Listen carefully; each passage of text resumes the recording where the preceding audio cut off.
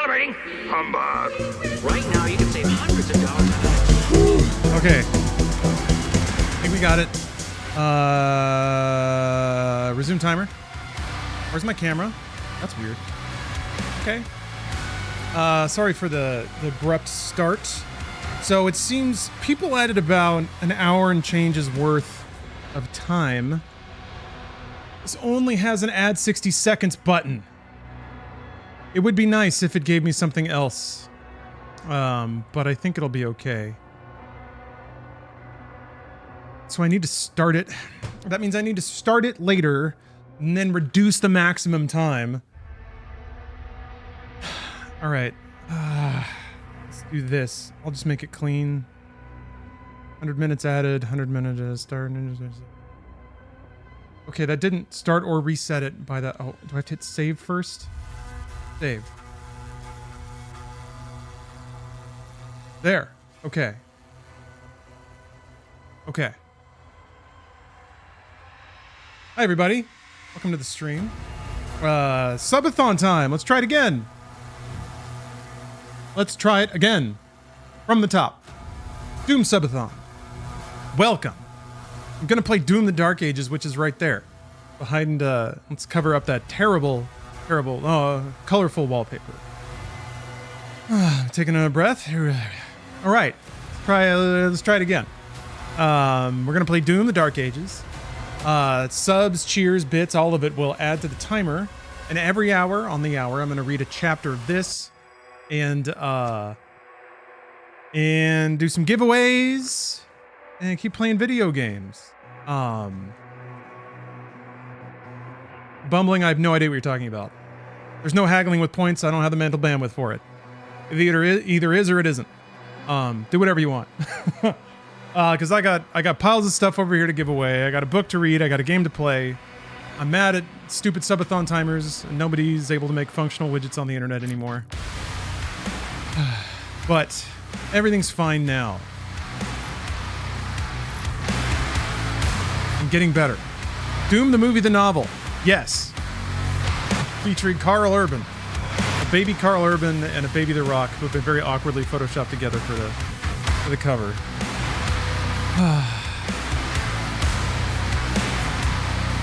Let's play a video game. Let's play a video game. Yeah, right, Rad Raven? How are they so bad? How are subathons so bad?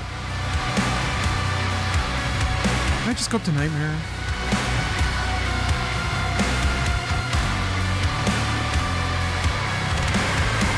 Probably shouldn't.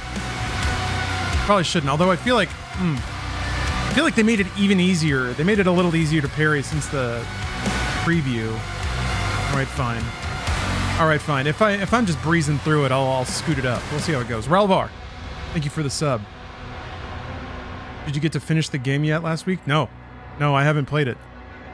I played it at a preview event, and then I played it for the video, the Drunk Ages video we did. And that is all I've done. That is it. I have not seen most of the game. I'm excited to do that. Forgot to peruse the options real quick. Ew! We don't need triple. Somebody else might. Not this guy.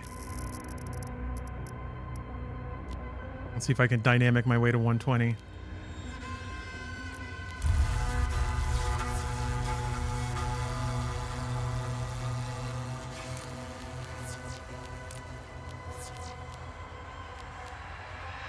Frame gen off, reflex on. Yes, I love that there's a cinematics only. Like how they also put the quality and stuff in Doom difficulty terms. What speed you gonna play on? I don't know. Whatever it comes as. Like I said, I hadn't played it yet. So I'm not gonna deviate too far from default options for the first time.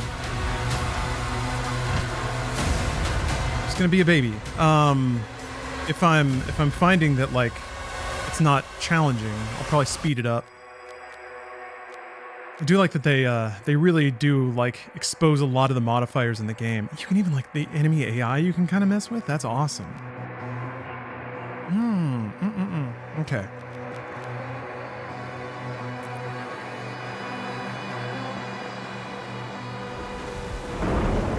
What am I able to do?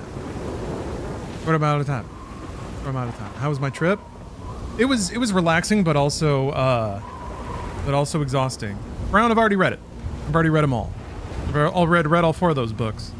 But thank you very much for your kind message. Yes, in Doomathons and Ages Past, I've read the 4 Doom novels already from David al-Abhu. Alright, it's Doom time. Doom time. My brain's a little cluttered right now, but hopefully soon it will be emptied out.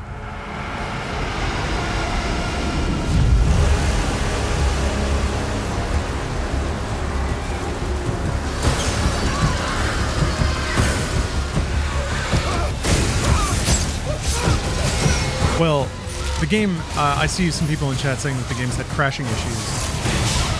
It won't crash for me because I'm built different. Simply put. I say that despite having just loads of the most aggravating tech issues this morning, but we're through with that now. Now we just appreciate Doom.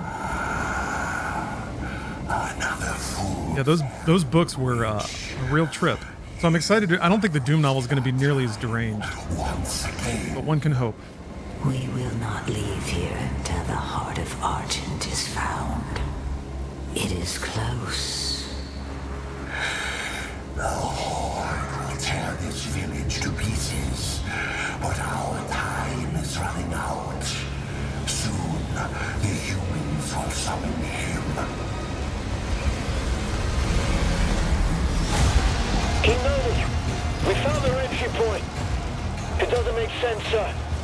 The barrier is still holding, but I swear it's like this is really just a cue to the audience that you're talking to somebody through a telephone. The demons couldn't get past the barrier. I like the implication that they have like little Bluetooth speakers baked into their helmets. Thera, the transports. How much time? Get me the new bishop. Valen's armored division is still an hour away. We could try and launch the Outlands. There's no time. Yes, plenty of derivative Bishop impressions to share from the cruise. We need... I was worried that I'd come back sick, because that's usually what happens when you're on a boat filled with people with varying hygiene. But I seem to be unscathed so far. So of course the appropriate thing to do when I've been exposed to a lot of people's ickies is to stay up for 24 hours playing a video game. Commander. How many Doom-based books are there? Great question, Matt. As far as I can tell, 7. 4 novels from the 90s, 2 novels based on Doom 3, and then the novelization of the film. Everything will be destroyed, including your Sentinel. Guac asks, when are you playing Doom? Soon. Launch the Slayer. Someday. Total purification targeted for the village. I think film grain in this game makes more sense than many others. Mass Effect justified it pretty well thematically. But this really is just like it feels like a post-Star Wars sci-fi sword and sorcery kind of movie.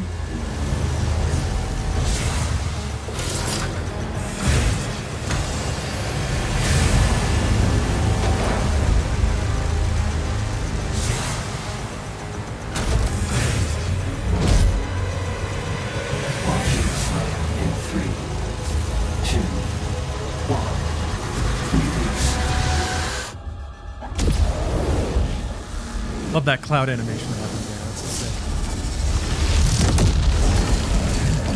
sick. Post-Chronicles of Riddick world, yeah. When everyone is striving to recreate the magic of the Chronicles of Riddick.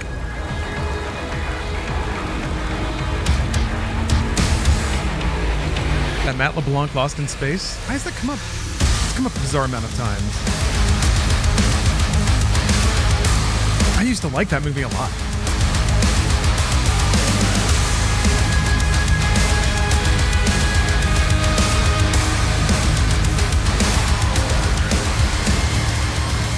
No clack clack, but we can live.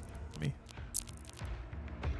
God damn it. Steph has this Jabba the Hutt popcorn bucket from Disney, and it's supposed to go off, like he's supposed to laugh whenever you open the top. He goes, ho, ho, ho. Except now it just starts going off randomly. Now I'll just randomly hear him across the house laughing at me.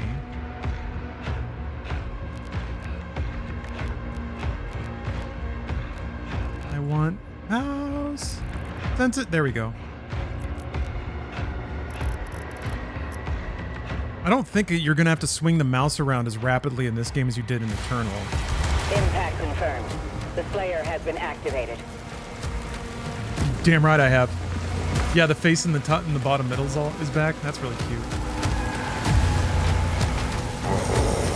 Oh, Zambies. First kill of the day.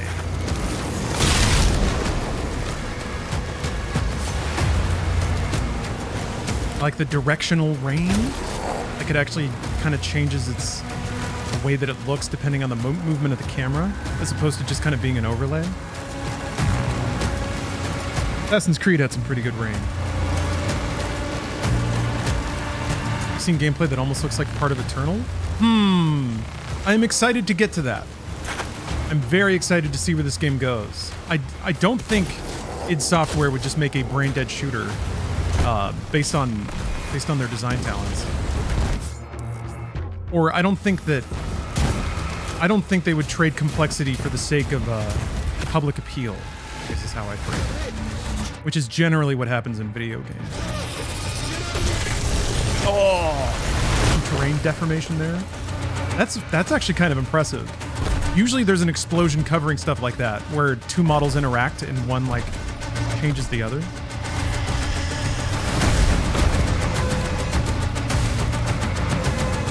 The upside down crosses.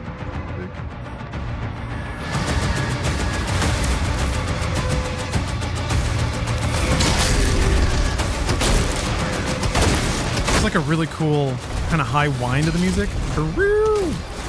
It sounds like an alarm going off.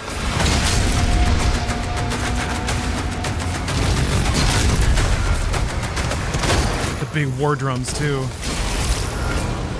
I'm playing on Ultra Violence, Nick. Nothing too exciting just yet. Figured I wanted to give myself an opportunity to learn the lay of the land. Should I though? Should I?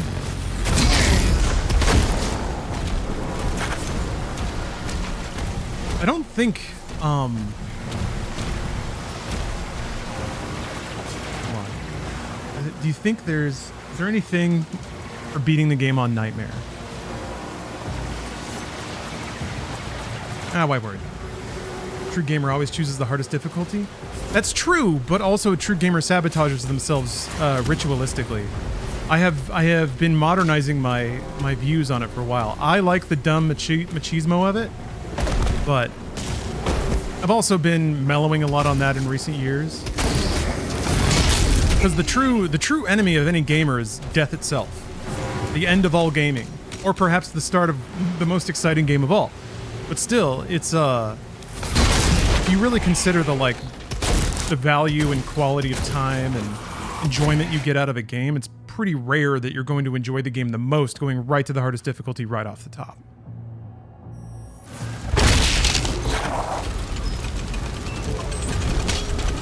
I used to, I got into that habit in the 2000s when games got very, very easy. Oh, that light! Oh! It's not only, so that light's a pretty big deal. So lighting through fog is one thing, lighting through a regular fog is another, but that's diffuse lighting through fog. So it's got a gradient over the lip that it's shining over that's creating the shadow. I don't know if that makes any sense, but instead of there being a hard line through the fog that itself is blended, it's there's actually a gradient of light, which is how light actually works, especially when it's scattering through fog. Dude, look at him. His gut's all poking out. The bone shoulders are really interesting on the imp now. Makes them very visible. They're taller, too. I guess it's because you're going to be, at this eye line more of the time. Yeah, Ralvar. I think that's the way to do it. Default for the first run. Higher difficulty for the second. If you're going to do an achievement cleanup or something like that. The Slayer is dangerous. Keep your distance. I will, brother. Yeah, it'll be curious to try to triangulate at what point in Doom Guy's medieval narrative we're at. Because he's not part of the Night Sentinel yet, it doesn't seem, but he is being used as a tool by the Maker, who themselves may or may not understand Argent energy yet. Ensign, you have a lock on the Slayer's location? Yeah, I agree, Barfstep. Play the game how you want. Honestly, it's funny because that was actually something I brought up with Hugo when I was talking with him about Dark Ages, and specifically the unwillingness of people like me to curate a game around my preferences versus like the way that it comes from the developers. And he said that it was an interesting pattern he'd noticed that younger players are not as bound by that. They don't mind diving into the options and just changing everything around to the way they want it. So it's kind of interesting that I feel like all the machismo from game difficulty comes back from the 80s or 90s, when playing a game on the default difficulty, like that was the only way you could do it. And a lot of games came really difficult because they were either balanced by the developers or not balanced at all. Melee ammo in the world. Demon's hit can falter. Okay. YouTube stream title says you're still playing Clair Obscura. Oh! That's why somebody was asking about it. Weird. Not have updated. Shocker. Shocker that on today of all days it would not be working. Oh, it does still. There we go. Shocker. Oh yeah, hold on. Ah, it's good to be back.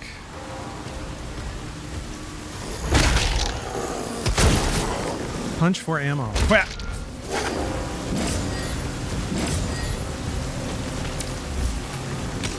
Multi-punch.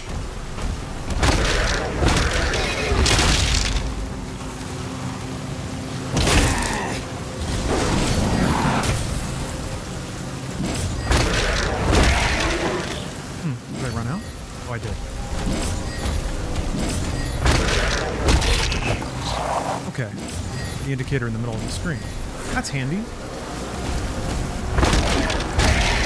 Boot. Ah! The developer.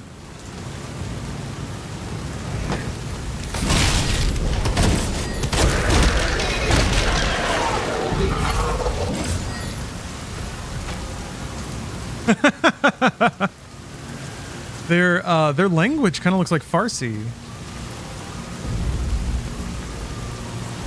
I guess it's I mean, in the grand tradition of like 80s swords and sorcery films, that was the most exotic you could get. Is something Arab or Middle Eastern. Not quite a white guy in brown face 80s, but the notes are there.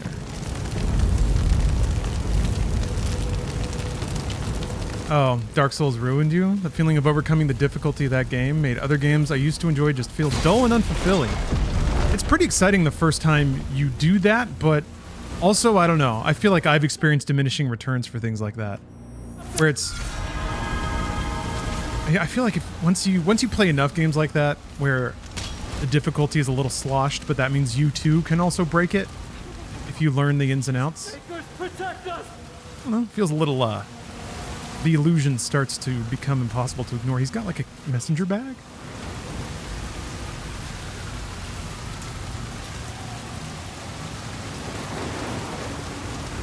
The clothing is very strange. It's like leather, but with like chromed accents.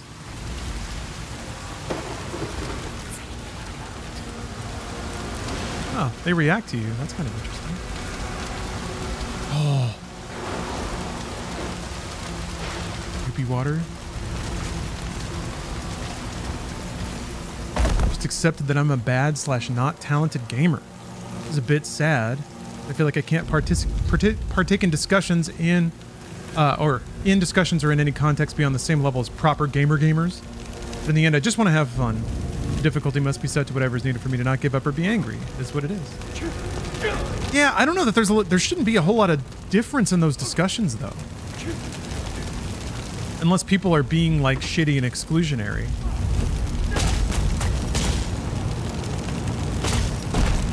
I'm excited that Dark Ages easier is a simple way to say it, but more accessible is probably a better one.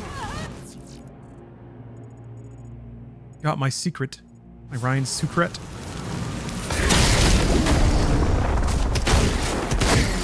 Because it is, while some gamer dweebs might feel like their pastime is diluted by having people join in that didn't have the exact same experience as them, it's much lonelier to like really enjoy a game that other people don't like or can't enjoy.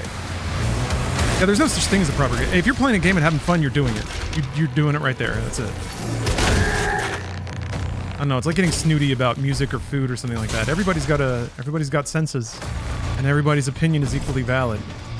I guess some gamer dweebs are like can certainly reference a lot more things or may have more articulate ways of describing things, but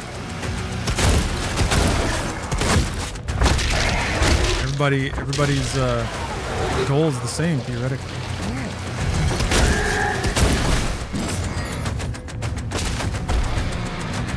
It's a shame you feel like there's some gaming Valhalla you're not allowed into though.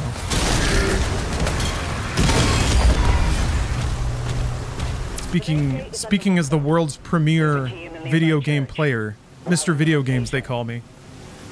There is no other side really. There's like, I feel like there's tight cultures that can exist around individual games that have high skill ceilings, like fighting games, you know, strategy games. But then I think that's more analogous to like being really into a sports team. You might not be able to like talk shop on the same level as somebody who's got season tickets.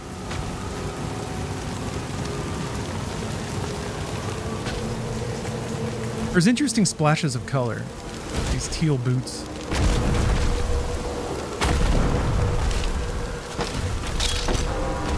Yeah, Barf Step, I've thought a lot about that. Except you can be smug about like playing the default difficulty of something or your gaming achievements as long as your faculties allow you to do that. People, I don't know, it's video game objectivism, I guess. I think something about the illusory nature of video game achievements makes people kind of reject even more that they're fake. Okay, so if they're stunned, you can melee even if you don't have a melee charge. Yeah, got it. I feel like maybe dudes who haven't properly, say dudes in that point, people who haven't properly calibrated their. Oh, look at that though! God, that lighting is awesome. Yeah, you can see the like the gradient coming through the fog there. It like creates this really, oh, that's amazing.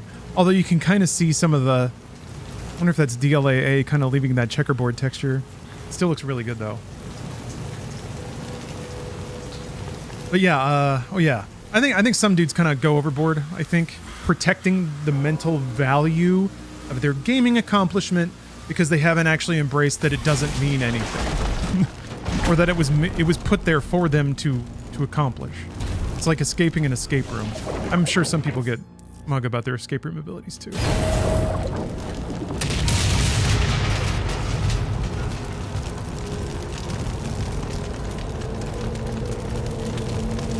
Yeah, people be doing things, don't they?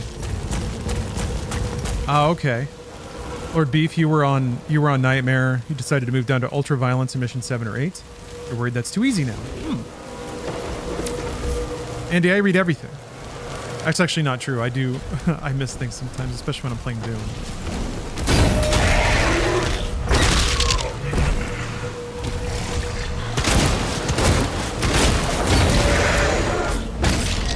Accidentally carried the other guy. Take it though. Oh, I love the way they fall into geometry like that.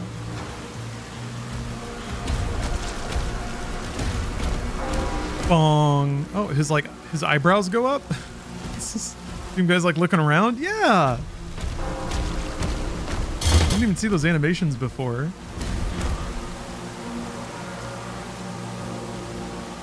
Oh, thank you, Sprouts, for complimenting my shirt.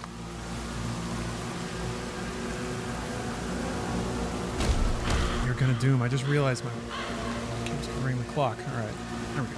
Oh, We're 10 minutes away from the first giveaway / novel read.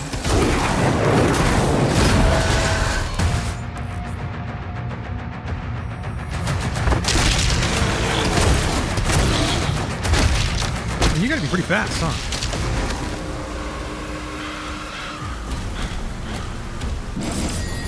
Where's my cum shirt? In my bedroom, I think. I'm gonna be honest, I'm not sure. Glory.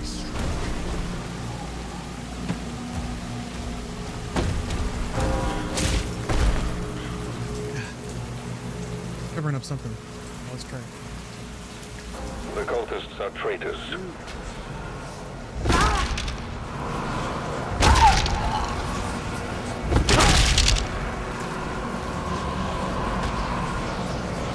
Trying to summon a gore nest? He's at ground zero. He located.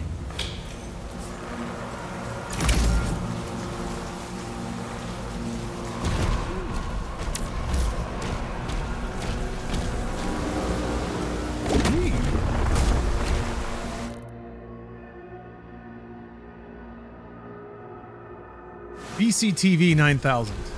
Thanks for the raid. How's it going, folks? Get your daily dose of trucker wisdom. I could use some right now, but we're just, what, 9 minutes? 9 minutes away from cracking into the Doom, the movie, the book novelization. What tidy lore bits could be waiting for us there? Ooh, there's a boy.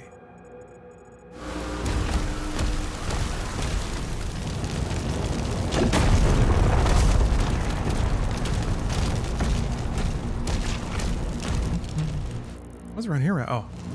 Oh, did I miss it? No. Only I already missed a toy. Yeah, it's been a while since we've had a nice novel. Is The Rock mentioned? He's on the cover. What do you mean is he mentioned? Star like that? Went out the wrong door, that's why. Oh, I was supposed to bust. Whoosh! Got it? Mm-hmm.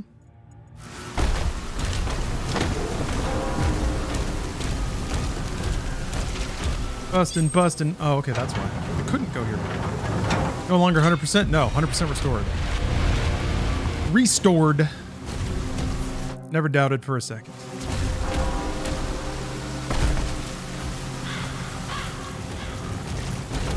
Okay, so your sprint resets if you catch air. I guess the whooshing on the side of the screen makes it pretty obvious if you're sprinting or not.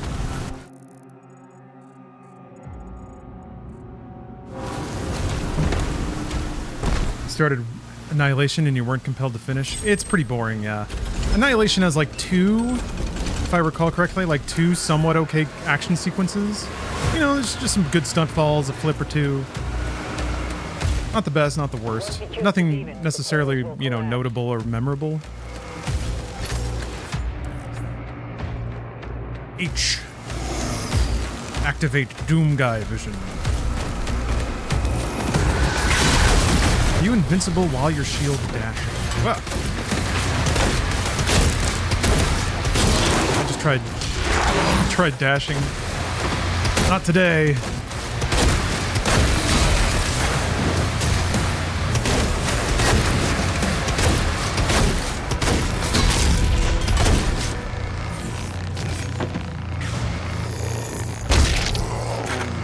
Not a lot of reason to, well, that was a really classic, like, shotgun shell pickup sound.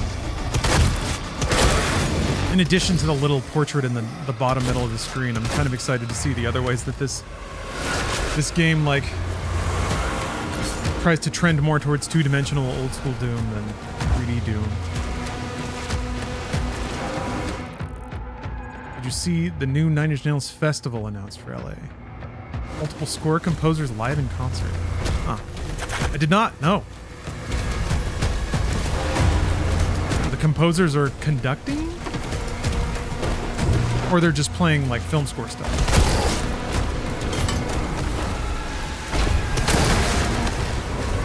I need the key. Very well. Are these the Korax tablets? No, wait, Korax tablets were...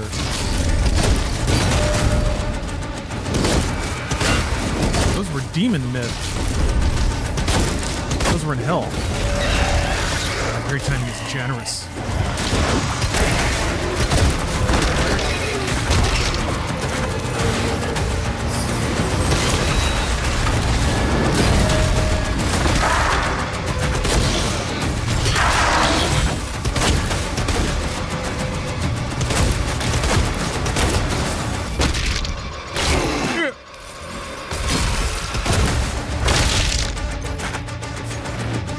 Tail off.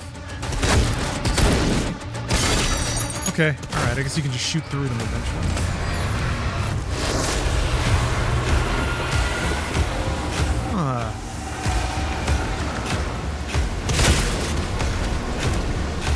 Just guts. Ooh! Goth Demon 97. What an appropriate name. Thank you for the sub.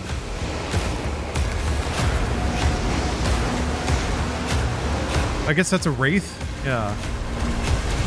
I'm guessing that's the World Spear? Although that's a different written language than we saw inside, it looks like.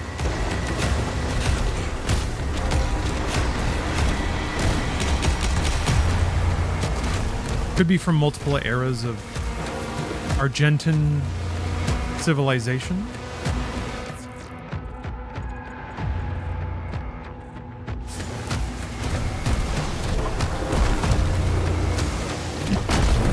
Yeah. Complaint about inferior copper.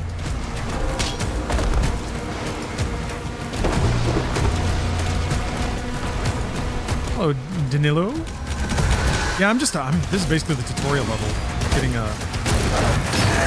depressingly late start. Having a good time nonetheless. Okay. There's like kind of feedback now when you buffer up a melee hit. Oh, shield's broken. Shield broken!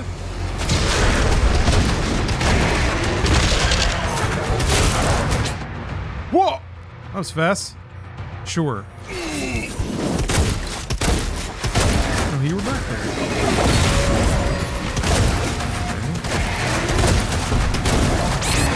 Huh? Why did that hit me? I wish my shield was up.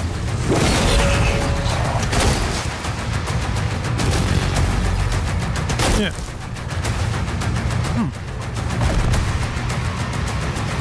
Oh, this guy. Oh! You can just punch him? You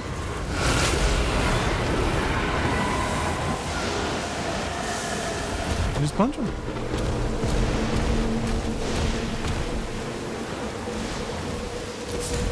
Played 2016 on easy. No problem with that. I mean, I think to the game's credit, it's still fun on that. On easy.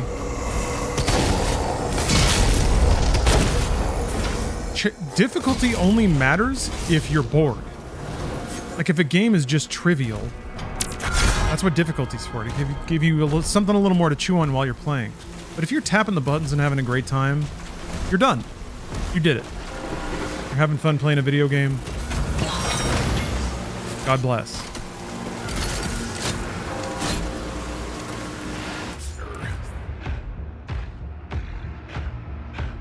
Effective from close to long range as long as you stay on target.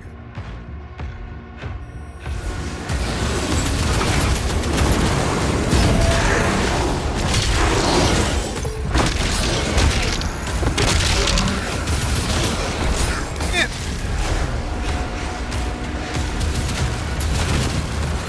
Okay, so there is an accuracy-based weapon.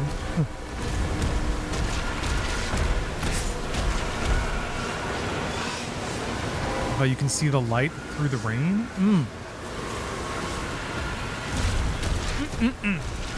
I'm really excited for to see what like their engine plus their cutscene team can do, because I feel like when it comes to like pure visual spectacle, you can get away with a lot in cutscenes. Oh, there's headshots. I'm gonna guess that's what the yellow hit meant.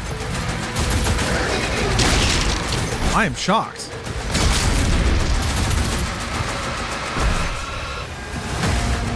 think that was how this game was going to roll at all.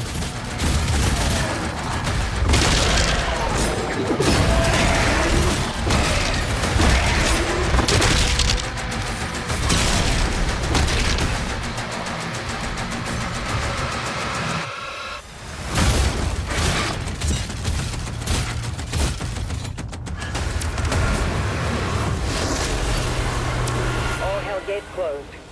The village is secure. Right. Let me go... Oh, wait a minute. It is time to read. Time to read. But I want to pick up that toy first. Well, Tier 5 readings in the South Bay. Incoming. South Bay, that's where I live. This game is feeling a lot like Returnal. I am... it would have to get like 25 times as intense. But I should have faith that it'll get that way. I've only seen the first like hour of the game. So I'm really excited if it can scale up to that and make me sweat like that. All right, folks, guess what? I think it's time to read a book. Read a book, read a book. I think we'll end up listening to IDKFA again. It's just too good. Oh, it's like the same sound for the jump pads.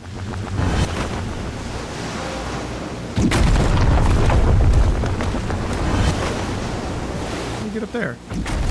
Hey, get up there, huh? Oh, there was a... Here comes 100%. Hey, Casino. Yes, this will be the 2005 novelization of the 2005 film.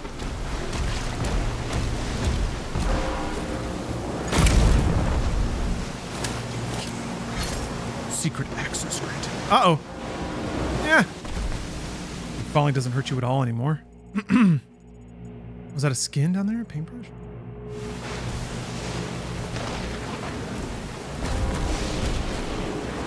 Your best Carl Urban impression? That's the thing. Like, I don't know how to sound like Carl Urban or The Rock. But that's never stopped me before. I don't think you can... Okay, so there are checkpoints. I wonder what constitutes a checkpoint. I'll have to get pretty handy at seeing the, like, checkpoint reach notifier. Huh! Carl Urban just kind of has like low, gravelly, smooth Doom Guy voice. Same generic protagonist voice I use for everything. So it works out. Ooh. Weapon skin equipped. Or weapon skin unlocked. Okay. All right.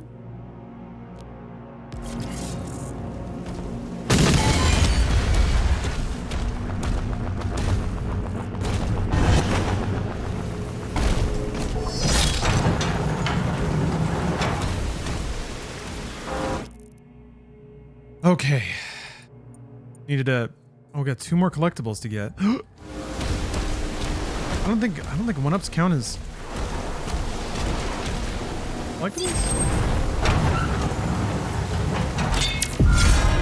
Maybe they do? They do not. Is that lore?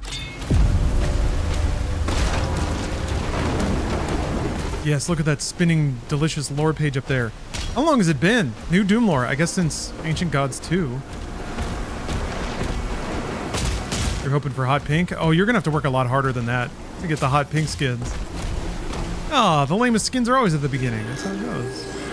The Doom Slayer. Oh, there's lore about all the guns too? Fuck. A specter of doom from realms unknown. The Outlander stalks Argent Denor's battlefields with a fury that silences all who witness it. Though strange to Sentinel eyes, they recognized his bloodlust, a terrible ally when Hell's legions darkened their skies. The Makers, ancient and calculating, saw in this silent warrior a vessel for their divine will. They infused his flesh with celestial might, binding his soul to their cosmic designs. Yet what they forged was no mere weapon, but a tempest of vengeance that even the gods now fear to control. As demons hunt for forgotten relics, the Slayer strains against divine chains, protection of the besieged realm born not of loyalty, but of an unquenchable thirst for demon blood that neither hell nor heaven can sate. The writing is good. It's properly theatric. It's pretty dense. Even like little things like sentence structure are nice and varied. We'll have to read through all the other lore in a bit because we got other lore to read first. All right. I think I need to. Nozetsu, thanks for the sub. We will have a nice subathon. Thank you.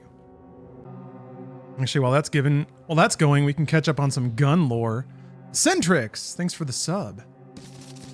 Forged from the embers of Earth's primitive weaponry and tempered by the advanced craftsmanship of Argentinor, the Slayer's combat shotgun is a relic of his arrival in a world besieged by chaos. Originally discovered beside the bloodied and battered figure of the Slayer when he emerged from the portal, this single-shot weapon bore the unmistakable marks of his homeworld's design. The Night Sentinels, despite their wariness of the Outlander, augmented his weapon with their arcane technology to reinforce its frame and imbue it with devastating power. This shotgun became a symbol of defiance, carving through the demonic hordes and etching the Slayer's legend into the annals of Argentinor. That rocks. So they did base it off his, like, Doom shotgun. All right, who's gonna win? Who's gonna win? Let's see. 2 Dude 1 consoles. Congratulations.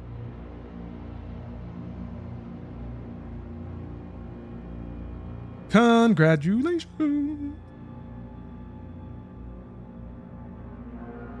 I'm gonna send you a whisper with a link to a Google form where it would help me out a lot if you just put in a mailing address that I can send it to.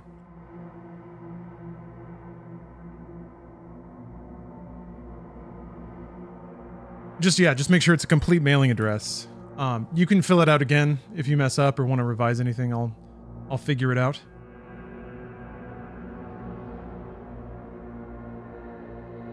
Yeah, and just FYI, this is kind of the caliber of stuff that I'll be giving away. Just like video game promotional things that have kind of stacked up over time. Sometimes it's a situation like this where it seems like they have a thing, maybe some leftover promotional merch, and they just kind of mail it out to streamers. So I get to be an intermediary.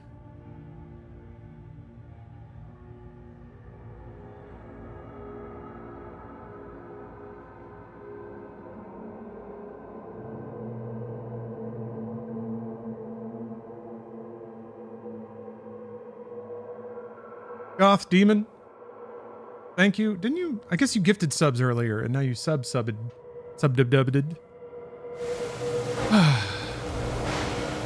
All right. How about that first novel, huh? Or that first chapter? Some dude ran down a corridor. I'm wondering if the book will just literally describe the movie. I'm hoping it takes liberties. More than anything, I'm hoping that the author just starts going buck wild with, like, stream of consciousness, author insertion, or... I mean, that's maybe hoping for a bit too much. Just don't know if we'll ever get the, Oh! You bumped to tier 3. Oh shit, okay. Thank you. That's why you got the premium alert.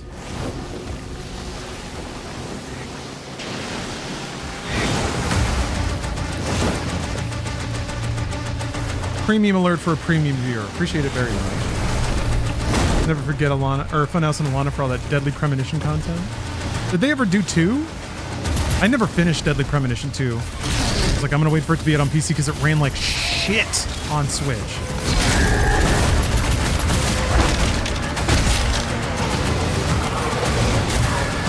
Get over here, faster!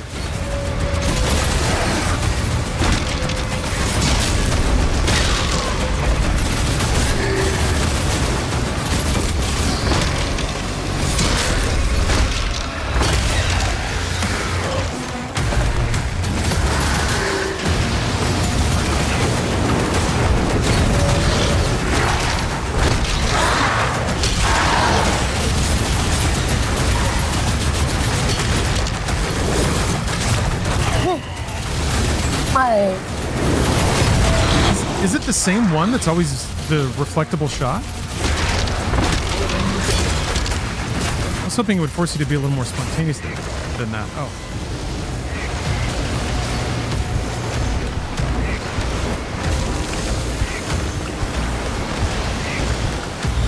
Interesting. Took 30 milligrams of edibles and went and saw the Minecraft movie. I think there's a lot of absurdity and stupidity baked into the way that the movie's animated. I haven't seen it myself yet, but it does seem like premium garbage.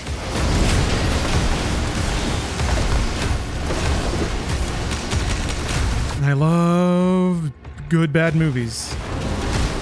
Oh, it's on VOD now? Easy.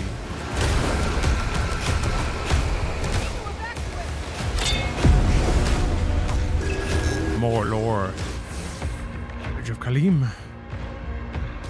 The village of Kalim is a rugged outpost where towering extraction rigs harvest primordium essence, a raw volatile precursor to sentinel energy drawn from the fossilized remains of Argent Denur's prehistoric titans. It's literally oil.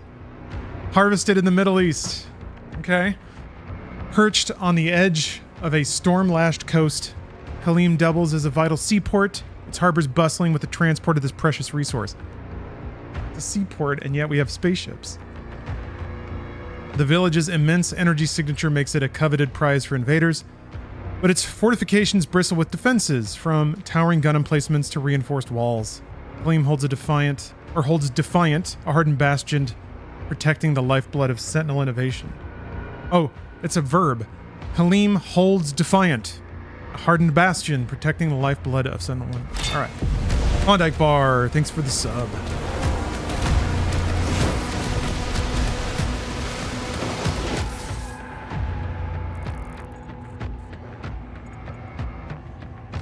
Acquired all collectibles. Soil? Soil? We need backup! Someone get on that turret! Oh, hell yeah.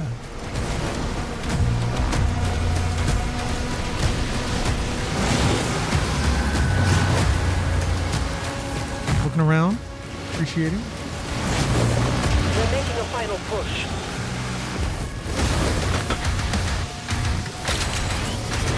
ESPN 64. Thank you for the sub.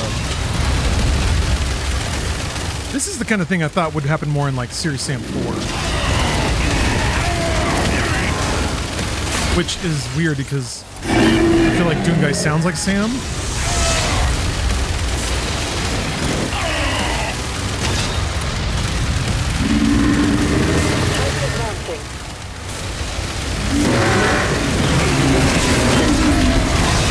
Jesus Christ.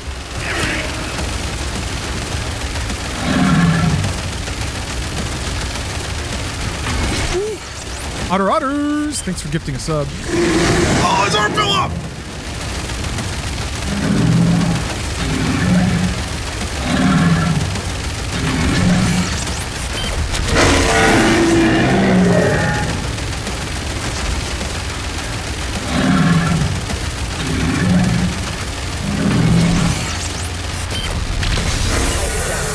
All remaining enemy targets have been neutralized.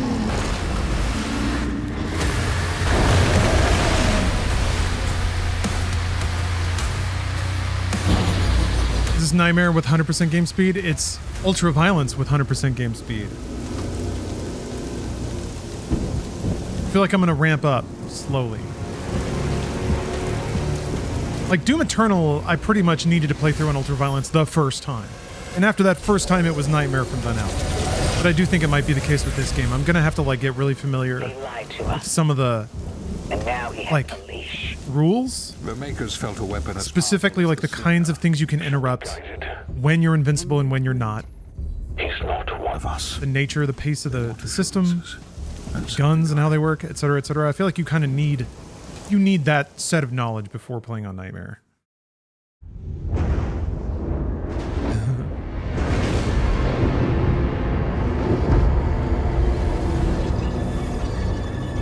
Yeah, Zack Snyder would be pretty good at making a Doom movie. I mean, this game borrows from 300 pretty explicitly in a few spots. beast is tearing through our ranks. I think the bong like shield parry is a big part of it. Or the movie 300 is the first time I remember something like that. By this outsider. It is not this witch who is forced onto the battlefield. Aiden, thanks for the sub. Against the Slayer. What the fuck?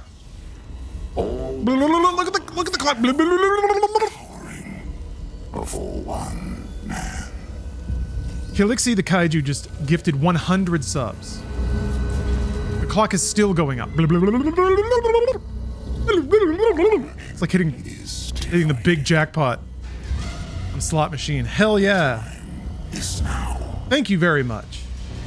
And the heart of Argent gives us the power. I think that is the most subs that have ever been gifted at once in this stream. Crush his allies. Thank you very, very much. Happy Doomsday. The Horde is yours to command. For now, Prince Azaric. I will be informing the High Council of your progress. Okay. That's always an interesting villain. One who isn't themselves like necessarily portrayed as being like the king or the top of a power chain. He has to answer to others, which means he will scheme. We should focus on breaking the humans first. Then resume our search. For what though? Ba-boink? Thank you, Game Bar. Yes, Lucas, I'm back. Back, baby.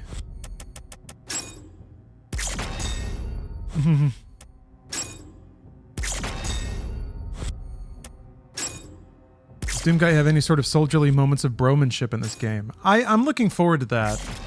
I mean, what it really came... There weren't a whole lot of passages of anyone being necessarily all that tight with a Slayer. He just gained respect of a very warlike culture. Another 30 minutes of sub notifications. Yeah, let's see if it makes it all the way to the next chapter.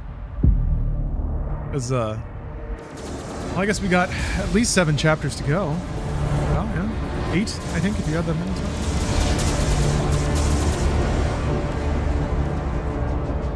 This level was in Eternal? Hebeth? Yeah. Except it was, like, corrupted and demonified. That's where you went at the end of the Mars Core mission, right? Where the portal was? The demons are now targeting the Sentinel's energy relay. It powers their transdimensional barrier. Yes. It is an energy field that prevents the demons from opening a portal into this world. Yeah, I knew that. It doesn't work. What you see now is a result of Sentinel civilians falling under the influence of demons and opening portals for them. A mere leak in the dam, sir. If the barrier... Sen, yes, if you sub on YouTube. It will increase the time, but I have to do it manually. But I will do it. I'm keeping an eye on that. I don't want anyone's money to go unappreciated. Amusing Cal, thank you for gifting us up.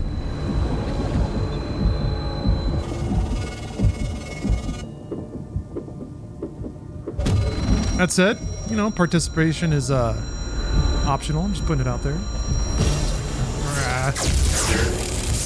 Slayer vitals increasing.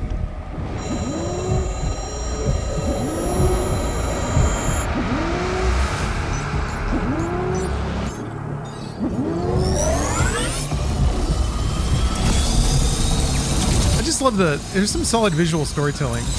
Him breaking free, and also that they dial it up and not all the way.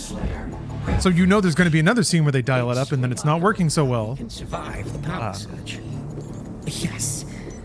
We purify his mind and leave only his hatred for the demons. Also, but his resistance the character's still like hand animated versus performance captured. Increasing. A request to the Creed for Isn't the Slayer a demigod? Yes. He was formed with a shard of the original being. Like the first like creation, I guess.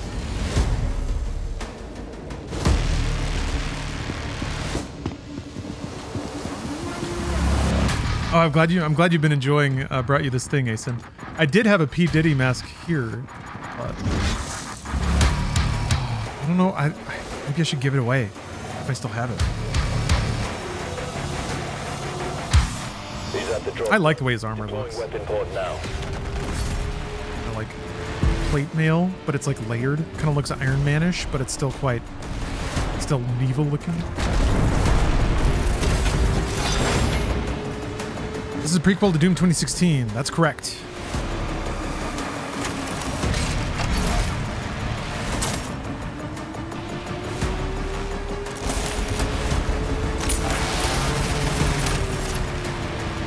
Wasn't there something in Eternal about the UAC being older than the Doomslayer?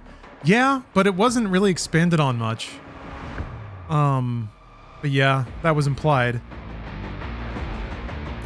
Then again, in Eternal, you also get like, you get lore and myth from different people's perspectives, and it's not always exactly correct.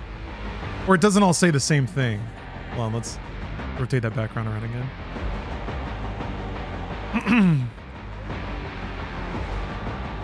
Okay, that's cute. Power of T, thank you for becoming a member. I'm gonna add. So technically, I think a member would be like 1:20, so I'm gonna add 2 minutes. Because I can only add 1 or 2 minutes. Targeting demonic threat.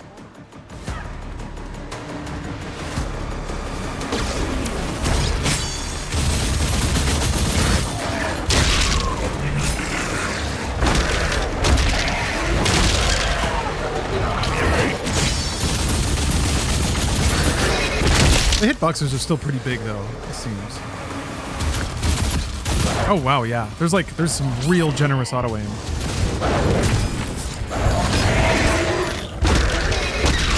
As long as you're kind of pointing at their head.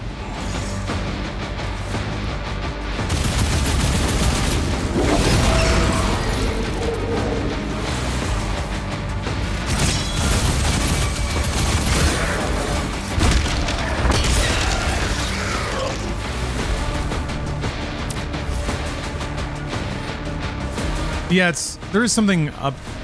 Given all the things that Eternal's lore did about being like, oh,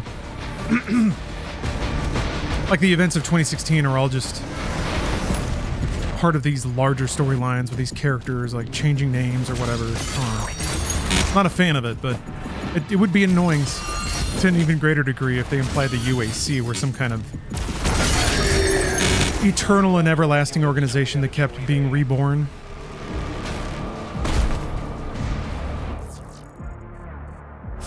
But I guess that's the easiest way to contextualize recurring lore, Zelda shit, where everybody wants every game to be about Link fighting Ganon. At some point, you just have to devolve it into like myth,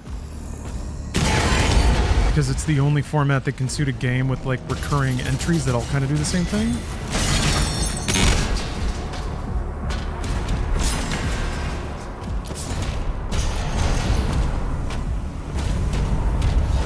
Yeah.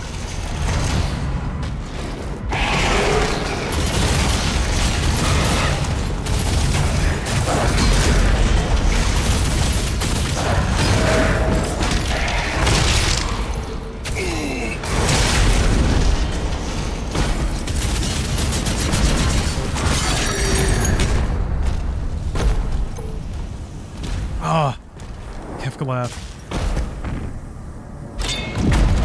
Hell yeah.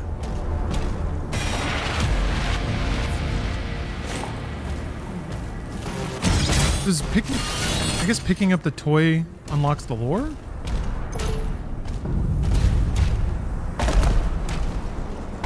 Gonna be a lot of reading today. Ironic. Doom Subathon has the most reading of any stream. Although that feels very me. I don't know why. I'll be proud of that.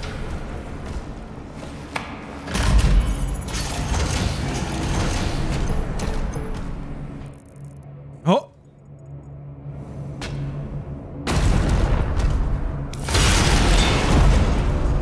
Goodies missed. Oh, does this game have like level challenges and stuff? It seems like it's all kind of just hidden in the open area segments. Unlock points and things like that. There's not really a... I guess there's this. Yeah, never mind. There's definitely a UI spot for it. Each Zelda game is essentially just retelling the same battle saga over and over from someone else's point of view. No. Theoretically, they are linked together through a common timeline, or at least some of them are. But they're separated by so much time that there's not a lot of continuity beyond that. But the Zelda stuff is just like, throughout the ages, there is a Ganon, and a Link will always show up to fight them. Kind of a twisting of fates conspire to make these conflicts echo in their various forms throughout the millennia.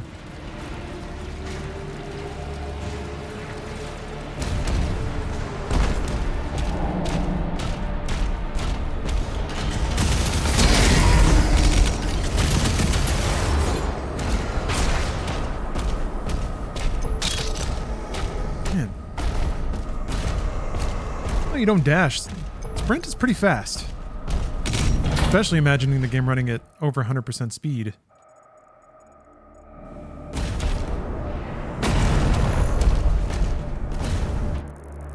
Neath. Gotta jump down.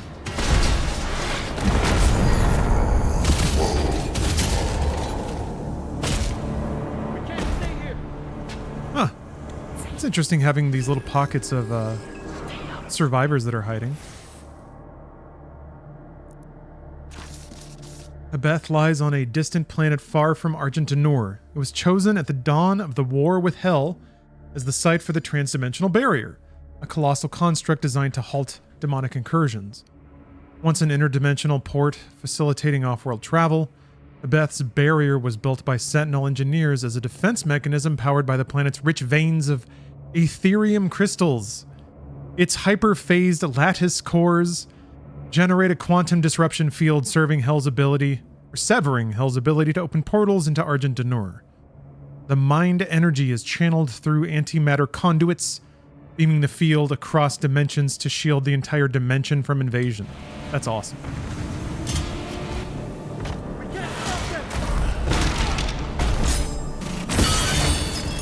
Was that a Yuri Lowenthal I just heard? No, I don't think so. Like, somebody else.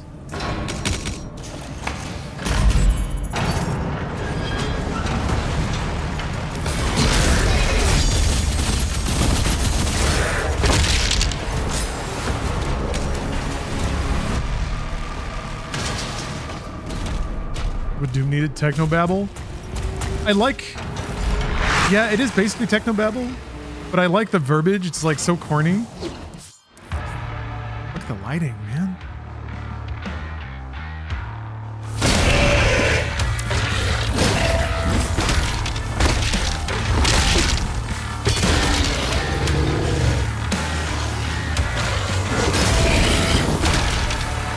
Grungy bass.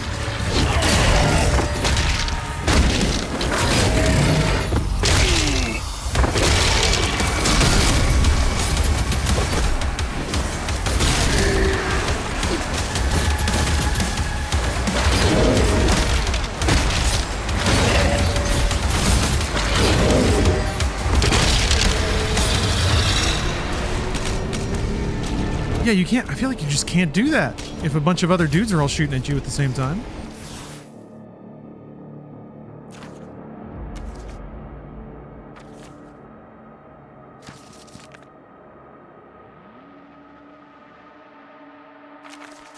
Just scrolling through to see if there's any bits in the enemy lore here. Pretty brief. I appreciate.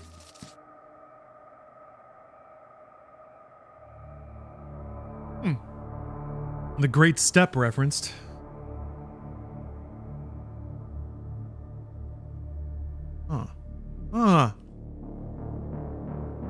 While closing in on their enemies, they unleash waves of fire that track and even anticipate their target's movement, as if the flames themselves bear sentience.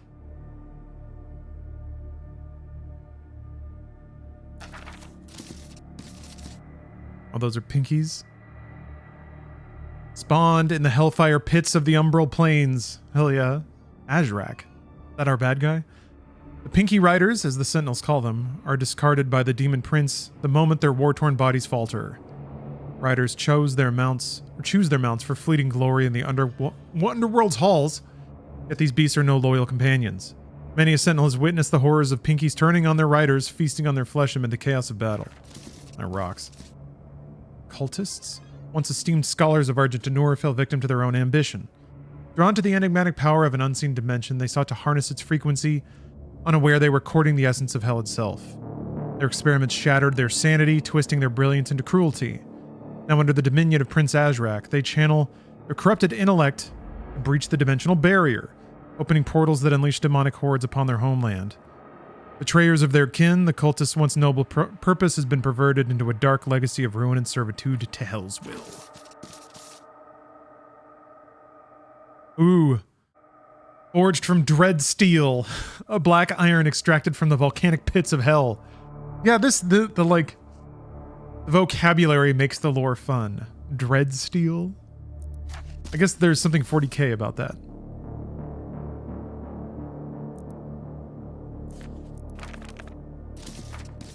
The Slayer's power gauntlet, forged from under the Maker's direction despite opposition from the Sentinel High Priests, amplifies his devastating strength. It is embedded with iron conduits which channel raw Sentinel energy into arcs of crackling lightning, which surge with every strike. Inspired by the Slayer's vicious combat style, these gauntlets were designed to maximize his brutality against Hell's hordes, a weapon of defiance and destruction that symbolizes both the Slayer's might and the Sentinel's uneasy alliance with him. Ah.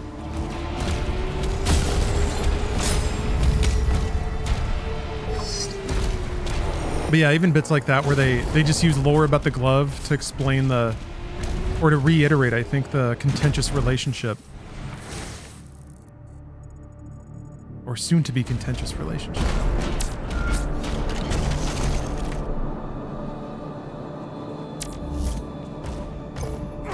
I miss the pop sound the headshots used to give. Yeah, like a cork bottle. And there was always like they worked in a lot of like very arcadey sounds into the soundscape of Eternal. Things that I think ended up having also kind of a dark comedy to them. Like, you know, the pop of pulling out a cacodemon eyeball. Facilities are under lockdown. Oh yeah, the gold room, I remember. Okay. Everyone loves hearing coins jingle all around, right? I mean the, like hitting a gaggle of armored enemies and having all the armor shards fly into you. Some like PopCap, Blizzard Entertainment level audio feedback.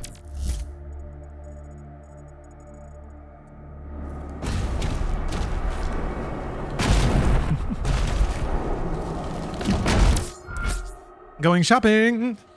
Grade. Wraith Stones.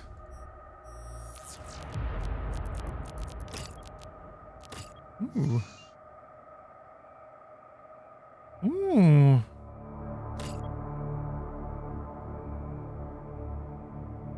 Ah, okay. Let's go with this. Ooh! Good starter upgrade.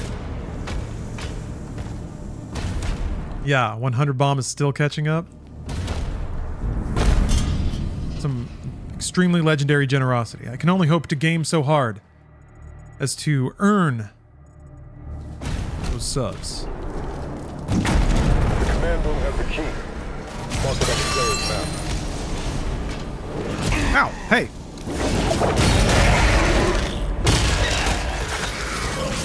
I feel like the rhythm is just a bit odd for doing a melee after a parry. It feels like the window where you're not allowed to do anything is weirdly long. Feels like it's gonna make even parrying kind of a tricky decision sometimes. I remember these doors. They were on the Doomslayer Castle or whatever. Doom Hunter base. Cool Bell guy says Doom. You got it. This guy understands. Stone Imp.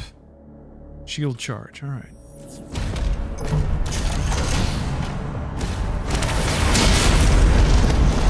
Which means you can only kill them on a cooldown, really. Ah!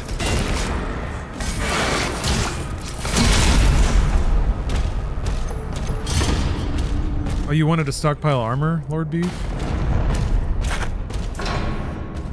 Yeah, I not necessarily thinking about it yet, but certainly at some point I'm gonna have to start figuring out survival strats for Ultra Nightmare. Now we're just having fun. Crazy Jack, thank you for the 100 bits.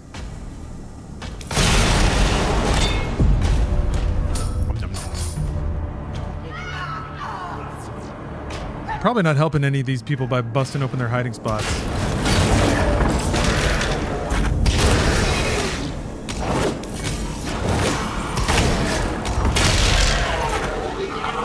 Is the middle face an option or default? That is default. Love how he looks around.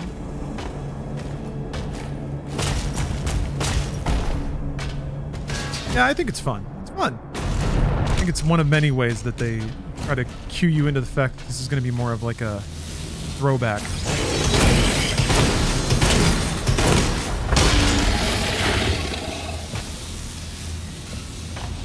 I heard that evil laugh. Sounded like Dagranok. Dayog.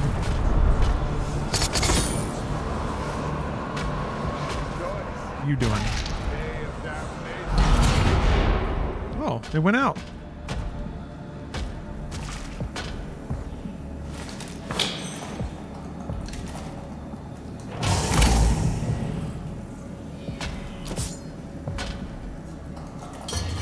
Isn't there a feature to use the OG Doom head?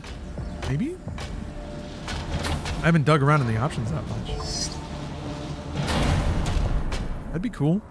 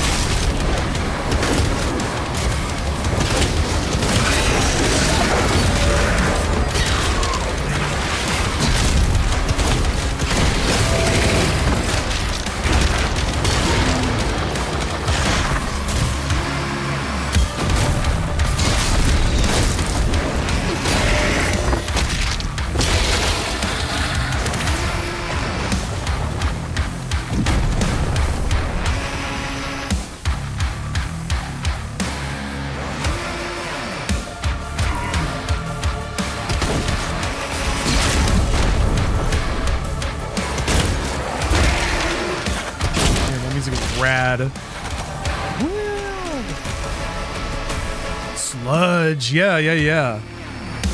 I was speculating that given just the kind of chunkier, slower nature of the gameplay that the soundtrack might be a lot like just down-tempo thrumming grunge rock. Dun, dun, dun, dun. Sounds like an engine revving a lot too, which I think was probably the idea, like a chainsaw or a car engine.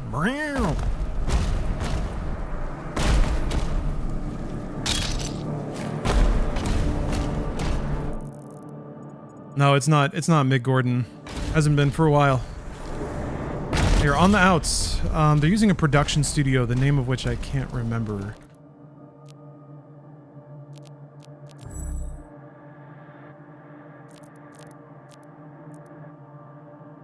Oh. More damage. What about sheep? Can't do anything yet. Okay.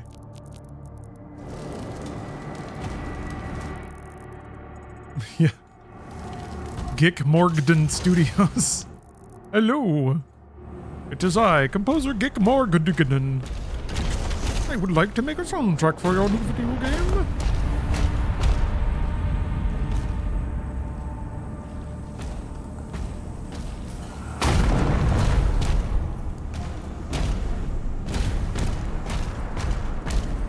No, it's not Andrew Hulshult. I don't think, unless he contributed as part of the studio.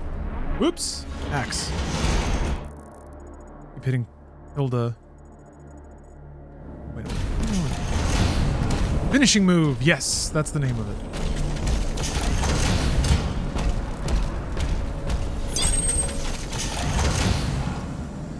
Welcome to research and development.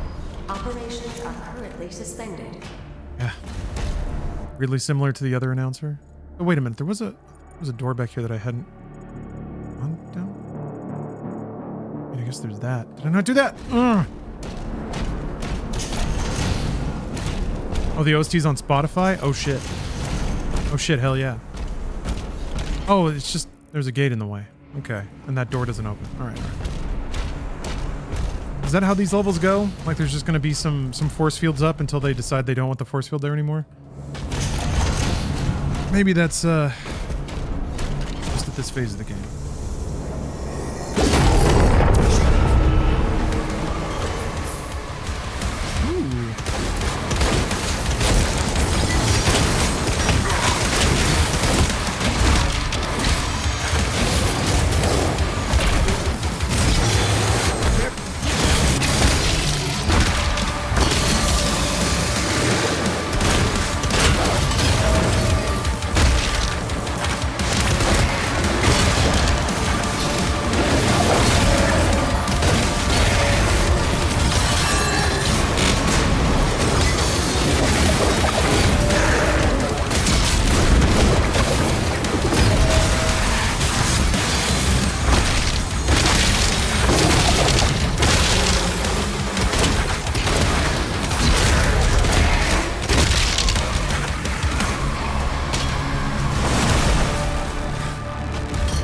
Plow through stuff.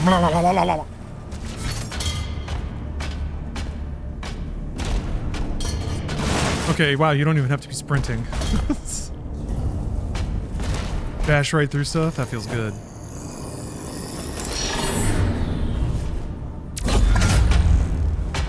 Oh, that's right. You're right, Lee. I forgot. They're pretty explicit about points of no return in this, so... Efficient, collectible getting is to just blast through the stage, get what you get, and then when you see the level end or point of no return, then you go back. Wasn't that body that flew into the demo video up there? Ooh! Where'd they come from? Anyway.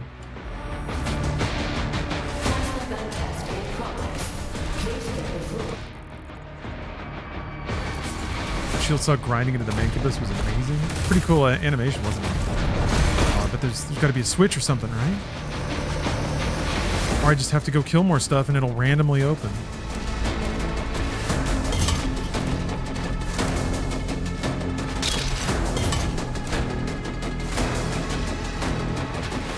Throw my shield at it.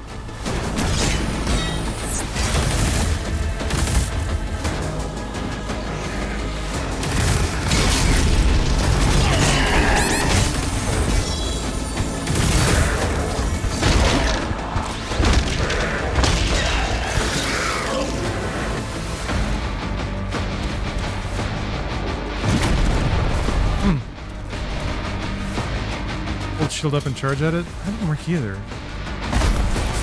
Can't lock onto it. You have to be able to lock on to charge. Oh, it's like, oh, it's on the other side. Yeah,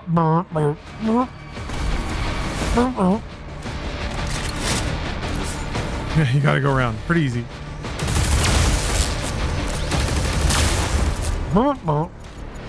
Okay, okay.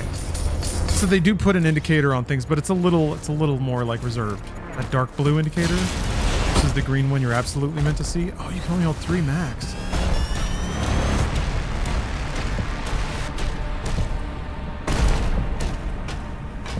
Have you got into the game outside of this playthrough? No. Nope. This is all new to me. Well, not technically. I played it played it for the Doom gameplay on Bright's Thing. I played it at a preview event, but apart from that, I haven't gotten more than maybe an hour into the game. Although speaking of hours, 3 o'clock, time to read another thrilling chapter of Doom the novel. Thanks to your support, generosity, and seemingly right on time, we have finally proceeded through the incredible pile of subs donated by Elixir to Kaiju, which I am very, very grateful. Wow, that carry time is so generous.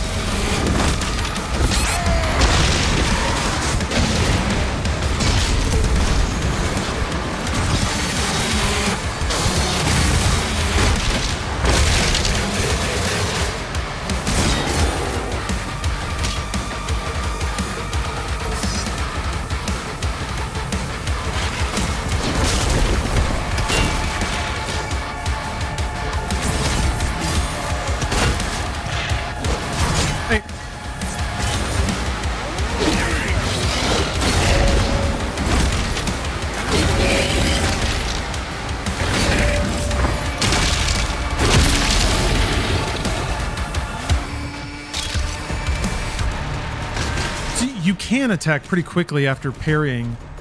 You just have to know that you are going to do it, like before you land the parry, sort of. It's got to be like a ratata. And if you just have that feeling where like you know you're going to land the parry, so you're already buffering the next hit, kind of like a fighting game. It's a combo basically, but you can't really do it like on reaction.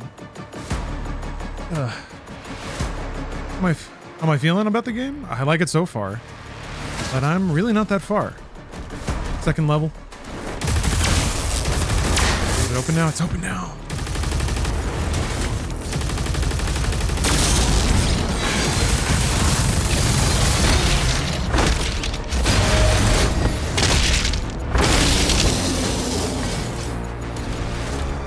Okay.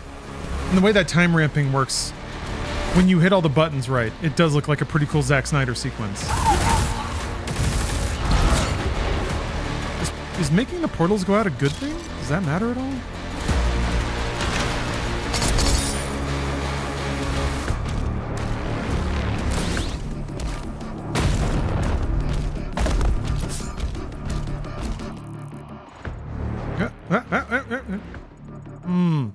Hold on a minute. Oh, there's an achievement for that? Uh-oh. I don't think I knocked out the one on the first level.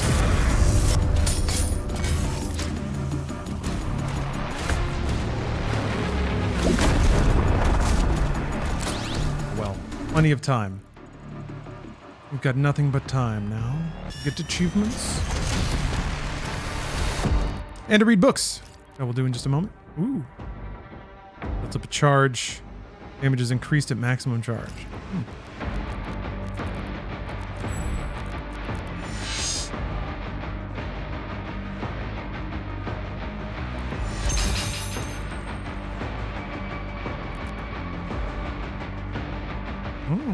Oh, that's nice.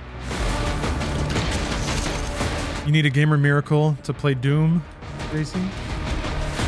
All right, let's read. Let's read some more. The next chapter is a lot longer. Okay, ready to get back to it. I thought they were gonna try to go with the like backstory that Doom guy refused to shoot civilians. So it's interesting that it still has like a military throwback at the beginning, but it's just Doom guy getting the battle rage. Reaper. But now we gotta scrub our brains and get back to this lore. Dark Ages lore. Because the cowards did not make the film canon.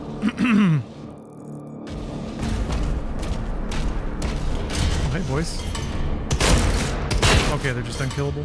Commander, we need assistance out here.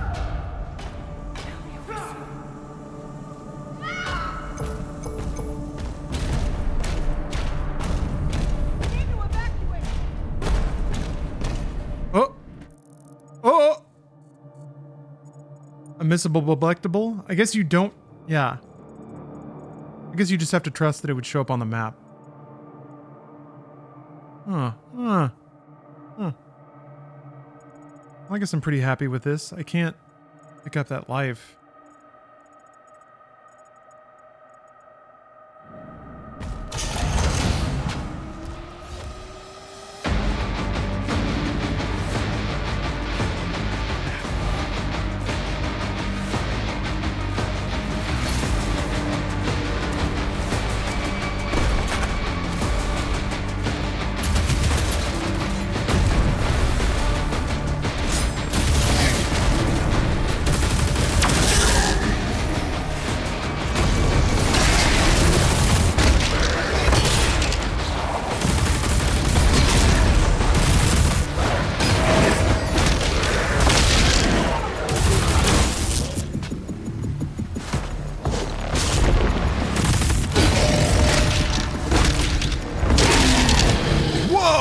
Cool.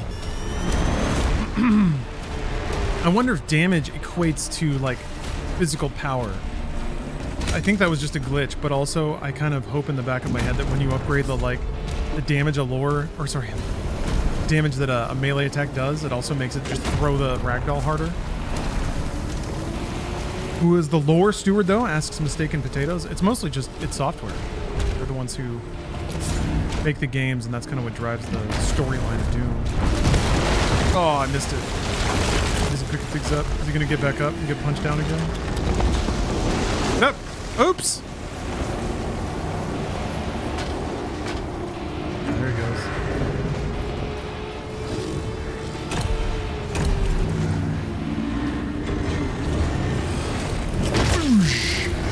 Yeah, real fucking Pacific Rim animations here.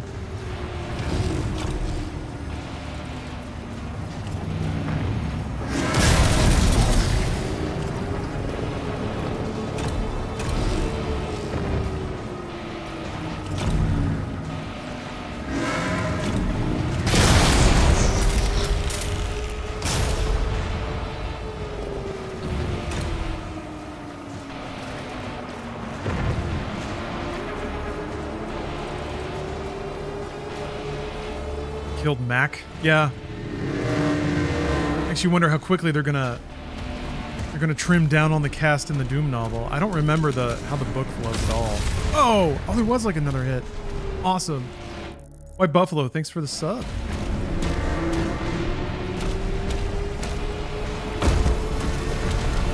Okay, you gotta get in there.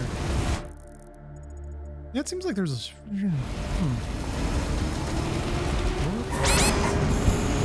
Is that almost...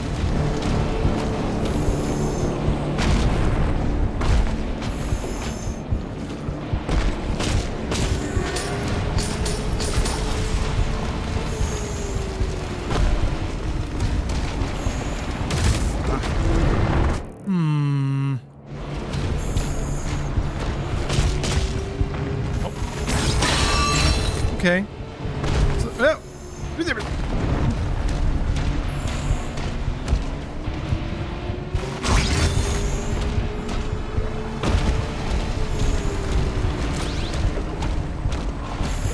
Oh, you can see like a little skull showing through on the portrait when he's hurt. Okay, so you can jump. You don't get a double jump. But you can jump if you just fall off of a ledge. You get one air jump.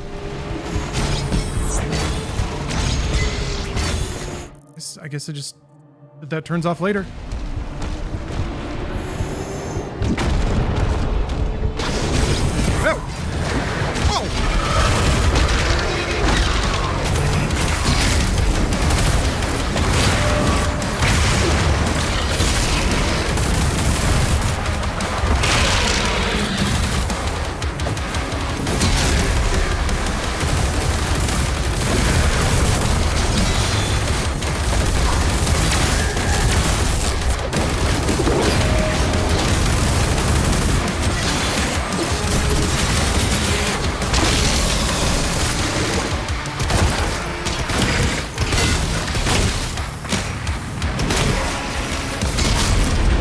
Oh! Yeah, no giant demon booty. The software wants it to be difficult for us to masturbate to this game. It's part of our little cat and mouse. I'll still do it. That's the thing. I'll still find a way. There's no sport. It's too easy.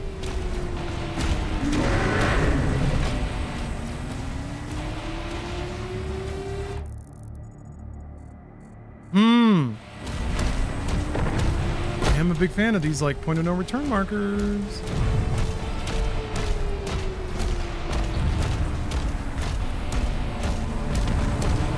That means that the entrance in there has to be in this area.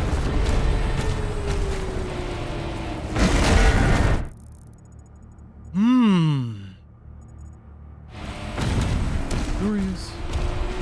Yes, I'm kidding. I mean, I was kind of curious how well hidden the pickupables and secrets and stuff. Oh, V. Over here, can I climb this? No, it's too obvious. Did I just shut that off?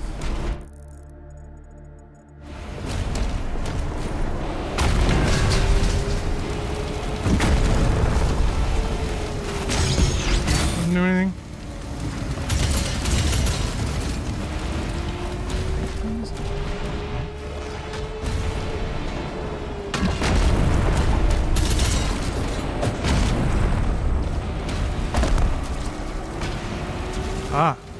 section of pipe was fallen inside. No.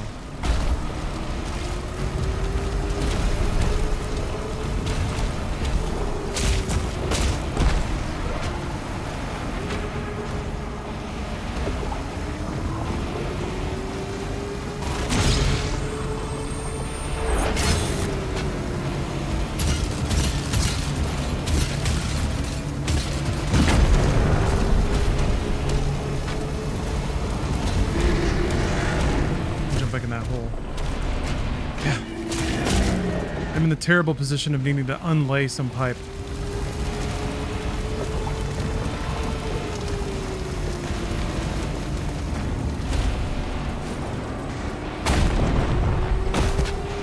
Ah! Okay.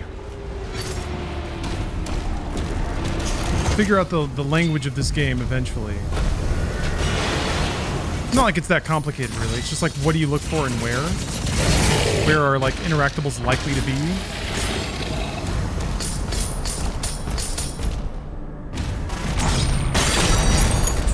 It wasn't even a thing. It was just money. I mean, money's good. I like money.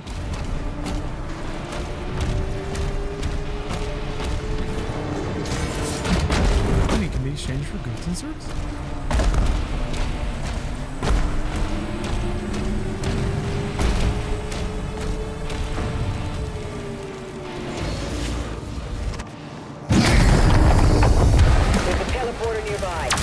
It for him.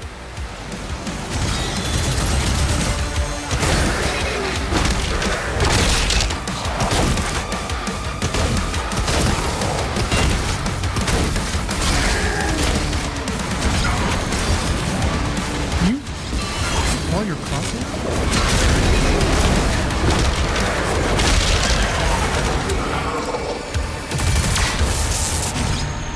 Okay. I think it just bonks towards enemies, it seems. Oh yeah.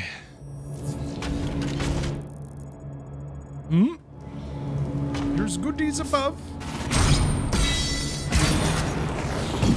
You're an alien.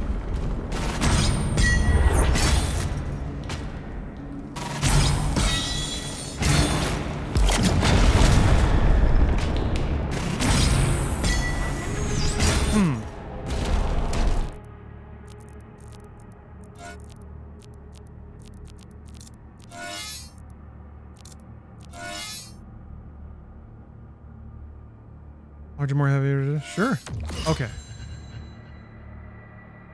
But Dark Ages was out today. Yeah, it unlocks real soon.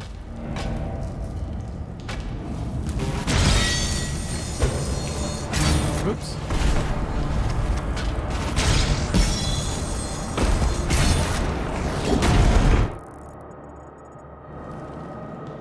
Oh. Guts tunnel.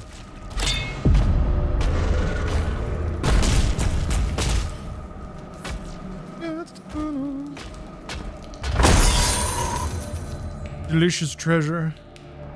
Sweet treasure. Oh, I love my treasure. Time for anything? No.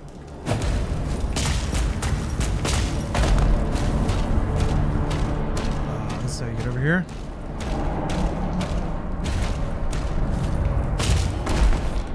Oop. Backed up so much.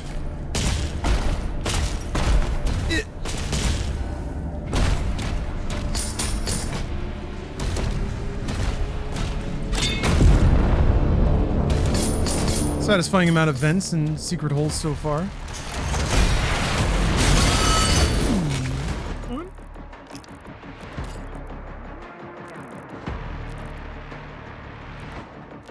Alright. Sharp look. Slide around the corner like that.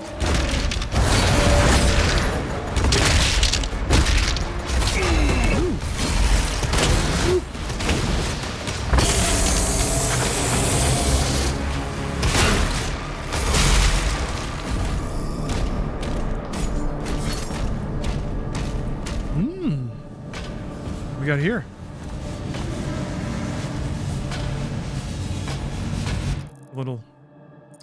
Scout ski of the area. Okay, it looks like I got all the grabbables.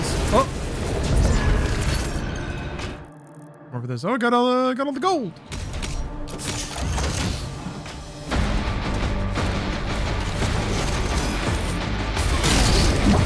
Awesome. Love those moments where you just like barrel out onto a bunch of dudes and you get to choose whose life you're going to end. I mean, the answer is all of them. It's really just a matter of time.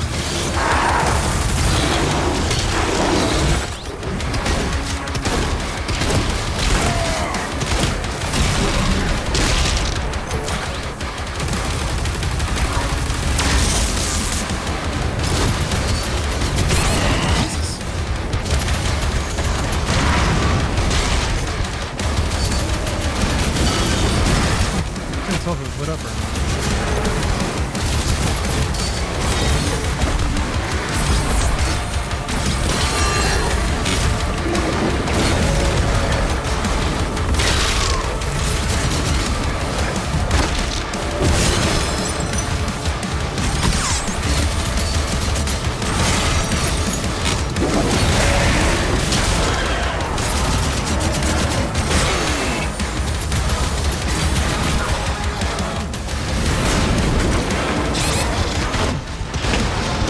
Can't shield while you're swapping weapons.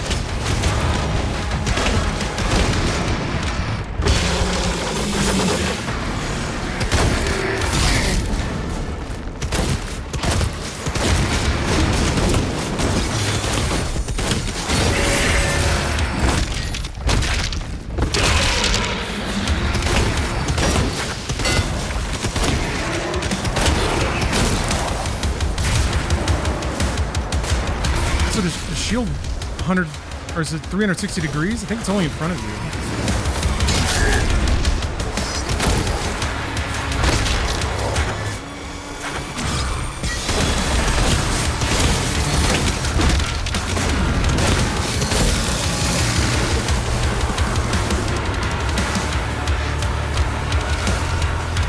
Demonic leader identified.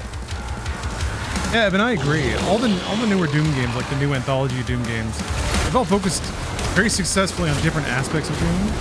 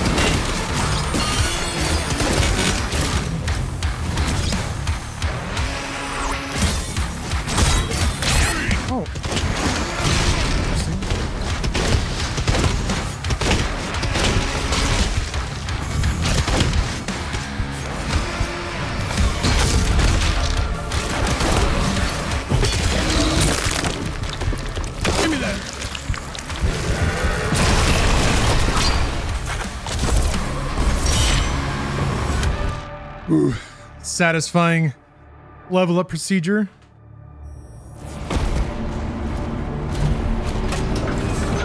Jump and hit EU to a glory kill instead of a punch. Oh, so like a more contained animation. So that's why I'm here, to get my robot.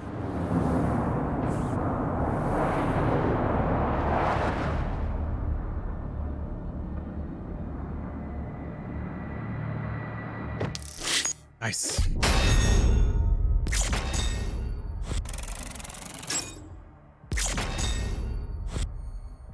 Boink.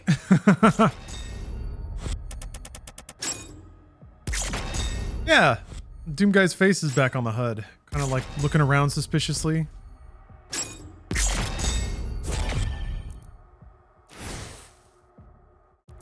Oh, you know what? Is there any like Bethesda.net integration? Yeah, I didn't see anything like that. We don't get a Doom profile that levels endlessly after every level anymore. Tragic. Is there a way to like see, oh, extras maybe? Ah, there it is. Okay. Hey, I'm locked in.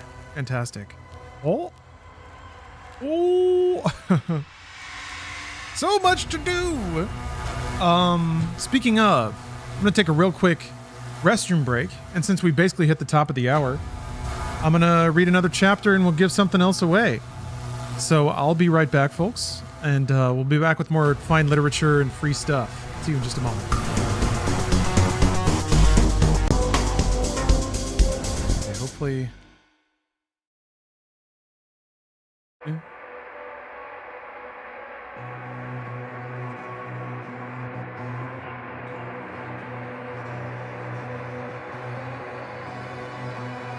Hey, Maverick Wolf. Good to see you.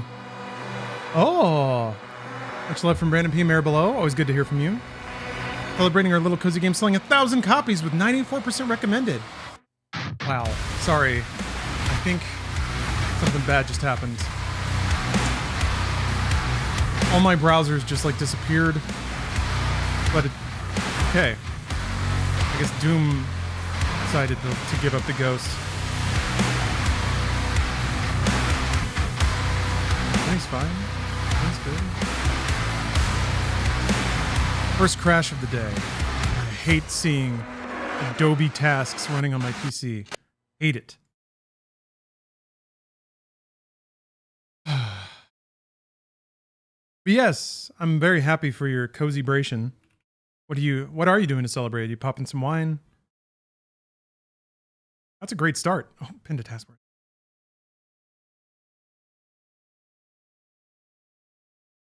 Sushi?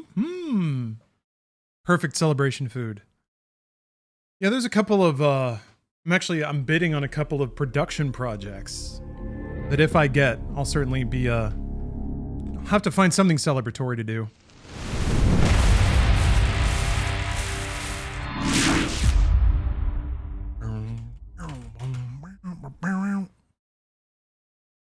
Rails of sushi. I had some good sushi on the boat. Had some amazing teppanyaki, the most oily, savory, salty, garlicky rice. Oh, I'm very clearly still thinking about it. Bury your core.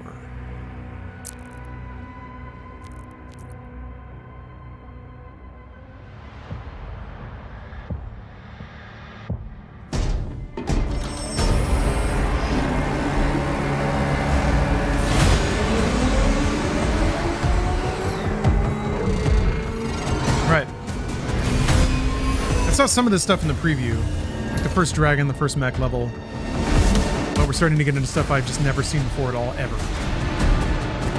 Very exciting.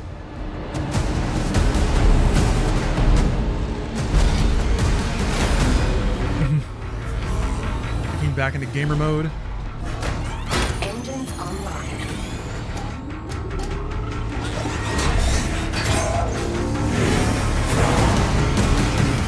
Established.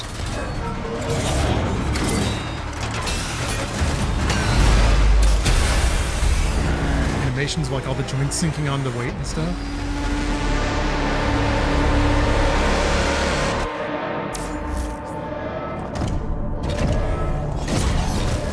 The robot gets to dash. Punch.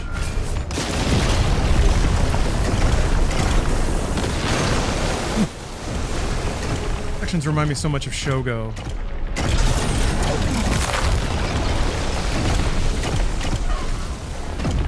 A game that I don't think I've played in like 20 years. Oh yeah.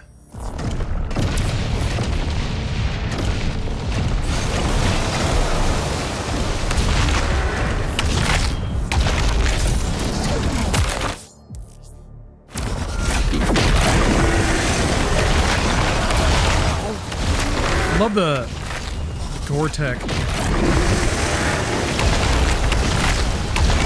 Like damaged bits on their bodies, all the bones poking out. Oh, it's good. It's so good. Palm strike. Shogo Mobile BFG division. Exactly. Kind of bummed there weren't more attempts at trying to just make Gundam adjacent games. Seems like a perfect fit.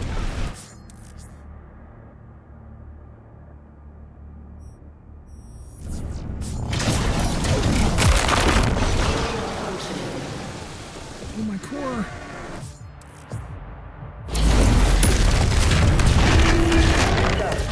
A Titan broke through. The energy relay is under attack. If that core explodes, the city goes with it.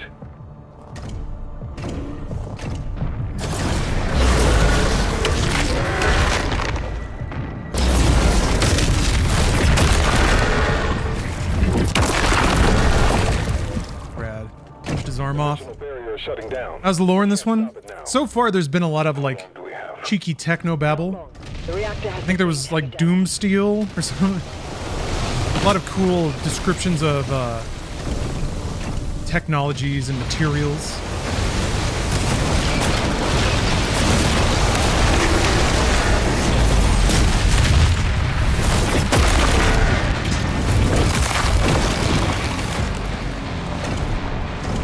Red Steel, that's the one, thank you, yeah. From the depths of hell itself.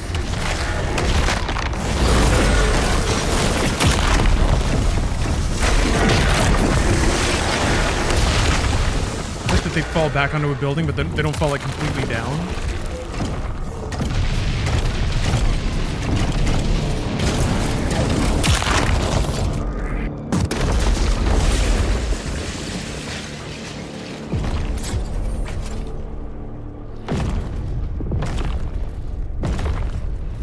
Titans ahead. Support team, deploy weaponry. Incoming. Give us some lore from the cruise ship. Let's see here, cruise ship lore.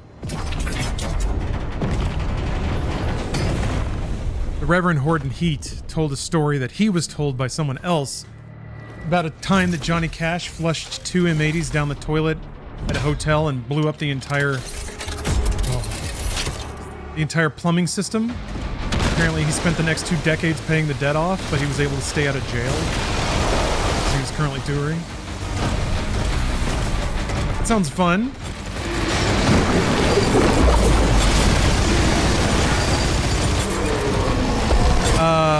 A drunk lady fell on me once.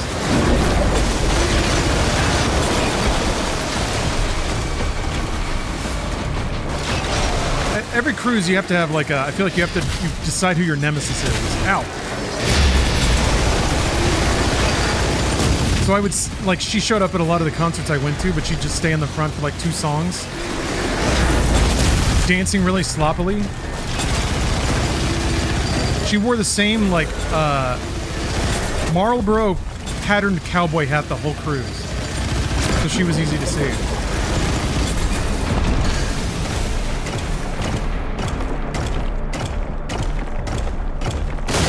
She would do a lot of like drunk white girl dancing, but she seemed like she was having a good time. I just think it's funny.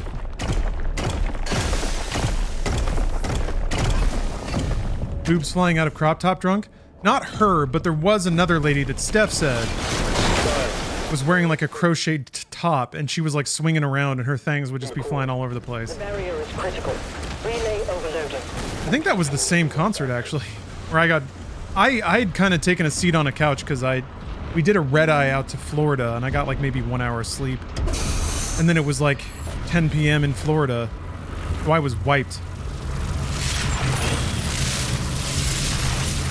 I'm not necessarily in the best mood for somebody to fall on me when I was just trying to sit still and mellow out. That core will explode. You're a train boy now? Trains are so civilized. Yeah, that's the thing that ultimately just started getting on my nerves after like the 4th day. Save the city. It's just like there's a strip line nearby. I'll mark it for you. When you're in close proximity with that many people, everything becomes a soft competition. You can't just get anything. People are always hanging off the rafters in the way, standing in the way, waiting in line, grabbing things. Maybe that's how I know I'm an introvert. It's like just constantly dealing with people, even if they're like non-confrontational interactions, still kind of draining.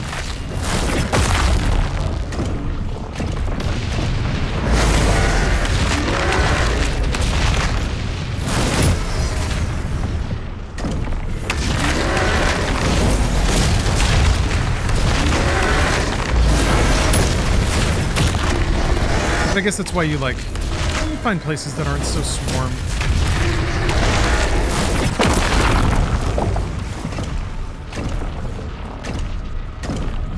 Hung out in the observation deck, just vibing with my coffee and my journal. Ooh. Yeah, I did a little bit of that. I read through A Scanner Darkly. It's a book that I'd finished and kind of put down for a while, but picked back up, really got into, ended up finishing on the plane back. That was cool. Played a little bit more Citizen Sleeper. Mostly I was just like going to all the performances that they had, which were really good. I discovered a few bands that I did not know about, and now I want to follow up on. I think the most exciting is a group called Low Cut Connie, who I'd never heard of before, but they play like real blue collar, kind of like Chicago, Detroit assembly line, working man rock. They got a saxophone, you know. Huey Lewis, it kind of reminded me of Huey Lewis kind of rock, but there was a part where the lead singer was just Jerry Lee Lewising it up and like smashing the piano with his mic stand. And I was like, okay. Like, when I first walked in, it was a little honky-tonk, a little like rinky-dink. And I was like, this is kind of borderline country. I'm not sure that this is my thing. But, you know, they put so much energy into their performance. Really read. And it's been a long time since I've heard like some working man rock and roll. And it was really good. So I'm looking forward to listening to more of their discography. Yeah, kind of Bruce Springsteen. Yeah, not quite as soulful, not quite as folk. Still trending more, I think, to like the hard rock feel. But yeah, that kind of thing. American flag, oosh, American flag bandana music.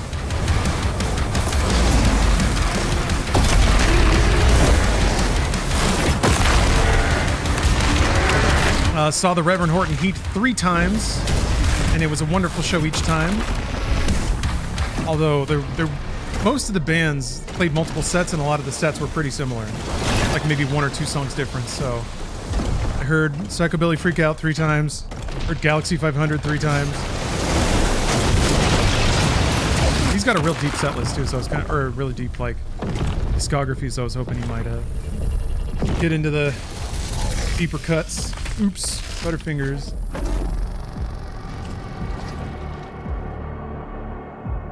Drop my ball. Well, there was another band that was pretty intriguing called Lords of Altamont.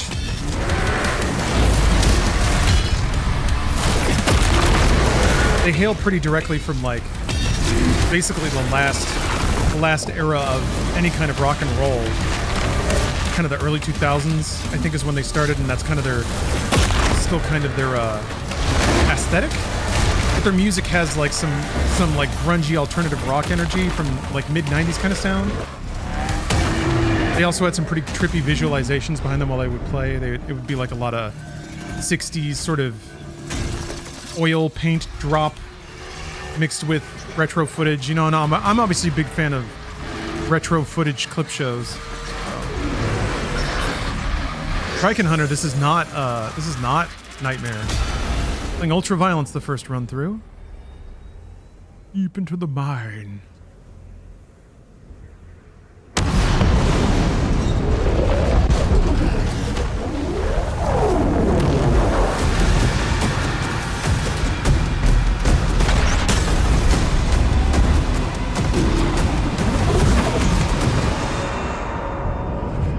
Why did we do that?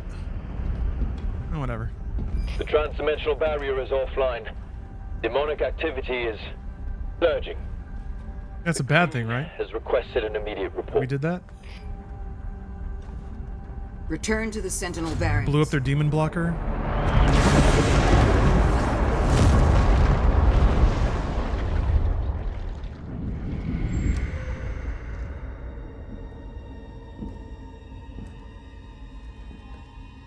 Studying the tones. I did as you asked.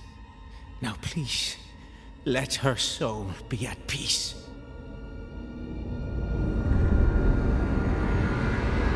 No. And the heart of Argent Is sealed in a chamber. I told you, I cannot open it. No one can. Pretty sure that's the dude you behead in the first level of Doom Eternal. One of those guys.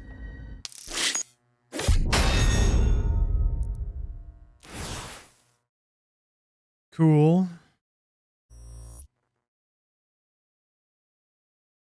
Yeah, the Daag priests still look human.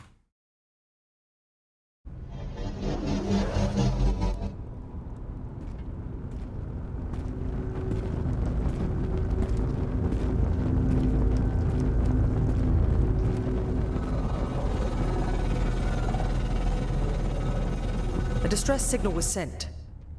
We've tried contacting them. No response.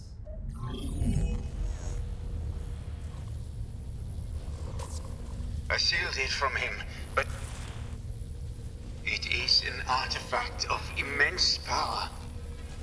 Forgive me. They're inside! The Heart of Argent, discovered in AR-722. An artifact said to contain the soul of the last wraith. Powers and origin unknown. Is it the post-Doom Hunter guy? Yeah, it could be. Assemble the guard. I just realized I didn't like specifically remember which one was which. He's all battle scarred. Hell yeah.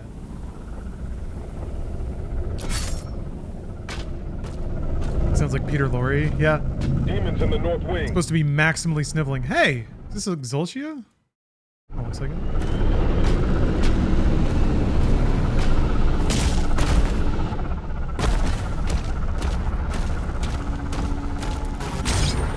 As you bid, my master. Yes. What was the name of the 2016 hero? Was he still the Doomslayer? Yes. Valen, with the Slayer guarding the barracks, we'll take the airships. Rally at the priest signal. Although I realized, for his one spoken line at the end, they credit him as Doom Marine in the subtitles. But, oh, you can't run through these? You kidding me? Oh, lame.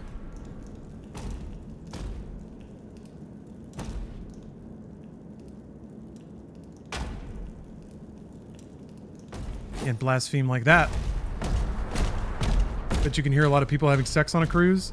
I mean, I'm sure it happens. There's a code. An upside down pineapple means you are swinging. And I passed one. I saw one hotel room with an upside down pineapple on it. The lead singer of Rocket from the Crypt kept making allusions to having sex with a lot of people. I'm gonna guess he was down to clown. Some of the members of L7 were on the flight back. They were flying economy just like us. They fly just like we do. Hey, mission challenges. Okay. Gold. 40 demons, 150 gold. Oh, easy. Easy peasy. Yep. First ones are like default. Back up. Yeah. I guess that's another observation in general. I mean, Rat Attack was saying, I admire the swingers grind. They just do and don't care who knows. Yeah. Why give a shit about shame? Excuse me. Oh my gosh. Just in general, it is kind of nicer and easier to socialize with older people. I guess they're a little more at ease with themselves. There's a lot less projection going on, I feel like. Younger folks are trying to convince you they're somebody, whereas older folks are just who they are. And sometimes that means that, like, there's like less layers of communication. You can be a lot more straightforward, I think. Ooh, yes, the skull gun.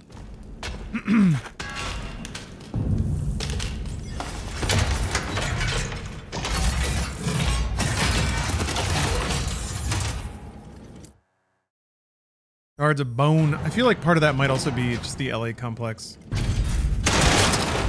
Awesome. LA people, especially maybe in my age groups, 20s and 30s. Although I'm getting out of that now, thank God. But in that era, and I think especially maybe the places that I've worked, I tracked a lot of people who were projecting something.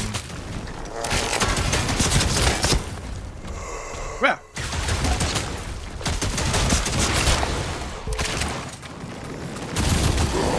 I think the downside is that there's a lot less, like, I don't know, this may just be people in general, but like people were very like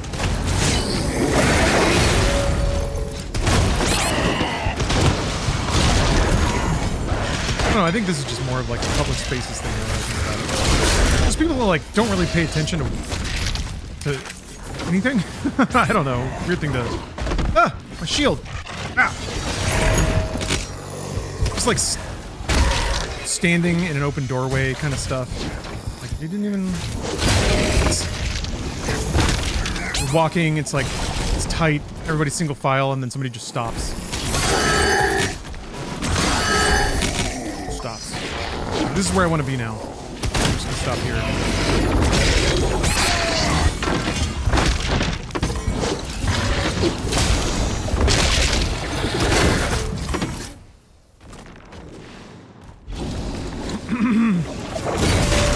Well, then there was even like just little things like I'd be waiting with a cup in my hand to get water, and like 3 people in a row would just like shove their hand in between just to get water, and I'm like, bro, what? Not a whole lot of like respect or of etiquette, I guess. You're just in with the folk on a cruise, but you have to like kind of angle. Gotta body block people sometimes. You're, I don't know. It at some point it feels kind of gross. It feels like a pig's at a trough, and you have to like edge your way in. I'd like to not feel that way when I'm just trying to get drinking water, but life is competition.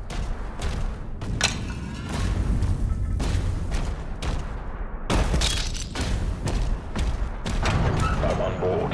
I'll establish contact when we reach Eratum. Around the other way.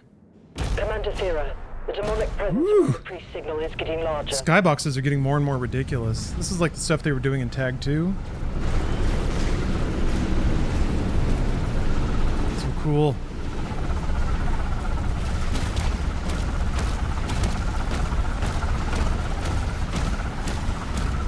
Man.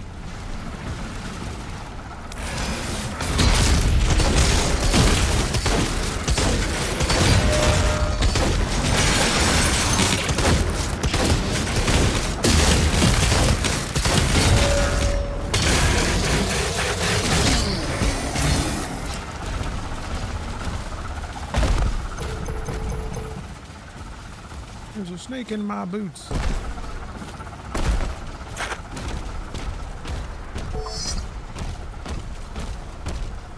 Cozy power-up sound.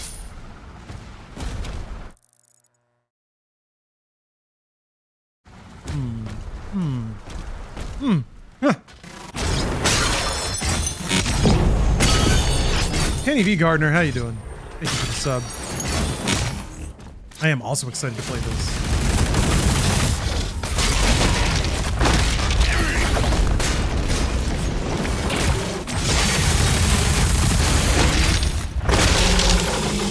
Done any 3-hit combos.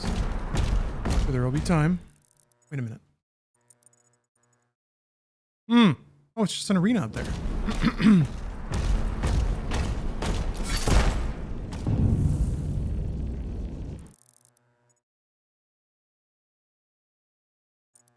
Yep. Hold on, I was examining the map.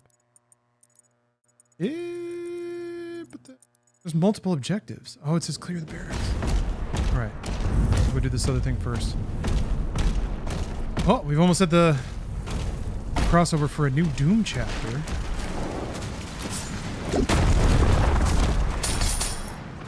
Ah, it was not open.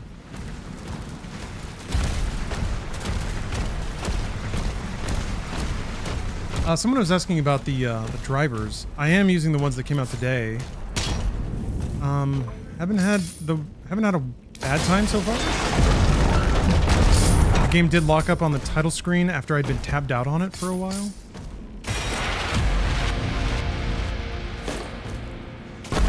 But I just killed it in the task manager and fired it up again, and here we are. Isn't it?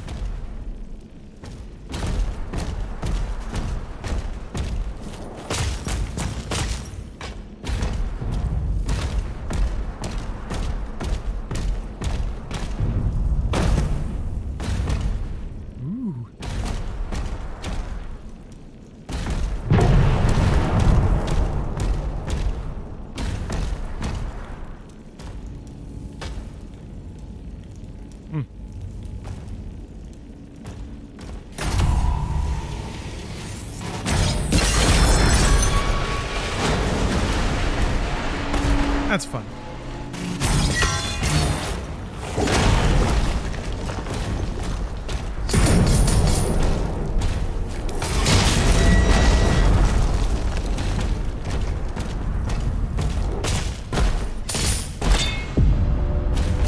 Yeah, I'm excited for the prospect of this engine and their continued development on id Tech to pay dividends inside of Bethesda's ecosystem. It would be I mean, it's a shame that Tango got cut loose like they did. That's another wonderful developer that would be really cool to see what they do with the tech. I know they tried using it for Evil Within. For, you know, to interesting results. Occult energy. That's my suit talking to me? Huh. It's like a preliminary version of Vega or something.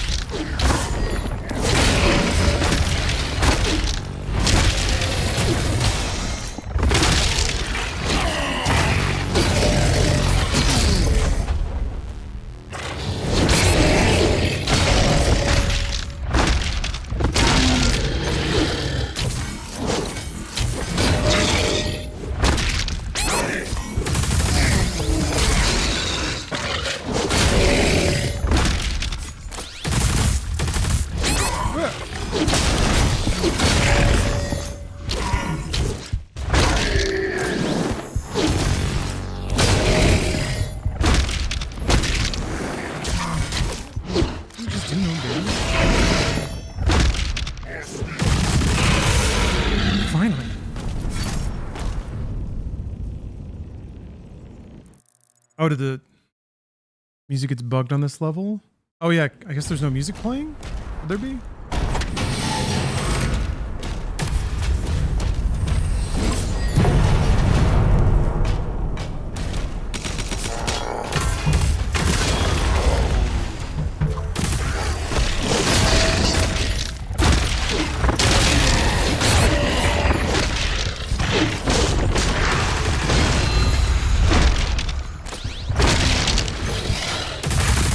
Arms. What are you gonna do?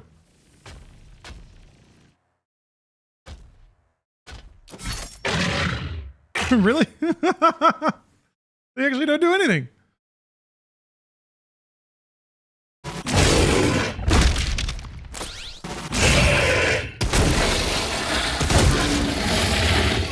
Awesome.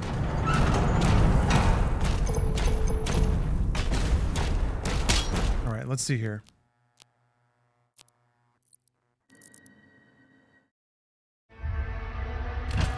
Fairly well timed. It is 5 o'clock. Time to read some more. Oh, geez. Oh, it actually skipped me ahead a little bit. Yeah, there's music. Thank you for calling that out. I thought it was just a moody level.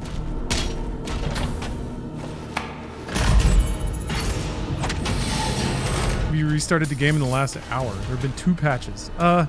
May have caught one of those. Yeah, it might be a good idea to restart. All right, well, let's shift on over to lore mode and then do some more giveaways, huh? Okay, let's see if there's a new patch.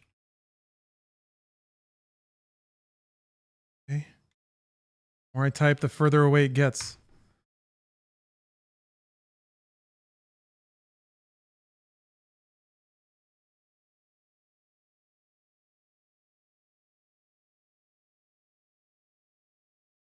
Back into Doom.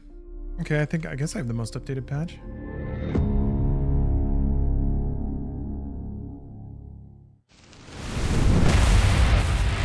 All right. Stop getting baned, everybody. Stop it. Hello, Dejon. Also, FYI again for folks in YouTube chat. I'm sorry, I keep forgetting to disclose this, but that widget only really connects to YouTube. Ooh, Strum Theory. Thank you for the super chat. Watched so much of you playing through the Doom games recently that the algorithm suggested vids of you playing through Doom Eternal 5 years ago during COVID. I'm kind of scared to go back and see that. I feel like that'd be a really wicked time capsule. I feel like it would remind me of a lot more of the frustrations and negativities I was kind of carrying with me back then. Let me throw a couple of minutes on the clock. Thank you very much for that super chat. Appreciated Strum Theory. Hopefully you're having a good day.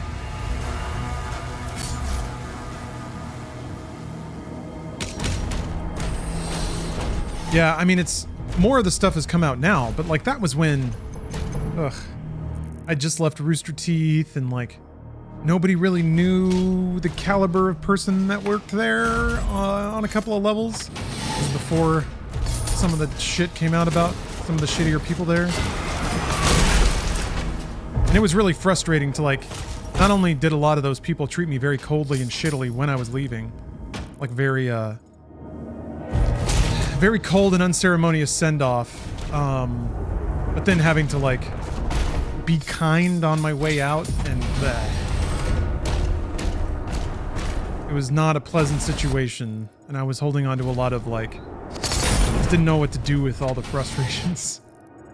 Gotten better since. Time goes on.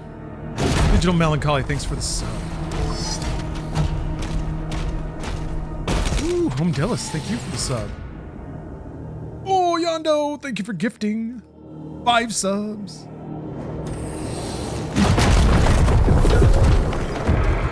Oh, Keith, I got an early morning commute tomorrow.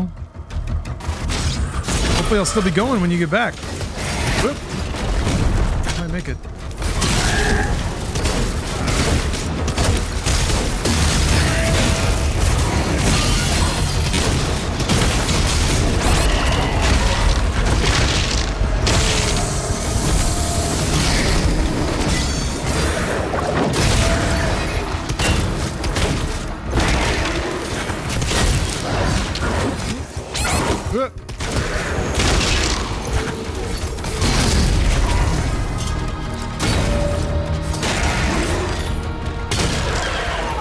Oh, Yondo, you're referring to Kassem. K-A-S-S-E-M. Ooh. Monopoly Go, Asshole Paperboy again, and a V8 tomato drink. I really appreciate you keeping me up to date on what ads are getting served. I never know. Ooh. Well, that was late. Yondo, thanks for gifting a sub. I don't know why that bot decided to lag behind like that. What was the connection with Kassem before he brought you this thing? I didn't have any. Bruce and Kassem just decided to start doing it because I think they found out that they lived in the same neighborhood. Oh, Monopoly Go with Chris Pratt, huh? Man, mobile games that can buy the big talent. Need Woody Harrelson shucking a sports betting app or something.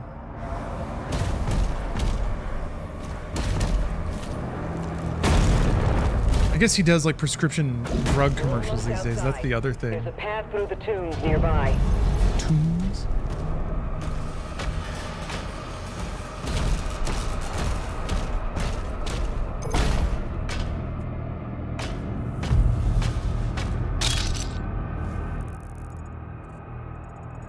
Got 2 red things, 1 shield thing. Is that ammo, I wonder?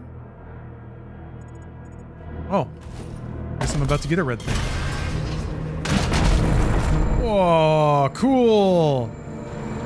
Magical amulet. Ruby. Ah, okay. Lance Denton, thank you for the sub. Did I get the one thing in the room? I did. Take some of that gambling money. I guess theoretically the absolute dog shit pay that I got at Machinima was partially gambling money. I remember pushing or doing ad reads for DraftKings and things like that back then. Once I had a little more sway, I was like, I don't want to do that. The Impaler. Okay, that shot some bonus damage. Press F to switch between the guns and a weapon class on the fly. Okay, so like instead of mods, it's just different guns. Okay, it's also that one.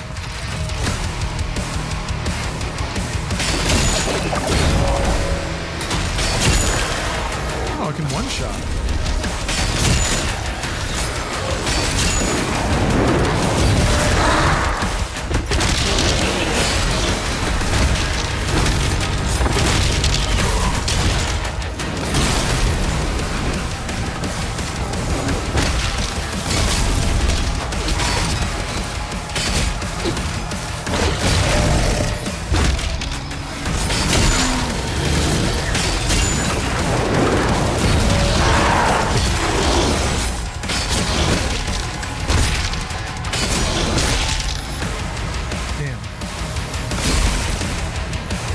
Rocks. Ooh. Okay, he does the... I thought it was going to be the waves. I thought it was going to be the second one.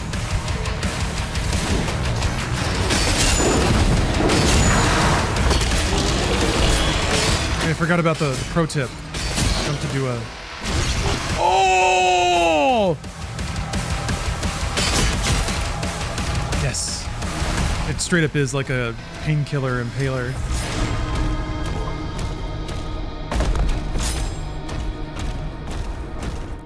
Yeah, this gun rocks. Got a good rhythm to it too. In between all the big hits of melee and shield bashing.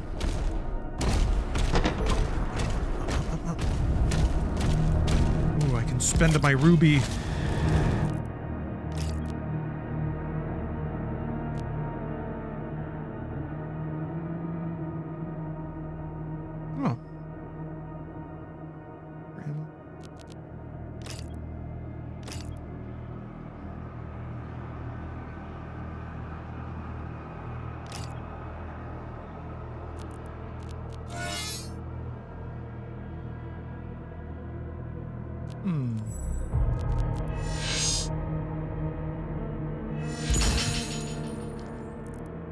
Having melee pips seems really important.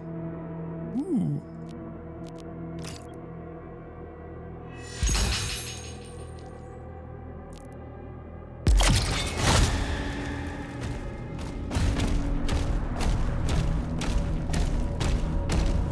One thing you always love about characters like Doomguy and Spawn, they conquer hell by killing the devil, then they look at God and they're like, your turn. Yeah, Kratos.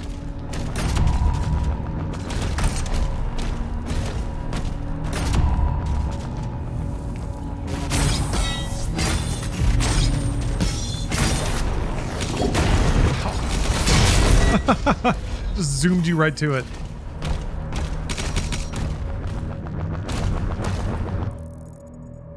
Oh yeah, Zagreus in the Hades. I mean, he was mostly trying to square it up with his dad, and then all the other gods got in the way. Yondo! Thanks for gifting 5 more subs. Ooh, Lammy got a sub. Reverend got a sub. Attack on the Love seeing familiar names in the gifted sub list. barracks is a diversion. My father will need help. Ensign, mobilize the Slayer's dragon. Okay. Blocking the Slayer's HUD now. Got my own dragon. You good at parrying in Expedition 33? I haven't played it enough to know if I'm good or not. I've landed some parries. I'm still trying to develop the touch. The animation makes it seem like there's a little wind up to the parry timing, like you have to hit it a little early. And I'm not sure that's the case.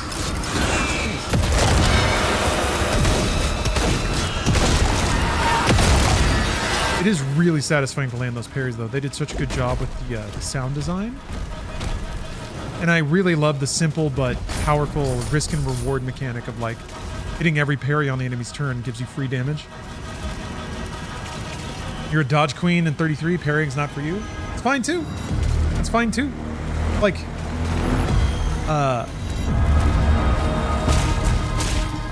I really, like, that's the one thing RPG systems typically don't let you have is like degrees of execution. You either win or you don't, and you often win by doing the same thing.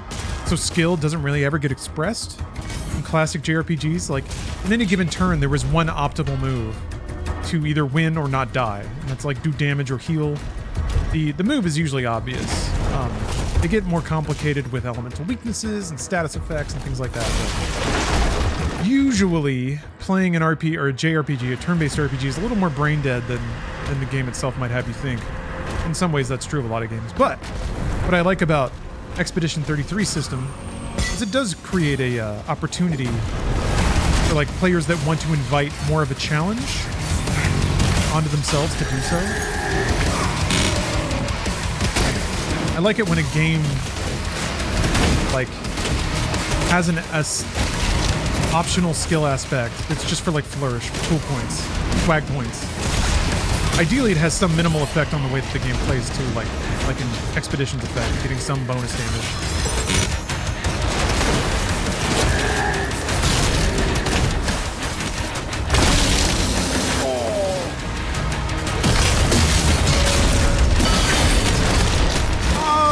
That attack. Thanks for gifting a sub.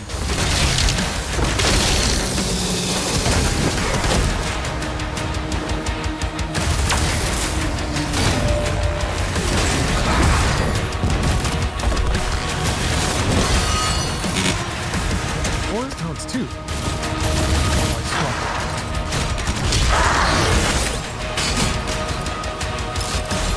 Ooh, I keep hitting that. How do I change that? It's interesting that they pared the weapons down to basically four categories with alternates. They're doing instead of weapon mods. I mean, it's kind of cooler to have a whole new gun instead of a weapon mod.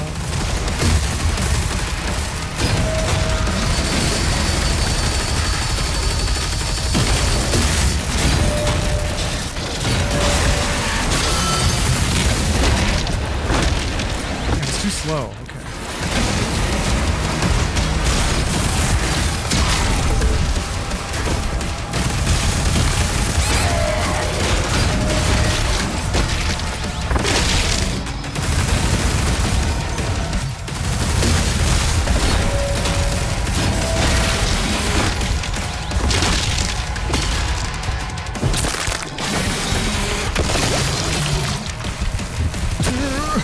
Awesome. This is run 1, Comfy Bruh, yes. Never played this game through before. I've been traveling. Now I'm back. Ready to game. Professionally game. I have the Slayer Club skin? I do? I haven't changed any skins. But I have joined the Slayers Club. Club Code.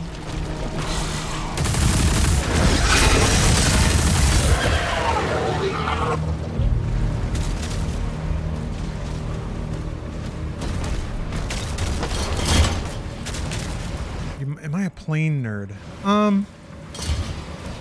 I like aviation, but I wouldn't say that I'm a plane nerd. I don't dork out about commuter planes or anything like that. I know the silhouette of like a lot of U.S. military fighter jets. My dad worked for Lockheed, so there was some of that around growing up, but really he didn't talk much about what he did.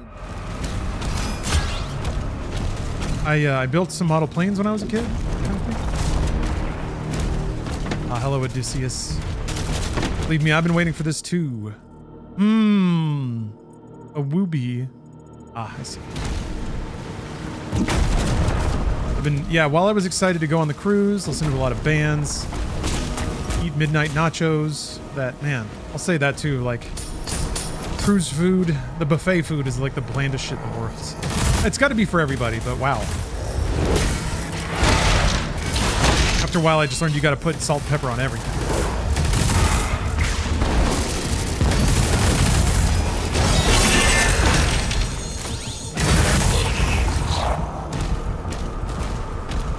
Yes, it was fun, but the whole while I'm like, Doom's waiting for me.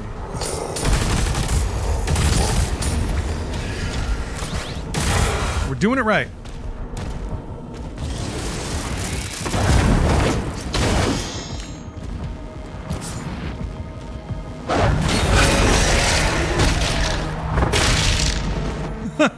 Damn. He just fell apart like a crash test dummy. That was awesome. Yeah, bring Tabasco on cruises. Not a bad idea.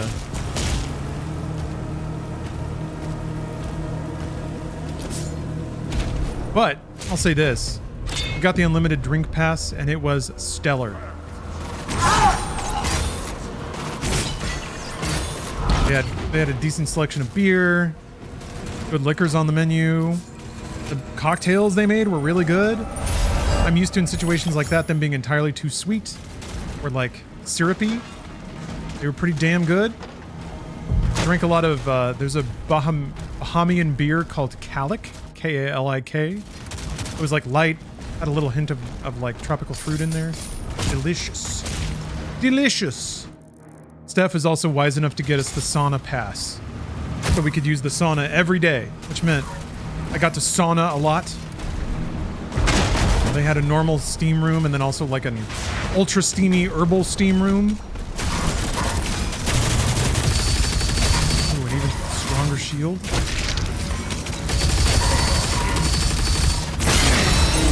It explodes? Damn. Ooh, hold on. Choo choo. Gotta put in my hype chest emote. That was the food. Ooh. This is... apps are losing their minds. I was just talking about the food. Like the stuff that was, the stuff in the buffet was pretty bad. Like low quality, mass quantities. They had like hamburger patties out, you know. I took one bite and I was like, is that even beef? It just kind of like, tasted like a fat patty. Although it was nice in one weird way. It certainly brought back memories. I made like a little nacho tray and I was like, oh my god, this tastes exactly like what they would serve at the high school football games back when I was a kid. Which cruise line? This was Norwegian. The Norwegian Gem, the boat I was on. It was a nice boat. The restaurants, so they had the like common serving areas where you would just get to go and get food as part of the cruise package. But then, like every cruise, there's also a ton of like upcharged things that they want you to do. So we had an Italian dinner that was really nice.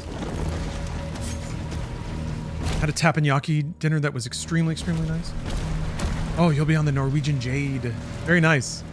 Oh, you're going to Alaska. Nice. That was a good boat. I can't speak for the quality of the sauna on that one, but I'd recommend it. If for no other reason than to get away from like a lot of the crowds, that was nice. You could usually get like a nice relaxed. You could get like a reclining chair in the sauna. Ah! Oh, I thought that was a pickup. Damn!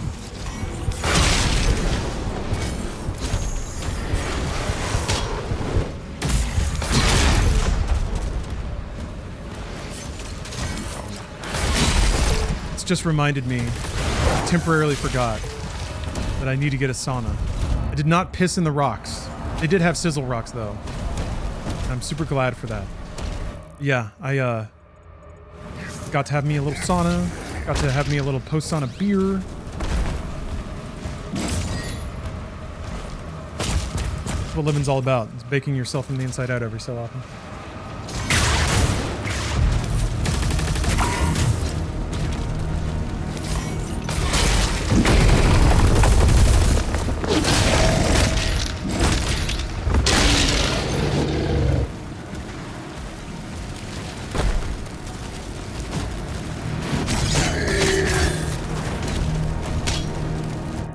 On sauna rocks. I feel like you would kind of effectively mustard gas yourself if you did that. Wouldn't it like put ammonia in the air? They have a sauna inside of Burger King in Finland? Damn, man. Figured it out. Oh.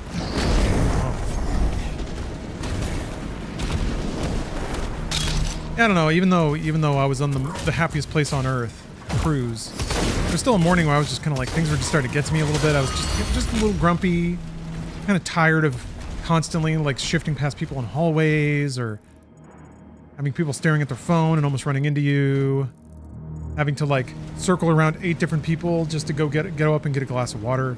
But then I sat in that sauna for a while, stared at the ocean, and I was like, nah, this is all right. Everything about this is great. Did you take advantage of all-night free room service? I didn't know that was a thing. No. Steph looked at it one night, but I guess she decided not to. Oh, I didn't. I don't know, I didn't stay up super late most of the time. I was pretty low on sleep the whole cruise. Just starting with a red eye was pretty tough.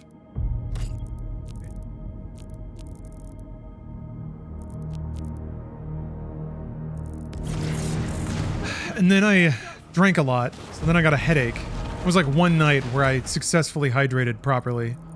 Managed to sleep pretty well.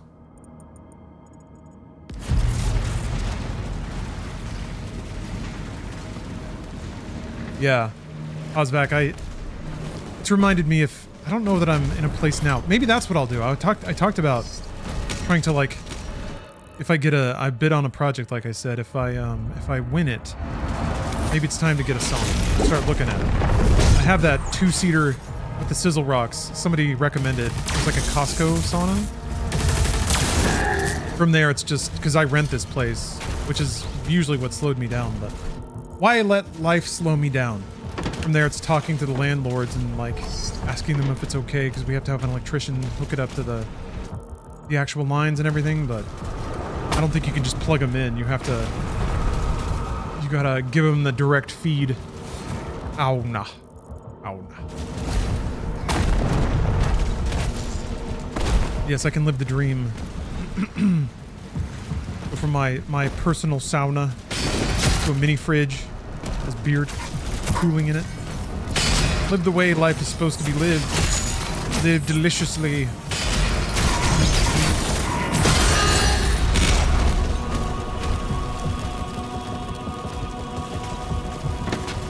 That way, if after playing video games all day, I'm still in a bad mood for some reason, I just go be hot for a while. Enjoy the California sunset. Why not put a sauna in one of those Home Depot sheds? I mean, it needs pretty severe amounts of power. I don't know if those... You can't just, like, throw a shed up and then put a sauna inside. Like in a... Player is approaching the bridge to the Dragon's aviary. A little extension cord running across the lawn. Wow. No. Yeah, an ice cold Kirin. It does have to be light beer, right? Something crisp. None of that heavy IPA garbage. Oh.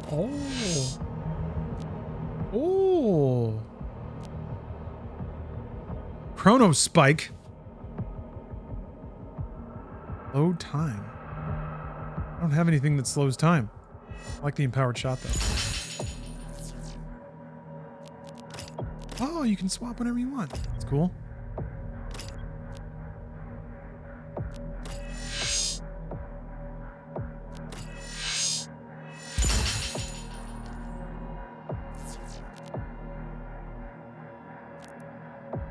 Oh, Fila Yank has redeemed the VIP or ban. Well, Hefeweizen? Yeah, something nice and bready and wheaty. I really do like wheat beers. Got such a nice flavor. VIP or ban.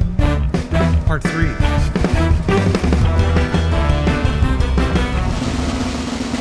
What should it be?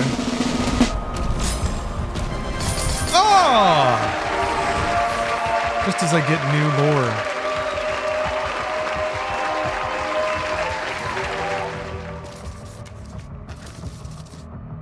Congratulations, Fila Yank. That's awesome.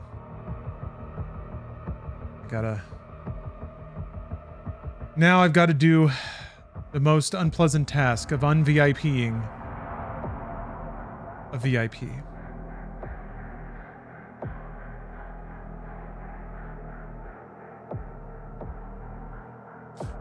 The tamale guy is walking down the street. Unfortunately, it looks like Isaac Schultz is in the crosshairs. VIP'd 4 years ago, un-VIP'd, so that Fila Yank can take their spot. Just like a cruise liner, there's only so many seats.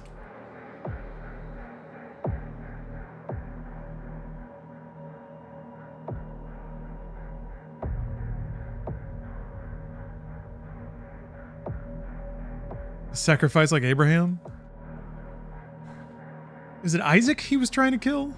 And then God was like, just kidding. Pranks, bro, pranks. Oh my God, I didn't think you were gonna do it. Built atop the titanic skeletal remains of ancient ancestrals rises Kantoth, the sister city to Exultia. Okay, it's a sister city. It did look like Exultia. Kantoth is renowned for training the fiercest legions of Sentinel warriors. At its heart, the towering Sentinel barracks pierces the clouds, housing the reverend Argent Enclave where Sentinel clans convene. Across the valley, the Drakhelm looms, crowned by a colossal ancestral skull where dragons are raised and trained for battle. Sentinels embark on a perilous pilgrimage through the mountains to reach Kantoth, undergoing rigorous initiations to prove their resolve. Only the most decorated knights can earn the honor of bonding with a dragon and joining the elite ranks of the Order of Arum, a formidable mounted unit that soars into battle. That's awesome. Ooh, Datnade, thanks for gifting 5 subs.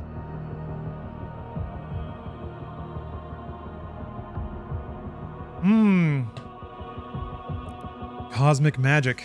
Forgot about Cosmic Realms. Azurak's Demon Horde.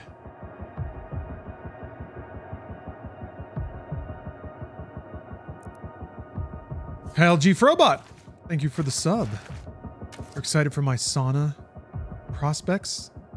Every sub gets me closer.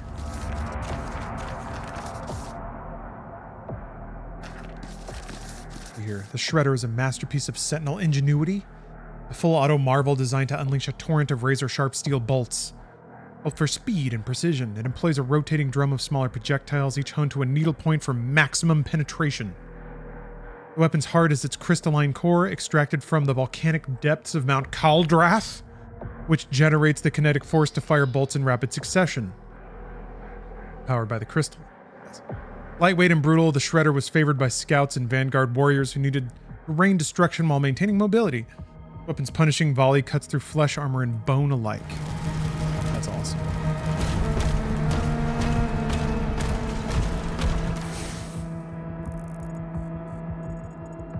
Buy anything new? Boss fight? No.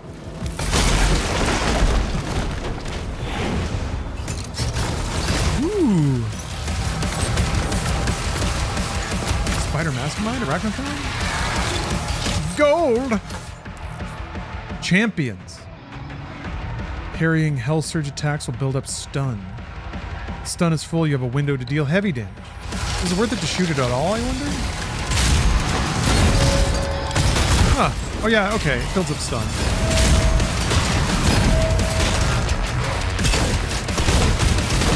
It does a little damage.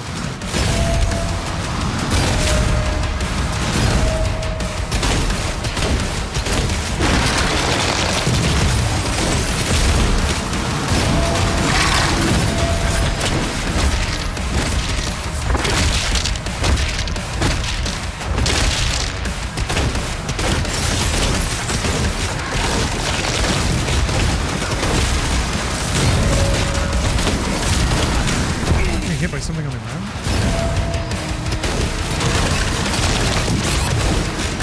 Yeah, I guess the spit up. The jump?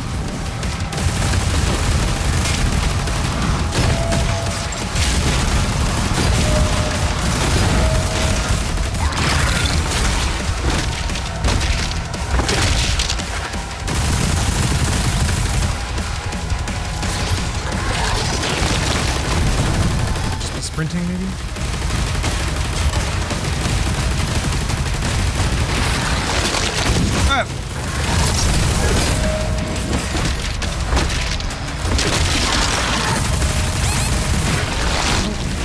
See where it is.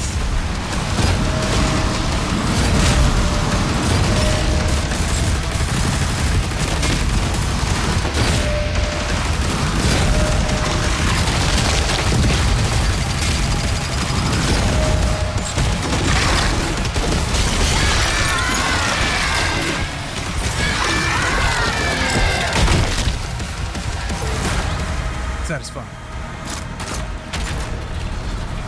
Aviary unlocked. Clear the Slayer's launch pad. Oh, see ya, Inner running. Yeah, I should be going. I guess it depends on how deep your sleep is. Oh, I managed to get all the gold. I didn't even check. Give me the gold. It's almost 6 o'clock. Time for another chapter. Chapter, another giveaway.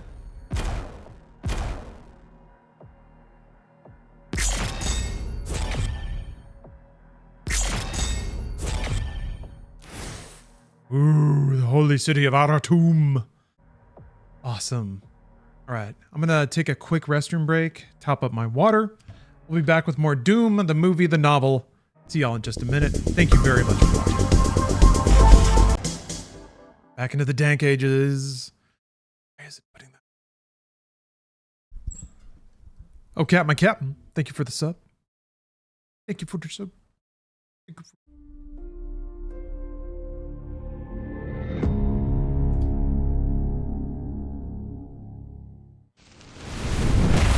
beautiful day.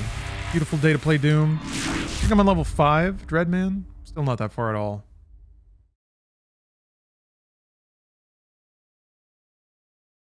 Wonder if there's a mod to skip all the logos already. Usually just involves deleting a video file. A Bink video somewhere.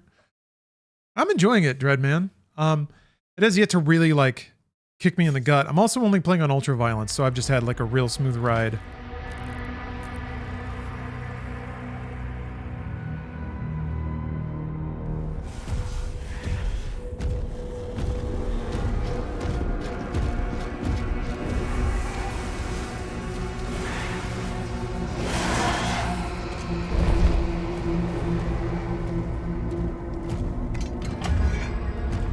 Late night coffee.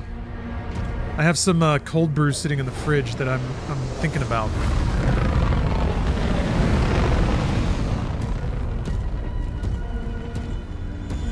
Depending on how late the stream goes, it's going to be a rather coffee-laced stream as well.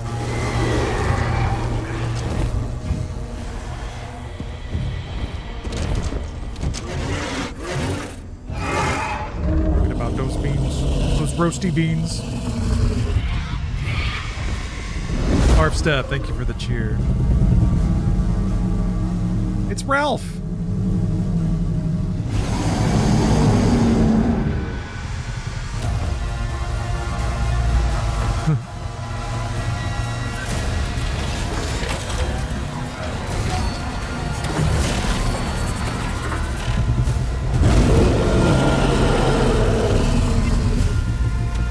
Thrusters online.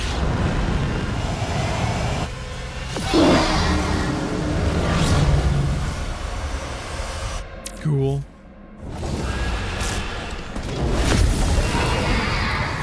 Yeah, I think I may have done this level. Oh, you know there's lore. Shield Saw. Engineered by Sentinel Forge Lords. Dude, all the terms are just so good. The lore is kind of weak, but it's just a list of amazing terms, which is also awesome. Crafted from Oblivion Iron. Fueled by Sentinel Energy. Spinning its Wraith Steel blades. Oh, it's so good. The Accelerator marks a groundbreaking achievement in the collaboration between Sentinel and Maker Technology, being the first weapon to harness a hybrid electrothermal core. This innovative core channels superheated plasma through a contact shock chamber, becoming a frozen hardened shell around the plasma to create a ballistic round. Upon impact, these plasma rounds unleash a small yet powerful explosion. Makes it effective against both armor and carapace. The weapon's advanced heat dispersal technology allows soldiers to maintain an extremely high rate of fire and adjust the properties of the gun, offering flexibility and adaptability.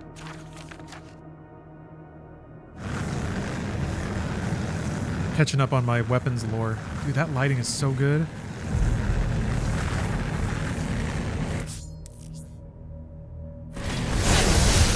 Button, okay.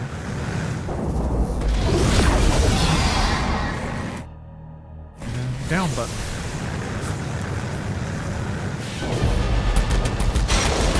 Ooh. Dragon has a jetpack.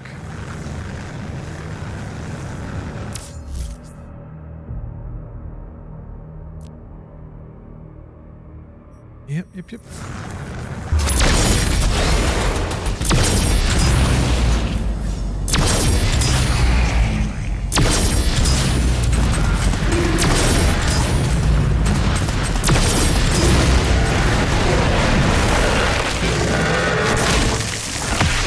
Rad.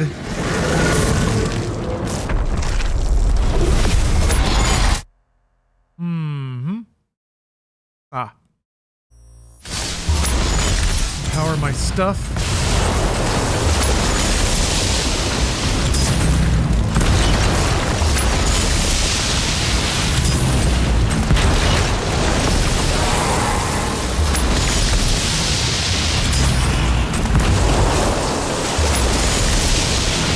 And it like auto centers you whenever you lock on.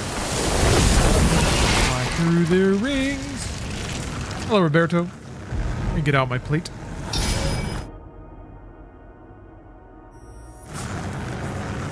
Oh yeah. Suno left Capcom. Now we can make a new Devil May Cry. Is Stellar Blade your new Devil May Cry? Jess? I have confidence that other people could make a cool Devil May Cry at Capcom. Ooh.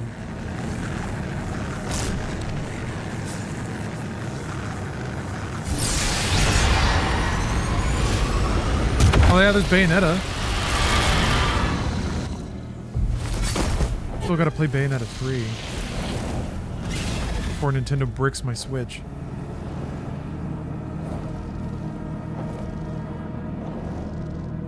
Stellar Blade's coming to PC soon. Man, am I excited about that. The long wait is over. Except I still have to get a PS3 or a PS6, 5, PS5 Pro for GTA 6. That was the I hope something changes. I hope something changes. Ooh, Dejan has redeemed a gamer stretch in addition to a meditation. In addition to that, Stephanie's asking me for something. So let me do that real quick. Sorry, Stephanie's first in line. We'll enjoy some philosophy and then we'll get up and stretch.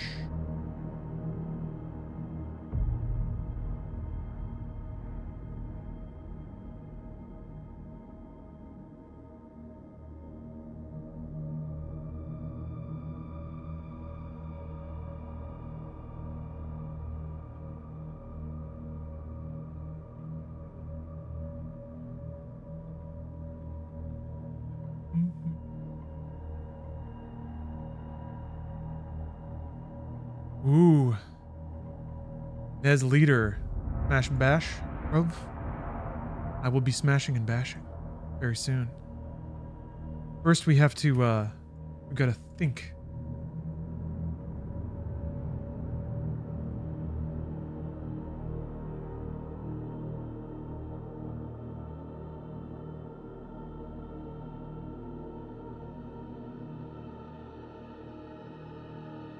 I need some audiobooks.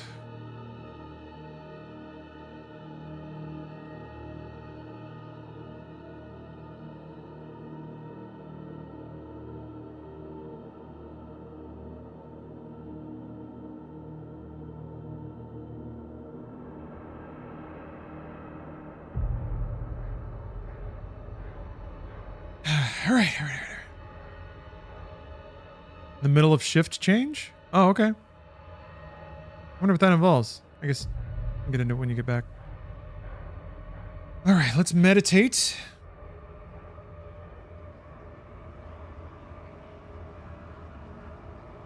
Okay, verse 27. How cruel it is to not allow men to strive after the things which appear to them to be suitable to their nature and profitable. And yet, in a manner thou dost not allow them to do this when thou art vexed because they do wrong. For they are certainly moved towards things because they suppose them to be suitable to their nature and profitable to them, but it is not so. Teach them, then, and show them without being angry. I kind of like that. But it also presumes that you're correct. Which I guess you are, if you're a stoic lord.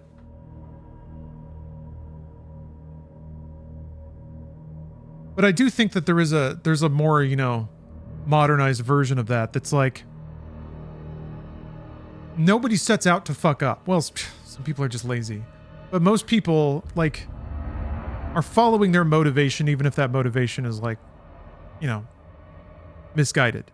everyone's true to their nature even if they don't understand their own nature, basically. So being mad doesn't accomplish anything and doesn't really, like, teach anyone anything. But yeah, I do like that bit about it, the subjectivity of it. Like, if other people are just doing what they're doing. I don't know, though. Some people take. There's some fucking takers out there. You're just supposed to be like, no, you shouldn't take. There are people who just, like, no. I guess, again, if you're a stoic lord, that shit doesn't bother you. All right, time to stretch. I'm gonna stretch out the back a little bit. Try and roll the shoulders a bit. All right.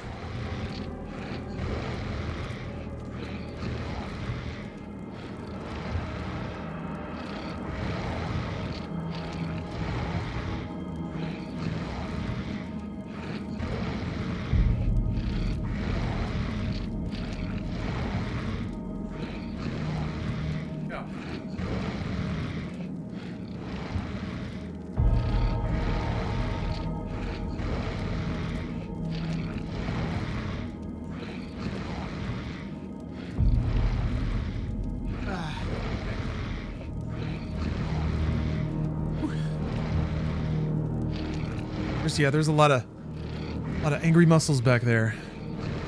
Yeah, Morgie, yeah, I hear you. I understand the frustration of you can't really watch the stream the whole time, so you're not going to know what happened in the book or anything like that. So you're just kind of getting shoved into a thing. I was kind of hoping that like books are dumb enough to be dropped into at any moment, and that they're. You know, we're not dealing with high caliber literature here, but I get you. Assault engaged. Oh, John Murdoch. Oh, you signed up for Twitch just for this. Welcome.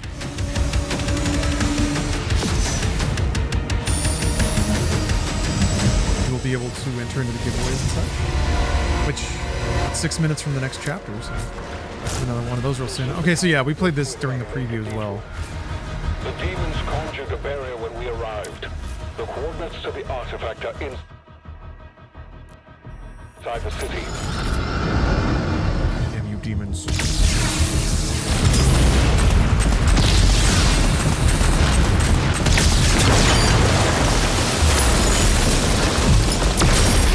Ah! Rat flies, thanks for gifting a sub.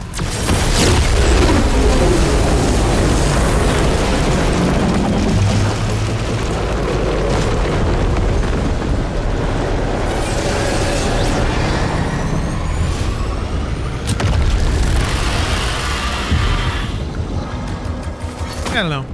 I like reading the books just because it's fun.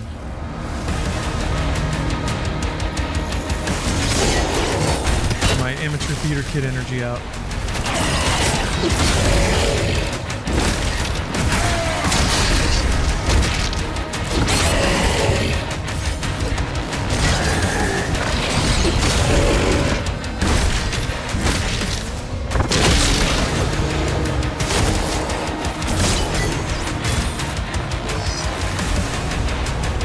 But I won't lie. I've only done a couple of like just gameplays, subathons, and it is nice to just zone out and play a game. Time really flies by.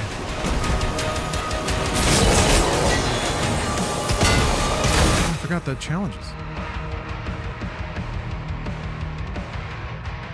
Oh, okay. Sometimes it's a level challenge.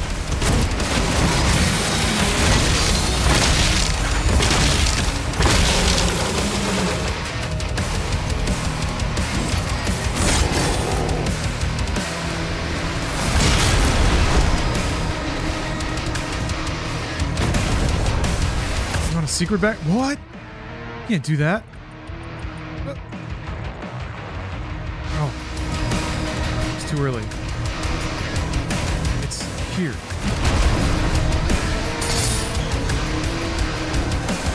Music rocks. Whoa! Tyrant?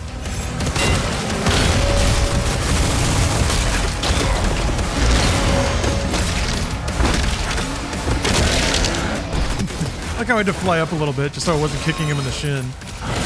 Oh! I thought he was dead. He wasn't dead.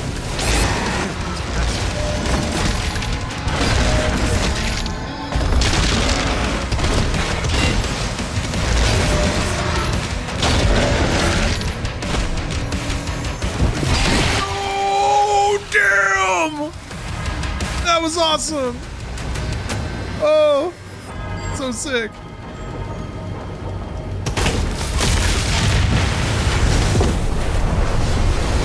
Well, oh. Ooh, that was the cape.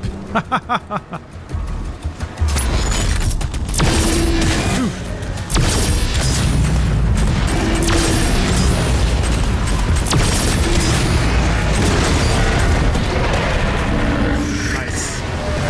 Godzilla kill. Oh. Atomic breath.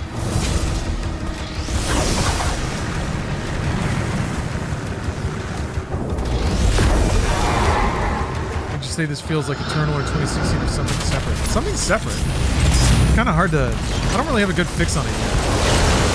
It's like Halo, but with tons more just like mechanics.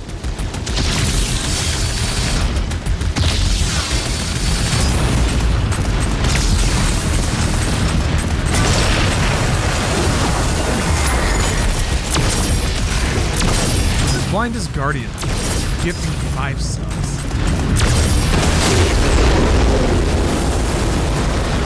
Yeah, Halo was badass. Halo has its moments. Like, it has its spectacle moments, and they're always really memorable. But they try to keep that sort of reserved energy most of the time.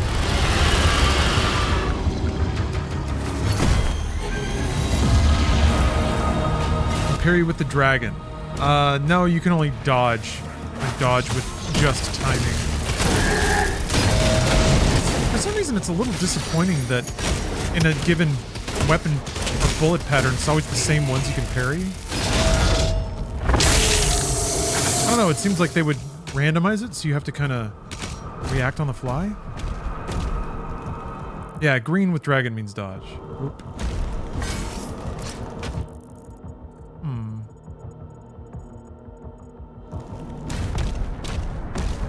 It's cool. You have to, like, jump out of the crashed ship.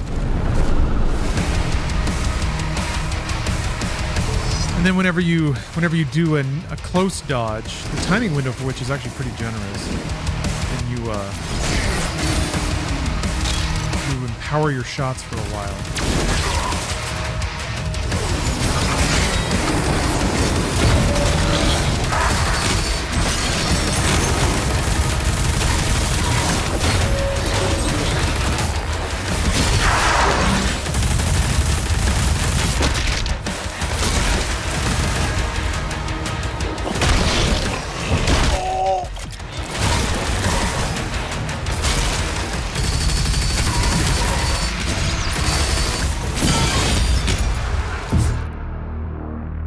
Those shield executes are so good. Oh, wait, you have to... Yeah. Or these... Oh, these are cumulative. Okay.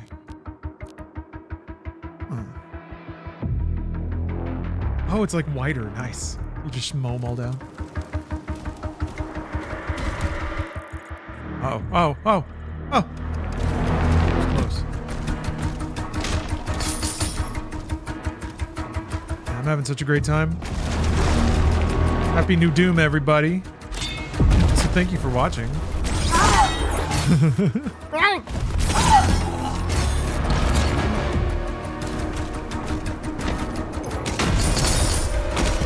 It's about time to flip it over into lore mode again. Last chapter was pretty long, so the gaming break was shorter accordingly.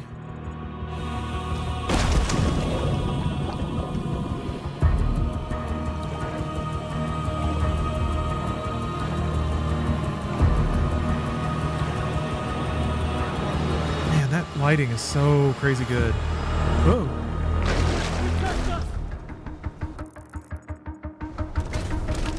Look at that. I always find their hiding places and then I open them up so the demons can run in and kill everybody. Not very kind of you, Doomslayer. What is anyone gonna do? Stop him?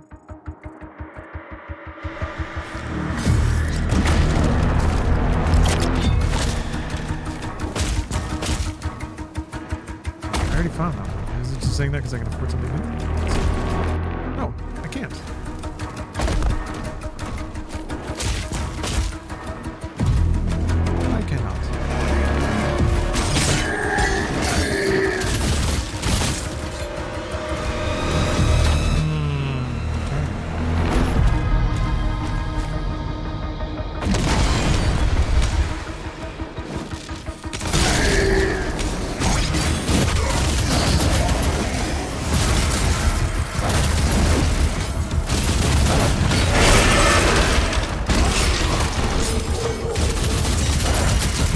actually block bullets. Wow.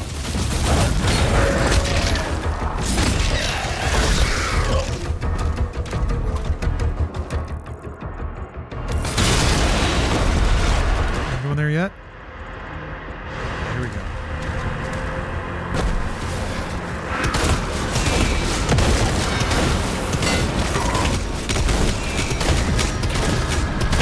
Shit.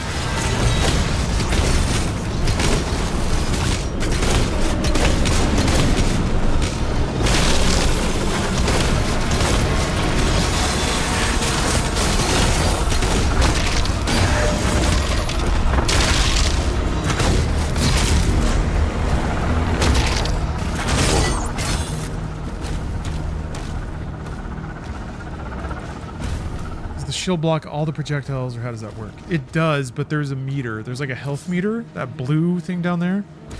If you block a projectile with your shield, instead of just parrying it, like you just hold the shield up and it hits, you don't take damage, but you do like lose shield endurance. And if you burn your shield out, then you lose it for a while. Which on harder difficulties basically just means you die. Unless you're right next to cover or something and you can wait a second for your shield to come back.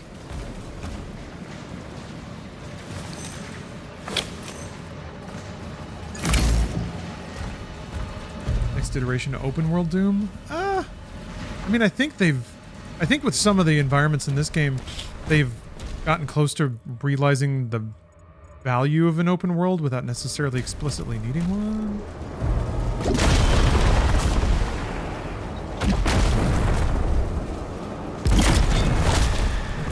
Right there. Armor? Do I have to go all the way around again? Oh, it was like... Yeah, it was like... Oh! Doom RPG is next. Again? Maybe an XCOM Doom? Where you can... command a fleet of Night Sentinels. Makers, protect us! And they worship the Maker? Doom Live Service. I mean, they have Quake champions. Can't hold out much longer!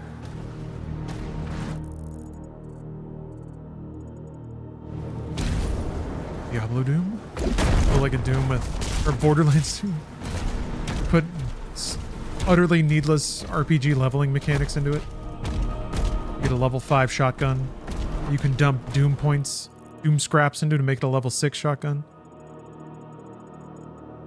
Alright. All gettables gotten.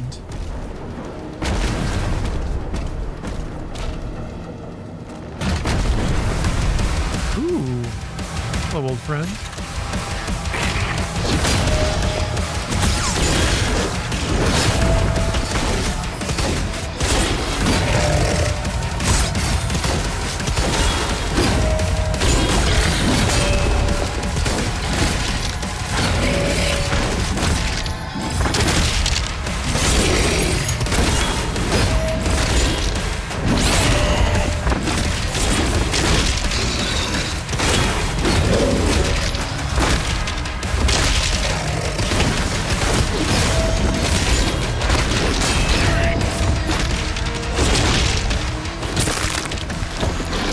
Give me that! Awesome. Very cool. Yeah, that guy took a lot of hits, but it's the enemies that hold upgrades that have loads and loads of health.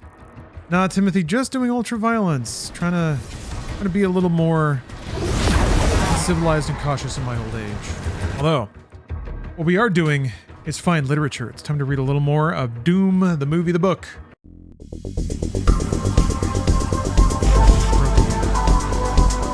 Worked out today. Needs... Oh, that's kind of neat. It was already running. Just clicks it over to it. Game bar's got to wake back up. Oh, wait, hold on.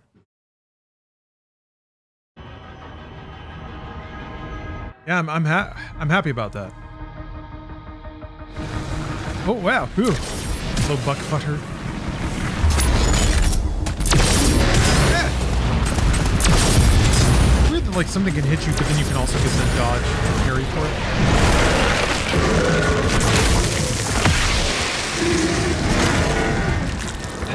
They update game bar. I mean, they've kind of been updating it fairly regularly.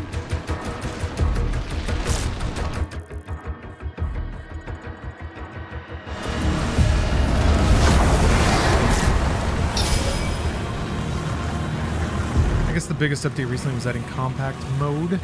I'm just a little, like, it still won't run oh shit, hey, no, come back. It still won't run reliably.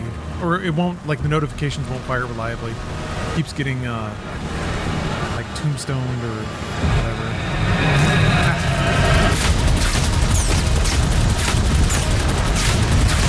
I'm suspending it for, like, efficiency purposes.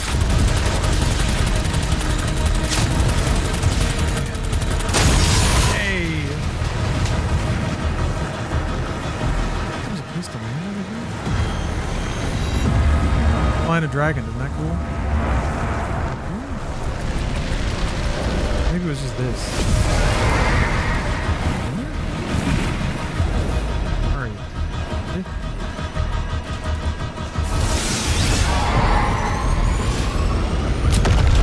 Oh, maybe not.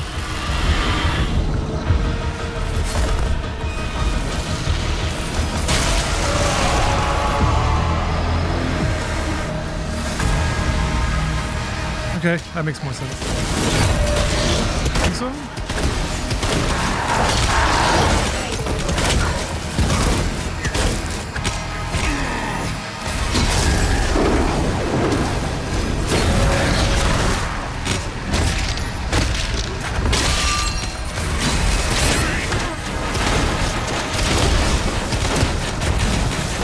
Yeah, couldn't get it in time.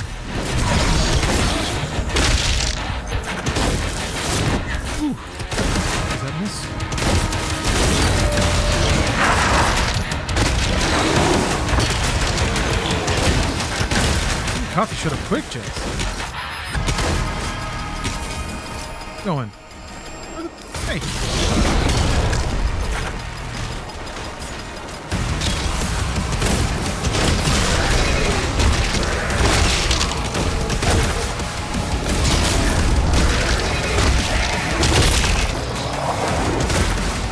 Deeply treasure all my coffee goodies. Espresso machine. Cold brew infuser. Steph got me a one of the things that'll put nitrous in the coffee to make it more foamy. Make it more like Guinness, basically.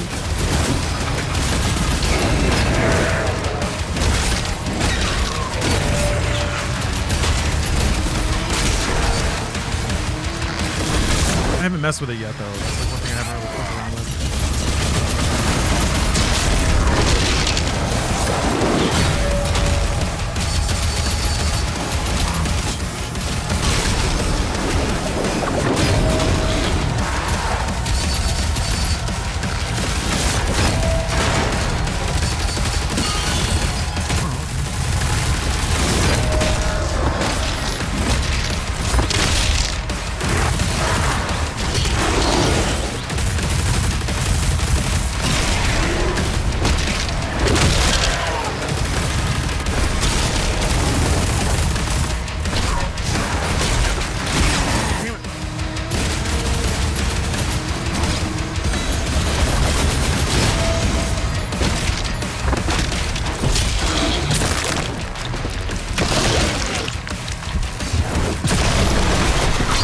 Another enemy. Doesn't matter, he's dead now. Can't stand hot coffee? I like certain kind hot, certain kind ice. Also depends on the kind of coffee.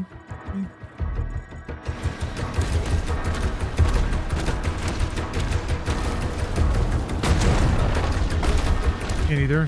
Hot is too bitter. Depends on the kind of coffee. There are some coffees that are not as bitter.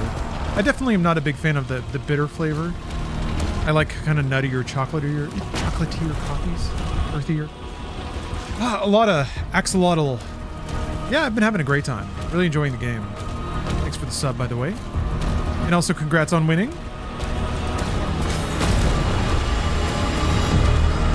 Yeah, it's been a fun ride. Ooh. Nursing home coffee does not hit. Yeah, I wouldn't think so.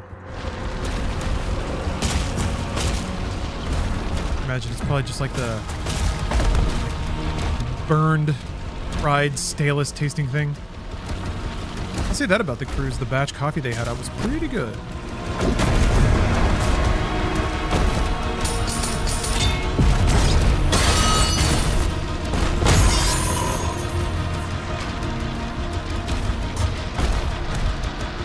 Off to get a milkshake of cursed memories. Like a milkshake laced with acid or something? I remember my past lives with this milkshake.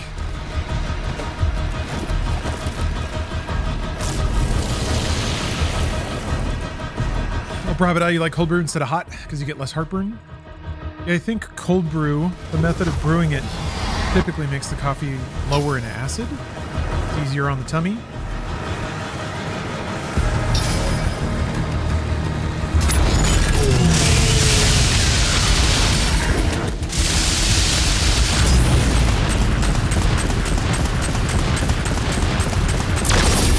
Whoa! Fast. Only cold brew time in Florida. It was hot. I was just in the Miami area. Pretty warm and humid.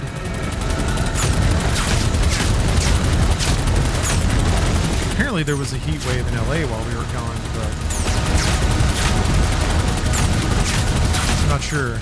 Heat wave just means anything above like 85 degrees. Go deeper, go dead. Thank you for the sub.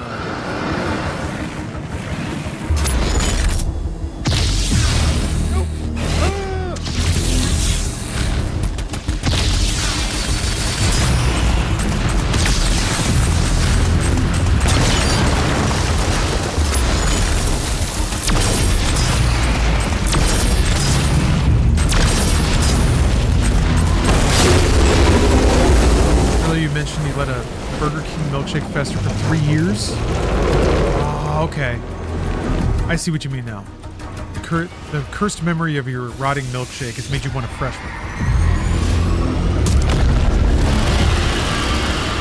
one. Booty Eater. Thanks for gifting a sub. It's just the kind of magnanimous gesture you expect from Booty Eater. Prince. What's among them? Oh! We're good guys.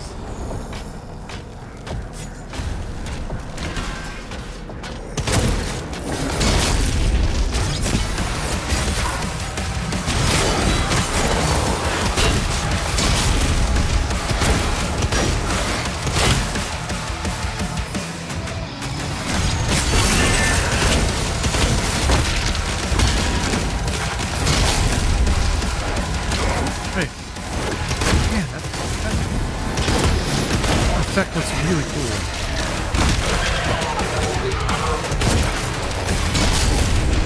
Spectre effect.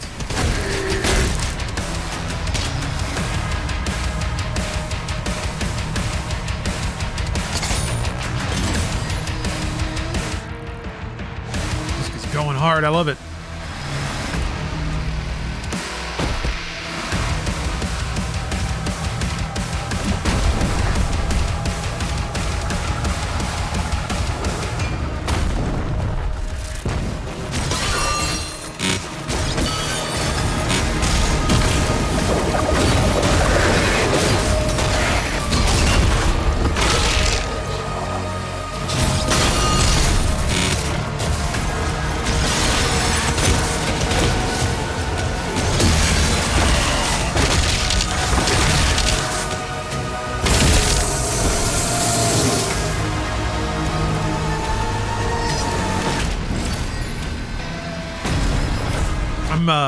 It's actually pretty cool that they put out the soundtrack with the game now. I guess they didn't want to fuck around with trying to make it like an optional thing later. Cycler? Ooh.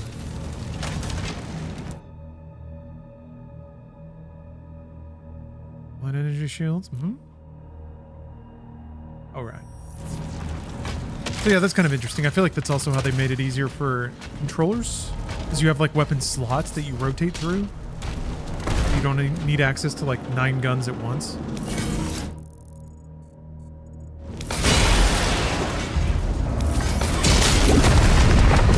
Vaporize all of them. Dude.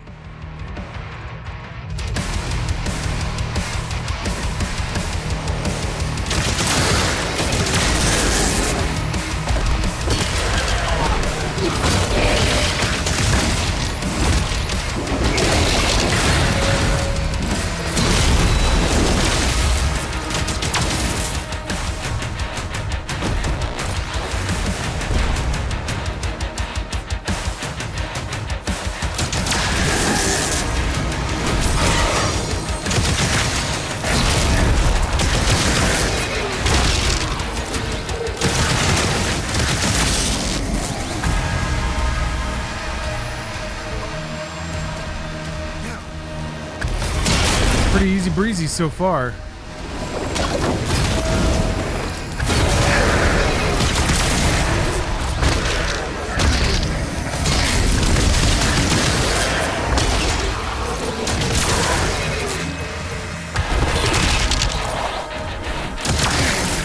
Never jump high enough to get something decent off on him. Just took some melatonin as you stare at your coffee. Yeah. I remember there were some times in my life where I was just so stressed out I couldn't sleep. Melatonin did help. It definitely made it so I could like, it didn't help me like fall asleep, but it helped me stay asleep, if that makes sense.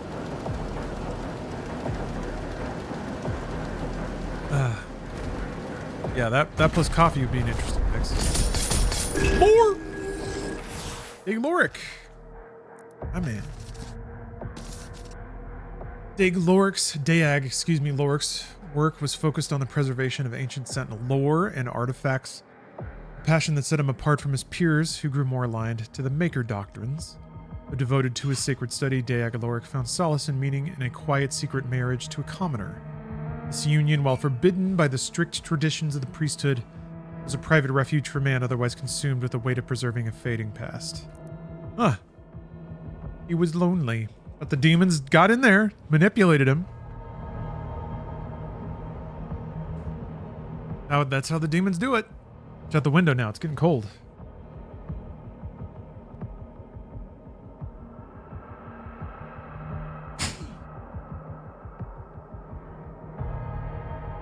Plus, ideally, playing Doom is going to make my PC turn into a space heater.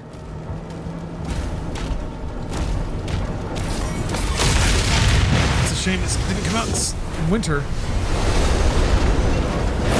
It was a pretty mild winter, though. I was looking forward to being a little more frosty than it ended up being.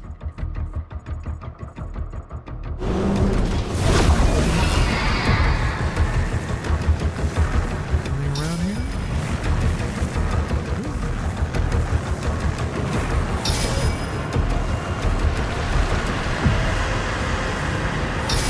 Awesome. What is this? Like a big plate city?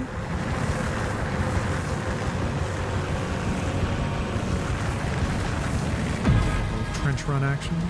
It looks like the tunnels from Return of the Jedi.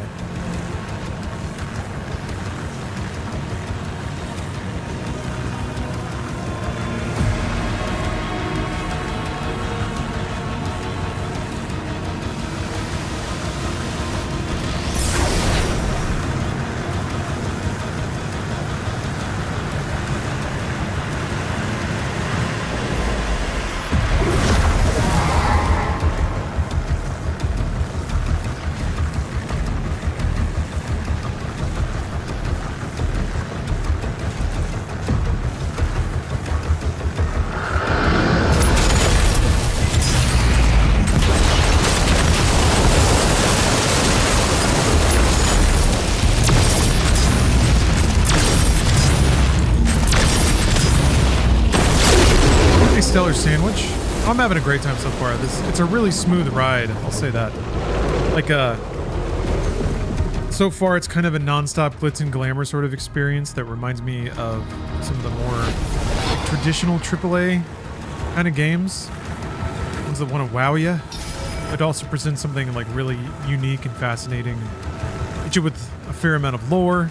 Hasn't been as cutscene heavy as I thought it might have been. Could have been.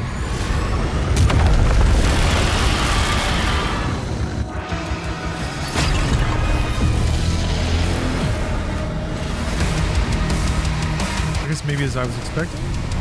Pretty light so far. Music.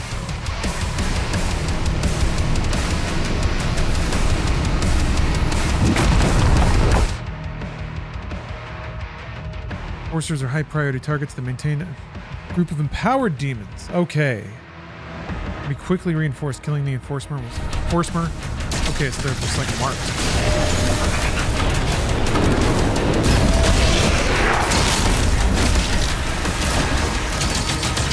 Alright, that changes things quite a bit.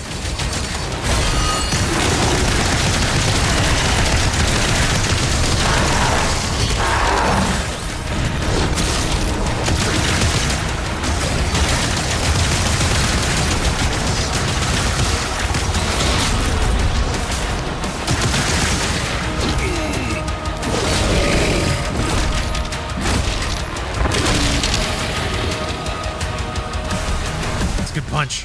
Good kick. Good toy. Ooh, the SSG.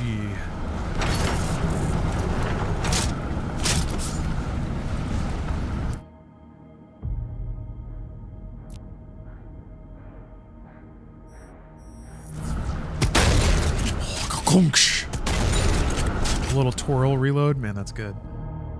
Gotta be super shotgun lore, right? There it is. Inspired by the Slayer's success with a modified combat shotgun, the finest engineers of the Ninth Sentinels were tasked by the makers to create a weapon of pure devastation, one that would not merely serve, but define the battlefield. Built with dual barrels to amplify its destructive potential, the super shotgun was constructed using the strongest materials in Argent de Nur, capable of enduring the unimaginable forces it unleashed. Its design incorporated a unique black powder derived from the fossilized remains of ancient beasts native to their world. The weapon's thunderous roar became a harbinger of doom, one so feared that the demons would falter and retreat at its unmistakable sound like a clarion of death wielded by the unyielding hand of the Slayer. Like a blam blam.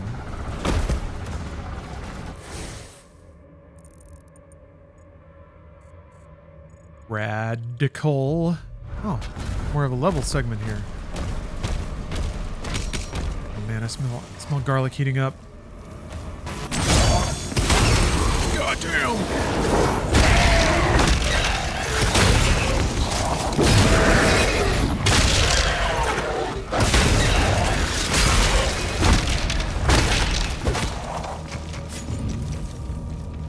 Yeah, the lore is nice and tight. It's usually just there to make things sound even cooler, as opposed to, I guess, hint at a broader, more complicated whole. I guess there's some allusions to, like they talked about the Doomslayer's relationship to the Maker and stuff like that.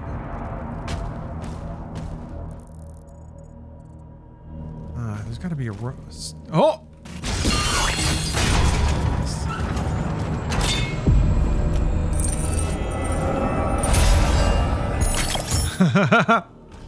I got what you were going for, mistaken potatoes. I've got a broad and complicated hole. Oh, what's this? A secret platform?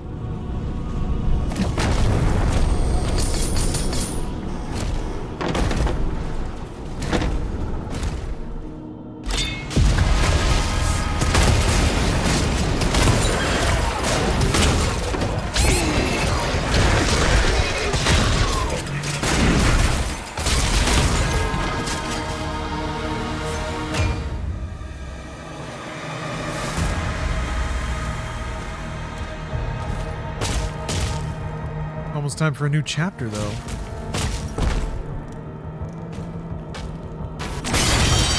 Yee! Ah, he made it fly around. Excellent. Orange Slice 54, thanks for gifting 5 subs. To the community. Yeah, I did a little swoop, a little dragon swoop. Okay, how do I get over there? Looks like that. Yeah. Must have missed a climbable wall.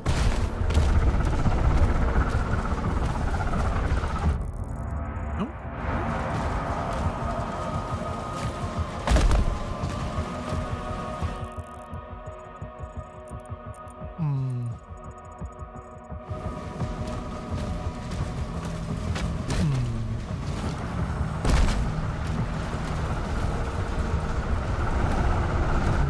Jump to? No. It's a different sigil. Not the Slayer.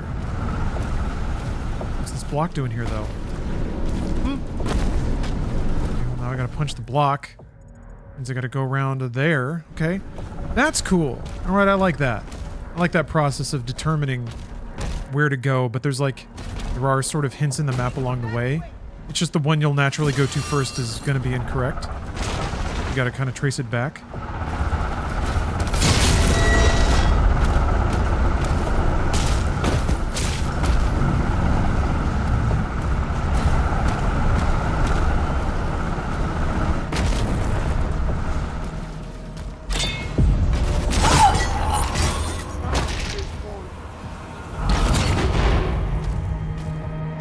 Feel good.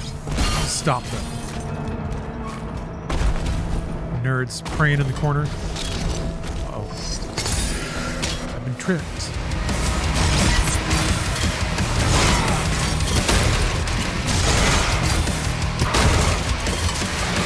There's loads of these dudes.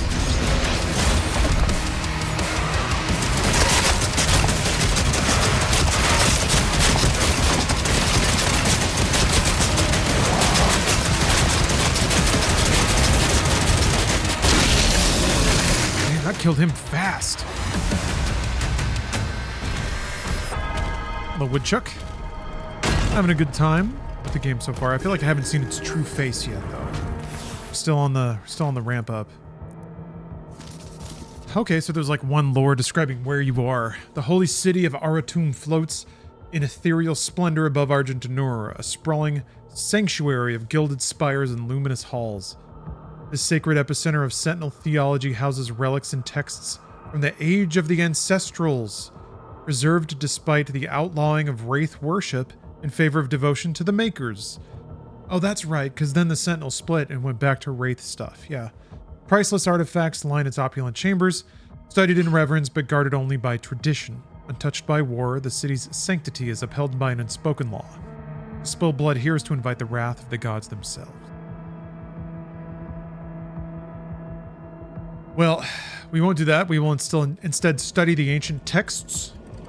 Read another chapter.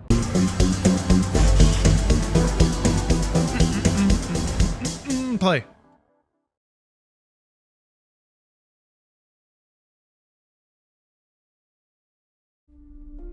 I'm gonna go close my last window while the logos go.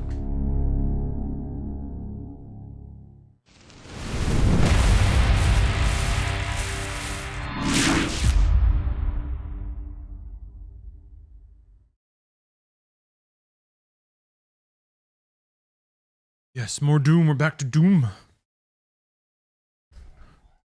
Doing it right. Doing it well. Doing it 100%.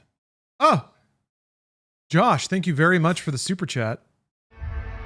I'm a little bit annoyed that it didn't fire. Did I already get cut off? Did YouTube already boot all the alerts out? Very fuzzy. Thank you. Sub.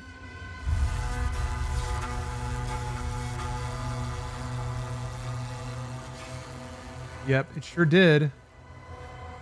Streamer bots, YouTube quota has been exceeded. That's annoying. Well, I can play a fake one.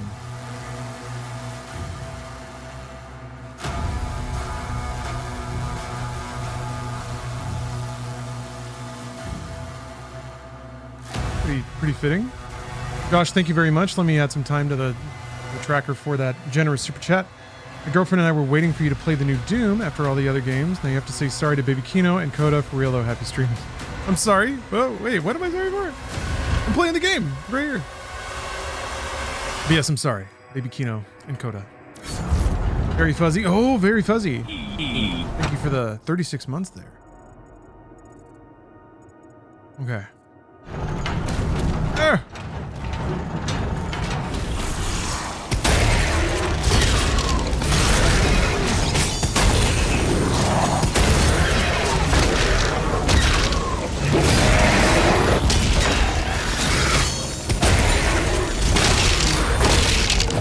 Awesome. Damn. Floating pots? Still break though.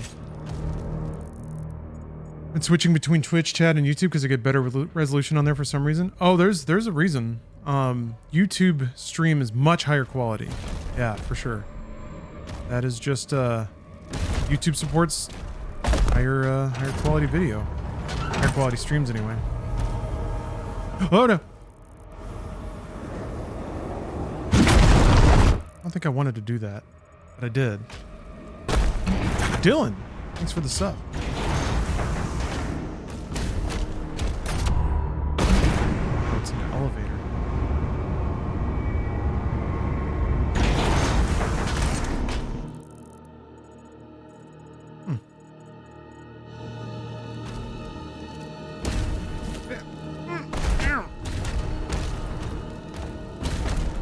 Poking around at all the little goodies. Okay, yeah, you have to come from the other side.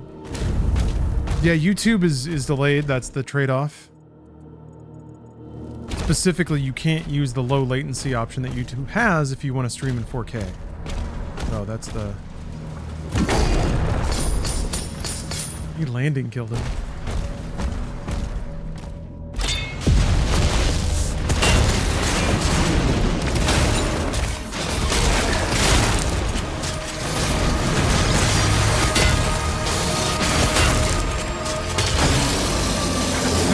Percent sure when the game throws checkpoints at you because I did this. Yeah, I got this toy and I think that was the last thing I did. Yeah, he does the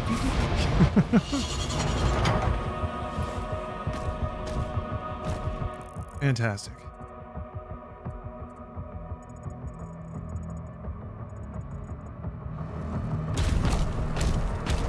All right. So that. Yeah, each platform kind of has their advantages. Oh, Obnoxious Priest, the stream actually even just does better for you on YouTube. Yeah, I mean YouTube's particular video encryption is extremely efficient and performs really well. Oh, I can't do that. Gotta go get that gold.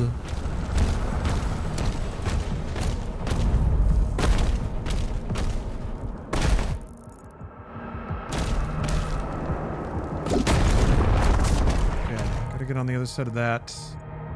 Oh, that's right. Ah, I did this too. Well, at least I remember what to do. Where though? All right, I'm gonna go around again.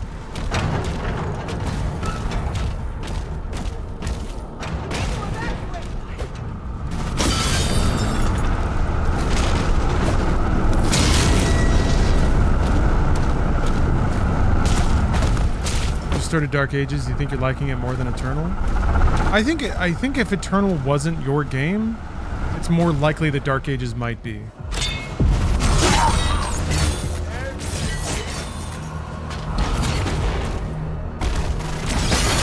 They're both pursuing pretty different goals in terms of like how the game actually plays, I think.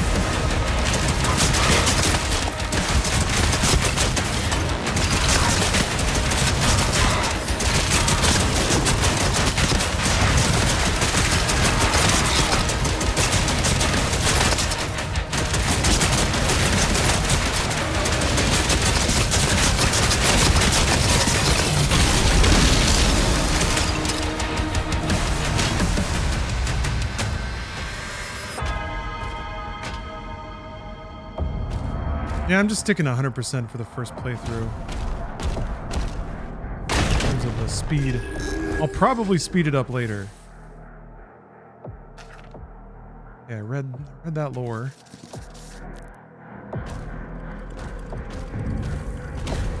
Yes, Austin. Skull gun has been acquired. I'm trying to use it more. I realized I just wasn't touching it much. It's sitting there in my pockets, going unused.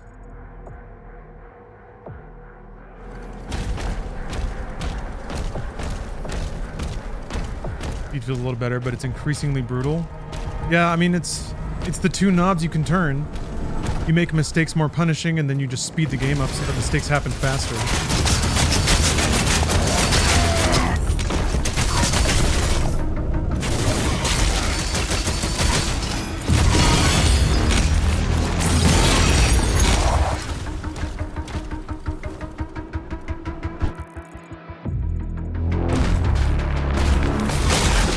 I just want to get a good headspace about like the breadth of the game.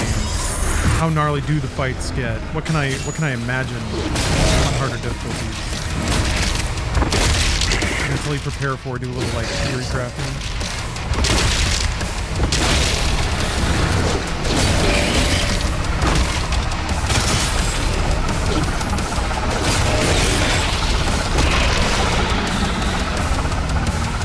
Oh, there you are. Okay. Already doing some like cute doomy stuff. Huh.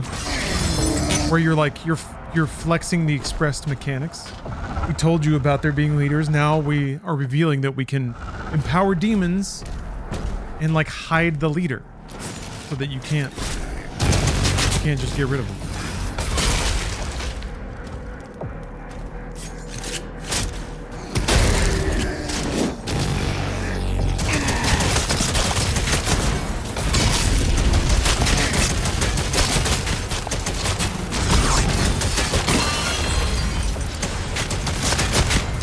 Pulled out another shield?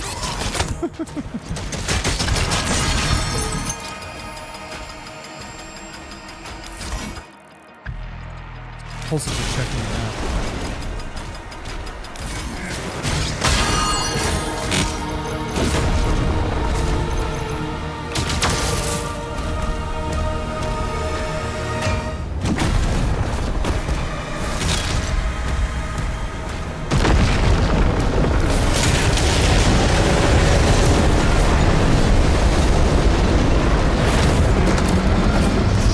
Cage's level design gives off Quake 2 vibes. A little bit. A little bit.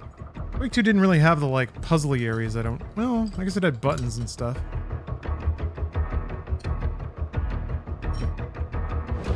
Yeah, hallways and then combat arenas. A little bit.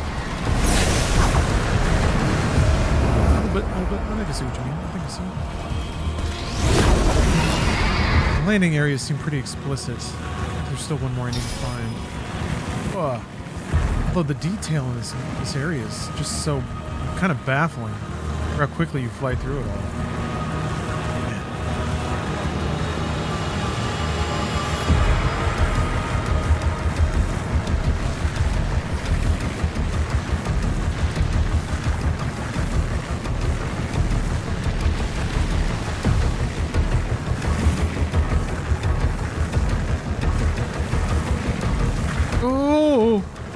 JP Bell, thank you for gifting 5 subs.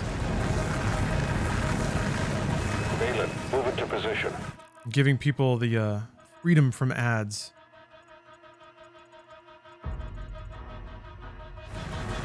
There's a ruby I haven't found.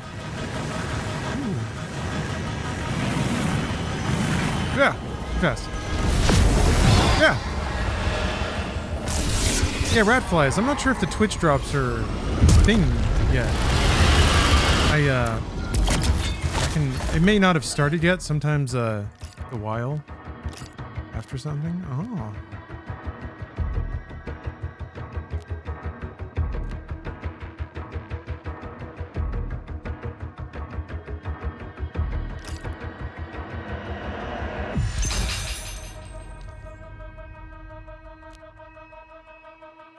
Let me drop a little Google here.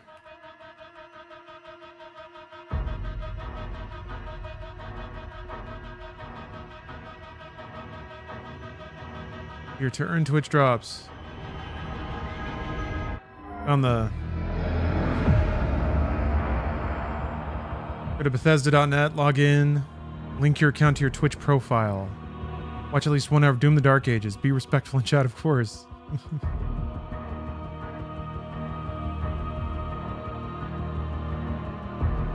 don't know if I've linked my shit.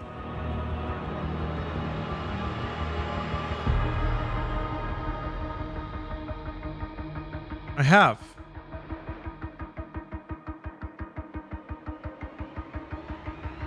I think I have to leave the stream running. Yeah. It gives me credit as long as it's like running and muted.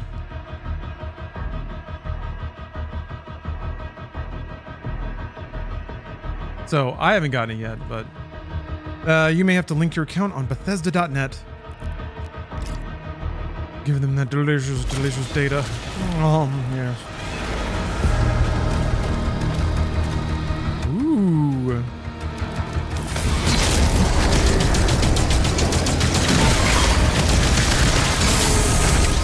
That's interesting. Like barrels will knock all the arms off of an enemy, but not actually kill them sometimes. I feel like it's been barrels both times I've seen it happen.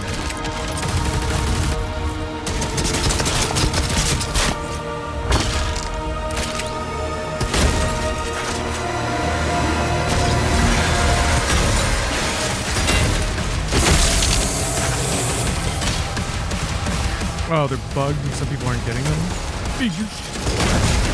Whoa.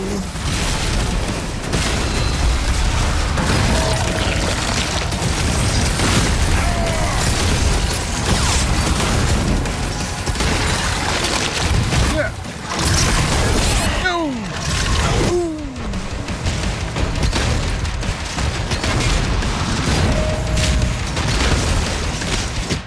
No.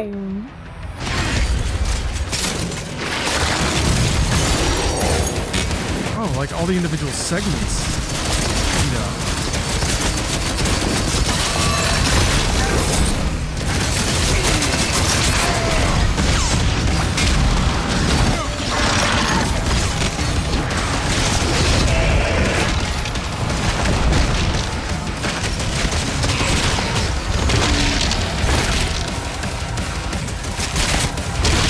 Just give it up, man. You gotta respect the hustle, I guess.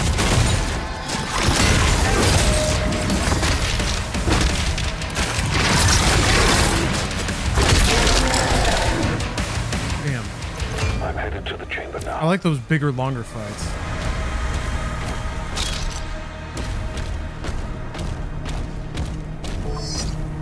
How does your heart feel about Dark Ages? I mean, the longer I play it, the more I like it.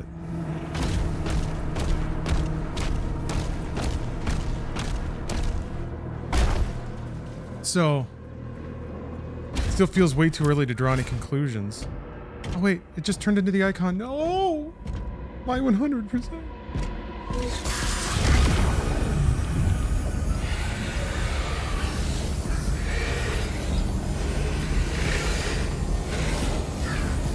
Hey, Keanu. Thank you for the sub. Happy Doomsday to you as well.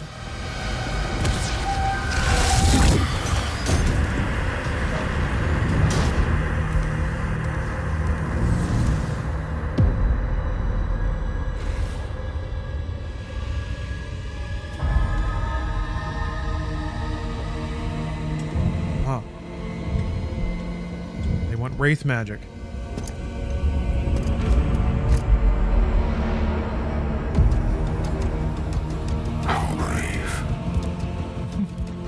Ignite the charges. Oh, it's that guy. The betrayer.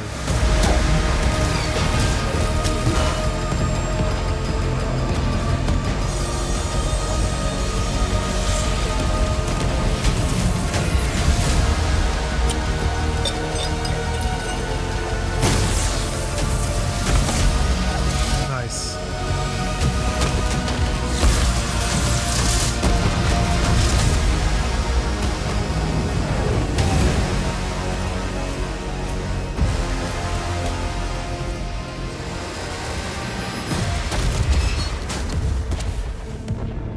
They have to blow it up? I mean, it's cooler that way, but he still took the orb.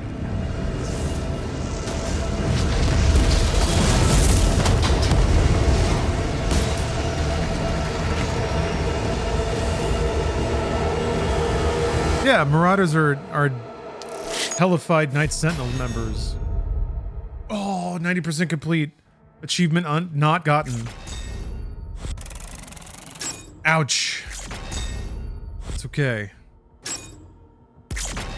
We know it's not our first playthrough. I didn't even do that shit. Didn't even do that shit. Oh, I didn't find the other one. Yeah, I knew that. Ooh, the Ryan Plus experience is rating in. Hello, folks. We're playing Doom. We're reading Doom. Every hour on the hour, I'm reading a chapter from the Doom novel.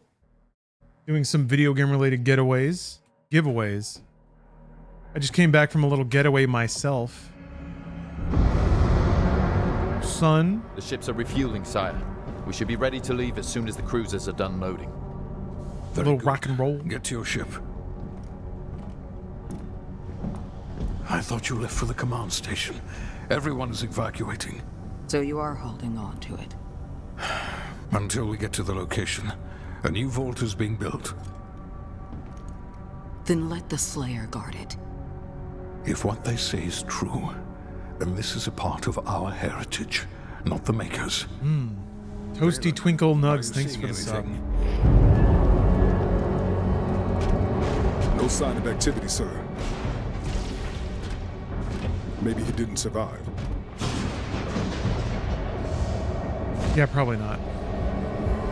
The evil dude with a magic shield. I'm sure that got him. Yeah, I guess that was it. Maybe they thought they could kill him. Oh, they're gonna have to max out his shield now.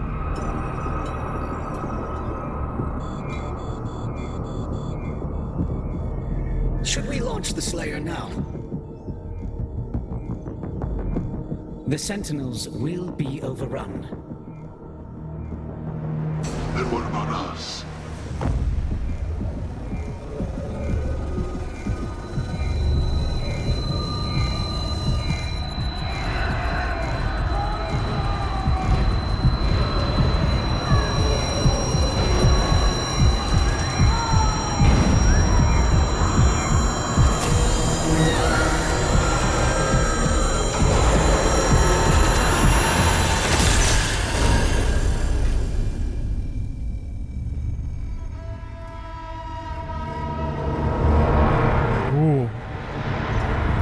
Are they controlling him? Yes. That little dealie in his chest. When he has the sparkle eyes, he's like under their thrall.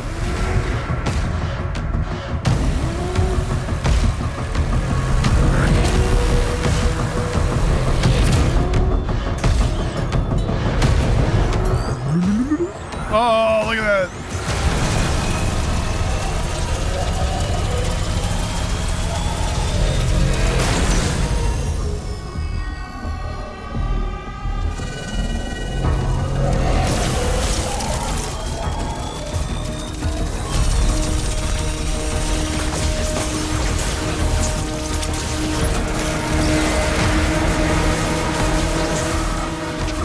Before he kills us all!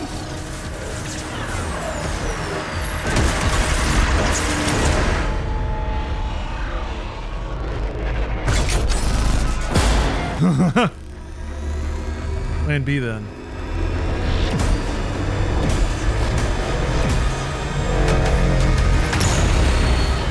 It would appear that the Slayer no longer wishes to be detained here. Power down to 35%. Should we terminate his life functions?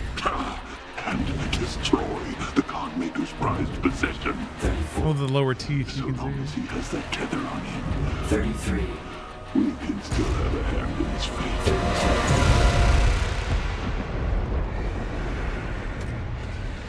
Blood color, are people actually getting the drop? I don't know.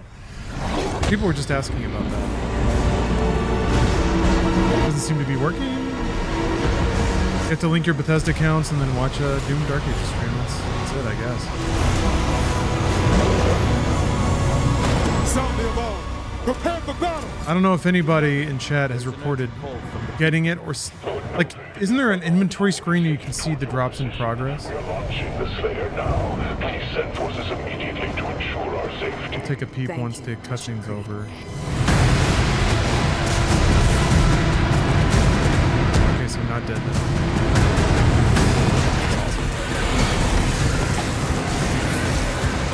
It's not working. What you gonna do? By the gods.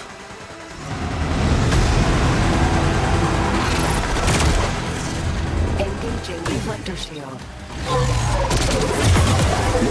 It's a massive force. 3 legions worth.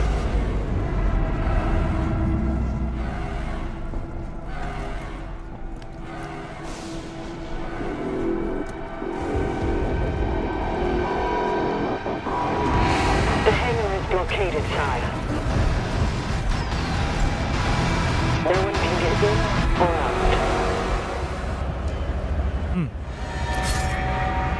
Ooh, man, some of these skyboxes are outrageous. Wow. Okay, well, actually, I was going to check on it, but somebody said it wasn't working, so whatever. And now that's in the way. Ah! Okay.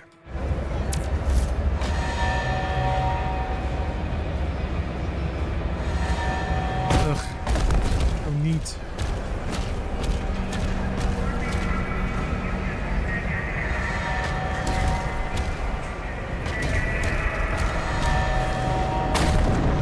Crates. Little Star Warsy Episode 1 tanks.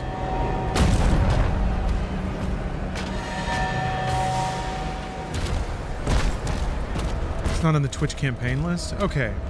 Then I'm gonna guess it's just not, hasn't been activated by Bethesda yet. I've noticed with Twitch drops, sometimes they wait a couple of days until after launch. Defensive position. Forgot to commit push. I mean, it may. I don't know if there's a start date on it.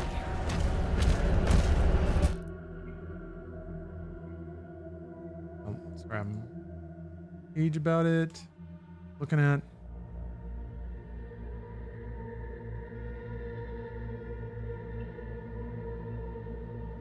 I see an article on Slayer's Club, but I don't see anything about it. Oh, May 12th to June 2nd.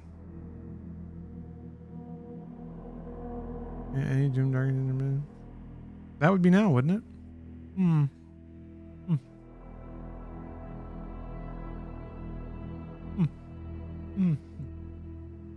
Oh. Oh. Zexy, you actually got it? Interesting. It does work for somebody.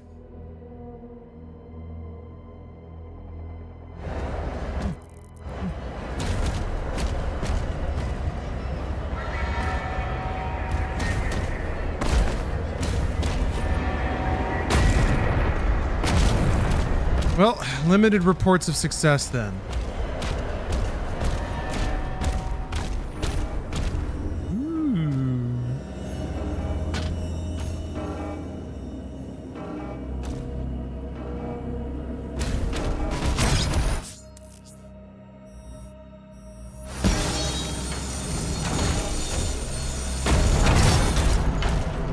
The Creed ship hasn't moved outside the combat zone.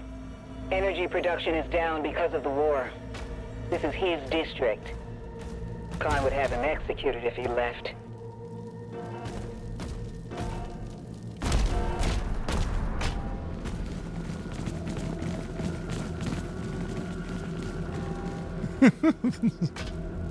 Scuffling.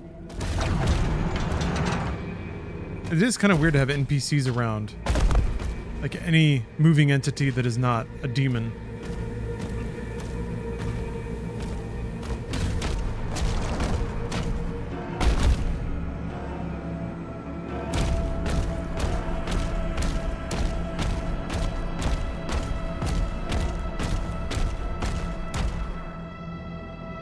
Oh.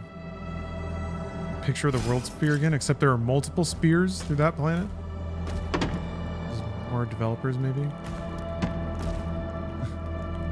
I want to be the dankest, wisest wizard in my portrait with my 2 hounds. Cyber dogs. That rocks. Man. Makes you wonder what he does when he's not killing things. Well, if Doom Eternal's to be believed, he plays Doom. He plays guitar.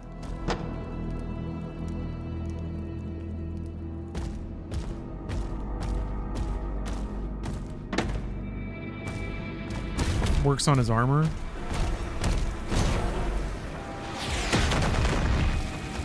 Weaponry deployed.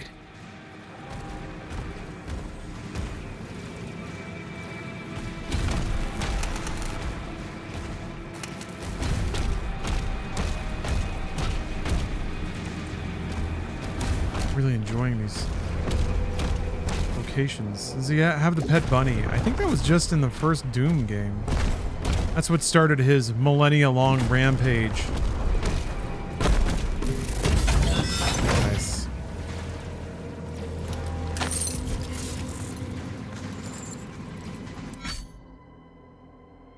Okay, specifically for metal and armor. Charge is slower than the power gauntlet. Parrying Hell Surge will grant him. Which in the dossier. Okay.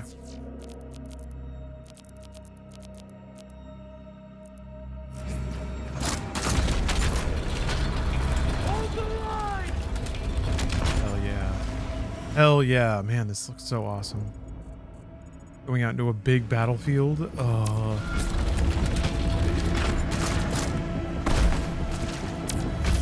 Oh yeah, they start doing this stuff.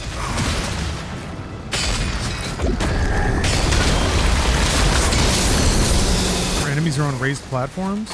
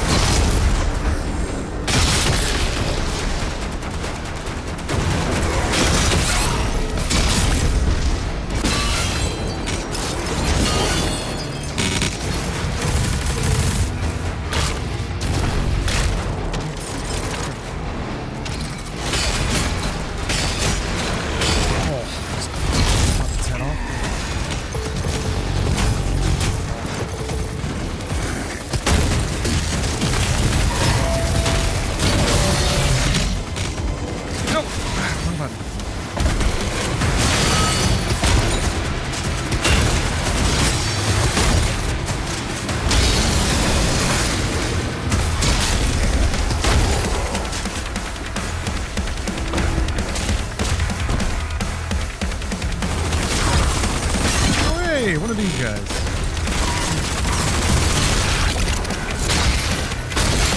Ractatron. So weird to not shoot the gun off the top. Defensive turrets took some damage. Slayer, we need time to repair them before we can clear a path for the lifeboats. Ooh, Nvidia Slayer skin? How do you get that? I'm surprised they have so many skins floating around already.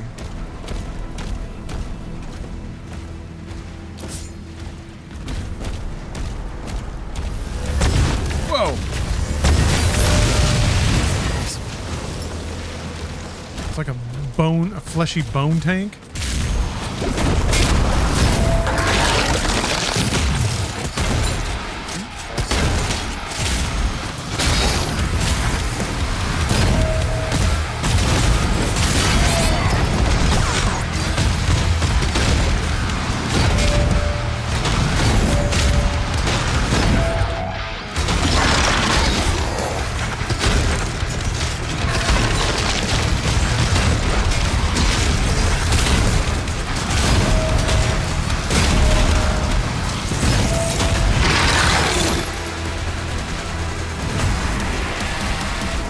Nvidia account to Bethesda.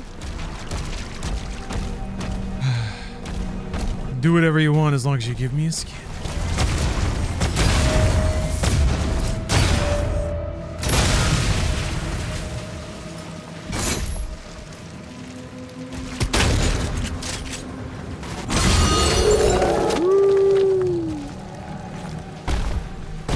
Oh, I forgot to check. Flail, artillery cannons, parry 10 Hell Knight attack.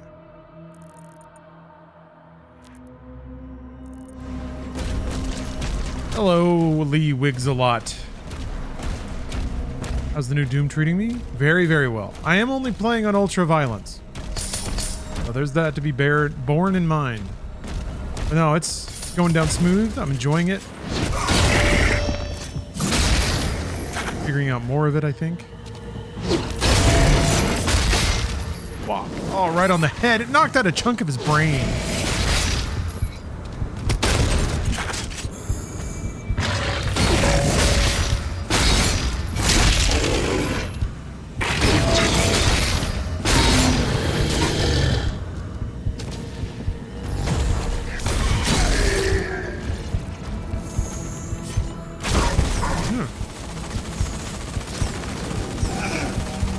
Oh, it's you do it through the NVIDIA app.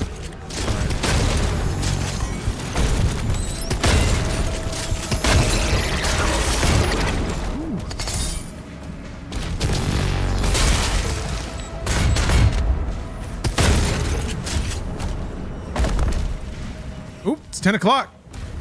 Time for more lore. More lore. Let me do this fight real quick.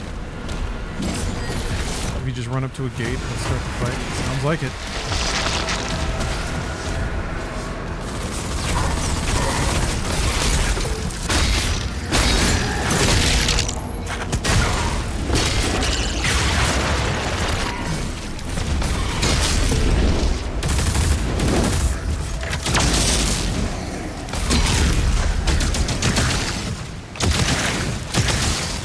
It's on the other side. It is. Oh, that's what you... Okay.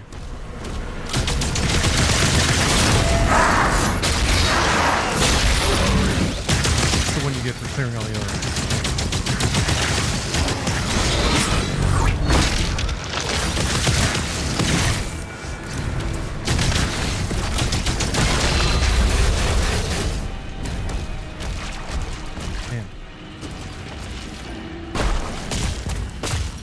Rad. Okay. All right. Okay. All right. Time for more lore. Let's get after it. Have you ever considered doing vlogs? I don't know what I would do a vlog of.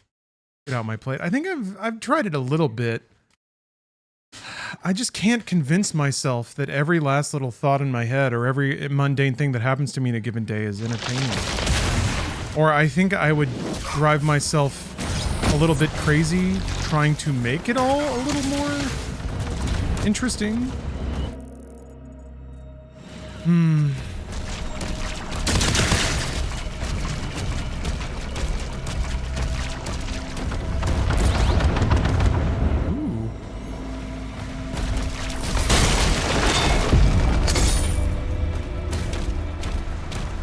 I would probably invest too much effort. Is your fireplace gas or wood burning? Oh. Technically neither, I guess. Ooh, that's a big boy. Ah! I'm not really supposed to use wood, because that like builds up in the fire in the chimney and is not good. I just use like fake fire logs. Ugh. Like sawdust. Yeah,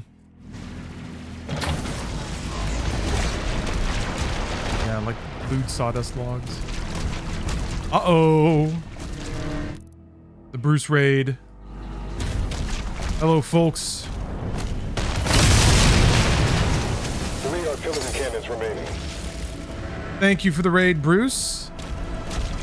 I'm still tiptoeing through the game. This is kind of the last area, I think, that was in our preview event. I'm excited to break through and start seeing what the game can really throw at us. Although this game this area had some real tough encounters on Nightmare. I'm playing on Ultra Violence right now. We're also reading through the Doom novelization, which is over here. The novelization of the movie Doom. The members of the squad are starting to drop. We've had an imp. There's a dude in a cyber chair named Pinky. It got a little more misogynistic in the last chapter.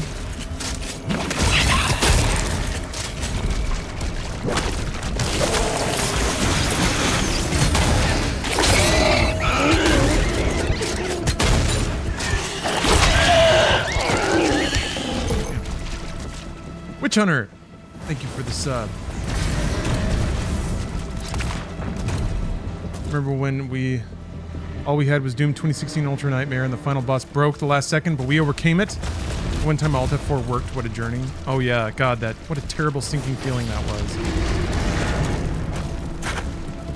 needing absolute guarantees from chat that you could in fact just quit and it would reload a checkpoint.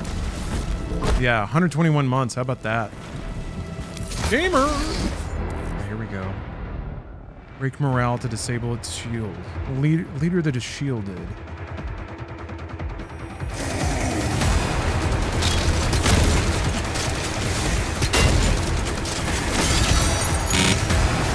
Yeah, this encounter took me tons and tons of time.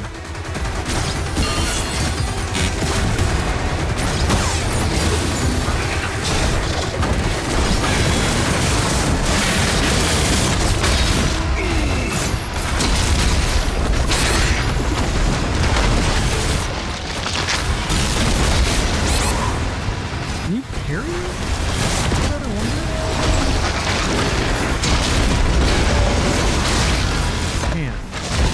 Damn it! Yeah, they still do the thing where if you're close range, they'll do the ground pound thingy. Which sucks on a platform like that, because you can't reach them without being in close range.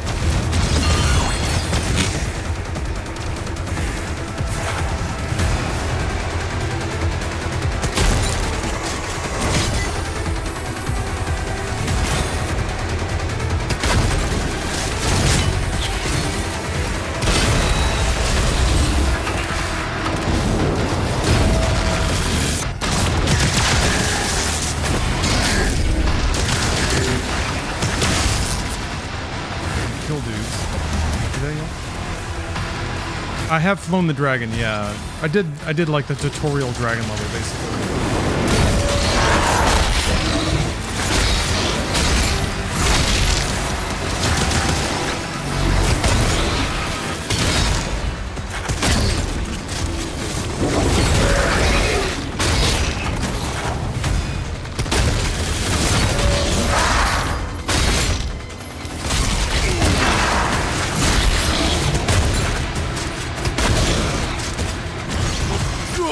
So cool.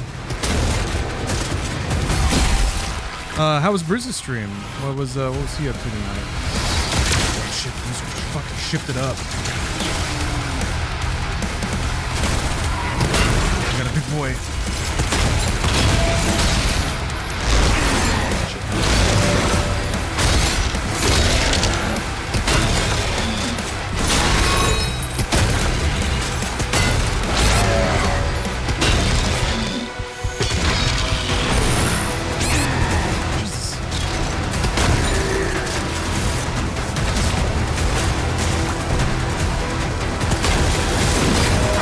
Trying to be a good cop. Oh, the precinct?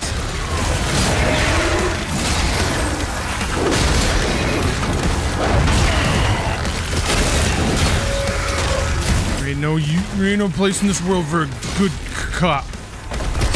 Hey, Ranger. Thank you for the sub.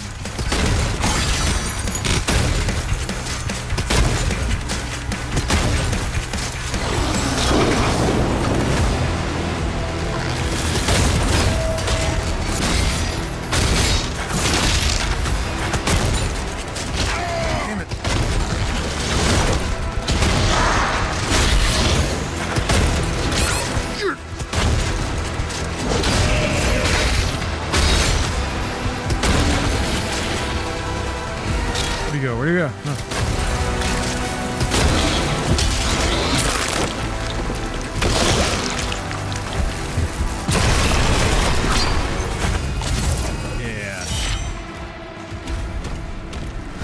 Yeah, okay. That was pushing a little bit, even on ultra violence. Oh, there's new Kingdom Hearts 4 stuff? Man, I forgot that they announced that game. Yeah, Sora in normal shoes now. Why? Why are they being cowards and giving him normal shoes?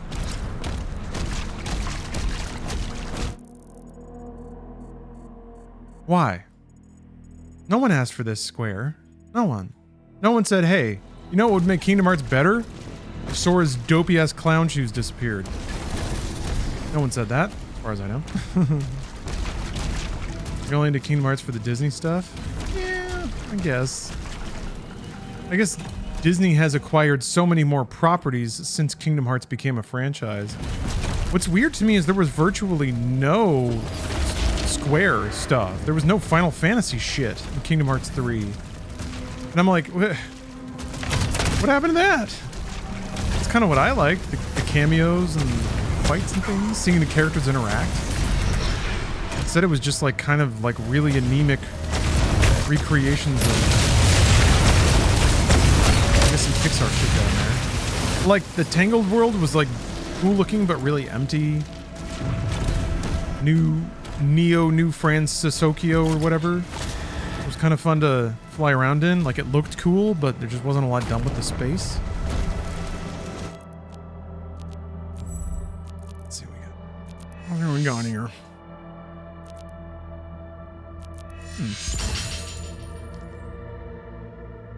Kingdom Hearts are actually good. I mean, it's fun to play. I think it's a fun beat 'em up game. I need 3 hearts. All right. But the time that you spend watching cutscenes is baffling. They not that you have to. I guess you could probably skip them if you just mashed buttons. But the amount of time you just listen to characters babble on and on about things that don't matter and make no sense. Kingdom Hearts was my divorce escape game. Yeah. It's really good escapism, I guess is a good way to describe it. Because its rules don't even follow normal like plot or anything. So if you just want something fantastical and cheerful with great music and although Kingdom Hearts 1 is pretty dated at this point. I remember just the camera being really frustrating. Kingdom Hearts 2 is quite a bit better. And then 3 is like... 3 has a pretty righteous end sequence, I recall. When it just goes full anime. And they're having their big Kingdom Hearts battles with like hundreds of Keyblades flying around.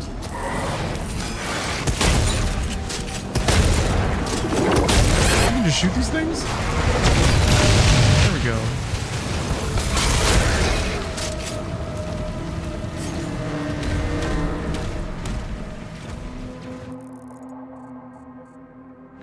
Like playing 14 but skipping all the cutscenes?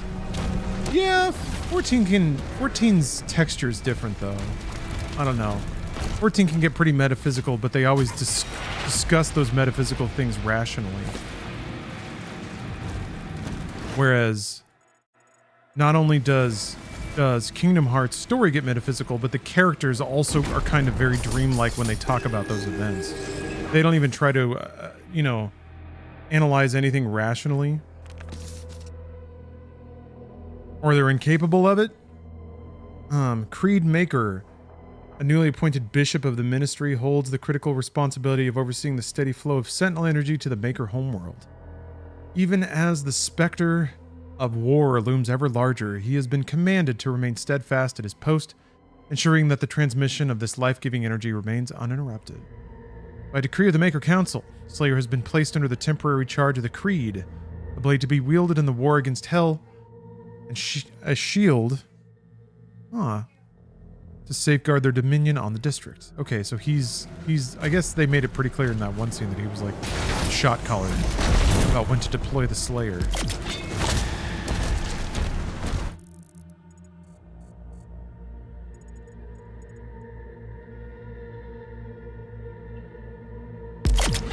I'll open that gold chest.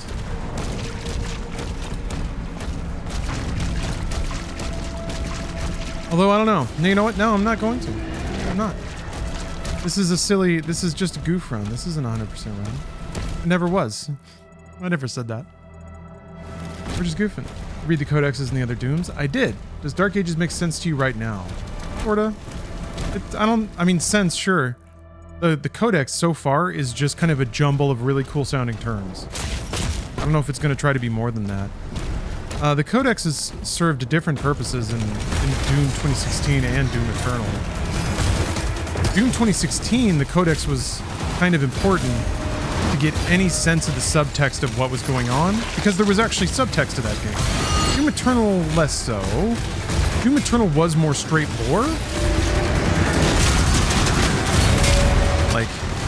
history and facts, things that made the events have a little bit of context. So far in this game, it's just like, it is more, it's even more of that kind of thing, where it's just kind of giving you collectible tidbits about the world, but they don't really like congeal into any more meaning for the characters or the story, such as it is so far.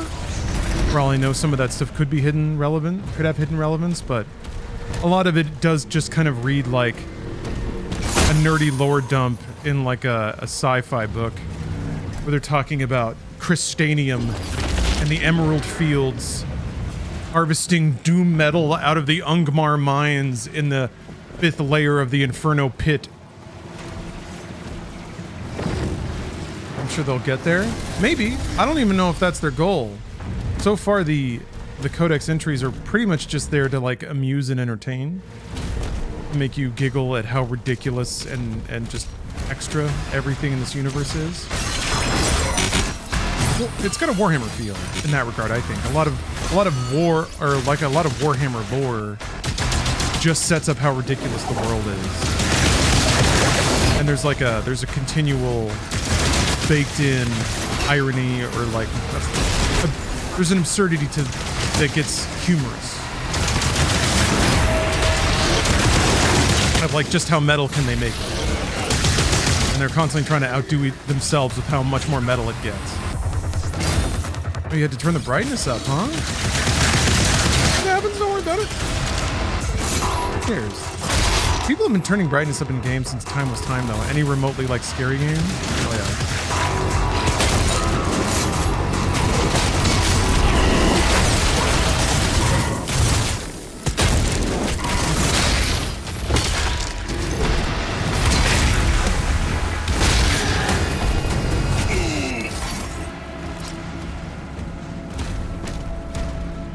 Listed the early access window. I be dooming. Yeah, I'm pretty sure it's now available on Game Pass, which is how I'm playing it. But I bought the premium.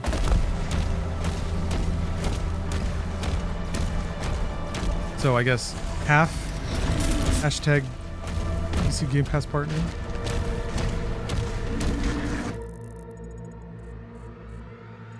Okay, so you got to go through that.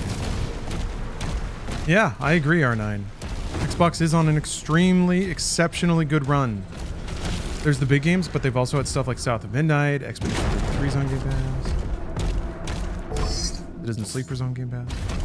Doom 1 and 2 were on Game Pass. Every Doom except 2016, really. But yeah, you know, Paul, you understand. Picking up those Ochivos. Oh, Ochivo. Auto parts.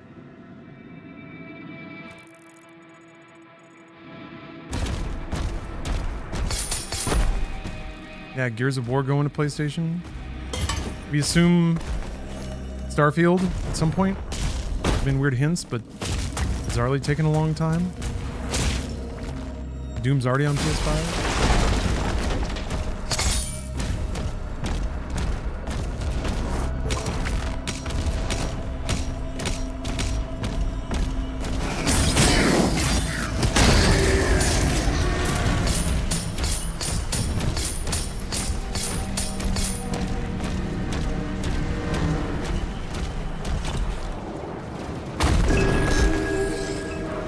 Part 1. Oh.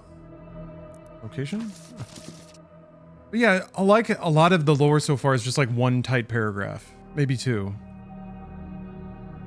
Beyond the fortress walls of Teroth lies a desolate landscape, sacred ground where the legacies of old wars are scarred into the battlements and burnt into the earth itself.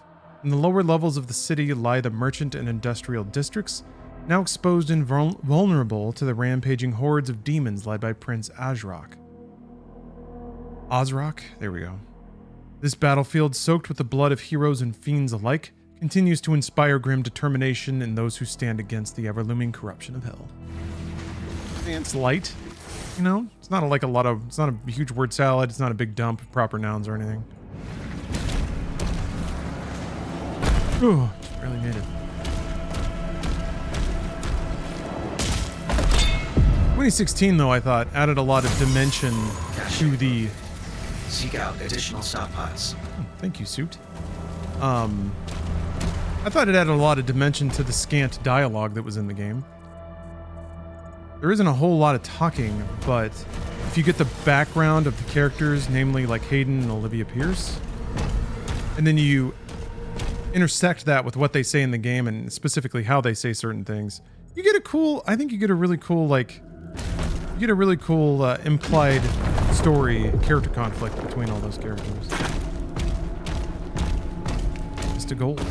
I don't have his key yet. The rat. Secret key required. All right. Well, I hope I remember that's down there. So I think instead, I think what they probably found is that a lot of people just didn't track the story beats of 2016, which is, I think, expected with the way the game was built. But then with Eternal, I think they were a little more explicit about the bigger plot moments. And then kind of keeping the codex to just like little blurbs about things. Slide 7. Thank you for the... Oh, I should have jumped up there. Thank you for the sub. I saw it just at the last second.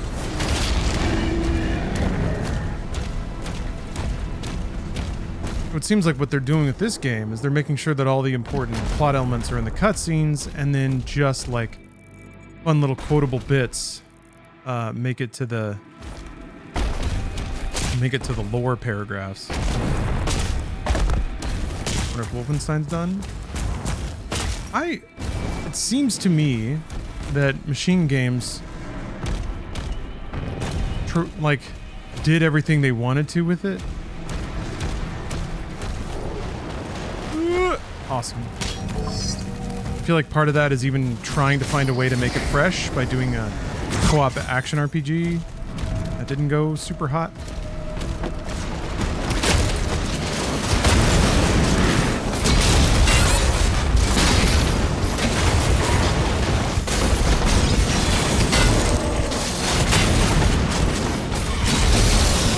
Oh, awesome.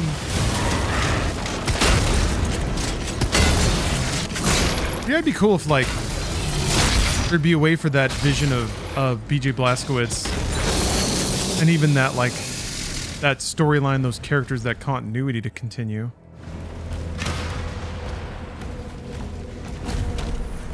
BJ and fucking grafted into an ancient Jewish cyber battle suit.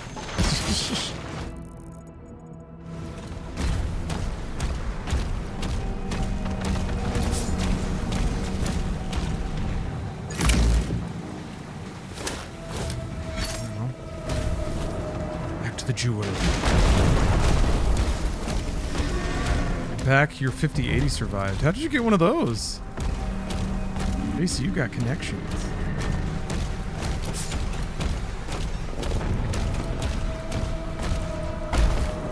And somebody at the Micro Center. Internet? Well done. Good secured.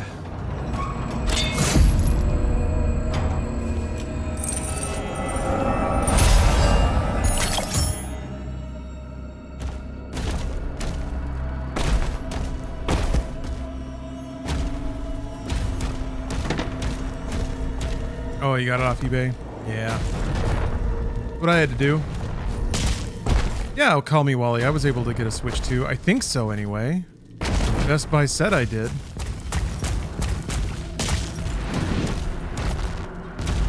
I'm hoping to do a drunk Mario Kart with it whenever it comes out. So I was hoping to grab one for content purposes.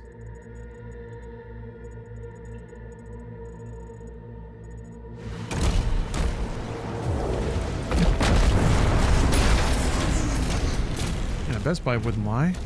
I mean, I'm spoiled. I actually also got an email from Nintendo. So I put an order down for one through them too, so that I could give it to Steph. Oh, they open up. Hey, it's me.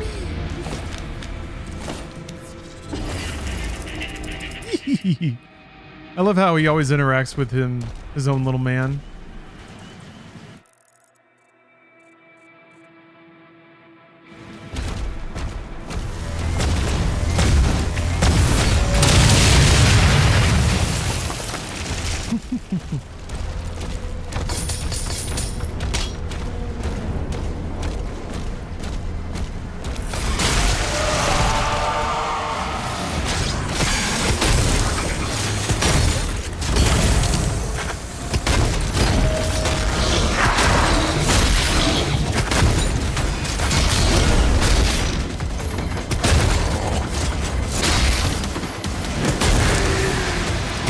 Whoa.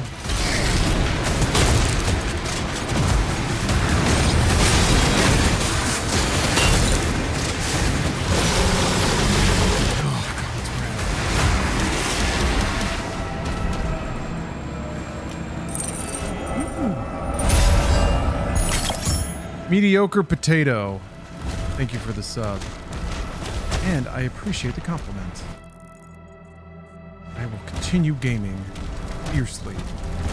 There's executions again? Yeah, apparently. If you jump and do it, there's like an air takedown. Whoa. Oh.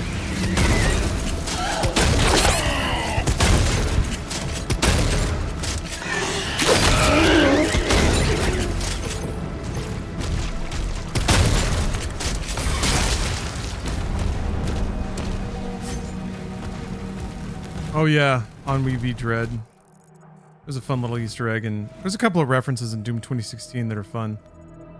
Yeah, when the Slayer dies in lava, he does a little thumbs up. I mean, the Slayer is pretty obviously inspired by Terminator, so it makes a lot of sense. Parts of the Slayer. That wordless stomping towards the objective.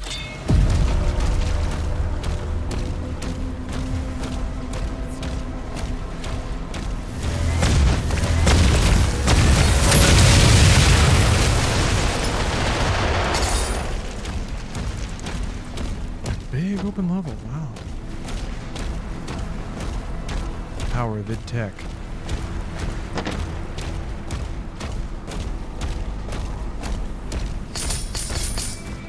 You thought he was inspired by Gex? Well, I mean, yeah. And the way that every video game is inspired by Gex. Any video game that wants to make any amount of money is inspired by Gex.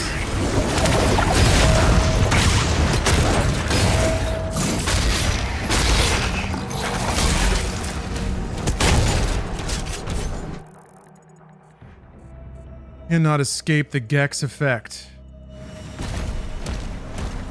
Do you have a preference between fist or flail? Well, I haven't been fighting a whole bunch of armored enemies, and the flail actually has some pretty noticeably lower damage. I haven't upgraded it much.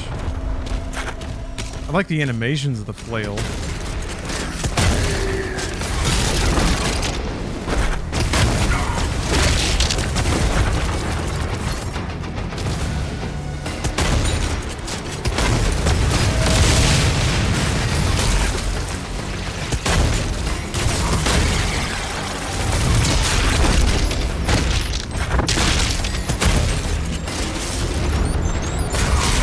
Cosmic Cats. Any interesting tidbits of lore? Nothing particularly relevant just yet. It's all kind of been extra metal sounding bits that are like specific to this environment. Dread Steel. The existence of Dread Steel is pretty fun. That's mostly it. Just the names of cool metal sounding things. What order should I do this in? Hey.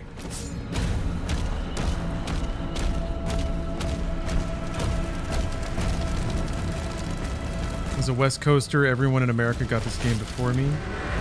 Yeah, but you get to live on the best coast. Oh, hey, Zezen, is it?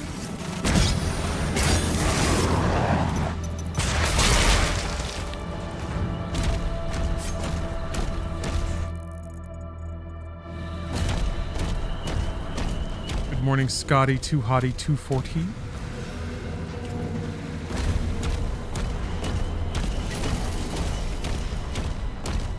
Yeah, you can't argue with Indiana Jones though. I was expecting something a little grittier, you know, more Wolfenstein-y, I guess, but man, they did a great job. It's kind of why I mostly feel like I don't need Machine Games to keep making Wolfenstein. I just want them to keep making something. Man, they're good at it.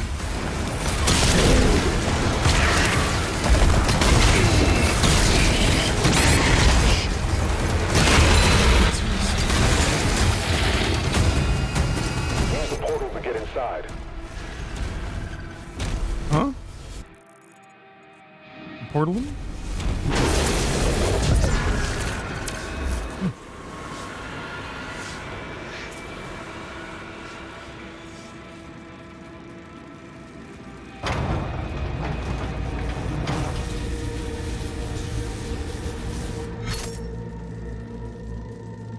Seems awfully sacrilegious what's going on in there. I'm sure I agree with that. Got some demons.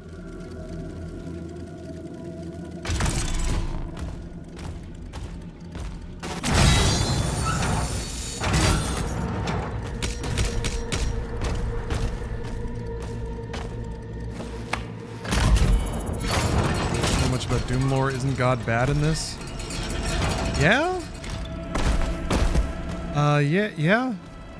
Basically, the original being, the creator of everything, went so insane trying to overcome death that his own creations were like, we can't let this guy do anything.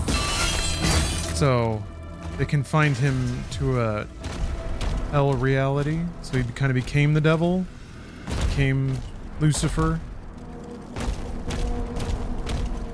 Angels are fucking assholes or something like that. The creator, the original being, created a race of like helpers to try to help him beat death, but his helpers eventually got so smart that they were like, our god's whacked out, we got to protect the rest of reality from him, because he'll end up destroying everything trying to, like, save us, save his creation. He got too obsessed. Trying to end death.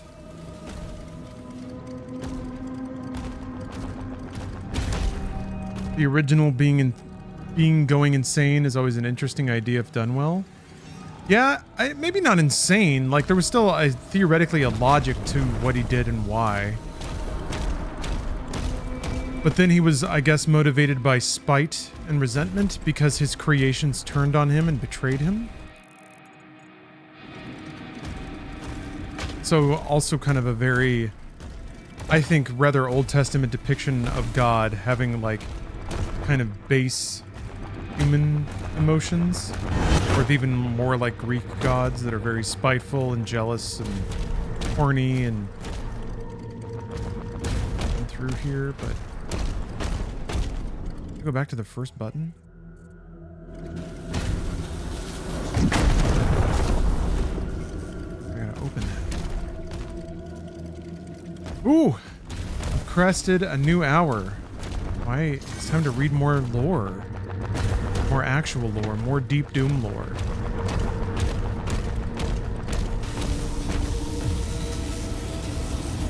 Oh, that's the, like... It's the iron ball gun. Emotes are broken on Firefox again? What? Like the plugin?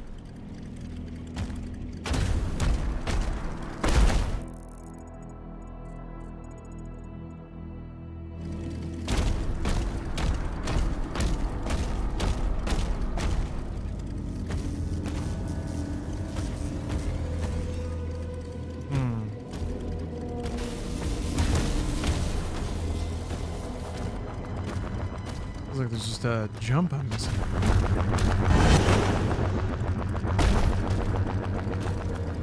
Nope.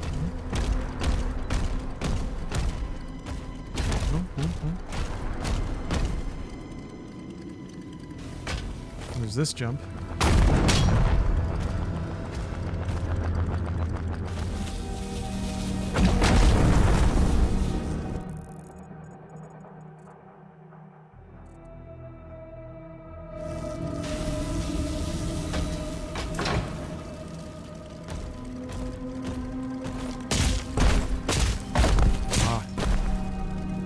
Ah.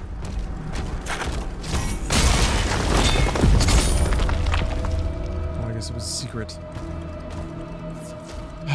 Good to see you streaming this so early on. Does it meet your expectations this far in? Yeah, but I kind of tried not to have expectations, or to not, like, set expectations before I knew what the game would be. But I'm having a good time. I'm having a real good time. It's not quite as, like, Range shot. It doesn't seem as mechanically intricate as Eternal. It doesn't seem to, like, want to overload you. Yeah, this is a good metal bashing weapon. Blah. Oh god, it just blasts right through him.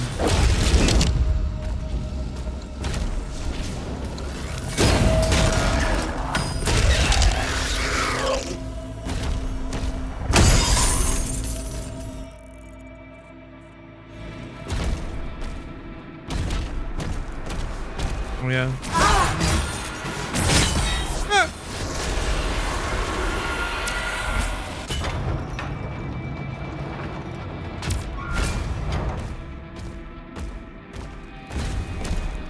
Okay, gore portal. And down. Has there been a level of horniness? No. Doom is sexless. Nobody gets laid in Doom. There's only battle.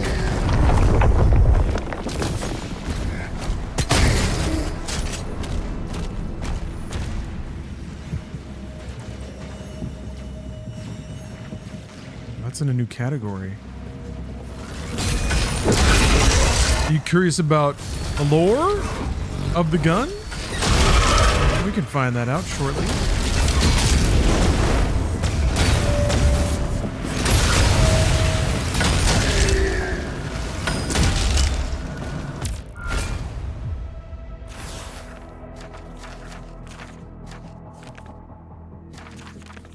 Chain shot. Chain shot is a terrifying artifact pulsating with a sentient malevolence that whispers from the abyss. Born from the unfathomable depths of forgotten realms, it channels chaotic energies, hurling its projectiles with a force that tears reality itself. Its origins are veiled in ancient lore, rumored to be crafted by deities who once held dominion over the stars. The weapon crackles with azure lightning, each shot imbued with a sinister malice. Only the strongest of wills can withstand its insidious whispers which gnaw at the edges of the wielder's sanity. There you go. It's powered by insanity.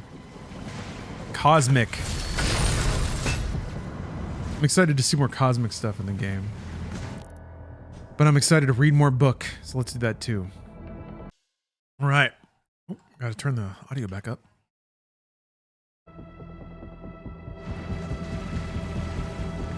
Here to murder.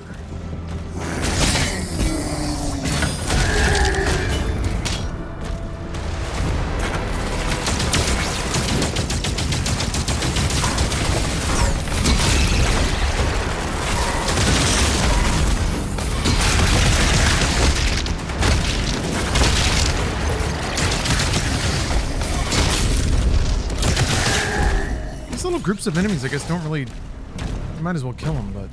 I guess they put them on the way to stuff. No! Axolotl, I was just joking. You don't have to feel bad. You're right. Same odds for everything. It's equal and fair.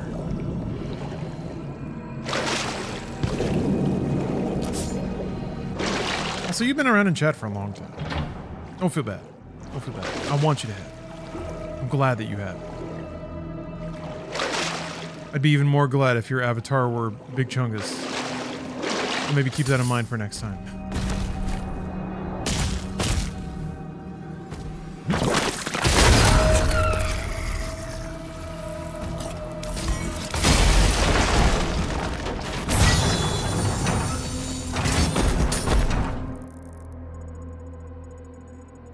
I guess that's just a different way to get up here.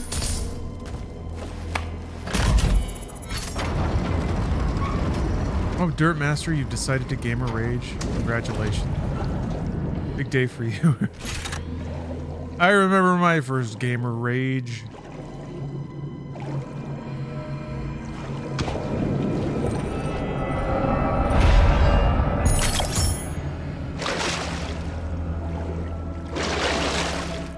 Got all the goodies in here, just about. Got no skin.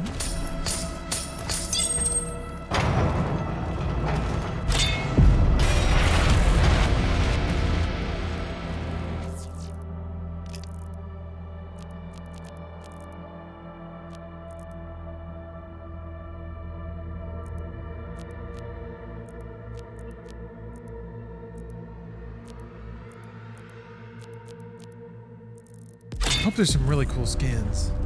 There must be, right? There will be. All I've been getting is the nightmare ones. Ugh. Slight input bug in the map sometimes, where if you you change tabs, it acts like the mouse button is being held down. Profile picture's not Big Chungus. Hold on, I gotta verify this. Ah! Ah! There he is! Yay! Nice job. You didn't need to do that, but now everyone's happy with it.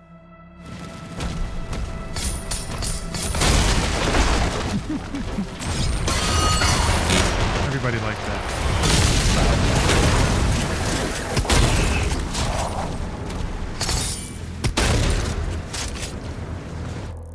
Yeah, Chungus belongs to the world. Oh.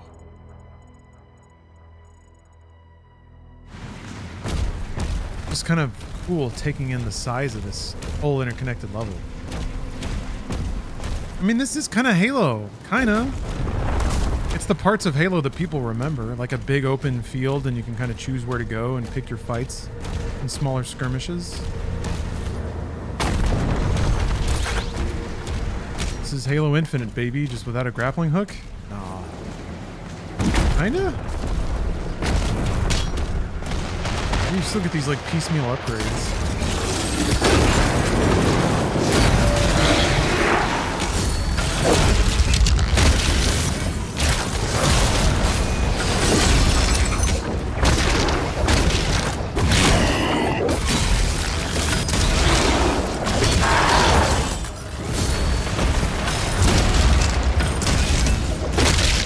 Oh, I punched his tail off.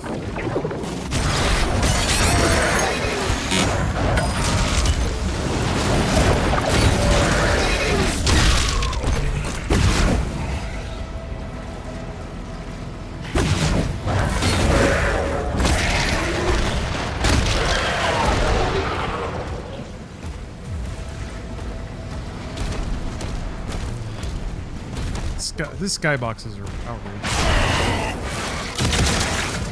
That seems to me to be the clearest extension from Tag 2 into this game.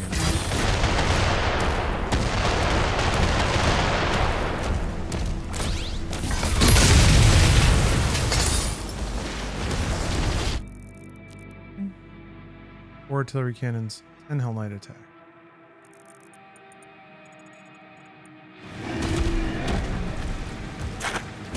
I can farm parries off the next Hell Knight that I see.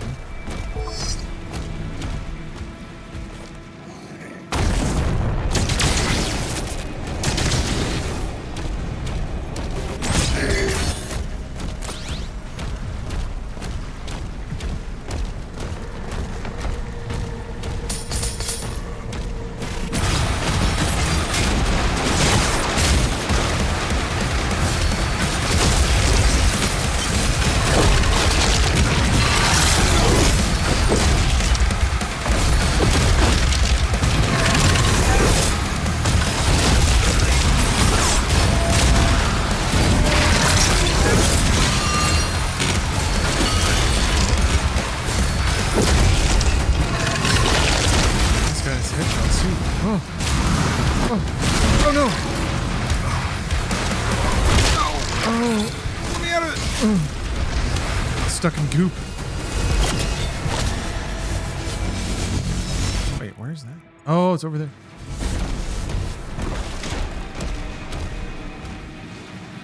Yeah, Pookie Man. The movement feels pretty good. I was expecting to feel a lot sludgier and slower than I actually do.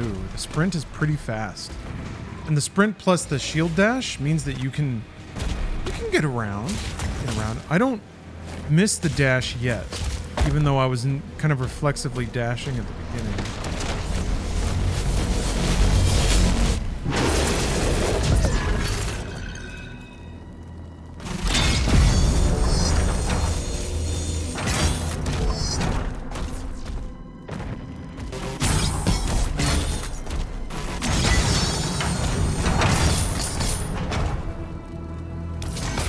Wow, you didn't like Reach, Borg Ninja. Oops! Oh no! Come back! Aw. I need you.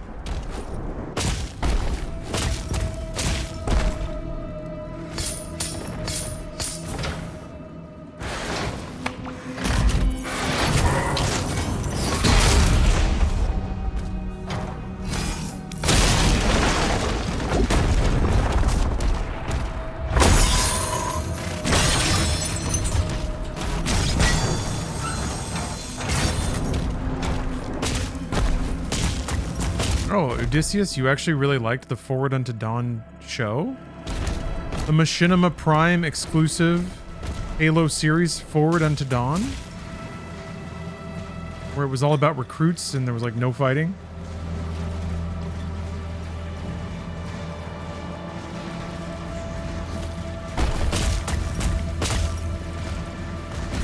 Oh, Daejeon, you like that show too, huh? I mean, they did give Cortana some droopy titties and some Master Chief birth and hips in Halo 4. Gave her that sloopy droop. Least number of projectiles per shot. Oh. Yeah, them things were thangin'. Sure were.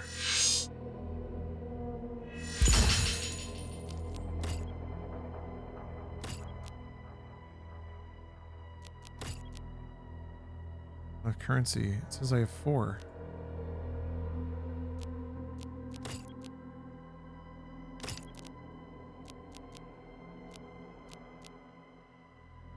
Or is that in this stage?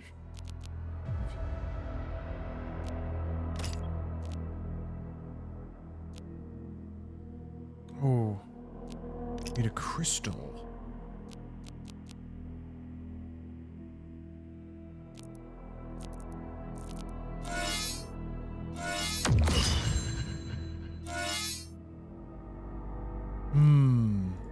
That seems real important for Nightmare. Ooh, shock. Which? 4th hit? Ooh. Oh, okay. So yeah, you have to start your combo with the free hit from a parry. Ah.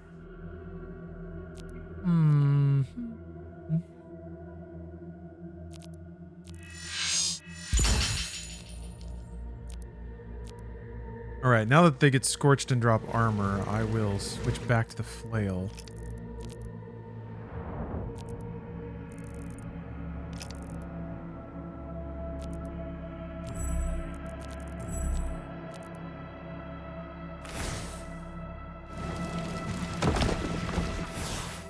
Did 5 even do anything with the Halo story? It seemed like a total nothing of a game. Like, no advancement in character, no advancement in plot. It almost feels like they were too gun-shy after Halo 5. Try to do anything definitive with Infinite? Everybody was so scared. That seemed like a very scared game.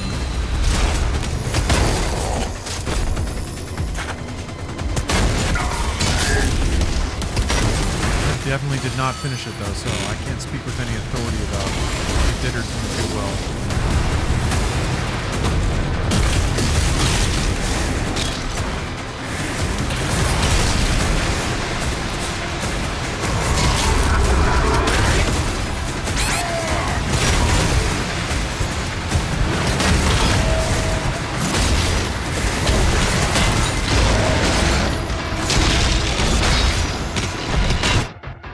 Oh, just a random guy got me.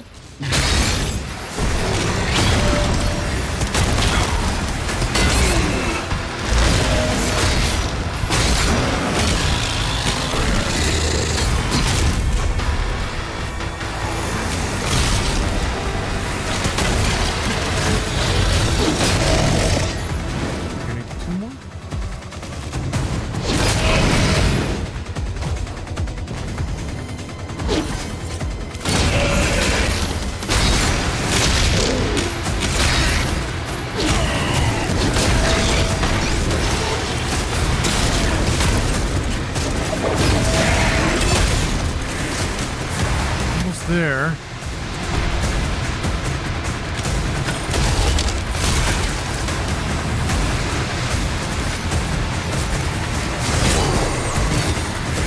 Maybe like an imp symbol or something. I guess they count.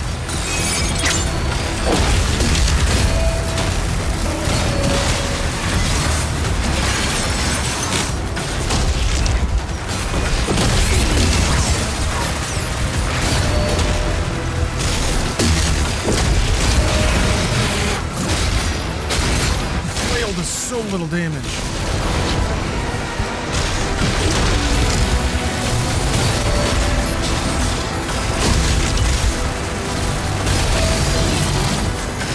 It really is just for...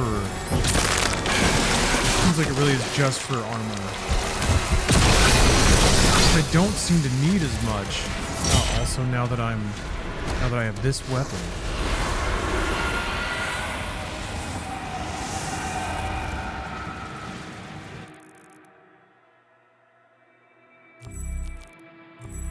I don't know.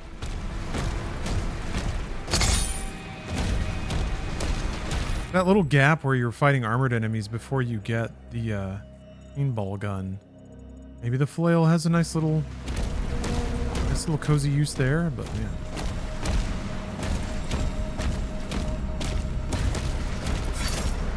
Have you gotten the flail yet? Yeah, I was just using it. It was literally just on screen.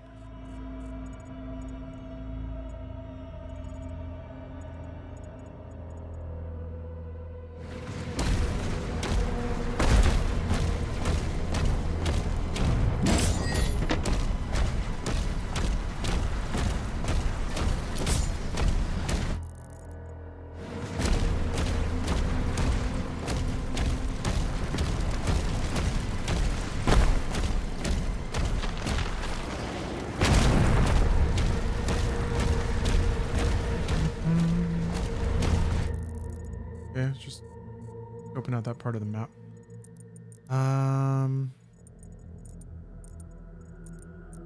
Okay, oh man, there's a fight all the way over there. I wonder if I can get in there now? A long way to go though. Let's go.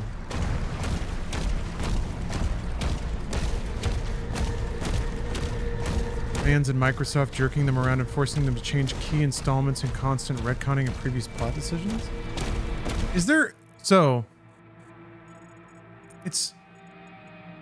It's hard for me to believe that Microsoft gives a shit about the plot of Halo. Fans, yes.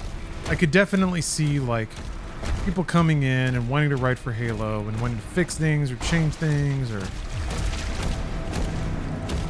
appease people or like set up a new storyline. That seems like what they keep promising, is that things are just beginning over and over again, forever and ever.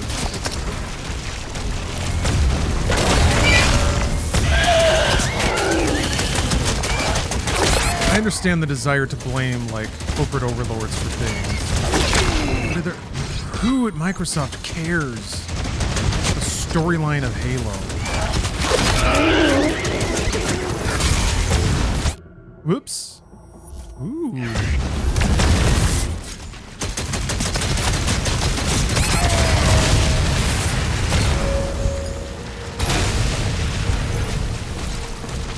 For 3, I did restart Infinite's campaign after the poor reception of Halo 5's campaign. They didn't. I don't think they made it much better. Oh, they see the fans care and mirror sentiments, not concerns. I see what you mean. Yeah, I mean, if I could definitely see someone at Microsoft or really just Xbox at the Xbox level, maybe. You can, like, make the next one good, please. I could see the pressure being mounted that way, and maybe... Oh, you have to get all the dog statues. Oh.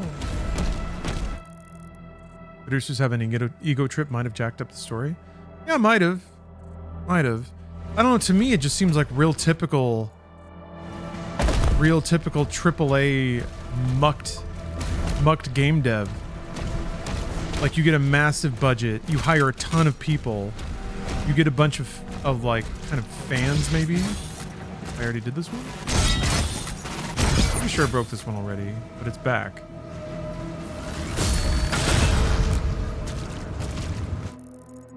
Get a ton of fans writing. The original talents moved on. Any kind of creative visions departed.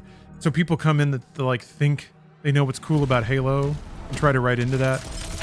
It sucks. Look at Giant Bomb. Fandom didn't give a fuck about Giant Bomb lore or fans, but all the fans shouting swear words for them for weeks seemed to work. You have no idea what worked. Fandom probably saw a business that was making no money and just wanted to get rid of it. Games, I say this as somebody who has run a gaming media business. There's not a lot of money in it.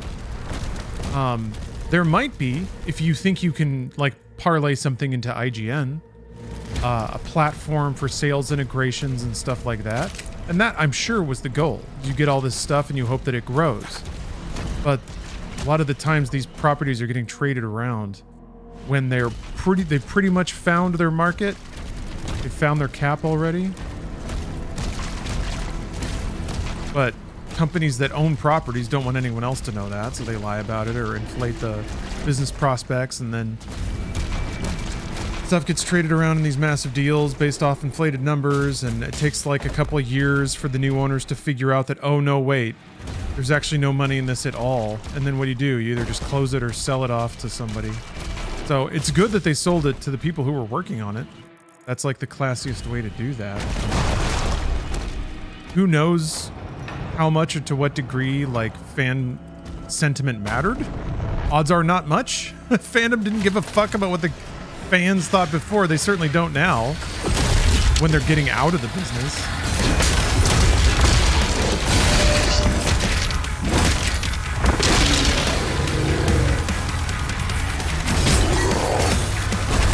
I don't know. You know, I'm not the expert. I want to make that clear.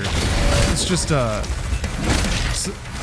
think sometimes there's a big gap between maybe a slightly romanticized version of a slightly romanticized and audience-centric vision of how these things happen versus how I've seen them happen.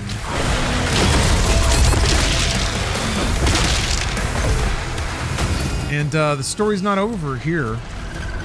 Now comes the fun part of a bunch of folks who used to rely on a corporation handling all the numbers, now doing it themselves.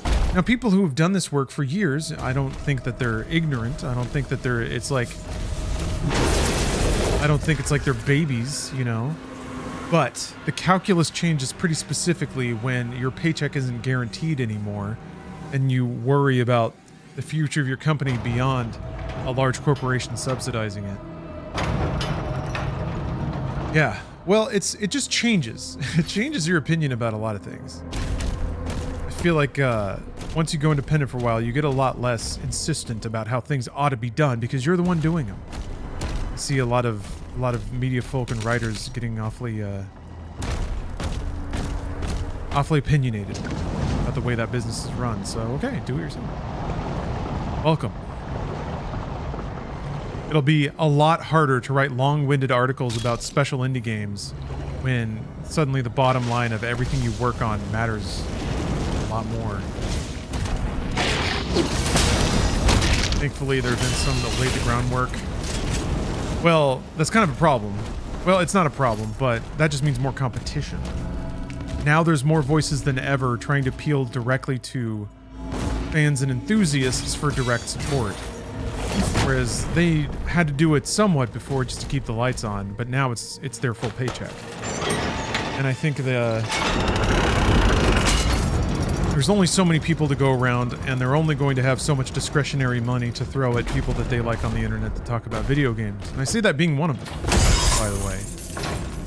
The groundwork laid is, I guess, in that the companies that came before have set up a bit of a template on how to do it, but if you just do the same thing that came before, you're not going to capture a new audience or younger audience. Luckily, some of these groups, and I consider myself in this too, are kind of getting old enough now that we're able to reach fans and enthusiasts that have a deep enough connection that transcends like normal money, if that makes sense. People that have warm feelings that are worth money, and they're maybe further along in their careers or have more disposable income. Yeah, more how, not that it'll take forever. Sure, for sure. I mean, frankly, myself, I've been a little bit baffled that all those groups you mentioned, Min, Max, No Clip, Kind of Funny, really do not do a whole lot of numbers. Like, you compare them to any YouTuber that just, like, the reach is so much bigger. So it's kind of scary to think about it in that terms. When now, like, groups of people bonded around, like, enthusiast media targeting that aren't interested, have no, like, desire to foment more mass market appeal.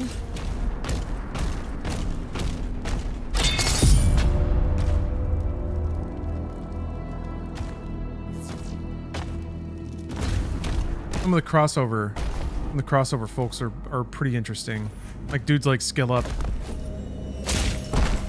that are much more traditional in their approach, but also manage to reach, you know, hundreds of thousands, if not millions of people on YouTube. Those are very difficult worlds to merge.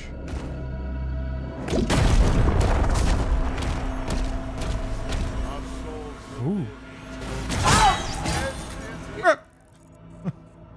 A little yelp that they give when you kill the cultist is so satisfying.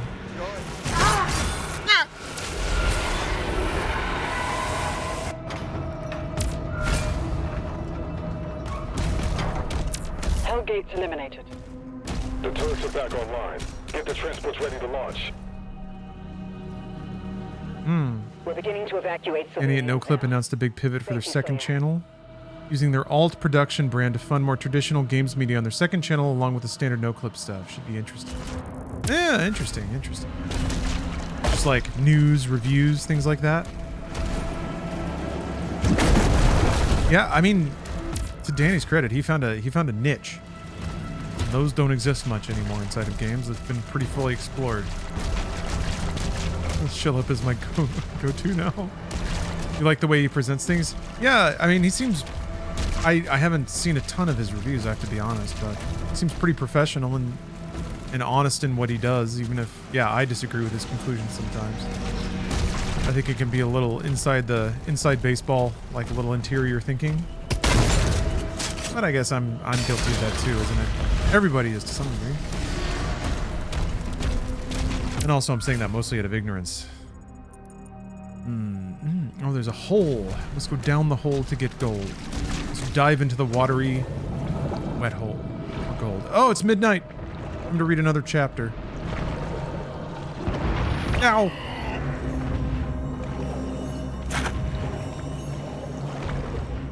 Just plunge the hole.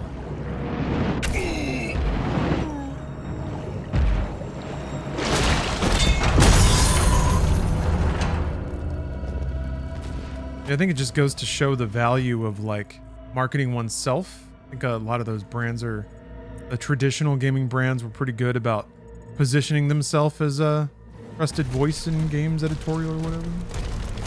And then endurance, if you stick around long enough. That's been the frustration I've had. Now that Bruce and I have been doing our independent thing for about as long as any of the other phases in our career, starting to get a little more awareness, starting to get a little more connected, starting to build something. Like we're finally seeing momentum trend up. But it took doing it again for 5 years from scratch, which is such a pain in the ass, but I guess that's on us or on me, I should say, for not going independent sooner.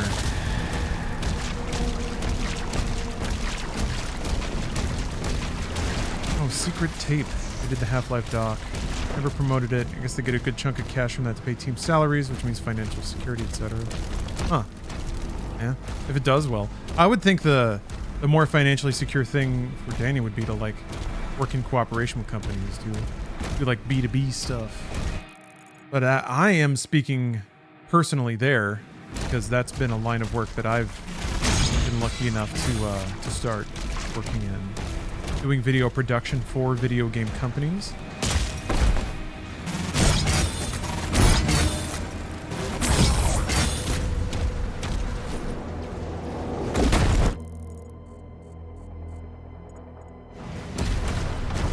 It's not necessarily as fun as streaming. It's got to be more professional. And the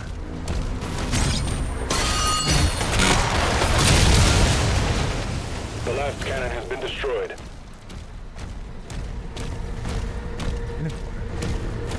Companies can be very different about the standards that they expect. That thing up there. What did that? What did that?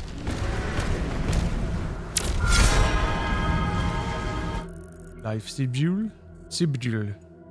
I missed. Oh! The gold I missed? Oh, I love it, Dejan. I haven't been able to catch all of your Halo rants, but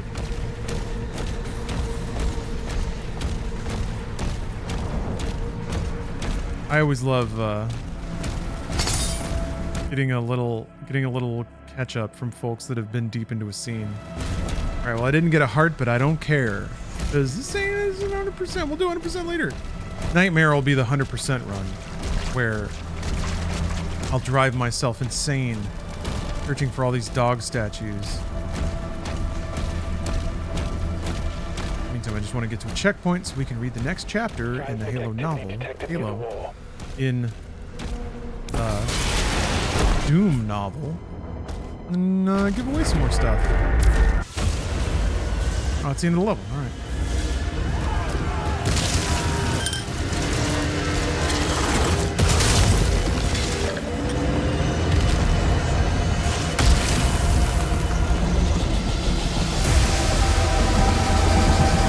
Anyway, I don't know. I'm just fascinated by that intersection of like commentary or opinion as a business. Because I think when folks are like on salary, when you're on salary, I noticed a lot of writers and stuff tended to be very driven by sentiment. They wanted to make a name for themselves or be respected by other writers. So it was almost a push towards intellectualism. People divorced from the consequences of needing to appeal to an audience would float way out there into intellect land, trying their hardest to come up with the most impressive snooty phrase to describe, you know, a really mass market, kind of dumb, expensive game. But it was the intersection of what everybody cared about, so that's where they tried to show everyone how smart they were. Which, if you ask me, and no one did, is a little insincere. I don't think it's quite fair to use a popular video game as the billboard for your own creative writing. But that's just me. And if you are, it has to be really good creative writing, I think. But all that changes when suddenly, like, the amount of views your YouTube get directly determine whether or not you can pay rent. You have to suddenly be a lot more popular appealing. Which changes, I think, the way you approach things and maybe even the way you react to criticism and stuff. And it can go a little too far in that direction too.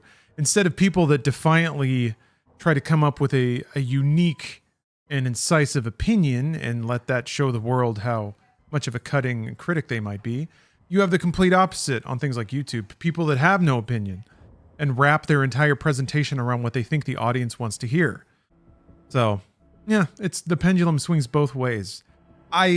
I'm trying my best. I used to be really bad about this, but nowadays I try my best to not pass judgment on either, because it's unfair to presume you know what's going on in someone else's head or what's motivating them. But I think you can get the aroma off the output for sure. It's just so bizarre to me that like so many ego games happen around video games. It's to me it's a miracle that any money is allowed to be made off of this at all. All right, let's read a book. Speaking of miracles. Part 2.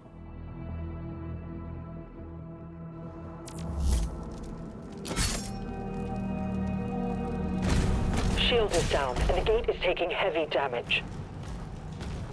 Ooh. Slayer, there's a turret in the courtyard you can use to hold them off. That's why they have you run through here the first time. I thought it was odd that you just go through that whole thing where there's just people standing around.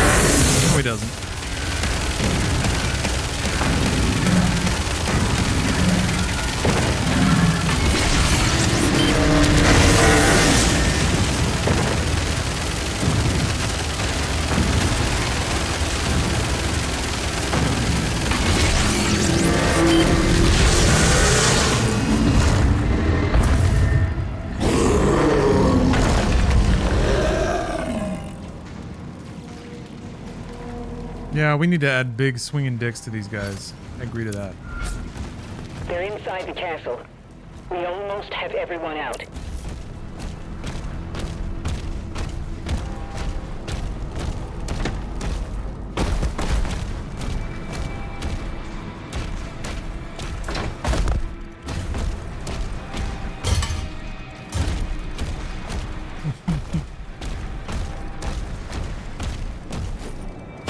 Emote of Michael Sarah smirking.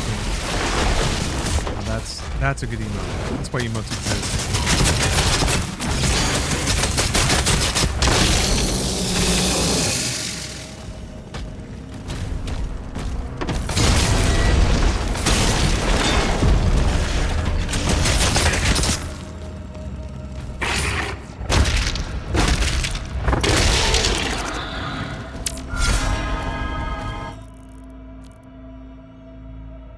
Charge chainsaw. And more fodder demons with a single shot. Okay. Luckily, I just got the upgrade for that. Oh. Ah! I know that painting. If it's the Slayer. Looking at the World Spear.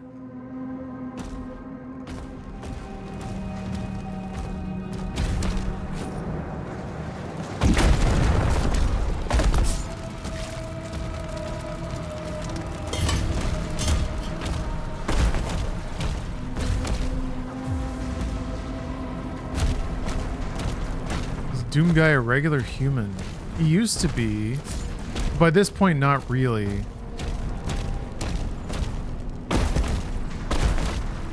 think at this point he's been infused with like god essence. Hello, Goth for your Oth. Howdy. Kind of a messiah, kinda. Demigod is, I think, maybe the more proper word. See you, Rad Raven. Have a good night. Sleep well. The Doom guy finishes university studies. Imagine Doom guy with his little reading glasses on.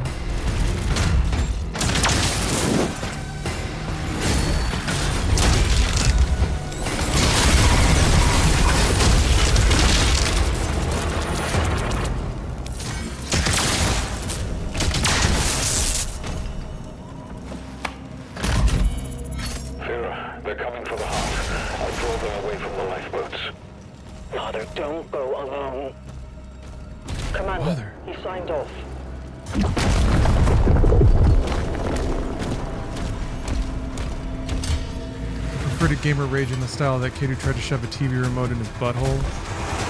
Yeah, wasn't he mad about getting like kicked off of World of Warcraft or something? Oh, who's this? Ooh. Oh, that's interesting. Like a new Revenant?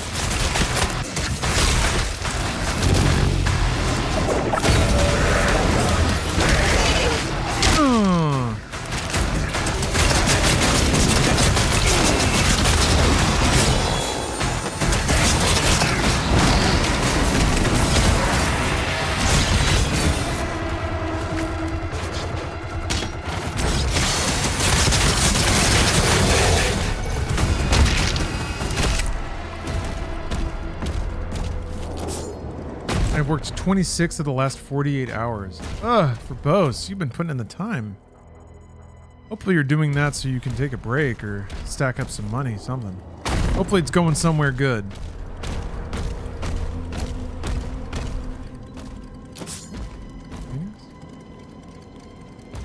Oh no, wait, I saw these before. Yeah, the wizard. Oh yeah, I knew it was fake. I think it's still kind of notable for being one of the earlier examples of like people acting out on the internet for fake popularity, contriving situations just because internet media is there for people to get famous off of. One of the first people to make an absolute fool of themselves for 15 seconds. Well, not first ever, but on the internet.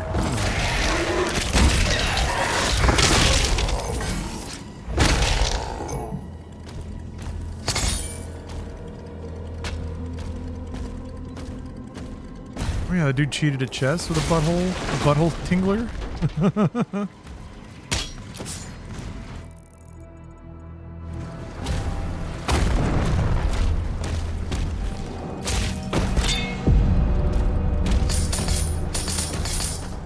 It's funny that how like passe that is now. That's like an average F-tier TikTok video. Some teen like doing a fake crash out on camera.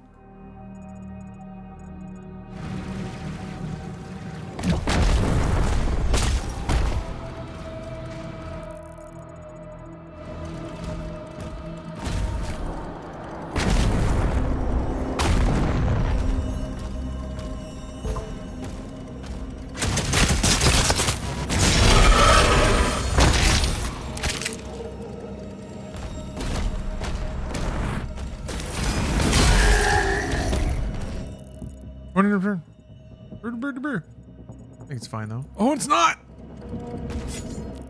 Am I brave enough to leave the gold behind? Yes.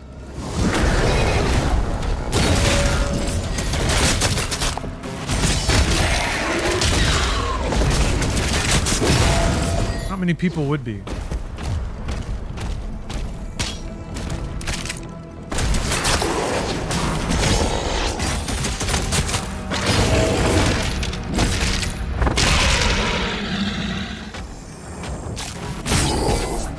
You're not a real gamer until you've shoved a 5080 up your ass.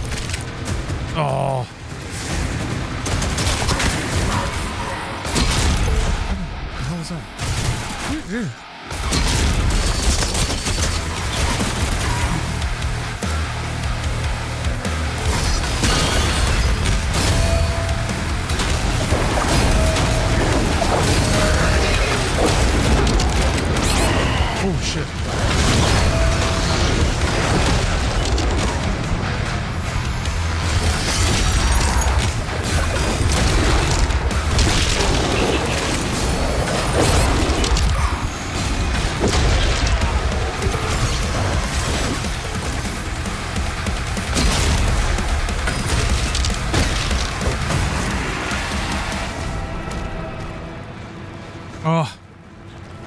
Game looks badass. My buddy has it downloading, but he paused it. Not very gamer of him. No. I guess it depends what he paused it for. Very few things could excuse pausing Doom downloading. Very, very few. It'd have to be some kind of pornographical emergency.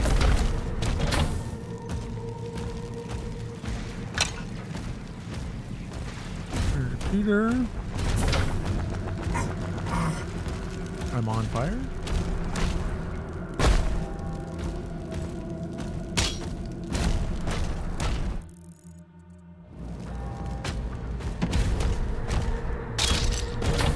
I have the key.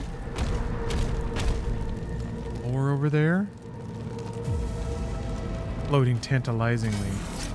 It's a bit contrived.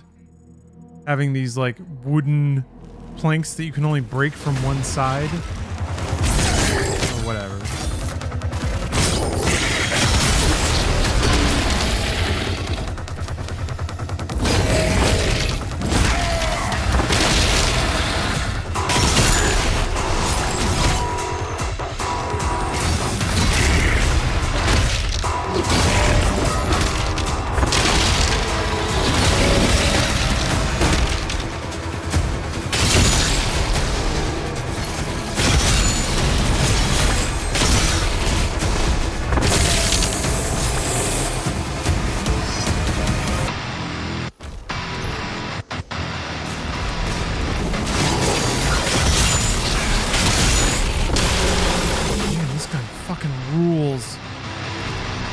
I guess you're meant to be squeezed on ammo. You can't just use it for everything. I guess it wouldn't probably deal with the armor.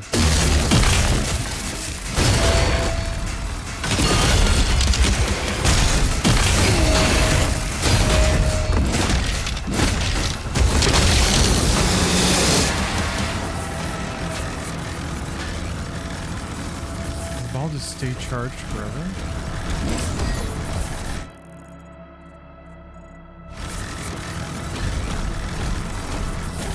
I need the key to get back here, right? Yeah.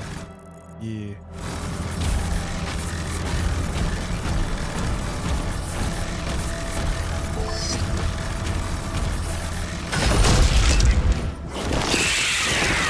You squished it.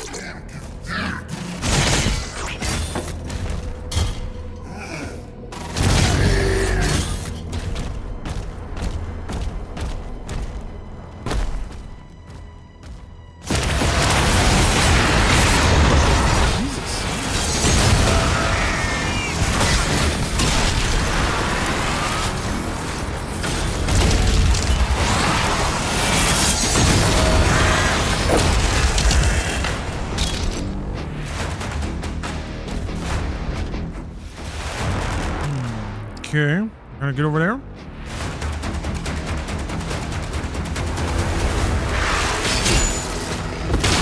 jeez.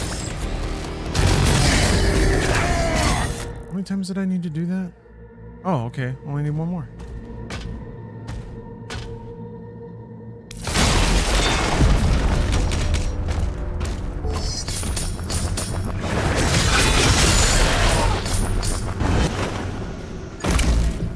That lore is as good as mine.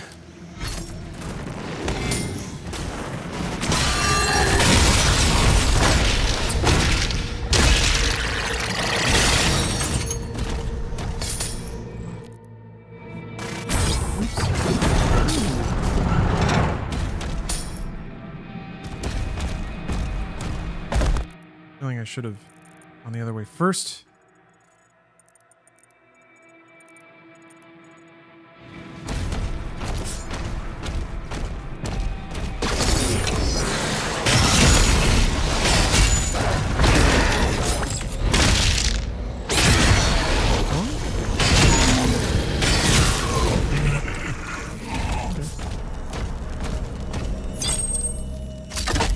Comes the Lord, do do do do. Oh, maybe not. This is a different one.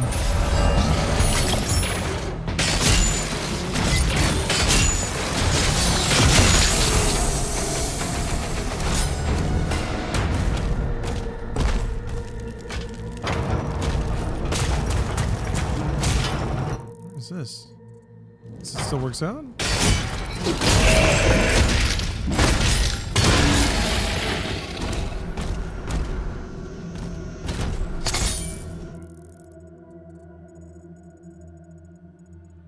They want me to go. I don't want to go here.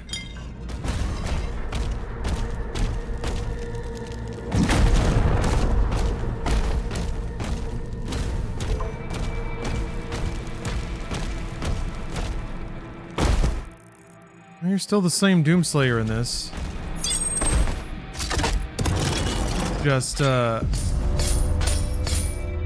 before you get trapped in a coffin and put to sleep for a few millennia for the events of Doom 2016. Or is the readout for the level. One of my favorite and least favorite things about the game so far. I'd have to think about that for a minute. First lore. I can make it bigger. Heroth, a bastion of sentinel might and heritage, stands as a grim symbol of resilience on Argent Nur and the indomitable spirit of the Night Sentinels. Under the leadership of Lord Varen, a master of the court renowned for their diplomatic prowess, the warring clans of the region have been unified to face a common enemy. Within the Citadel, a large population of Sentinel warriors and civilians endure, ever vigilant against the encroaching corruption of Hell. That's pretty strong.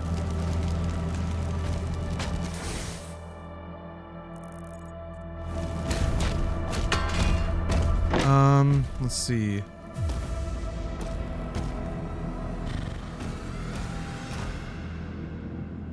I mean, favorite thing so far is just exploring the levels and all the visual splendor that it includes. There's just there's a very powerful vision and a lot of richness and detail to the execution of it. Least favorite thing so far?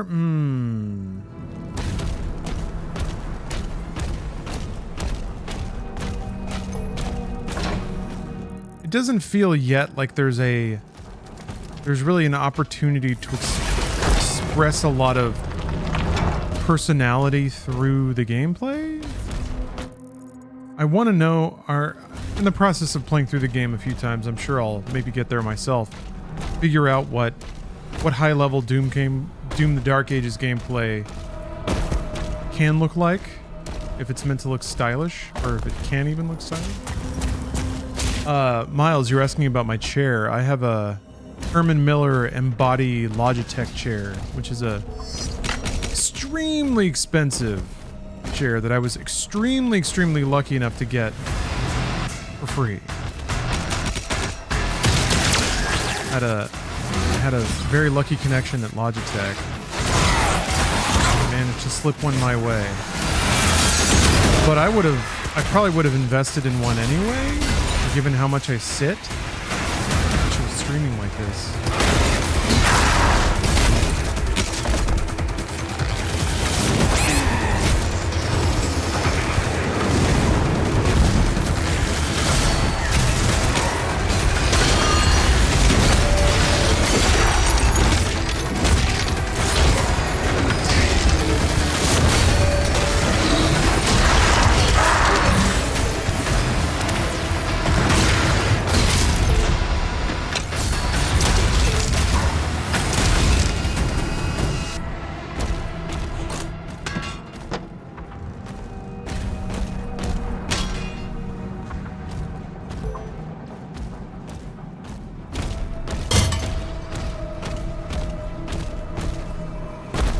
Transports are ready to launch.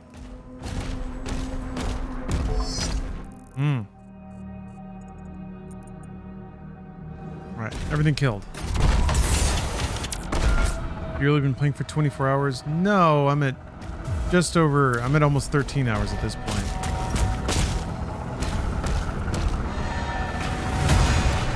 But, oh, it's almost 1 a.m. Time for more lore.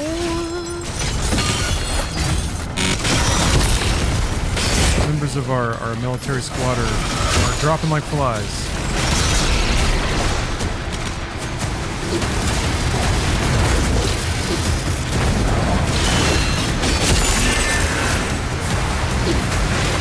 Shield broke. Man, that is dangerous. Shield goes down like that. Hagix, thank you very much for the sub.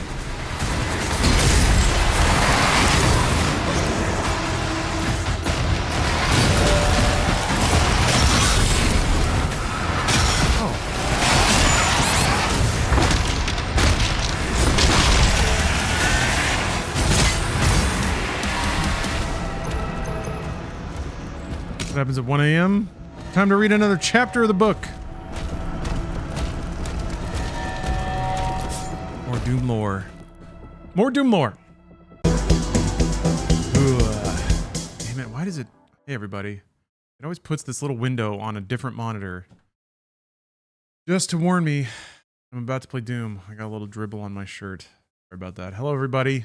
I'm wiped. I am wiped. You're going to be a conspicuous lack of streamer energy today. Also no sound. Very cool. Very cool PC. Just decided to switch everything around. What?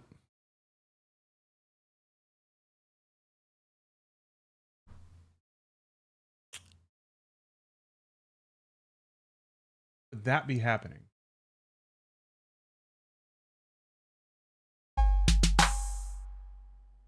All right.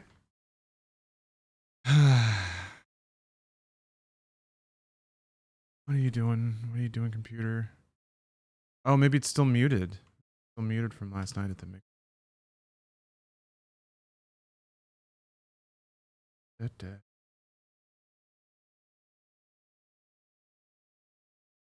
Thank think I'm getting sick. I expected to carry some kind of garbage with me off the cruise because people don't wash their hands. I'm blaming everything I feel on that. Yeah, there we go. All right then. I was kind of feeling it yesterday. I get a lot of sinus infections when I'm around people, and now I can kind of feel it taking root. Talking for like 16, 18 straight hours is not the way to let your sinus cavities rest after being around a bunch of Philistine non-hand washers, but back into it though. Back into it. Experiencing the journey. Although speaking of reading, I do have some lore to catch up. Some gun lore.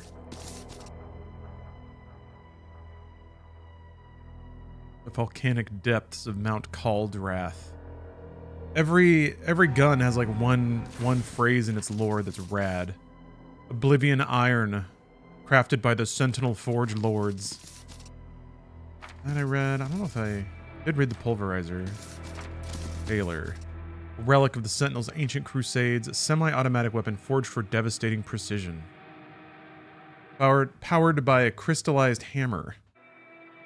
The weapon fires massive spikes capable of piercing nearly any armor known to their world. Retired in modern times due to its immense weight and the rarity of its components, the Slayer wields it with ease, proving its timeless efficacy. Cycler is a formidable weapon that harnesses the advanced electrothermal core technology pioneered by the Accelerator, elevating its offensive capabilities by generating larger crystal plasma spikes in 2 simultaneous cooled generators. These spikes, when expelled from the phreonic subtubes, there's the phrase there, easily pierce the formidable hides of Hell's most resilient adversary. The Flail is a weapon of unmatched brutality, crafted to the Slayer's ferocity in close combat. Its unbreakable links forged from Etherion steel. Swing a flail head imbued with an inferno core, a crystal of searing power that ignites its victims upon impact. Intricate runes carved by the high priests adorn the flail head, serving as both a blessing and a guide to the Slayer's righteous. Hell yeah. Oh wait, I read the chain shot. I didn't read the Pulverizer. Yeah. The Pulverizer is a weapon spoken about in hushed tones, born from the madness of a Sentinel engineer corrupted by cultists. Reclaimed by the Night Sentinels during a daring raid, its enigmatic design remains a mystery, with whispers of it being powered by the souls of its victims. This weapon, resembling an engine of death, crushes curse-marked demon skulls and scatters shards with its tumblers. As the Slayer wields this formidable tool, the weapon itself seems to tremble with anticipation. Hungry for the carnage to come. You got all the rest of it. Oh, there's some enemy lore.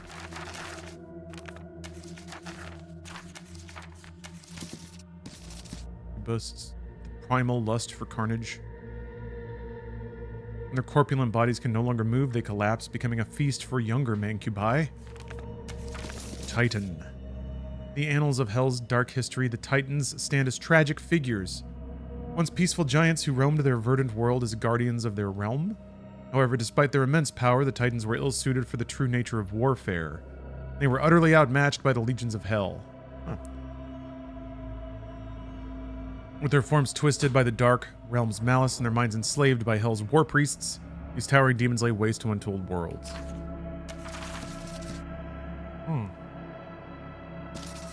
When the Titans of old were broken and subjugated under Hell's first empire, a small number were selected for modification. Cybernetic augments have transformed the Cyclops Titans into living war machines, single-minded sentries that unerringly obey the will of their master.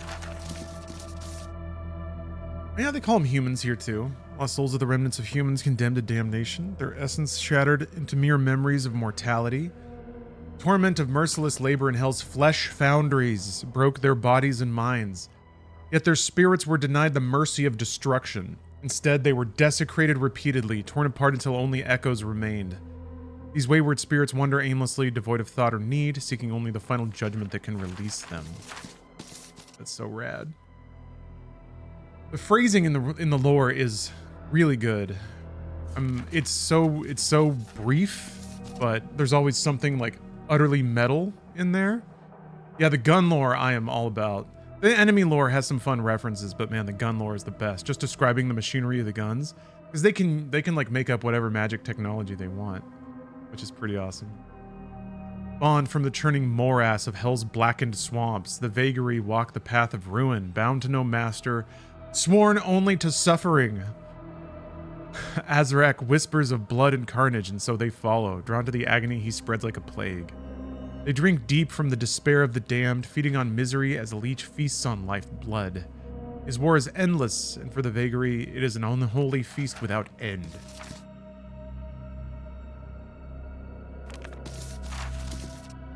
Colossal galleons of bone and sinew. Oh, so they are organic. Constructed using the remains of primordial beasts, their frames exude a dark majesty. The damned toil eternally in the lower decks, driving infernal engines fueled by the anguished spirits of hell's victims. Once relics of a bygone era, these vessels have been resurrected by Prince Azrak to serve a dire purpose, powering the massive portals capable of summoning hell titans. Revitalized by the young prince, the hell carriers now spearhead the invasion of Argentinur, heralding doom with their haunting presence. Oh, that's a cyber demon, not a tyrant. Yeah, okay. All right. The cyber demon, highest among hell's infernal ranks, are ancient mythical beasts, elders of the Horde. Masters of annihilation, they command the lesser beasts with calculated brutality, driving them toward Prince Azrak's dark vision. Their lineage stretches back to the primeval age of the post-Jakad era. Hey, Jakad referenced. Their history steeped in blood and fire. Fearing rebellion, Azrak severed the tendons of their mighty wings, grounding them in eternal servitude. Yet bound by instinct and tradition, these warlords remain loyal to their master. Oh, yeah. The tentacles are from Cosmic. Revenant. That is a Revenant. All right. Only Hell's most wretched and broken victims ascend to the Revenant class. Twisted scavengers, they fight alone, bound by no loyalty, sacrificing all in pursuit of their prey. A homing missile of pure hatred, their tortured minds find fleeting solace only in the suffering they unleash. With every scream they conjure, their torment briefly fades, driving them ever deeper into the madness of their eternal, merciless hunt. Sick. Who's King of Hell? Davoth? Yes, but also Davoth is God. Davoth is the original divine being who has been quarantined to Hell, but presumably is commanding Azrak? That is the presumed power structure. I want to go down there. There's a gem over here.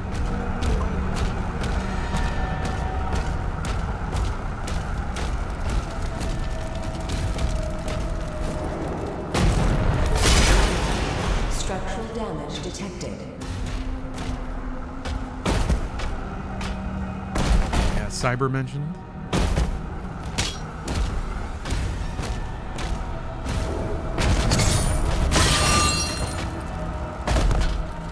Reading it in an Eddie Murphy voice makes it better. Isn't that true of everything, though?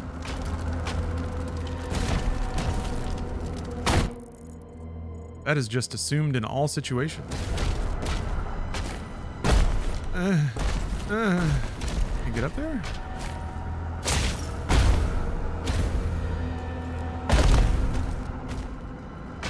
And on this, maybe? Oh, wait, Doomguy can't mantle. Wait, so I'm stuck. Am I? Only way to get back up there?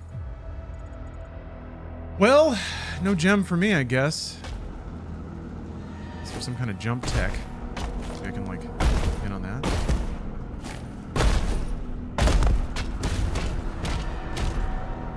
Oh, whatever. The reason Doomguy's so fast in Eternals because he built up his cardio in Dark Ages. I mean, I think there is a fun power curve implied across these games, yeah.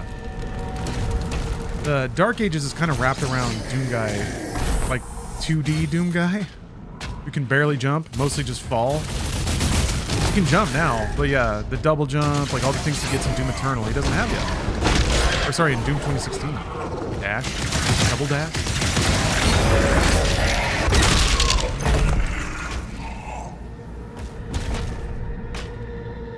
And I also think that even reflects in some of the very slight personality that they give him. Like just the fact that he vocalizes more in this game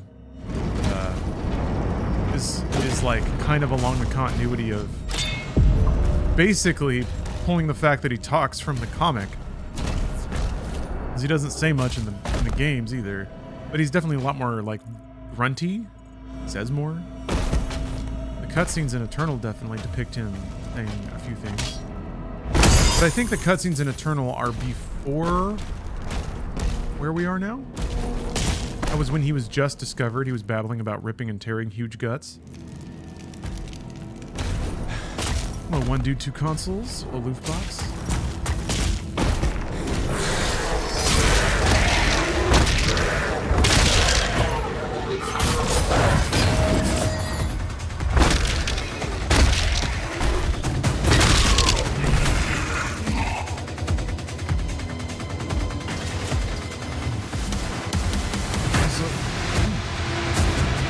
Hello, Timothy.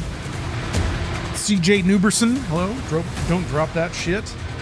How you doing? I dropped that shit once. I still think about it. Shit dropping that I did. Oh, I don't know how I didn't see that.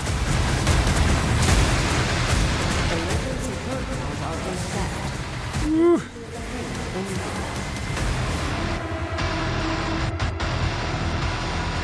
Vista's all right.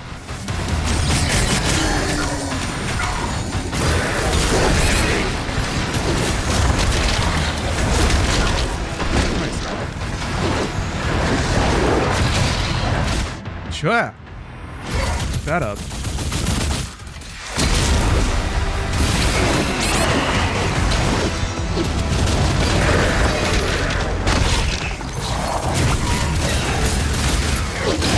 That's a Hell Knight. Damn, okay, interesting. What? You gotta be pretty crisp with your jumps.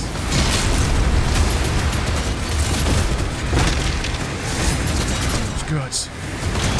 Oh. Doom comic is so legit, by the way. I don't know if there's only one issue. It's like 14 pages long. It's the perfect comic.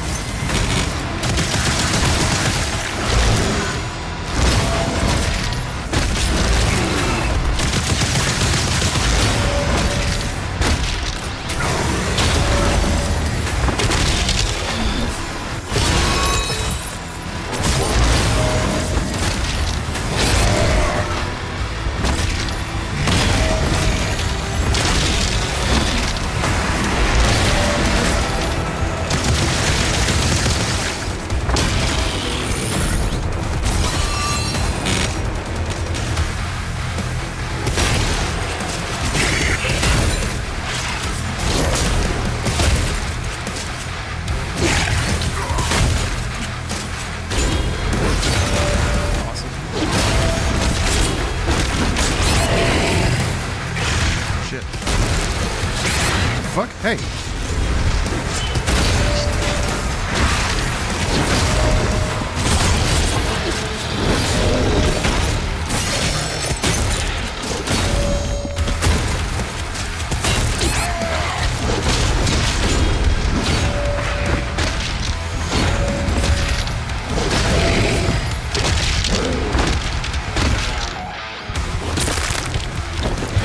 How much wiggle room is there on the parry? Quite a bit. You can actually adjust the parry window. But yeah, the parry window is actually so wide that there have been times where I've been hit by something and then parried it after the fact. Like both will happen. That's how late you can be. You can be really early too. As long as you like don't tap, like if you tap and hold, you can be really early, but if you tap and like go and try to tap again, then you'll get hit. Because like the animation of him putting the shield down, you can't interrupt that to parry again. If that makes sense. So like a game like Sekiro, you could kind of like tap, you know, the parry button at an even rhythm. And the animation of going out of the parry was really quick. So you could kind of catch most parries by accident that way with bosses that you were learning or something like that. Yeah, you got to be a little more decisive in this, I think. But the windows are still pretty long. I think this setting is like, it's like 3 out of 5 in terms of parry window openness. So it can go even wider or it can constrict.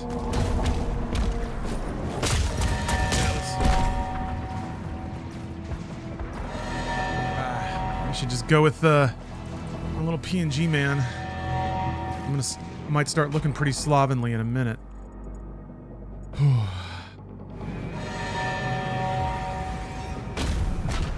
Not sure if you like the slowed down combat. You can make it faster. And I probably will. I'm really leaning the seat back for my first run through the game, which is an extremely like easy cruise so far, I have to admit. On Ultra Violence, it's still not quite as like brain dead as a lot of like old console focused AAA games were. You'll have to kind of shoot at the right thing at the right time and hit the buttons. There's more buttons to hit.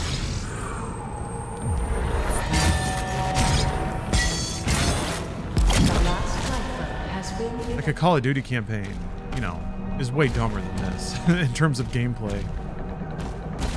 The most you ever do, the most brain flexing you ever do is like, what rock do I hide behind while I try to shoot everyone in the head? And you just run from grenades when they land at your feet, and that's pretty much it. Huh. Yeah, I've been thinking about what to upgrade, like what to dump currency into ASAP. I feel like the skull gun, head crusher, whatever, head cannon, pulverizer, Lincoln Demon, pulverizer or melee builds charge. Your movement speed and the pulverizer's rate of fire are increased. So this thing can actually shred at like close range, and it has such a wide range of fire too. It seems like it might be a really important weapon, just for safety's sake. Nice strikes now build and maintain. Curious to see how it just increases the spread. Yeah, the SSG seems pretty great. Like it seems like just an all-purpose tool. The only times I guess you wouldn't want to do it are when you're in those arenas that have like enemies on raised platforms. But even still, it seems like you could probably close the distance on them and SSG blast them. I guess if they're armored on a raised platform, then you might have to be a little fancy.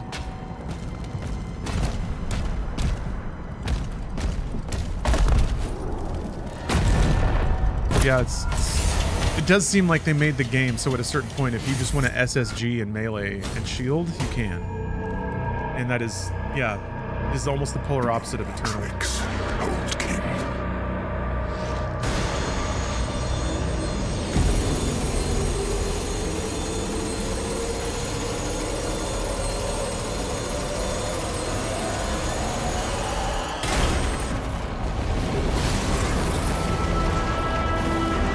I like the slight tilt to the camera there.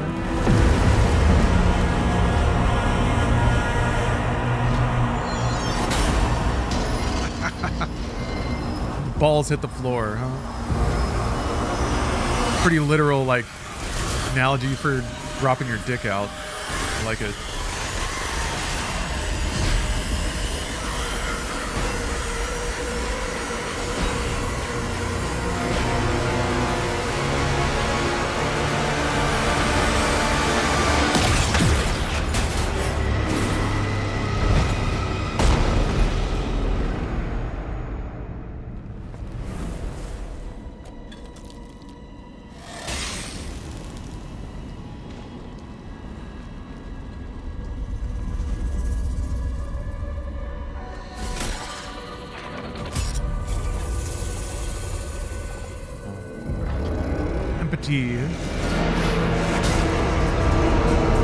Yeah, the rail spike gun, Lord Beef. I think that might be the far safer tool than a super shotgun. When you can just hang back and headshot dudes, like pick off the most troublesome and dangerous enemies. Oh shit, that's awesome.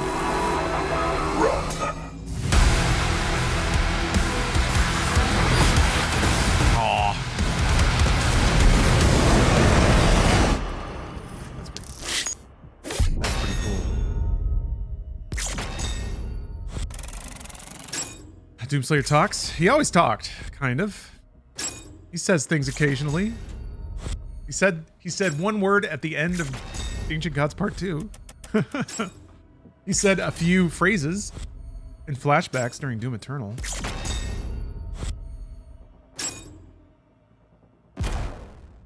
There's a brief lore entry, I think, in Doom Eternal, referring to the Slayer's time with the Sentinels, about how he became just increasingly quiet, and nobody knows if that's because he was choosing to be quiet or if he was losing the ability to speak. But they were just like, yeah, he just doesn't say much. Not much of a reason to most of the time. I mean, most of the situations they put him in are pretty, like, crafted around him not saying anything. Not needing to, I guess.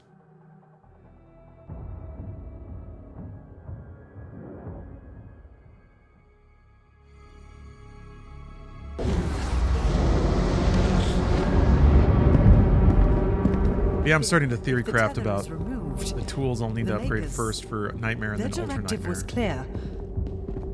What would you have us do? Nothing.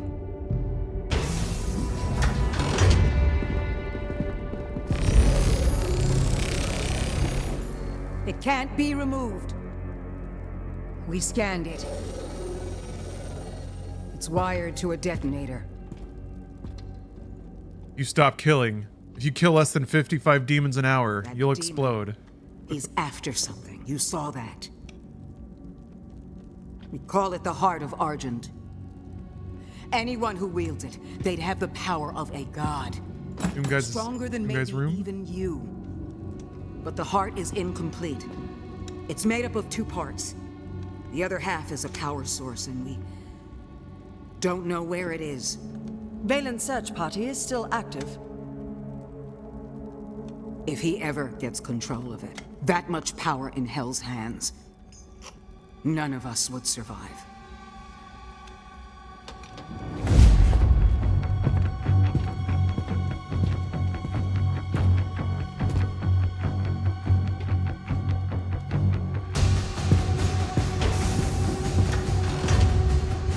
Unlock the Ancestral Forge. Let him in.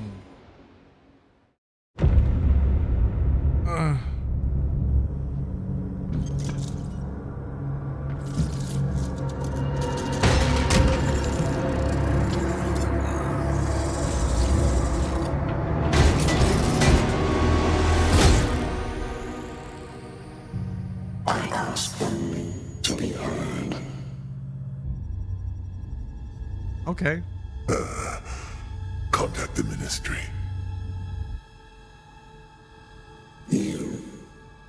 That's fascinating, because they've already set up this guy to be like a kind of a spineless leader. To trust. Middle manager bureaucrat. That is why you allow me to speak. Easily manipulated.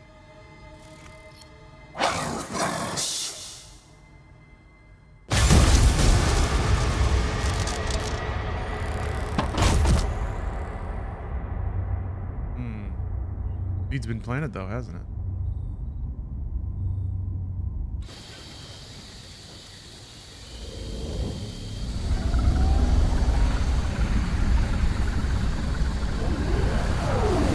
Commander, he's on site. Headed to Dagobah. Good. Get a team ready to sweep the forest when we're done. Man, these skyboxes are killing me. Every level has just like such a lush roof over it.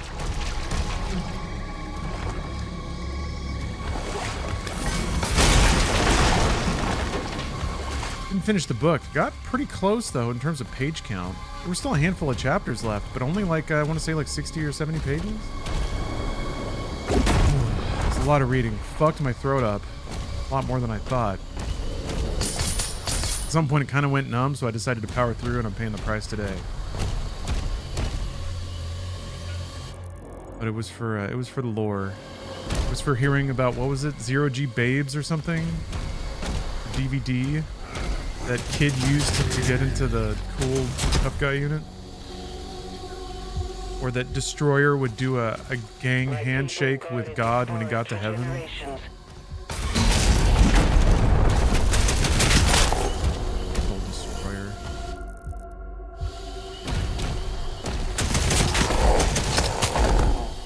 Yeah, I'll finish it sometime. Don't know when though. Okay. Shows you the charge in that meter. That's cool.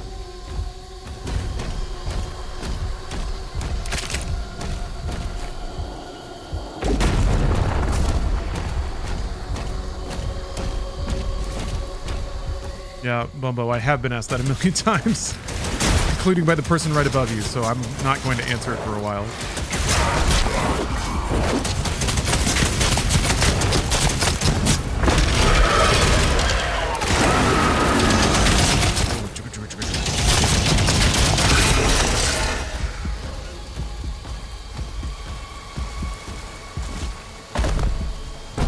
Let it rest for a minute. Let it mellow. Ask me again in 30 minutes. That feels like a good cooldown time.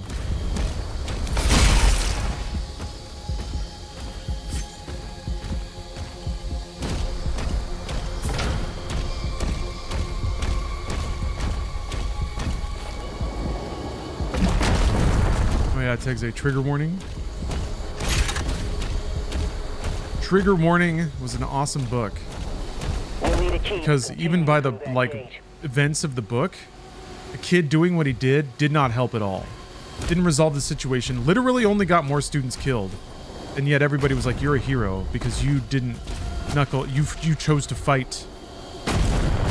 And if that's not the, like, man, if that's not the bravado American conservative mindset in one microcosm, I don't know what is. Like, fighting is better no matter what.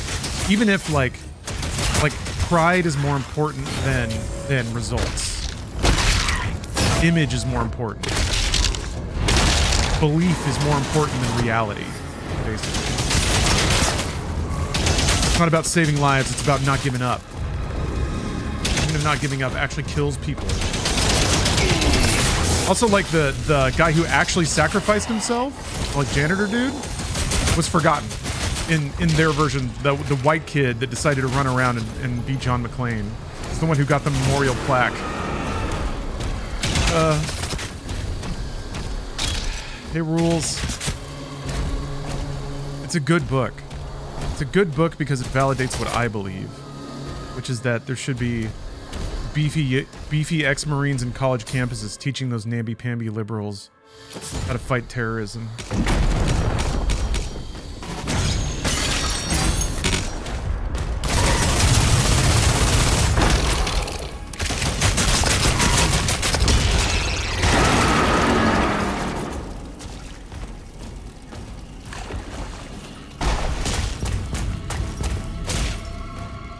The thing is, like, all those books are exactly the same. I remember reading some excerpts from other books, and one was about a bunch of terrorists that hijacked a mall. So a random, like, security guard had to John McClane and decide to fight them and keep track of all the sheeple who were too afraid to fight.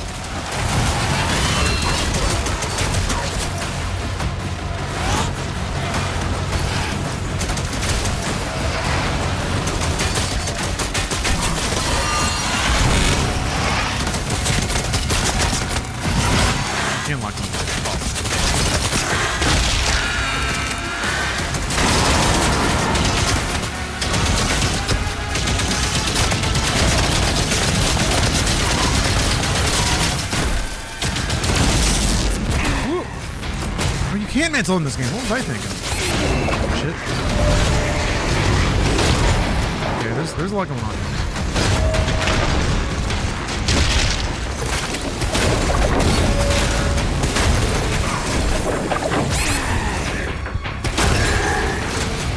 Yeah, I'm not so sure about the pulverizer.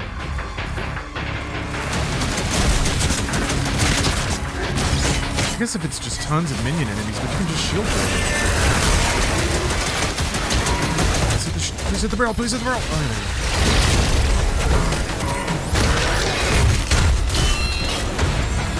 I'm gonna throw him tower. I think maybe I can't get to them.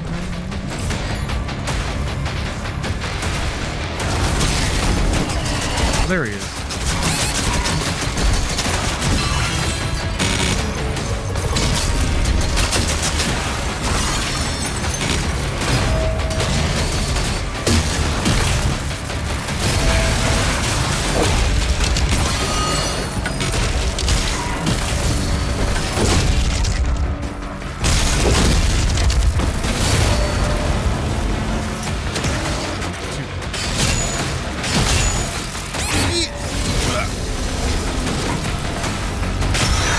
like the biggest threat is going to be like bullets that go through other enemies so you don't see them coming. It's always been a Doom thing.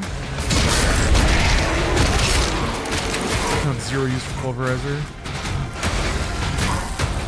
It's just, yeah, it's got such a wide firing resolution. There was like that one room where like some force fields went up and then a bunch of minion enemies started running in. It was pretty useful for that. But yeah. I don't know. This is the other half, the other side, I think, of like making a game that's a little too explicit about like gun pairings and situational usage. That just means that there are going to be multi-use guns that are kind of not as good in given situations as the guns that are a little more specialized for that. There will always be like a middle range that you just never really shoot that much.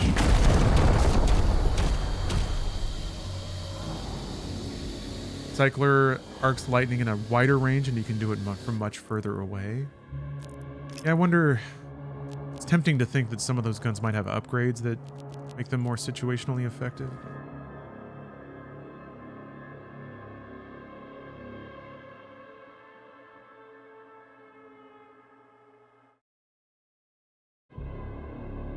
Which one is the Cycler again? Oh, that guy. Oh yeah, I was thinking about that. Like, what's the point of this guy when you've got the Cycler? It seems like the Cycler is an upgrade in every way over this gun right here.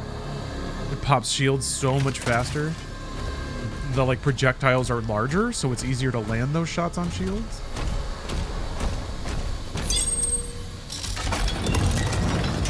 We lost hundreds when they took control of the mine.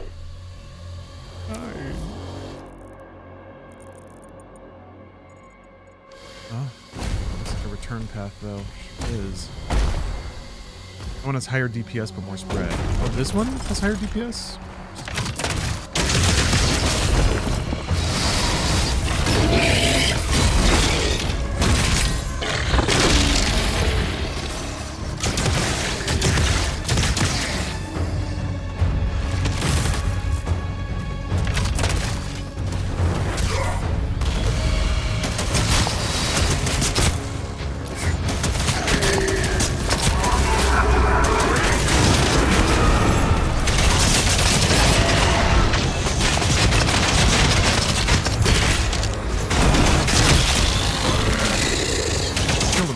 Though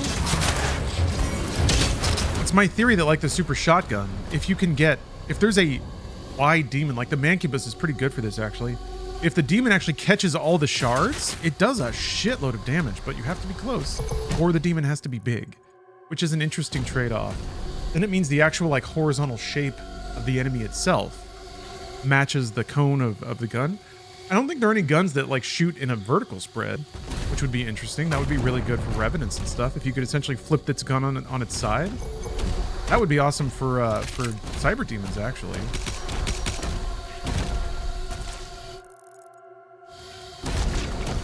Good at gangster style, Slayer. The Abyssal Forest. Once a hallowed woodland on Argent and Nur, this now infamously known as the Abyssal Forest, this was a realm where sentinels communed deeply with their deities. Yet the insidious tendrils of hell crept upon them, twisting their minds. In the heart of the forest, within a forsaken sentinel outpost, they enacted a demonic summoning rite. From this epicenter, corruption spread like a plague, mutating the forest into a nightmarish existence. Whiplash got boobs now. And like double boobs. It's got saggy old lady boobs. But it's got like boobs up here too. Interesting. Very suggestive center stripe. Interesting. You're not using the super shotgun at all. Armor generation with the regular one is too important. Also, like, yeah, with keeping enemies on fire. I'm curious about that too, about the like regeneration aspects of either using the flail or the shotgun. A slithering matron of hell, the whiplash coils through the abyss, a corpulent mass of gnarled flesh and ancient malice.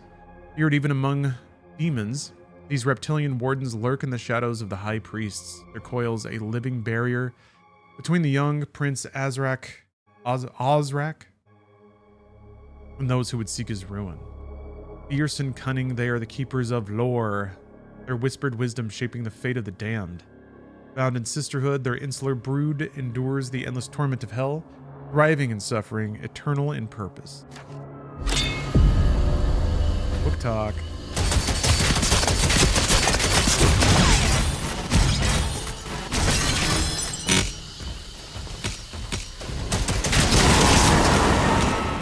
I can just choose through them, and so does the shield.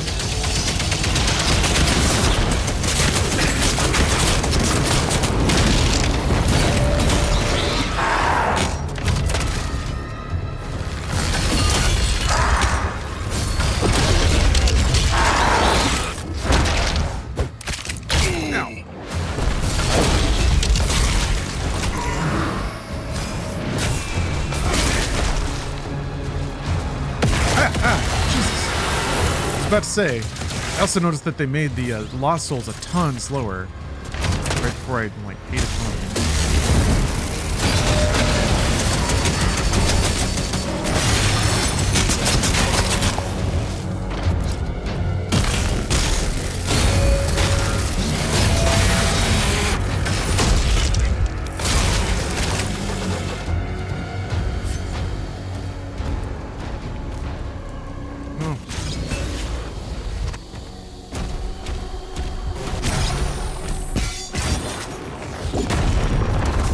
Shut down after the attack. Yeah, it seems like the goal with this game is to just give you more toys, so you could choose which one you liked, as opposed to forcing you into situations where there are like guns that are clearly ideal and other ones that you will just really struggle with.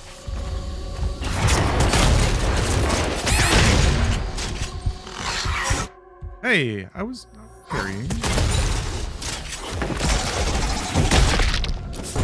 Not good enough, I guess.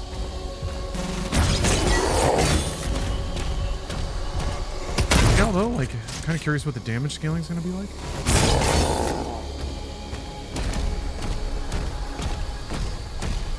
I'm kind of lazily taking some random hits. I don't think I'll be allowed to do that.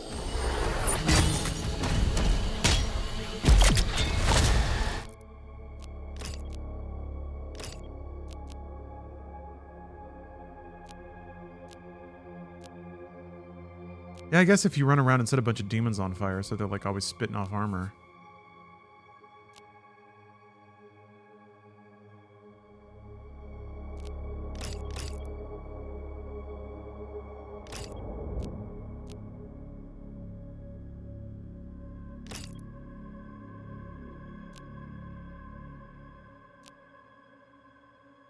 Oh.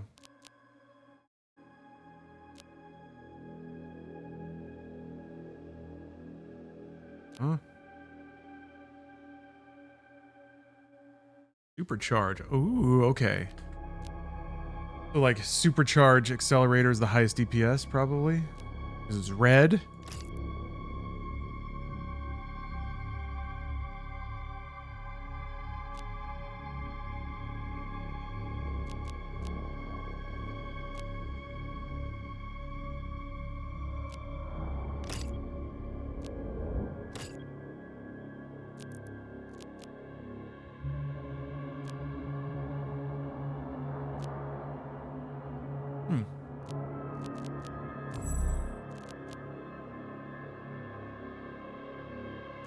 Stuns seem like they'd be super important. Just like knowing all the stuns. So you can either stun, lock, and kill, or stun and escape. Buy yourself time.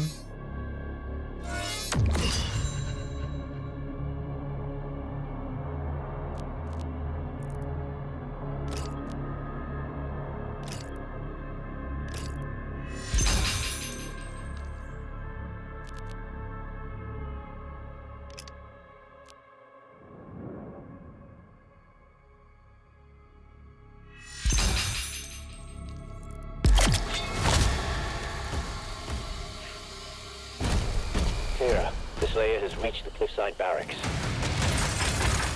How do I? What do I do?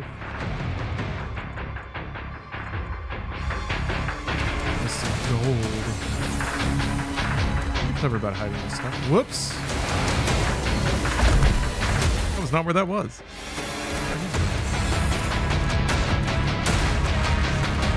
I like the horns.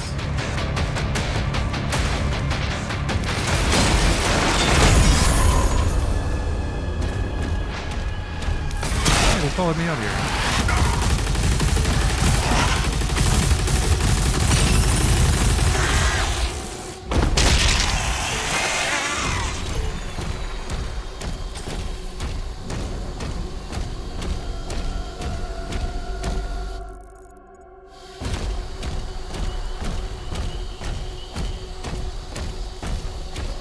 You have to really spec into armor regen if you want it. Yeah. Yeah, it only helps if you have everything going all at the same time, kind of thing.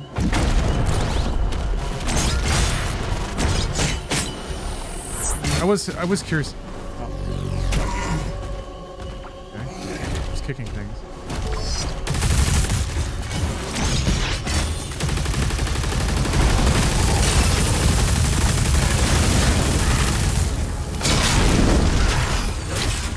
Out of the way! Damn it! First time I've been body blocked that bad.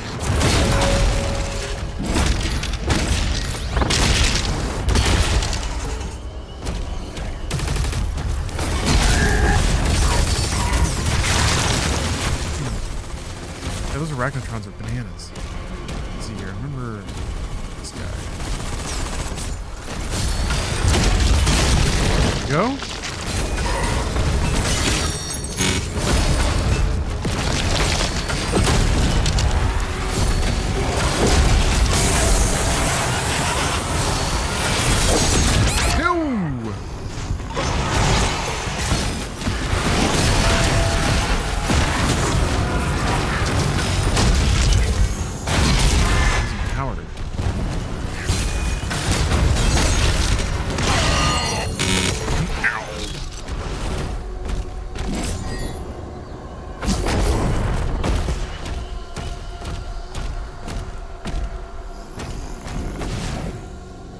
Brought you this thing in Inside Games has seen a bigger percent of ad revenue since Chrome removed ad block.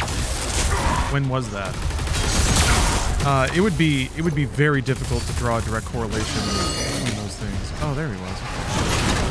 There's so many other things that affect ad rates.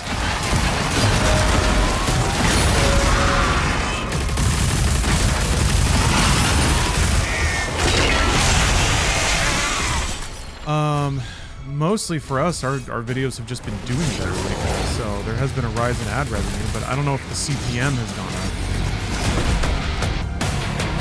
up. And I would have to do some math to see if the increase is like disproportionate to the amount of view increase we got.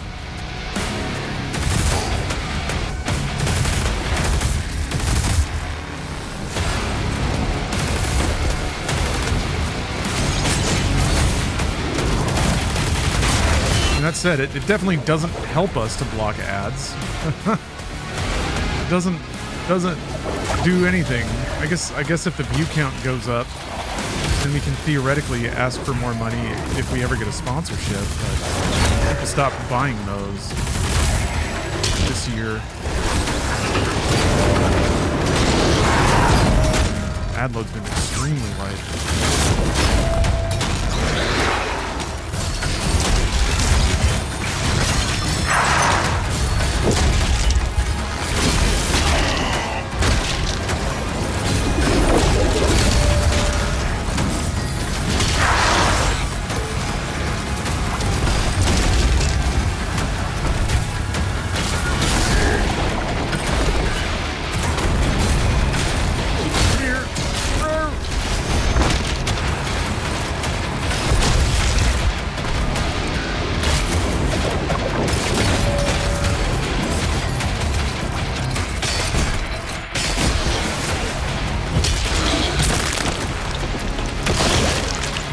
Yeah.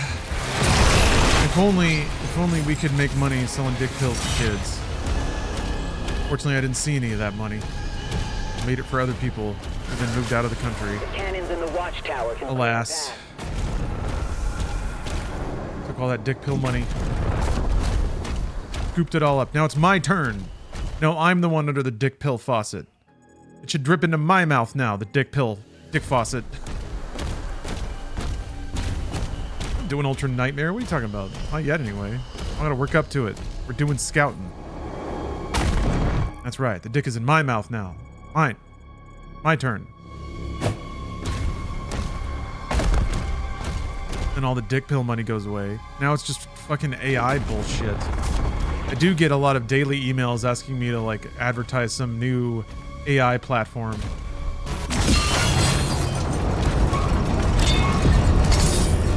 It is, I mean, I don't pass judgment on anyone for making money.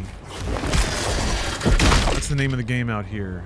I'm not better than anything, but I at least like want to understand the value of something. Even a game like Raid Shadow Legends, you can meme on it all day. It's still a game, you know, somewhere in there. It's like a idle sim with a little bit more decision making, but not much. Cookie clicker with more gacha.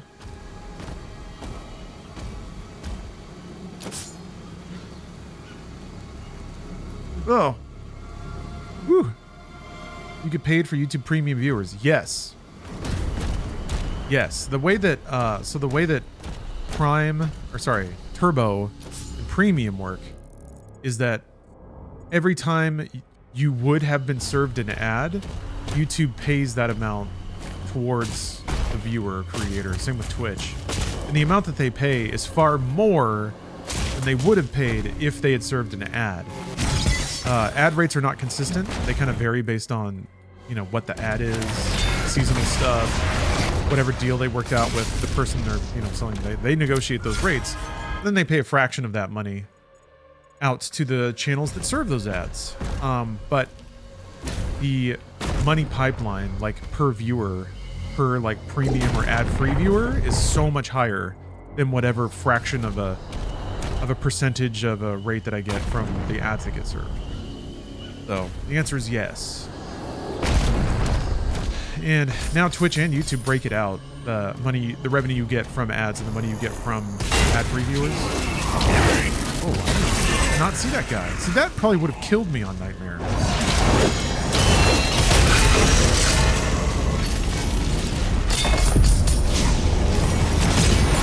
Man, the invisibility effect looks so cool.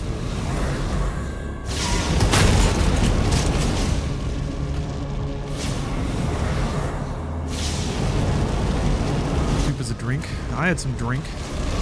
I had pho for lunch. I wanted soup.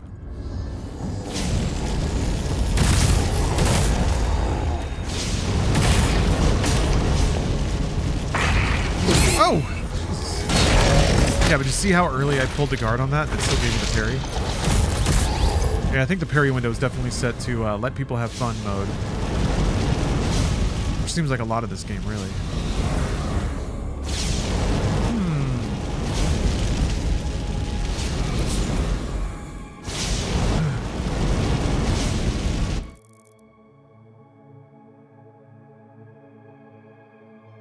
Damn, I am just so tight.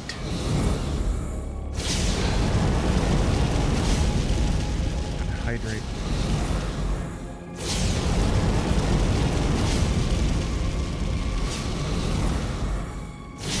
That basic economy American Airlines flight fucked me up. I think that plus just dehydration plus maybe starting to get sick. Getting like tighter muscles. Tighter rippiter muscles. You gotta get the flu before you go to the bodybuilding show, bro. You've never been so tight.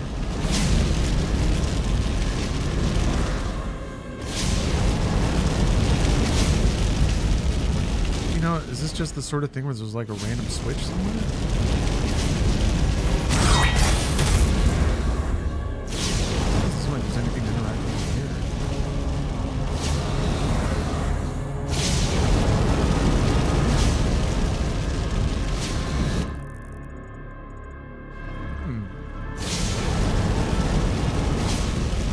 You didn't try to use your gamer score to get bumped to first class? Of course I did. Think I'm an idiot? Yeah, I was pulling it up on my phone and they were like, sir, that doesn't matter. Put that away. I'm going to call security. Let me just say I've been in that situation more than once, and sometimes I know when like somebody just has it out for you. It makes people jealous. It's sad to see, but it happens. People just get jealous of the gamer score. And they don't want you around because they know if you're in the room, everyone's gonna be impressed with you and not them. So they try to keep you down. Used to it.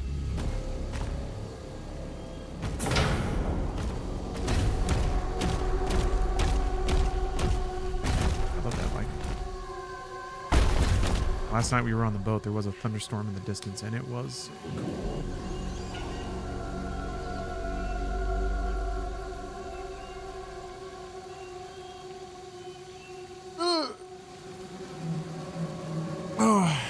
No, I'm good. I don't need hints just yet.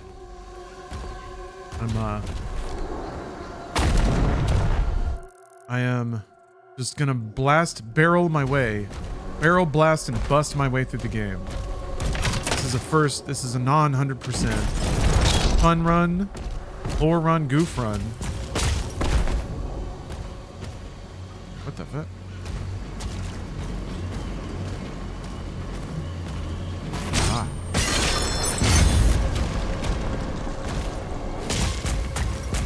You respond when the pilot asks if there's a gamer on board?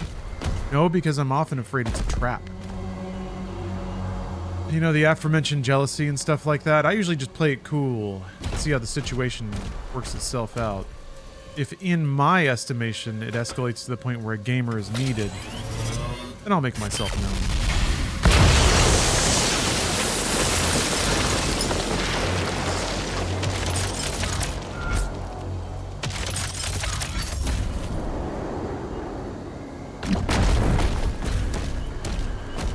Information warfare. All day, every day. Never give away more than you have to. This site is ancient. These mines were built to harvest the raw materials of the ancestral beast. The forge is inside.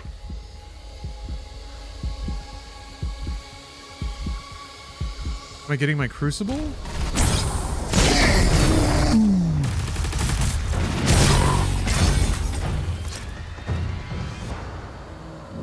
Hey.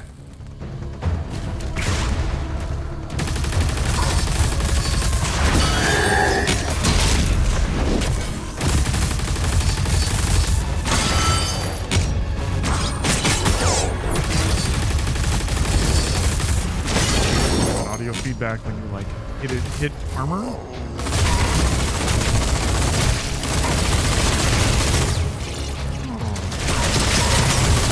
Wrong gun.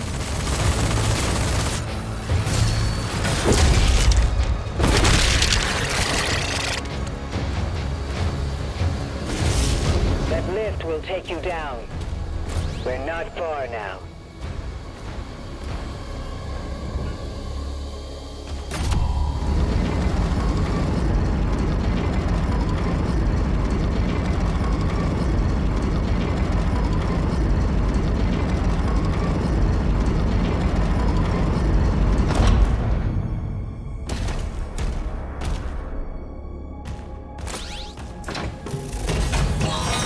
Yeah, the landscapes are so cool. Oh, there is a rocket launcher. Grenade launcher, alright. Chunk. Loomp. Loomp. Arcing projectile. High direct hit and explosive damage. And bounce before detonating, but detonating incidentally. We can enhance your weapons inside the forge.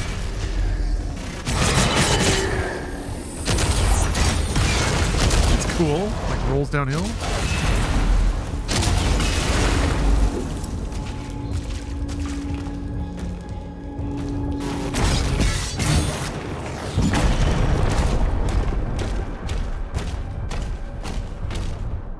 Ah, tricky. I don't think I have any guns that emit light. It's natural.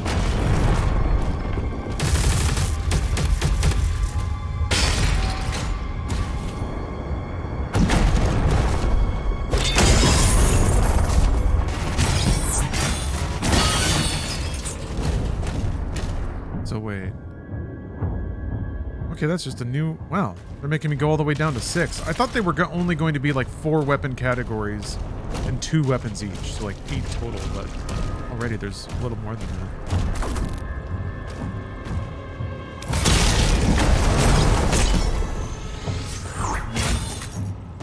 Man, the shield makes really cool noises. Picking up high levels of demonic presence near the forge.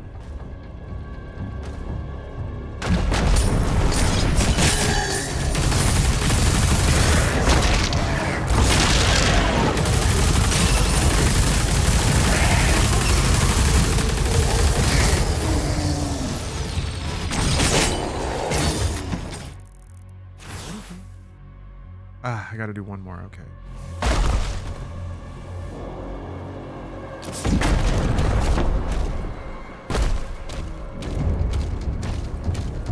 Alright, no more obsessively checking the map. We're on roller coaster time now.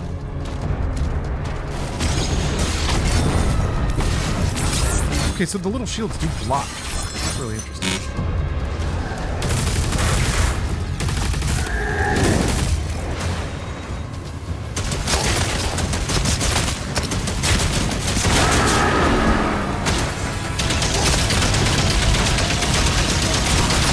Already over, huh? Ow, shit! I guess it runs out when you take it. Yeah!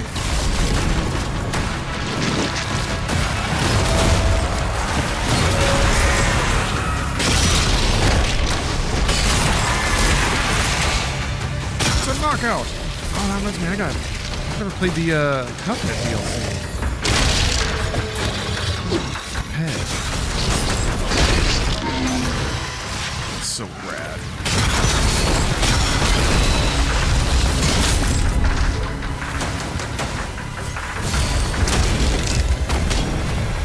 Ah, John Caped. Come in, come in.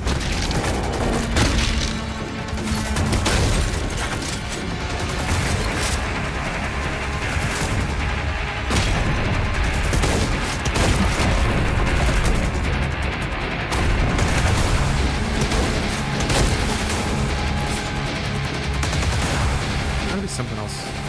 Some big boy around.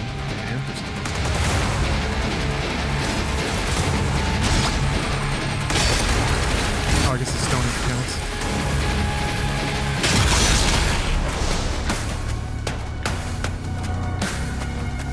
Warning. Agadon hunter identified. Ooh, new enemy. Hell yeah. Hell yes. Give me the big boys. I love the extended fights. It's going to be a bit trickier in like more complicated arenas. Ow, shit.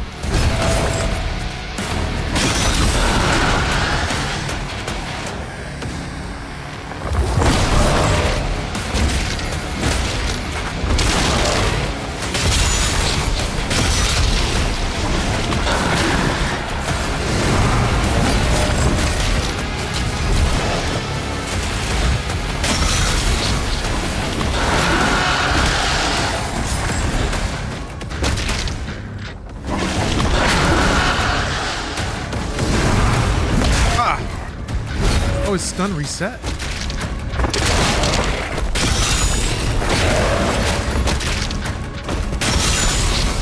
Oh, Jesus. Okay, so it drains out. I can't do shit, he's shielded.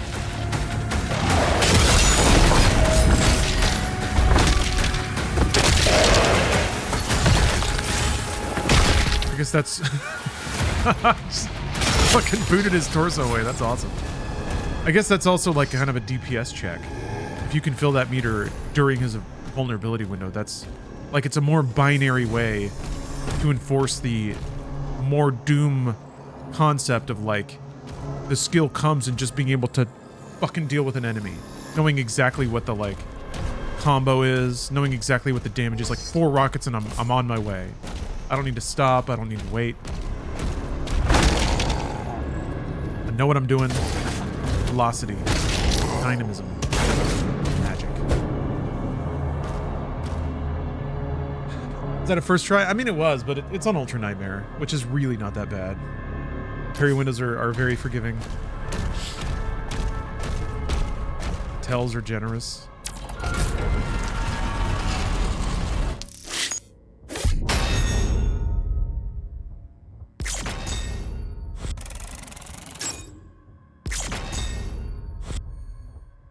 I should probably actually try to get, well, no. No, I'll just save it for Nightmare. Any lore nerds recognize Agadon Hunter? The Doom Hunters?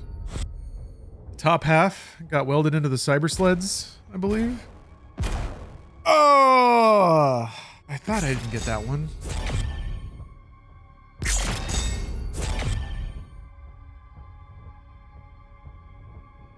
This is not Ultra Nightmare. This is Ultra Violence. It's totally different.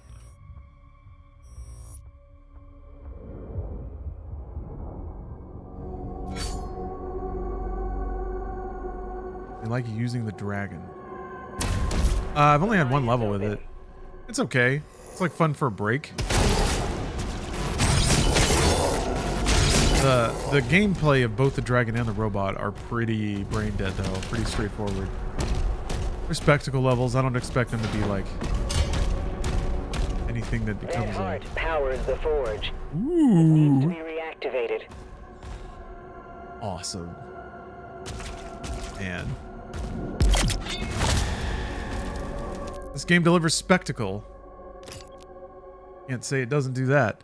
God of War used to be the like where you go for spectacle, and to some degree it still is. That fight in 2018 was rad. I feel like Ragnarok didn't really have any of the moments, those moments that I can remember. But yeah, the unbroken camera and fucking Kratos and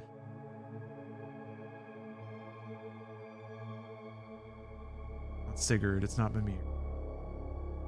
Anyway, when those fucking guys are just punching the shit out of each other and he ends up snapping his neck. That was fucking awesome. And the kind of God of War spectacle you kind of expect. I need to play Ragnarok again. Baldur, thank you. Yeah, I don't know why I was blanking on that so hard. Age getting to me, I guess. Man, that's cool though. You can bounce shots off this shield when it's wedged into somebody. I feel like spread is probably more important. That you can keep shots drilling into enemies.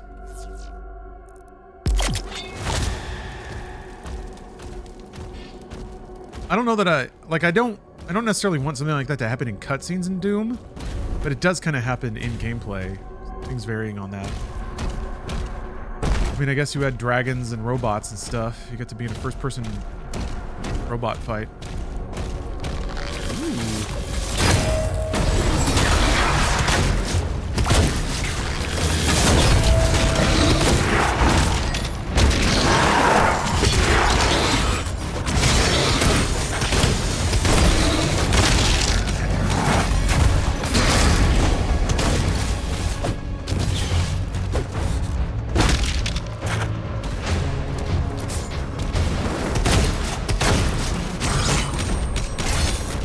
Waiting for the movie where a wizard casts testicular torsion on a whole army. Does testicular torsion then also invert ovaries? And overhead. Because then you could have these like armies of badass Amazonian women who are unaffected by testimancy.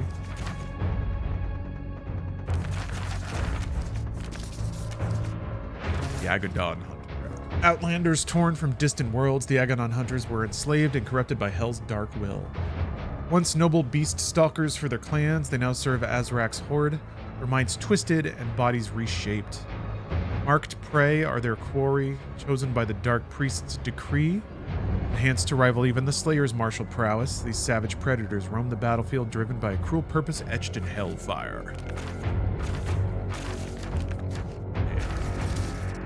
Oh boy, I already see an XYV. Oh man, the grenade launcher, originated during the storied siege of Karathal, was a pivotal creation in the Sentinel struggle against the off-world hordes of the Zyvoran Conclave. Designed as a stationary weapon, its powerful propulsion systems deliver devastating force with unerring reliability. In the Slayer's hands, it becomes a dynamic instrument of chaos, shattering Hell's demonic phalanxes and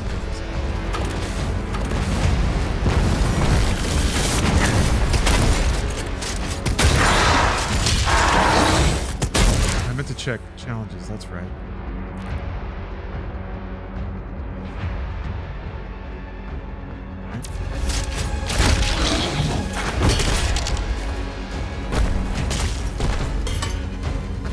Pin those? Why is that there now? Did I? Yeah, you can pin them. Fantastic. I didn't mean to pin those though. I guess I did.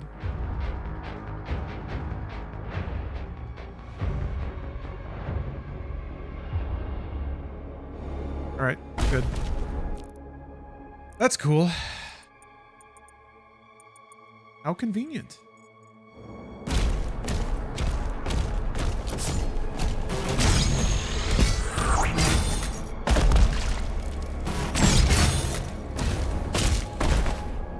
Oh, okay. When you shouted them in the level, and I fill in out here. Pins kind of suck because you don't know what they mean anyway. Yeah, with the cutesy name. I imagine it's like, you only have to remember 3 things, you know? If you see the number go up, that ought to be a reminder of what it's meant to track.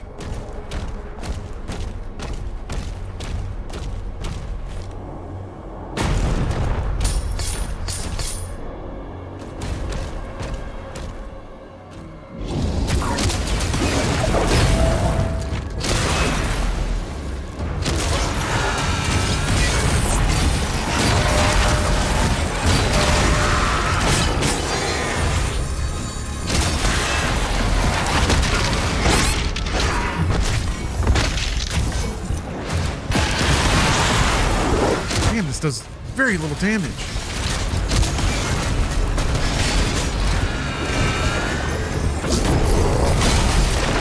Ah, where am I? Okay, buddy.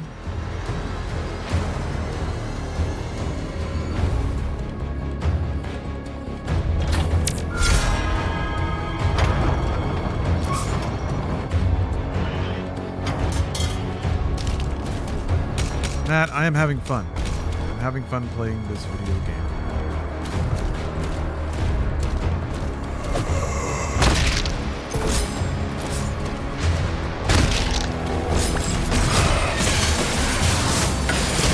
Oh, give him the right.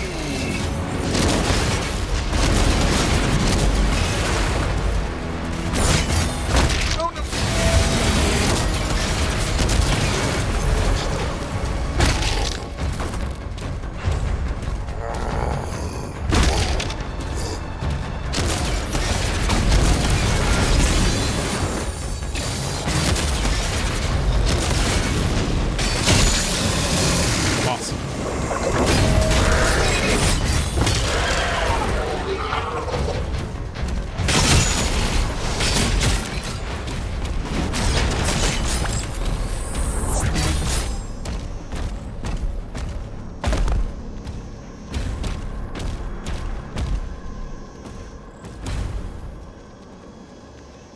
Area looks so cool. You're inside of a ancient's rib cage.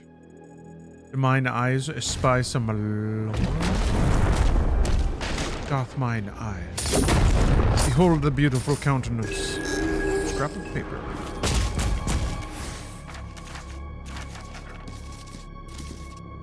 In ancient times, 2 titanic ancestrals, Tharok the mighty and Elagos the wise, clashed in a battle of unimaginable ferocity. Yeah, this was referenced in Doom lore. The earth trembled as Tharok struck down Elagos with a colossal blade, its impact forming the mountain range that now cradles Titan's Forge. Within the remains of the fallen draconic ancestral, the Sentinels have wrought a forge of legend. Here they mine the ancestral's remains and extract the ancient blood, distilling it into arcane fuel. High priests from bygone eras could awaken dormant energies within the giant sword, imbuing the ancestral blood with otherworldly power. Sick. Kind of like the idea that the fighty god won over the smart god. So now this is a universe dominated by combat. Conflict is the default method of this universe.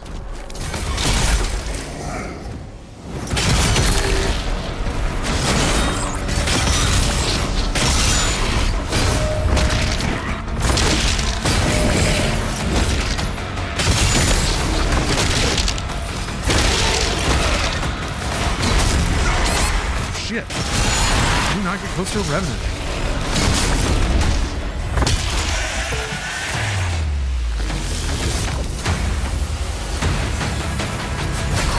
Damn it. Oh. Sure. Fucking up.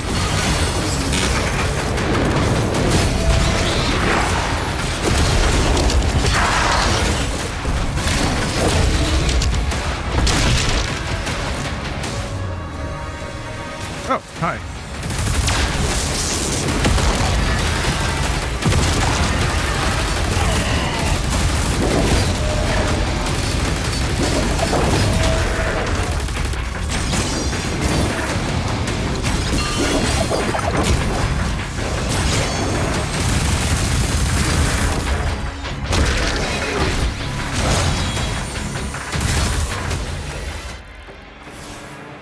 Maybe I should pin them. I'm gonna do it. It didn't pin it. There. Nope. Does it only show up when you... Oh, there it goes.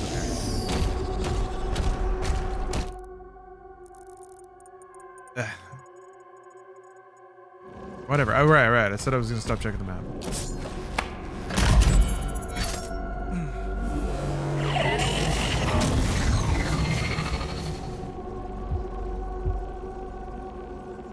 Activated.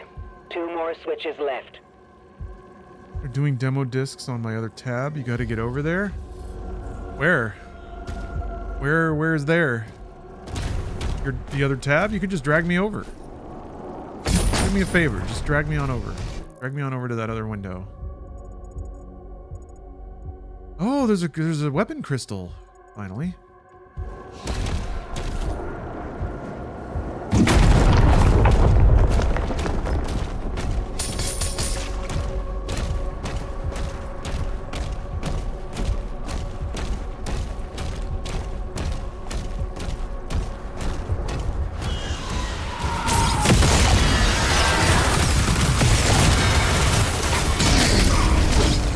I think they're training you about the Arachnotron at this level. Having these like really long lanes of fire where an Arachnotron can hit you and then giving you like a little side path. Being like, yeah, this is what you have to do. Don't try to run directly at one across an open field because it will fuck you up.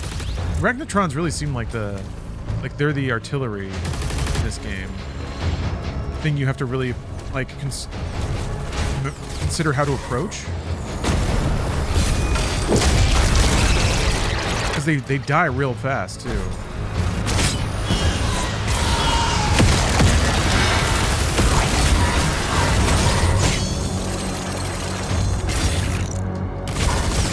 Shit. Ah.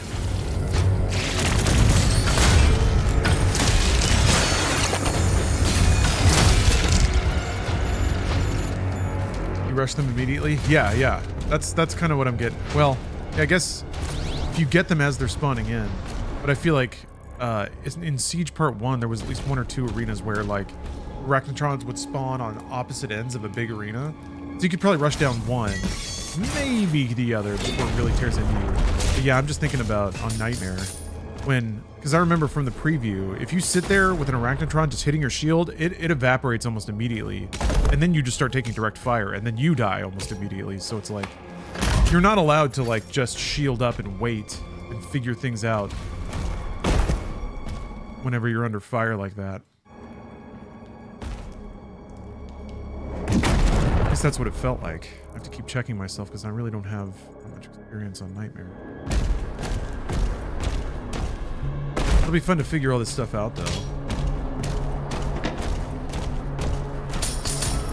Because I believe that id Software made a lot of intentional decisions about how these enemies work and how these arenas are laid out.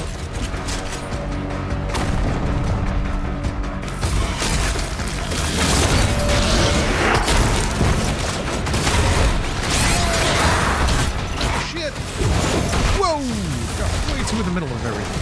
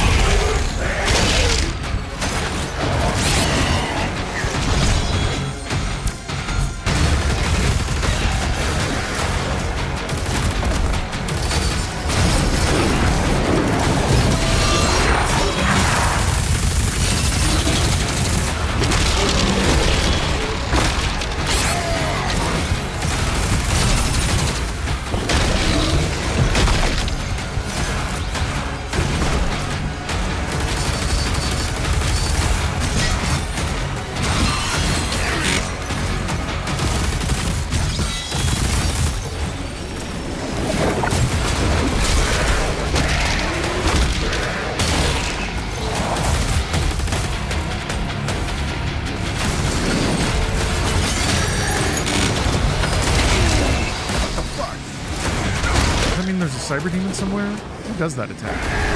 Yeah.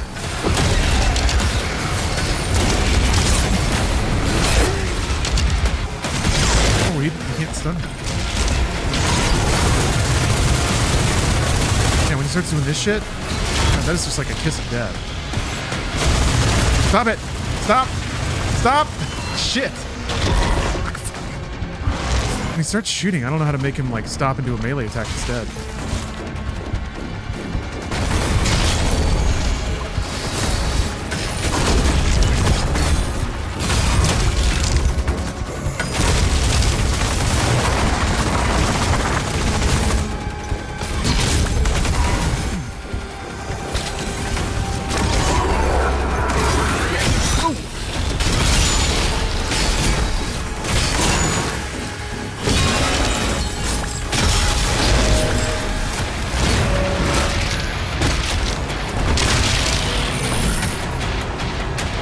Walk closer? I wasn't close enough?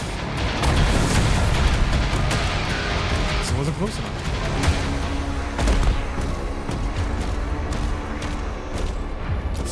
Right, I gotta blow my nose. Oh, wait, I have tissues.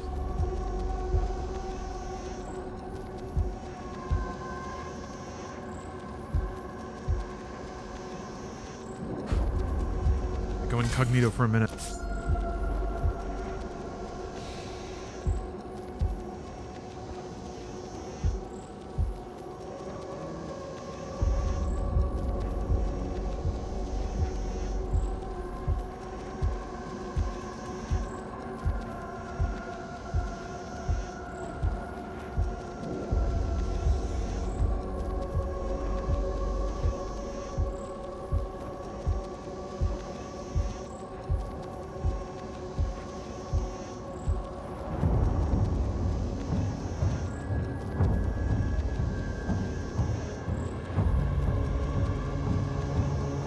Okay.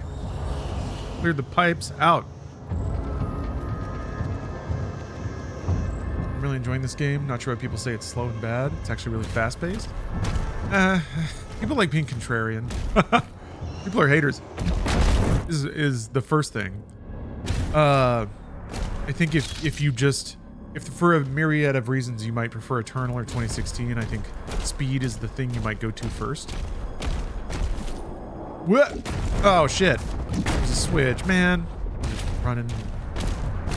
It does feel genuinely slower compared to Eternal, but it's at like a pretty deep level, and also you can just turn it up.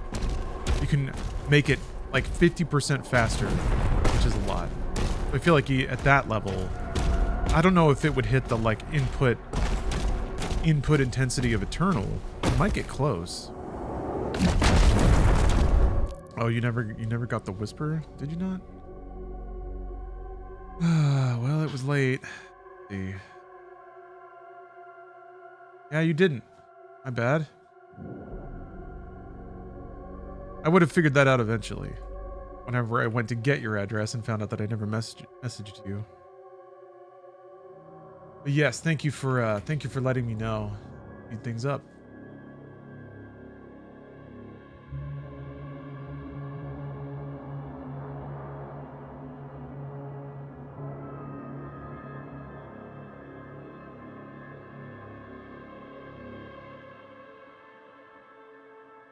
There we go. Whisper deployed. Do you think you could viably play this game without using guns? Probably depends on a lot of things. But probably, yeah. Be a lot slower, but yeah. You just have to wait for parries a lot to refill your melee charges. Metal enemies would be really, really annoying. I guess there are. Yeah, no wait. You can use flail and shoot. One more switch. Yeah, that might be an interesting challenge run. Hello, Lime Violin. Work sucked today. Let's doom it out. Let's doom it out. Customers were shit. I'm gonna shoot a demon.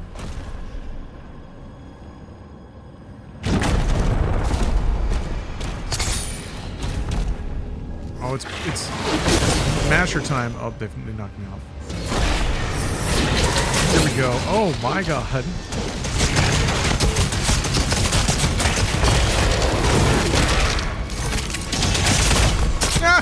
His murderous intent actually yanked me back onto the platform.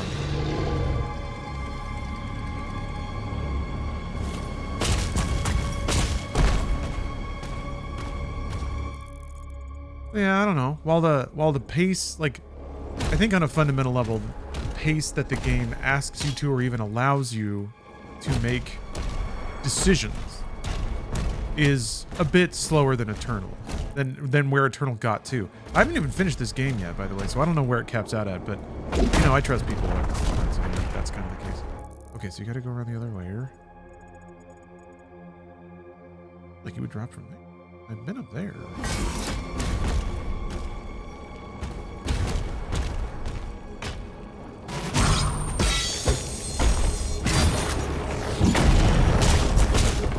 But that doesn't mean it's brainless. You're still, like, it kind of still asks you to make decisions. I don't think the consequences of those decisions are quite as harsh, which means the weight of them is not maybe as heavy. Oh, okay. A comfy wave. Thanks for the sub. So it's like you have to make fewer decisions in as fast a time, and the penalty for making the wrong decision is not quite as severe. So I think on a fundamental level, on a mechanics level, you know, it's a little more friendly. It's easier to hit clear conditions. But like, I don't know, Doom 1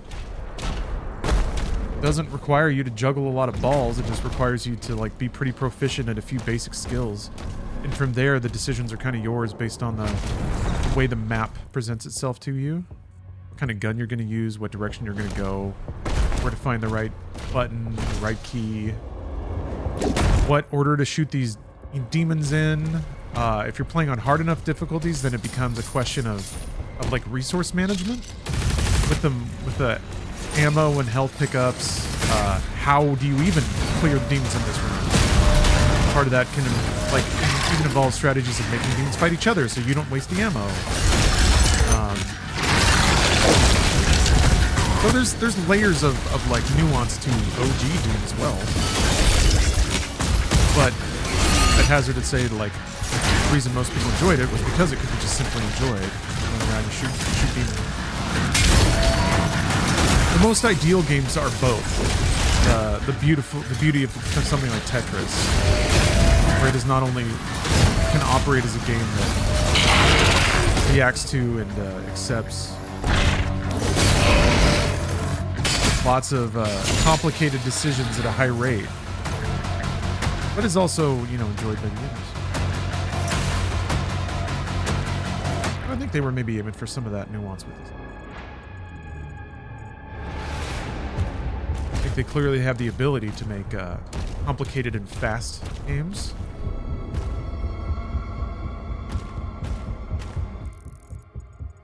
Let's see. Where'd that other button?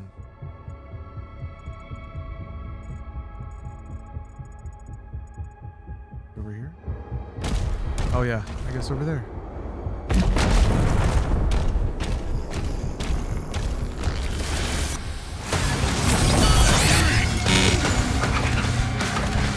Slow.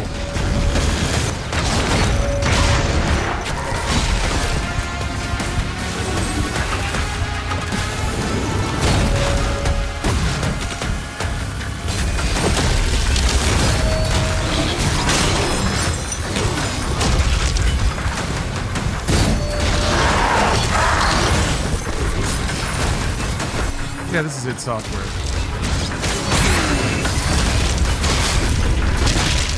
Which, even on a fundamental level, I think there's a lot of respect to be put on id Software for like making a series of 3 games that are all like all part of a franchise, but all like pretty unique. I guess they have to be glowing statues. Anyway, they all kind of herald different aspects of the original Doom or Doom as a franchise. They all explore different areas, and the areas they choose, they explore wholeheartedly, which is extremely unique. There's a lot of hedge betting, a lot of safe, just design decisions. So I do hope that their dedication to their vision at least gives them some credit with people. How challenging is this game compared to Eternal? Much less challenging. Much less challenging. It doesn't require as much as many kinds of skills.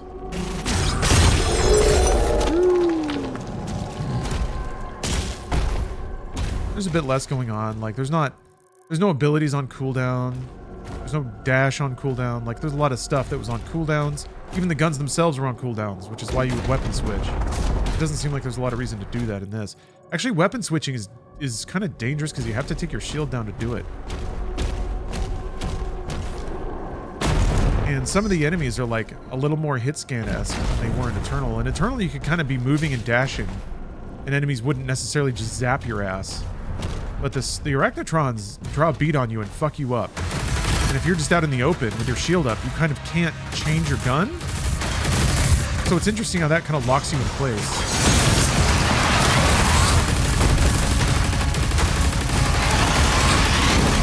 Jesus, there's a lot. Okay, there's a lot of shit flying around now. Ugh.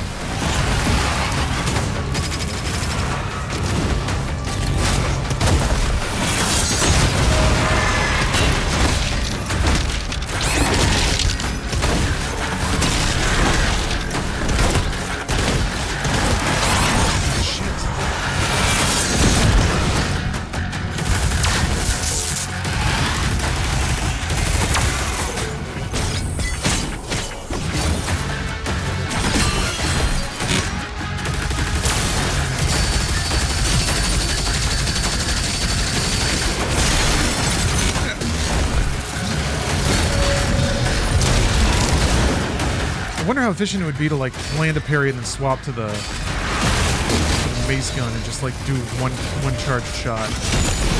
Or do you have, I think you have to have the mace gun out before you land the parry. You can't swap to it after the fact. I should test that. That moment over here. Shit. I need help. Okay, no, it's gotta be out. Whoops. Down here now.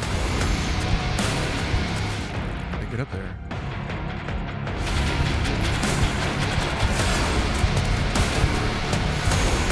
Be right back. Wait, is that really a way to get up? It's not. Damn it. Damn it.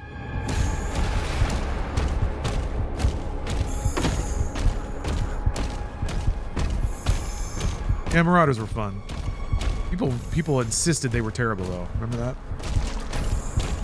I don't know. People have opinions. I'm hoping for, I mean, I already saw a few people in chat suggesting that they were just going to wait a couple months and get it if it's on discount. That's fine. I think these days you try to make games so that like you want it to help you operate your business. Ideally, people keep picking it up over the years because they've been curious about it or didn't feel the time was right.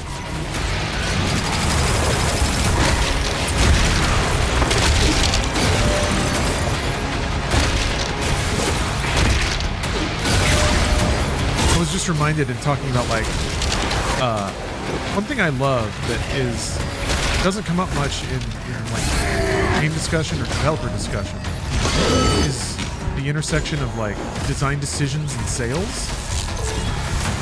Design decisions are usually talked about in terms of the like editorial prowess of a game, or it's like artistic success. And it's just presumed that good games sell well. And usually that is the case.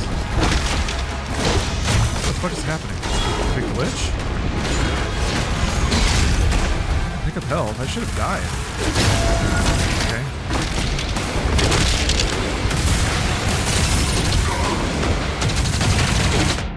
Ah, there we go. But what you know, game developers do sometimes, which I really appreciate, is talk about how good design will lend to the performance of a product as a business thing. I got to talk to Hugo Martin recently, just for my edification. It wasn't like They were specific that it wasn't to be like a recorded interview, but he mentioned something about how the design decisions for Eternal, in his mind, have helped the game continue to sell over the years. So they've still been bringing in revenue because even though Eternal may not have been the game everybody wanted when it came out, people still have decided to check it out during Steam sales or what have you. He said every time there's a Steam sale, they usually get back into the top 50 sales because people are just picking the game up. So hopefully that's the virtue of like bold vision made with honest intent, like a well-formed, content-complete, bold single-player kind of game can still work. Because if it's like prominent enough, then people will trickle in and buy it over the course of years. And then if you have 2 or 3 of those in your catalog, you can always keep a flow of money coming in between the long gaps while you're developing the next game. But on that note, the fact that they were able to deliver three distinct visions, but on a pretty steady basis, like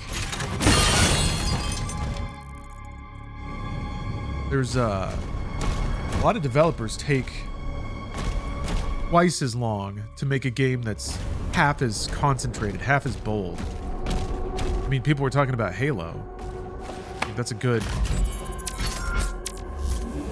point of comparison about like a game that might tiptoe into something new, but is kind of afraid, maybe even of their own audience, to boldly say like, we're trying this now, we're taking it this direction. Too afraid of like people being like, that's not Halo, which is what a lot of people said about Doom 2016. Fewer people said about Eternal. If anything, Eternal was too much. Like it was more like Quake 3 than it was Doom, which didn't bother me at all. But hello, Monkey Flop. What do you think about people who would have preferred this being a Quake game rather than a Doom game when it was revealed? I think that's purely semantics at that point, CW. I mean, it's funny, I read your message late, even though you were already talking about the thing I was beginning to ramble on. I felt Doom Eternal could have very easily been called Quake. I think, demons and stuff, you just mix them all around so that they're little, like, psycho demons. Not that that's trivial, but... I mean, there was even, like, cosmic stuff in Doom Eternal. They had a slipgate in there. I thought mechanics and movement-wise it felt closer to Quake. But even then, it's not exactly Quake. Quake 1, and then also, 2. Anyway. Kind of like Doom, the Quake games cover a spread of things. Mostly because... I remember this. I remember John Carmack at a QuakeCon once said that they only called it Quake 2 because they couldn't... Like, that's just something they had trademarked. It was their next game. They didn't intend for it to be a sequel to Quake. But they, like, tried to think of some cool names and they were all taken, so they were like, fuck it. It's Quake 2. We own that. It's called 2. Already doing Ultraviolence? Oh, man. I consider giving myself a break doing Ultraviolence. So you might be thinking of Ultra Nightmare, which is way worse.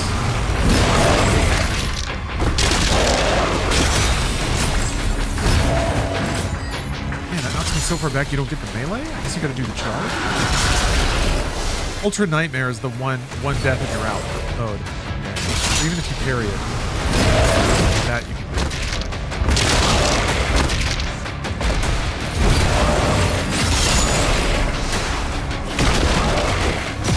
Oh, nice.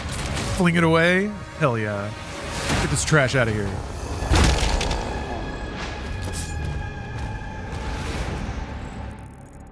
Man. Yeah, another level where there's nodes and you can kind of choose what order you go into them. It doesn't seem like there's a lot of significance to what order you do stuff in this game though. In Eternal, the few times you could do that, you would kind of do it based on, wait, no? Yeah. Well, 2016 had the Foundry level. And I remember that being kind of based on upgrade points. Like if you did this one first, you could get that upgrade and stuff like that. The stat upgrades are much more rigid in this game. You don't get to choose what to upgrade. You just kill the monster in front of you and take the upgrade it has. So gun upgrades are going to be the thing. And yeah, I guess you could run around in a level and scoop up all the money. Hey, Hugo. You know, I was just remarking on, or sharing some of the wisdom that you shared in our conversation, which I'm very appreciative of. Difficulty feeling right for ultra-violence? It's, I'm having a relaxed time. I've had to sweat a couple times. I'm not done yet either, and I feel like I'm starting to pick up on some of what the level design's putting down. So I'm seeing it grow, and I'm excited to see where it tops out. For folks in Twitch chat, looks like Hugo's just in the YouTube chat.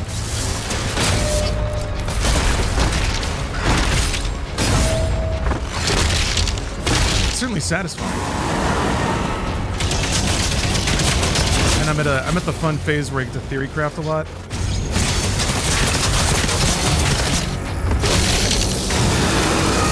Yeah, I figured my initial experience with the game, based on your recommendation and also the humbling realization I needed to endure, decided to be good to learn the ropes first.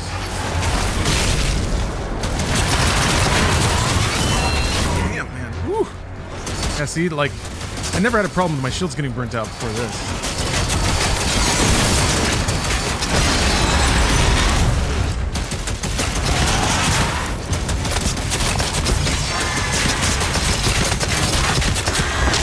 Yes, one of the things I was just saying, not to get too complimentary, too flattering, but I feel like you've mentioned a couple of times that creating a bold vision of something is actually more business safe than making a safe product, making something that doesn't deviate much. And I feel like recent events this year specifically have certainly borne that out. But it's quite a prophetic thing to be onto that, like 10 years before sameness kind of erased the middle boundary of what's considered safe.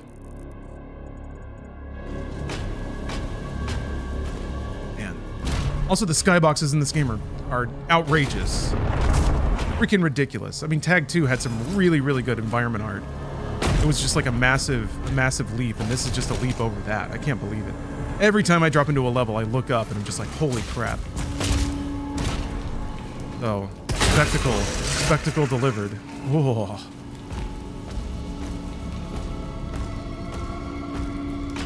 Yeah, playing Nightmare, 120 game speed, shortened parry window is awesome. It plays like Doom Eternal then, also hard as hell. Yeah, I'm, oh, Squid Prime. Thank you for the sub. But, I am excited to fiddle the knobs. Whoops. I'm excited to fiddle the knobs. And I'm also enjoying the first run through the game being all flash and spectacle.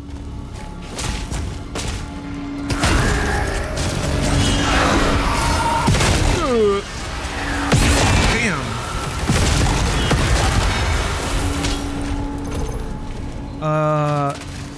There is no upgrade in the game that shortens the animation time of switching guns, right? Or the animation time of putting up and putting down your shield.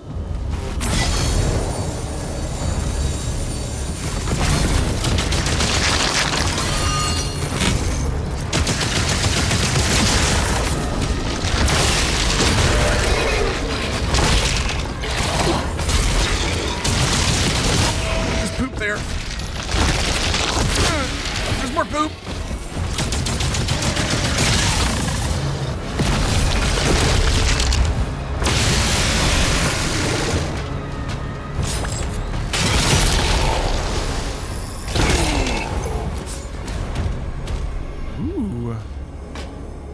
Wraiths? I was kind of hoping we get to see a Wraith, but I guess that past that point in the timeline. I guess we did in 2016, kind of. I swear there was one strung up in Eternal, but I think it was a bit different. Oh, also, man, compliments to the chef. Whoever's making up fantasy babble for the codex entries is just a genuine wordsmith. Letters put in order and polished like a diamond. Hold on, I gotta look it up again. What is this? Zyvoran Conclave. Like eating a delicious meal. Whatever that is. Whatever the Zyvoran Conclave is, who knows? But it's metal as shit is what it is.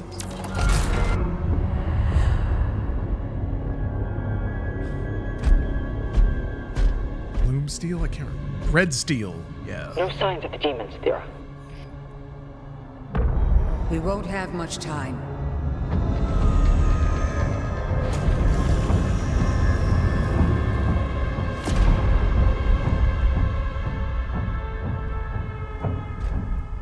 Oh yeah. Congrats on the launch. We're still around. The Ancestrals never really die. It's truly not every day, every year. We harness the energy.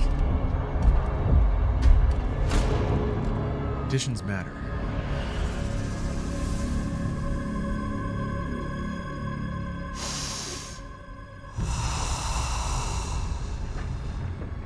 Svara.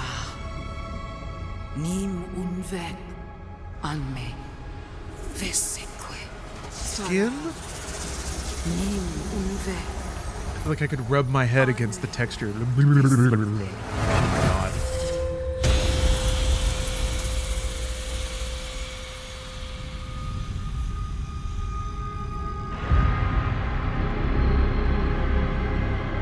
Mouth acting on that dude is second to none.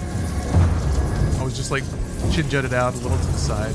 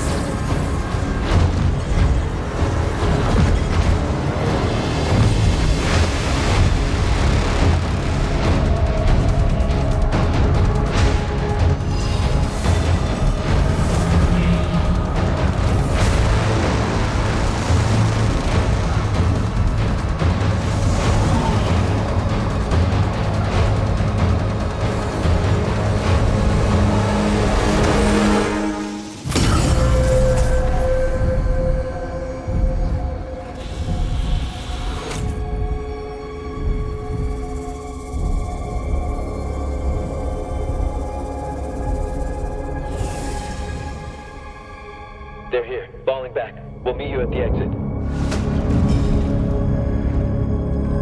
We get a lore recap. You mean just of this game?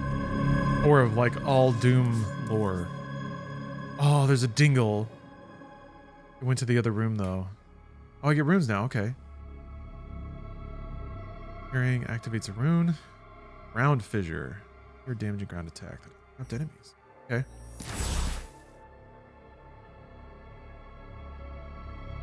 Alright. I guess I'll equip that one then.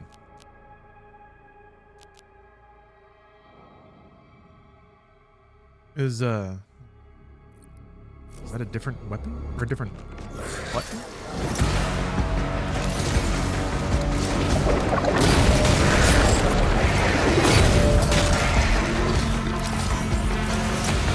This up front.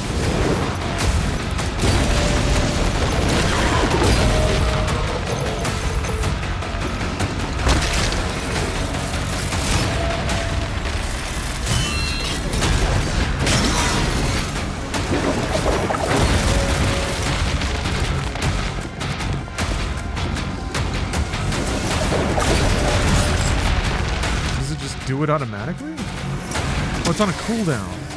I guess parrying triggers it?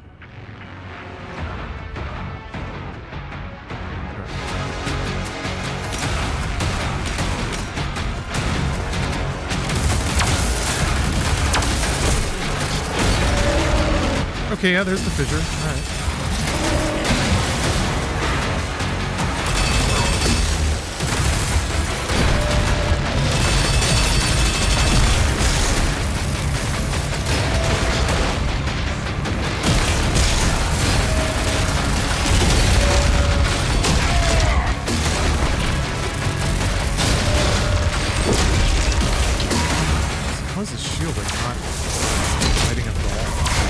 Oh, it's just, yeah, he's got a purple meter, right? Oh, yeah. I gotta kill things. Okay.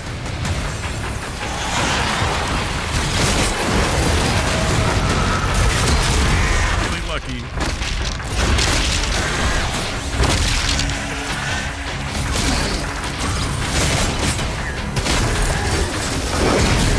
It's kind of neat. You like go around in a circle and fight all the bigger enemy types.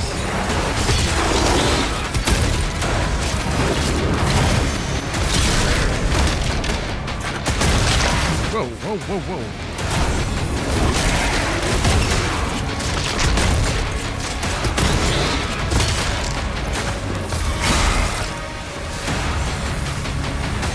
This game. All right.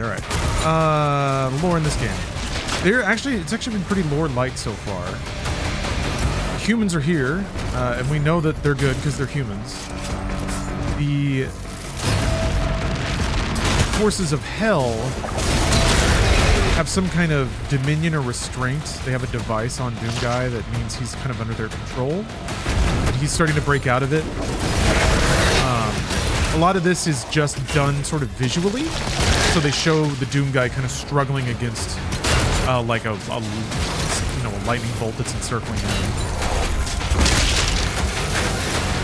And his eyes go from like glazed over and like filled in Batman style to being more human-like. So he's got his awareness. Shit.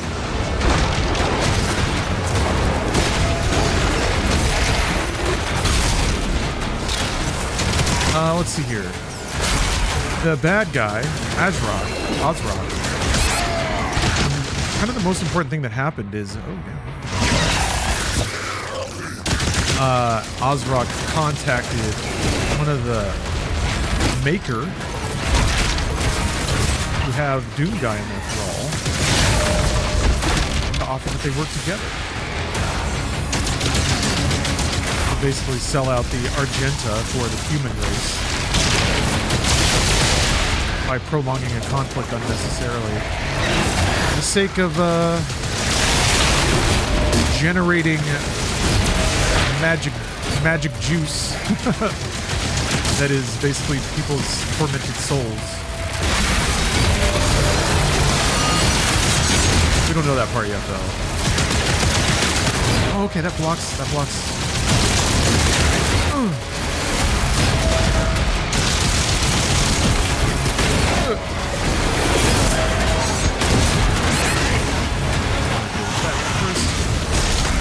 Yeah.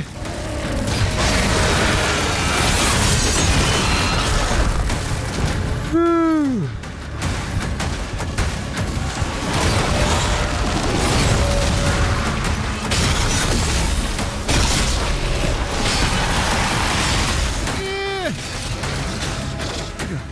Hey!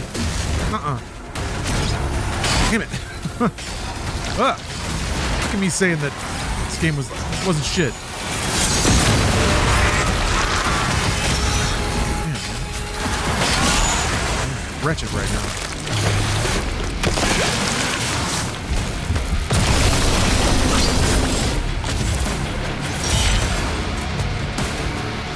Let's see here.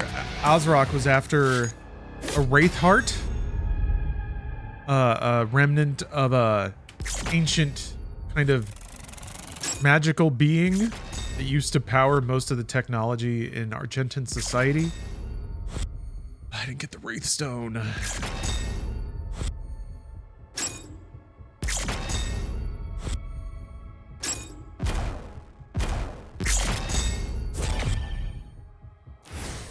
The Forsaken Plains. I'm not even halfway through the game. So rad.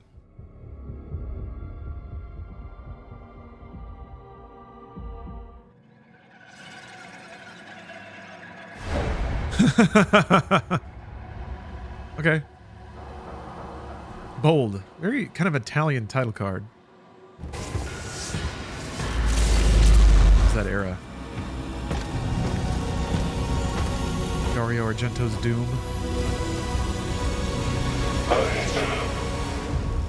I can help you target her location.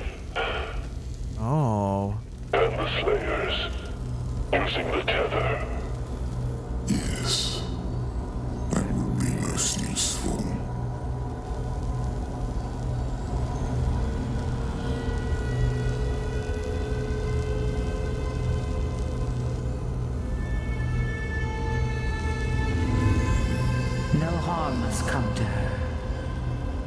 She is the heart of Argent. Oh.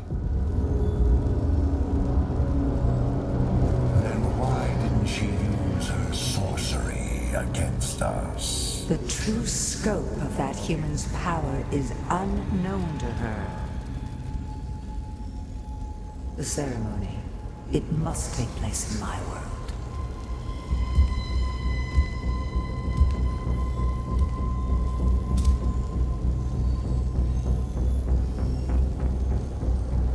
Of course. The heart is found.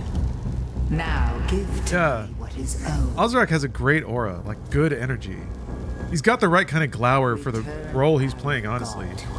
You really need that, like, kind of thespian gravitas. Close the gate.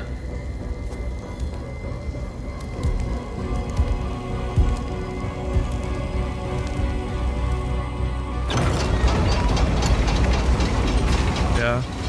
The armor kind of reminds me of Bram Stoker's Dracula. King of Italians. Iconic look. Whoa.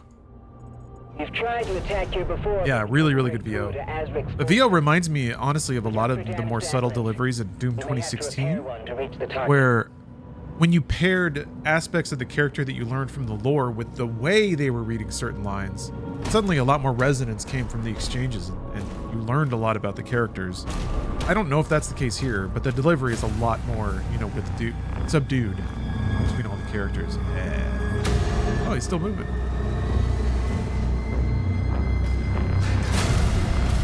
Who knows if that'll be the case by the end of Dark Ages? That's kind of what it'll be. I kind of want to do like one goof run, get all the big beats, come back through for the real experience. Oh.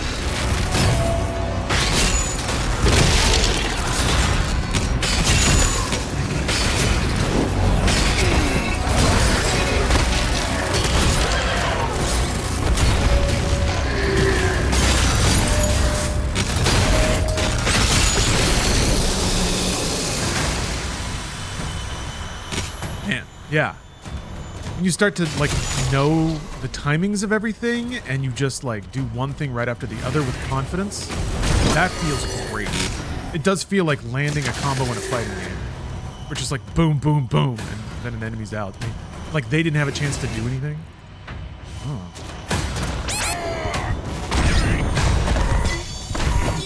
No, I hit the wrong button.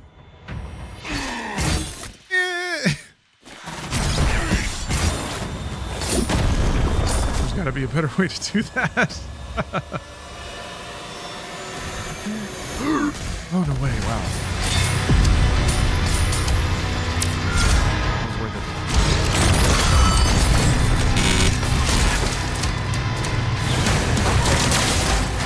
Ooh, the music's getting harder.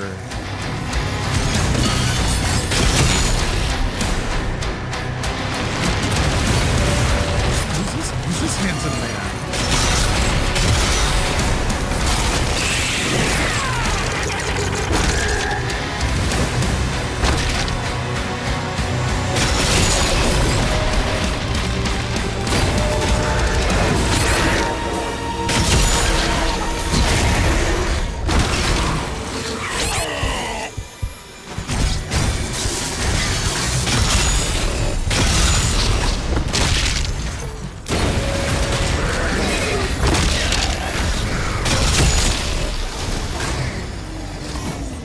Tried using the other melee weapons. I mean, so far I only have the flail, and I've tried it, but it's like its damage is crazy low. Maybe I could upgrade it more. I like the animations a lot. More nests. Oh, okay. They made Doom Eternal maneuverability with Dark Ages parry system would be the ultimate Doom. I feel like that would give you too many tools. Now we got the rock. Never get hit. But I guess you're getting close to Returnal.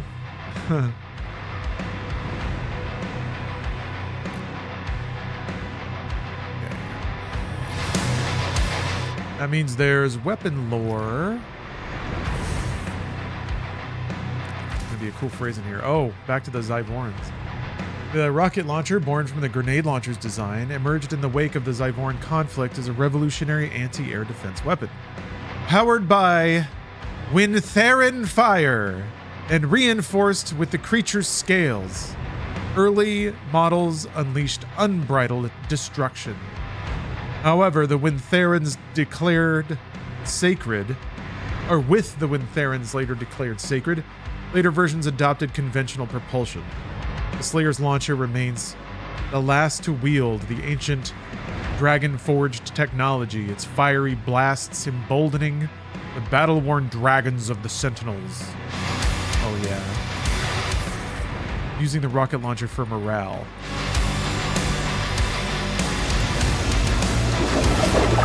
Oh.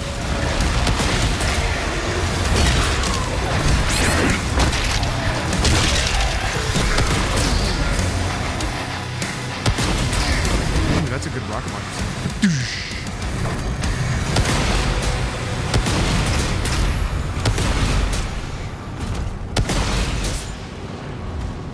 See little runes carved on the shell. Thank you, Squid Prime. That is some awesome fucking music. It was what I kind of hoping for, honestly. The music is the one thing that was pretty bang on for what I wanted in my mind. Something a little slower but thumpier, trudgier, like you're stomping through mud, trying to pull your mud boots out, sludge. Rhyme. Alert. 2 hell cannons detected. 8 hell cannons.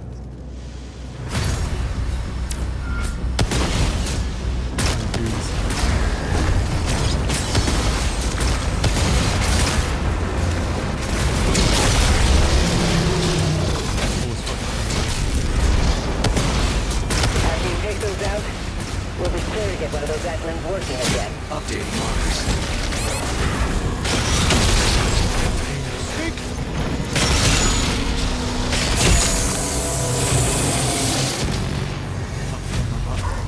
Oh.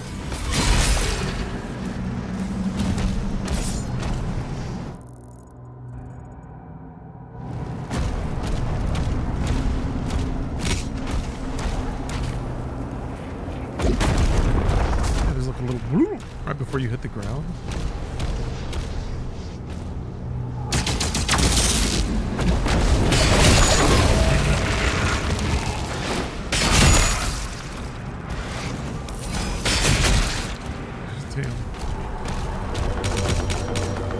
Ooh, jump pad.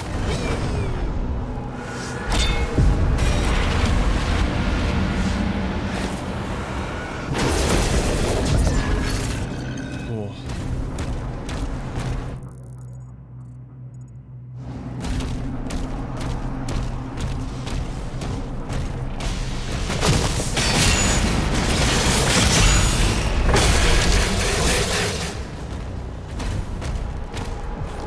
More than anything, this game, given how kind of, it seems like, given how broadly applicable a lot of the tools are, I feel like it would be interesting to see people's different play styles. Like, would they lean more towards using the shield, towards melee, just shooting things?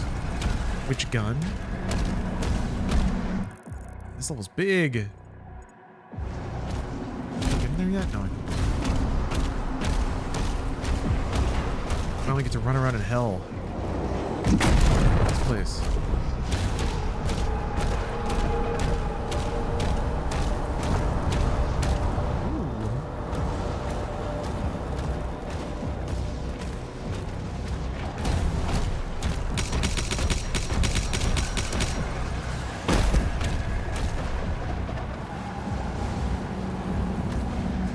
Dude's over there. Hey, Tony P, you know it. You know I'm back at it again. Doom guying it one more time.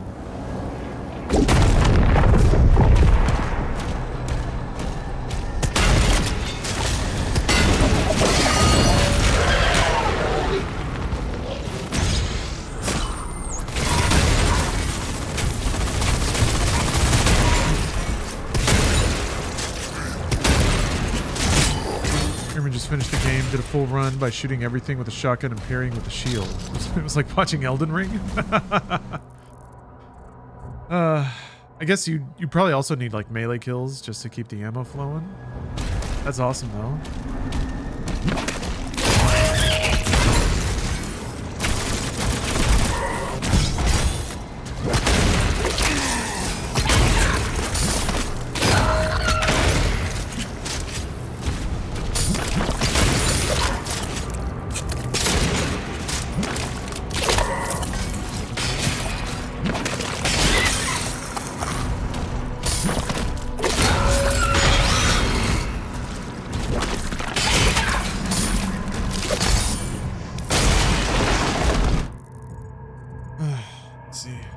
Okay, one over there. Oh, lore though. Need that delicious hell lore. Okay. That's where those demons were going on. Hey. Oblivioff. Thanks for the sub. Guy he needed.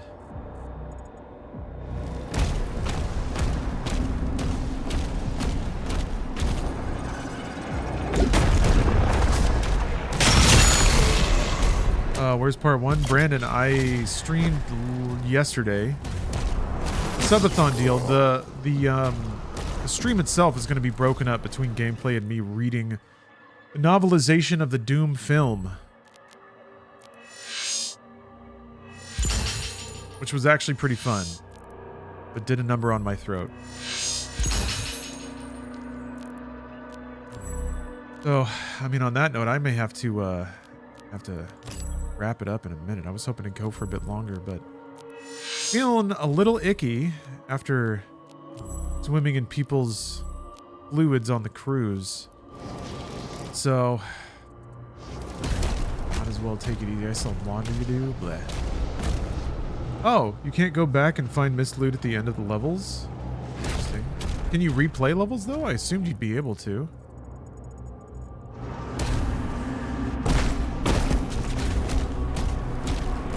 I think the little indicator that you're about to go past a point of no return it's serviceable. I think it's a good compromise. At least it's there.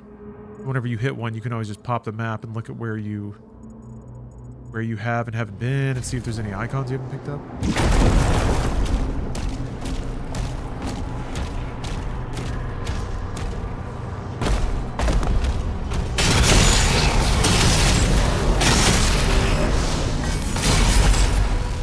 That's okay. I don't ever sweat it though. Never once. I get whenever I want to get 100% in a game. I always do without fail. And when I choose to not, I simply don't mind. I don't sweat it at all. I don't think about it. I'm not thinking about it right now, actually. I'm not. You know, if you thought I was, I'm not though. So I could see, you know, some people think I am. And I don't know how they get that impression. Because I frequently, constantly saying that I'm not.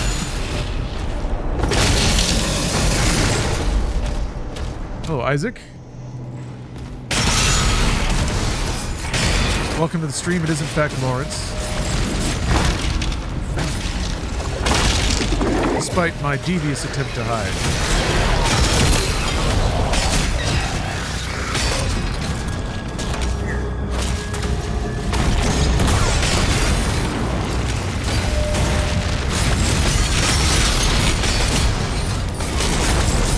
Oh, shield bashing into something and having it just liquefy.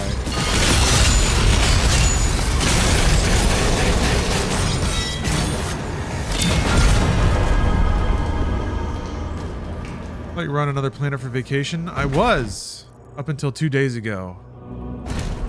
Duty calls. When id Software raises the banners, I answer.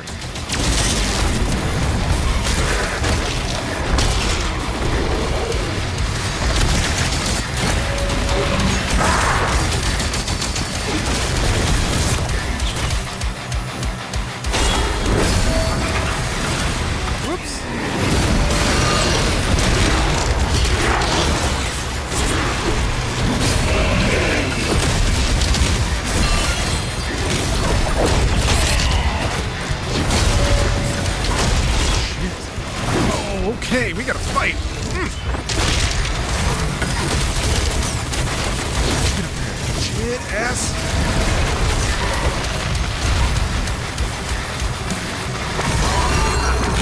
Ooh, okay.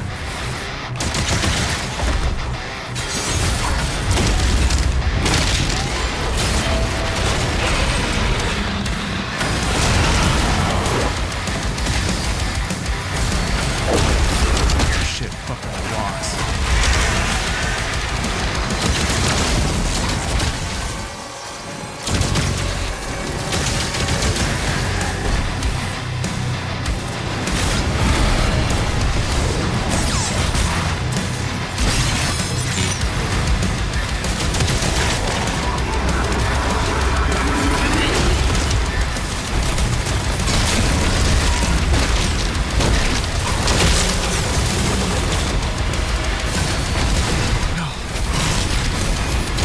Okay, so they take a while to turn. Yeah, they have to like spider, they have to crab turn. Interesting.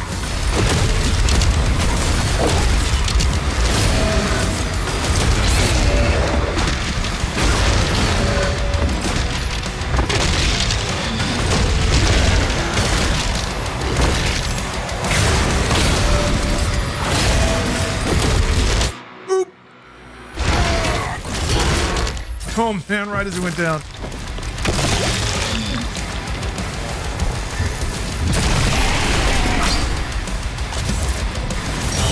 Identified. Destroy it to disable the cannon. Sick. That was fun.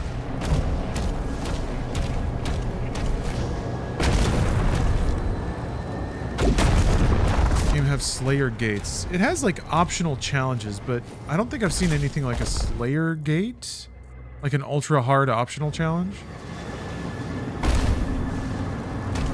Somebody can check me if I'm off on that.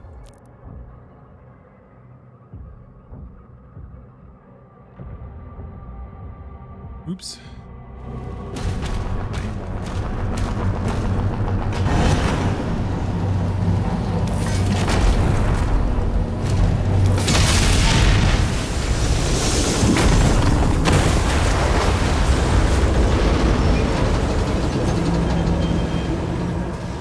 Guessing I'm doing this so I can bring in my dragon.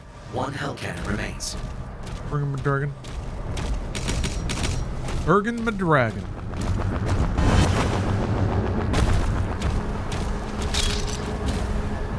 Oh, YouTube autoplay delivered you to me, huh? I have to admit, I think that happens a fair amount.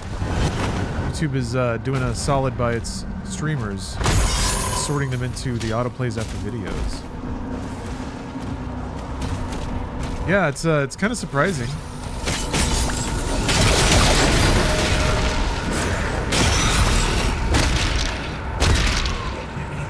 But I'm not complaining. Won't turn my nose up at any systemic wind at my back.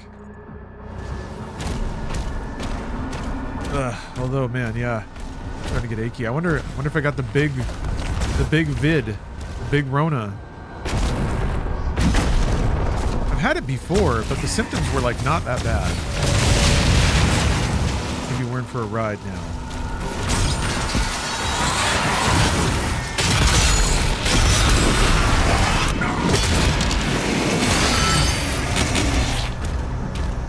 The one-day flu a few weeks ago. It's like cold and shaky for 12 hours and you feel like shit for 12 hours and then you're back on your feet.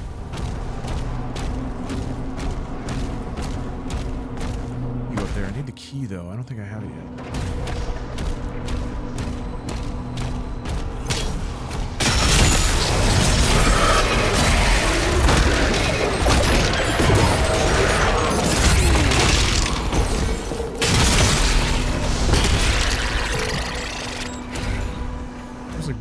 Chirping, beeping.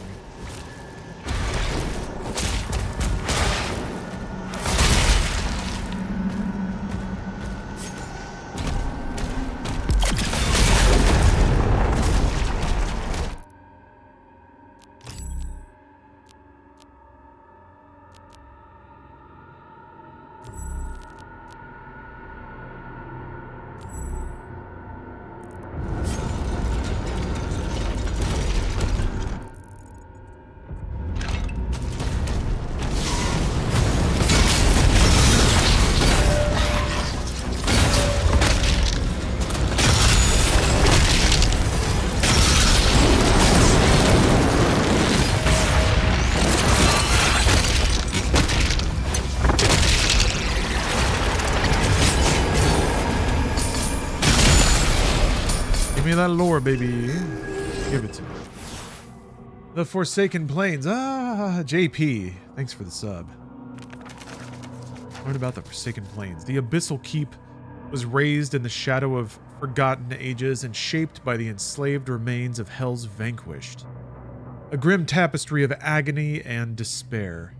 It has served as the seat of only the most formidable lords of Hell, a throne won through blood and treachery. Now it is the domain of Ozrak, whose cunning has solidified his rule. At the war's dawn, Novik led an assault against the keep, but underestimated the prince's tactical brilliance, a departure from the brutish rulers of Hell's past. The sentinels, battered and outmatched, abandoned their mission and left the keep, an unassailable bastion of Hell's dominion. Okay, so Novik's assault on Hell already happened. King Novik is dead, I guess? This is a pretty late game Argentinur. Hey! Nexon Hero, hello. Whoa, you're watching my Witcher 3 playthrough, man. What a time that was, woo! What a time. That was a fun game, though. It was fun to play it in the way that I did at the time I did. It's like one of those games where I wanna associate it strongly with a time, period of my life.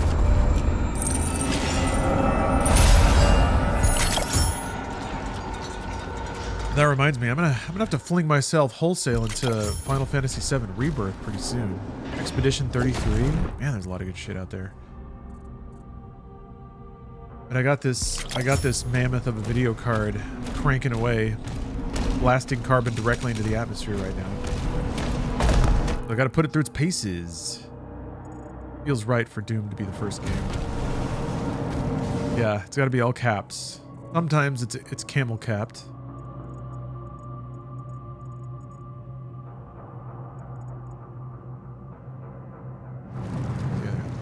I'll just go distribute. Yeah, this year's looking better than last year, which itself was already an incredible year for video games. People are just getting better at making them, and there's more money, or at least was more money flowing in, so more people got chances at that.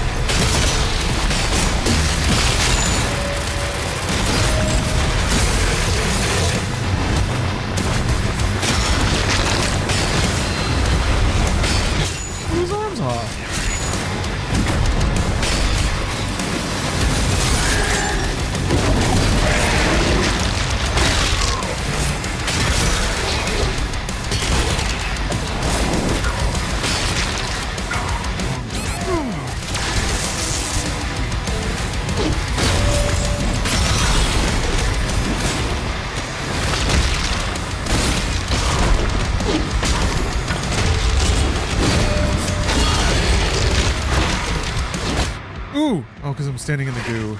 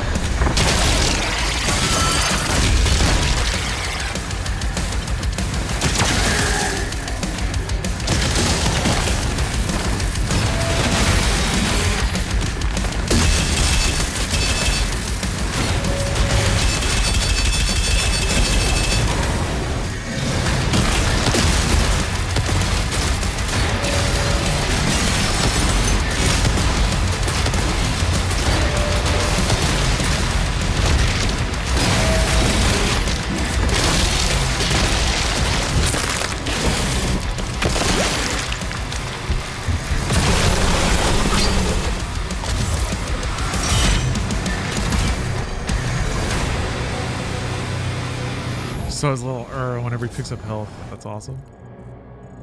Love the throwbacks. I kind of don't miss the glory kills. I mean, I like the headspace of glory kills. I like just the interaction with your resources and how you can like use it as a way to sort of honestly at where I was at my skill level, glory kills were useful for regaining health, but mostly it was like the time was nice. Just like take a beat and see where you're at, check your health, check your ammo, check your gas, check your like cooldowns. And in this, the parry kind of gives you that. The time ramp gives you that little pause so that you can kind of process things a little more. Close you have to beat a parry green attack. Really not that close at all. It's pretty generous in terms of timing and spacing. It'll kind of magnet you into it. But you can, like, that's a setting. You can dial that in if it's too generous. If you really want the feeling of just like being whip accurate with it. You can use it to get the other admin online. I suck at parrying, so I'm terrible at the video game. Well, I mean, there's difficulty options. You can open the window up too. It's pretty generous, and I'm playing on ultra violence and with the the default settings. Was ultra violence hard enough? Oh yeah. I'm thinking of making a tweak to make ultra violence a bit harder. In your opinion, is ultra violence hard enough, or are you dying?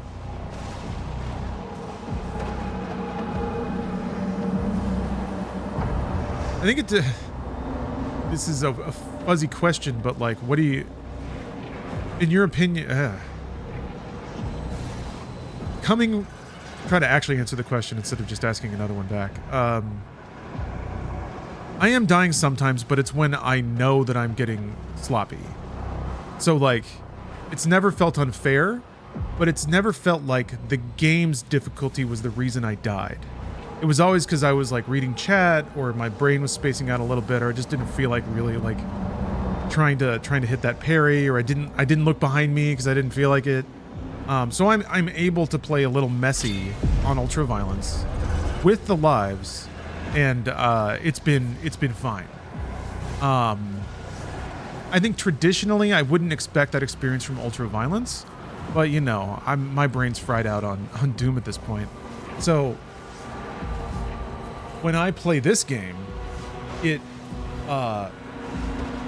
accessibility seems more vital than thrashing the ego of the player, So I think I think the difficulty would only need to be tweaked if there's something about experience of playing this way where like certain mechanics are getting lost, or like there's a divinity to the game that I'm allowed to not see. And it doesn't feel like that's the case. It feels like I'm playing Doom, It feels like I'm using the guns. It feels like I have to try a little bit. I think that fits. Yeah. Hopefully that's where I'm at. If there were no lives, it would be another story. The limit on the lives is kind of interesting.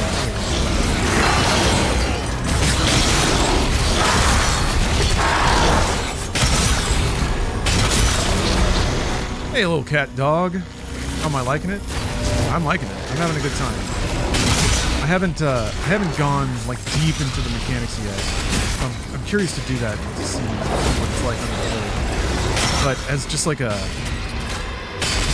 it's like kind of a Serious Sam kind of arena shooter spectacle experience. It's been fantastic so far. And still a good bit more mechanic replete than the games that have traditionally been like that. Like, I think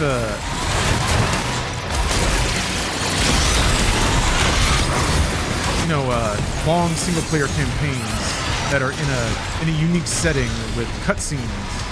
That's a kind of like AAA console experience.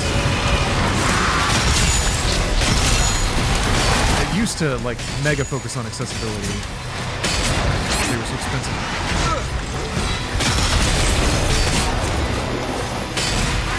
I think you. Oh, sick. Oh. Generally to the tune of like being mechanic light, not necessarily in terms of just like fiddling all the knobs so you can't die. Although that was part of it too. But yeah, still got stuff going on. I'm still learning new things. The enemies and encounters are revealing new bits, like new edge cases to the gameplay that I hadn't considered and haven't been in before. I want that skin. Oh yeah, our Twitch drops working today? Does anyone know?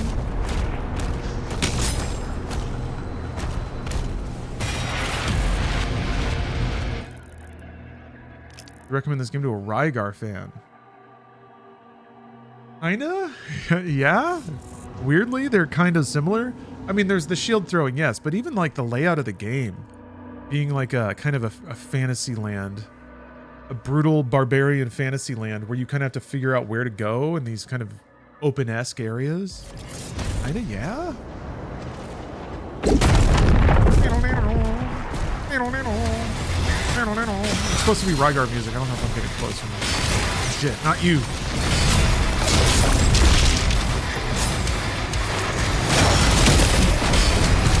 Finally, something for all the Rygar heads out there.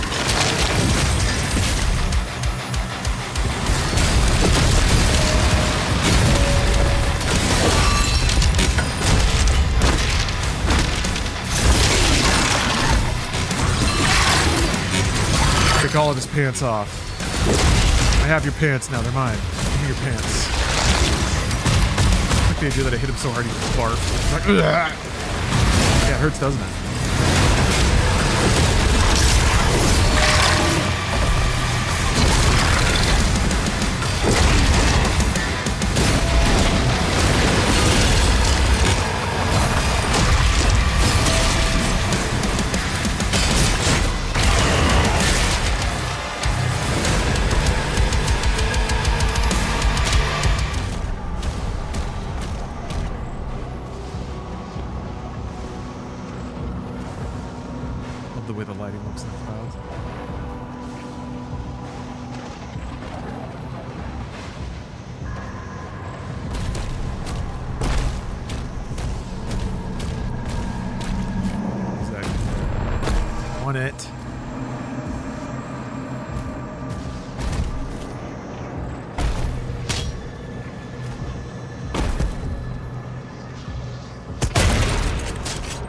It doesn't seem like there's ever something where you have to like shoot something suspicious.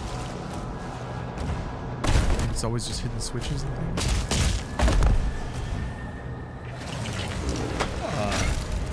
Sentinel battery? It's always made the coolest noises. 92%.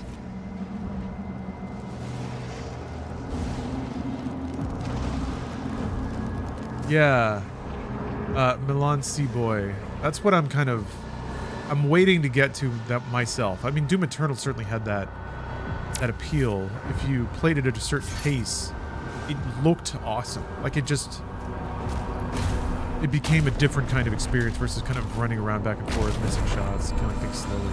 You're just like slamming and jamming and switching guns and blah, blah, blah, just a whirlwind of death. The game has mechanics that empower you to do that. So I'm really curious what this game's going to look like once, I get more efficient with it, start to ramp the game speed up. I'm excited to mess around with that.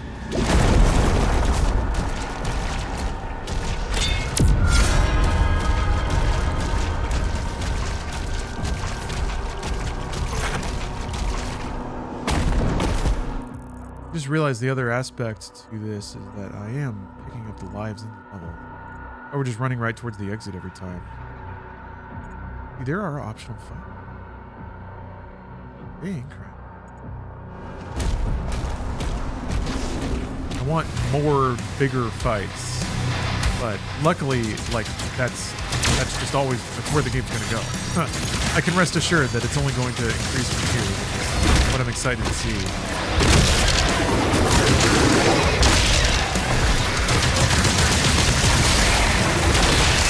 Yeah, because none of the other games really had this. Like, Doom has this. Doom 1. Like, wide open levels with just a a field of monsters kind of milling around all shooting, creating this open arena that you just kind of walk freely through. So that's an interesting aspect level design to try to turn into something modern and interesting. Again, just like that Halo flavor, just a little dash.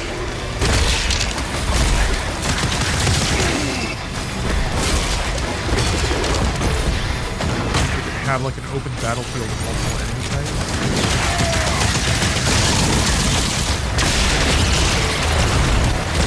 More open field than the vertical play of Eternal. Yeah, Eternal was much more dense.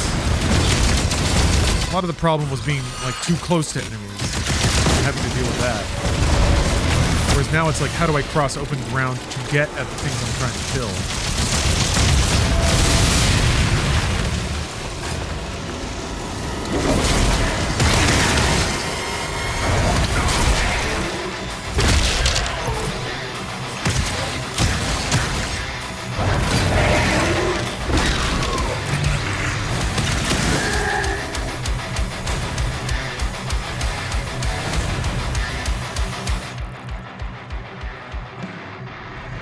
Cozy guitar sound. Reminds me of a lot of the hard rock I would hear like on the radio growing up in Texas. That specific guitar mix.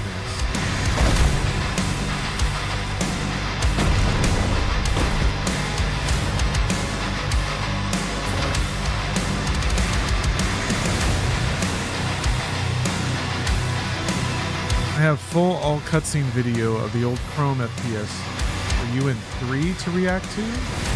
Where do I send it? I don't know who 3 is. But also, I don't know. Do I want that? 3 of you guys. Oh, you're referring to brought you this thing? I think we would just play the game.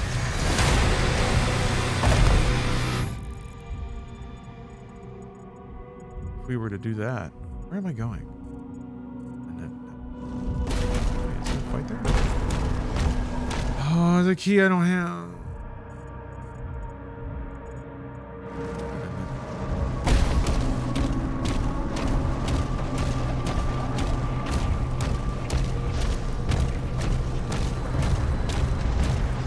So hold on to it. Okay, keep it safe. Keep it safe. Don't let it out of your sight. At the right moment, I will return and ask you for the link of YouTube. Where's that key, damn it?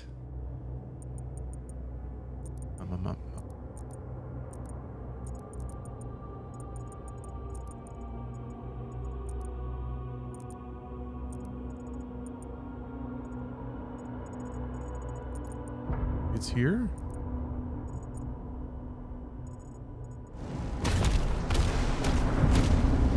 By Omega Bear, where is it? Where is the link? Link foretold. Time is now. Deliver unto me the link. You swore you'd keep it safe.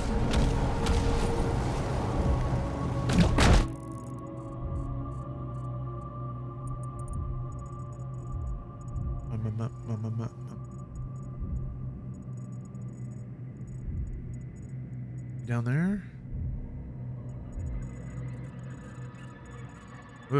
Where am I? Okay.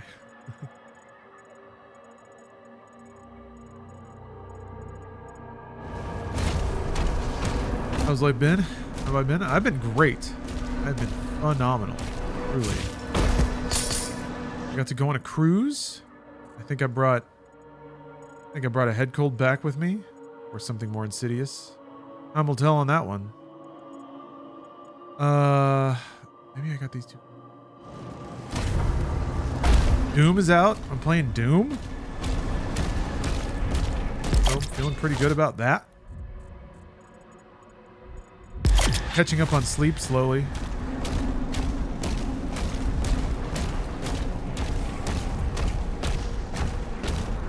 COVID's bouncing around again. Yep. Everybody's catching the wave. And there's like new variants all the time, right? Each one just keeps It's catching on. I guess everybody just got used to it.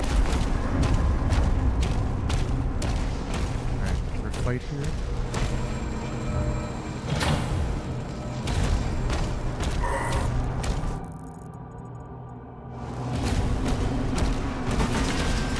Yeah, who knows? Last time I felt kind of like this. It ended up being just a sinus infection.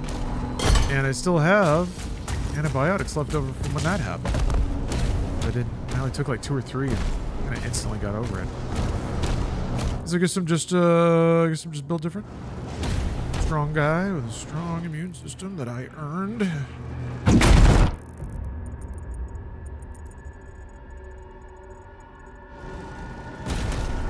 I ate egg whites today for breakfast, so, you know, there you have it. There you have it.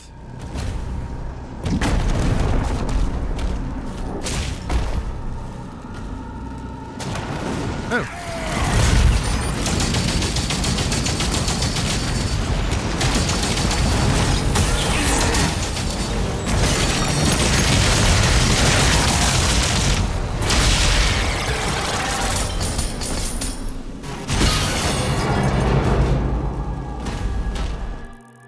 What was that, huh? No key.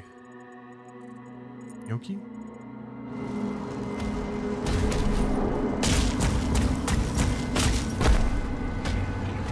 Ooh. Samurai Spartan. Hello. Let's go, Doom. And Love, Death, and Robots Season 4. I got so much Love, Death, and Robots to catch up on. From multiple people that show is the business, the real deal. They're both loud.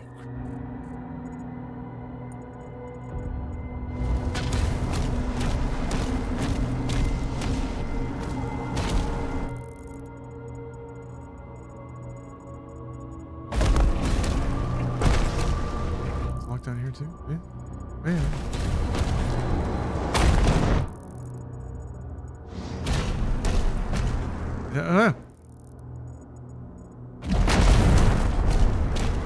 Just hoping that if I go to the places I haven't been, that he will be there. Ah, not like that.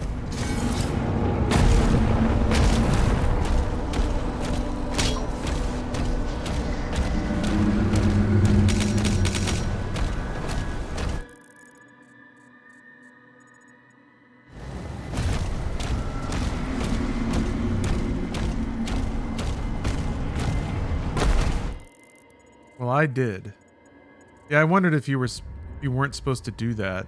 Stop taking them if the symptoms go away. But they did. And I felt fine. And now I have extra antibiotics, so. Although I guess theoretically, if I'd taken the full course, I might not be sick again now. If you want to be theoretical about it. But that's spurious, absurd theoreticals. We don't need to deal with that. We don't need to deal with that at all. Super Nintendo Chalmers. Thank you for the sub.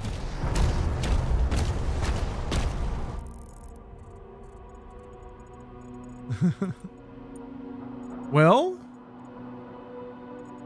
this key is a real mystery. What?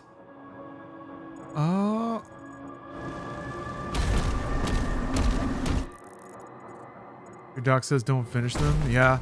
My doc wasn't really explicit either way. I did a teledoc thing. And I was just like, hey, I feel like shit. And he was like, yeah, you sound like shit. I mean, he didn't say that, but... And he was like, okay, here's antibiotics. See ya. And I was like, oh, okay, that was easy. American medicine. Sometimes it gets it right. Good news is I didn't have to go anywhere. Alright. There's got to be a way to bust in here without the key. Oh. I thought that meant the door was locked. Oh, I'm a ding-dong. Alright. Ah, it's right here. Couldn't be easier. You know what, Omrecker? I've been saying that too. But this is kind of Serious Sam adjacent. I think it's got more going on than Serious Sam. Serious Sam kind of prides itself on, like, every gun does one thing with no reloads, and then it's all just about movement and, like, corralling the enemy hordes. strafing back into a direction, shooting at things.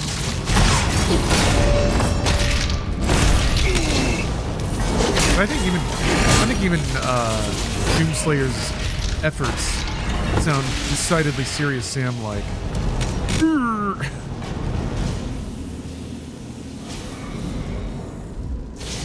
Symptoms can resolve before the infection is fully clear. Yeah. Stopping it early helps bacteria selectively multiply for strengthening, leading to rebound infections and proliferation of stronger bacteria. Of course, yes. Makes sense. Makes sense. Makes sense. It could happen. Could be. I feel you. That is logical. Oh, look at that flayed man. Look at that. Ugh. All right, I have a. This is my last ditch. This is the ripcord. This is the emergency that I'm calling. I have a chilling Vietnamese iced coffee in the fridge. I'm gonna go start sipping on that. It should bring me back to life for a while. But for how long, I don't know. I'm starting to sink in my chair. I think it might, yeah, let me, it's gonna be also, I need to be off camera, I think. I'm starting to get a little just like, turning into a sludge pile. I can still game though. Maybe not as efficiently. Alright, I'll be right back. But I need water too, so I might as well run the circuit. Water, coffee, gamer whiz. Thanks for watching, everybody. I'll be right back. Ooh, boy. Excuse me. I did not appreciate how loopy I was until I got up. Oh, this is important. I accidentally washed my earplugs. They got like really big. I don't know, it's comical to me.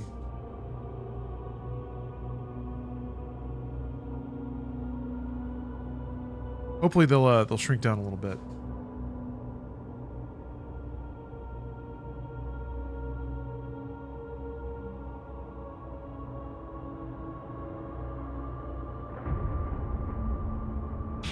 Alphonse Operator. Okay. What? I had to parse that name for a minute. Alphonse has redeemed a meditation. Meditations with Marcus. Verse 28. Death is a cessation of the impressions through the senses, and of the pulling of the strings which move the appetites, and of the discursive movements of the thoughts, and of the service to the flesh. That's it. That's it. There's your meditation. What death is.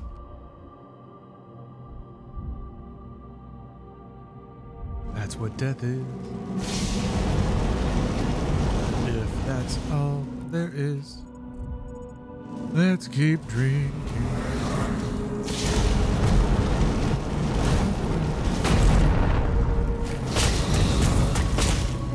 Marcus is really on one, huh? Really on some thoughts there, Mark. That's when you know Marcus has had one too many beers. He starts saying shit like that. Death is the cessation of all the strings which move the appetites. Yeah, okay, Mark. All right, let's get you home. No! I fell outside.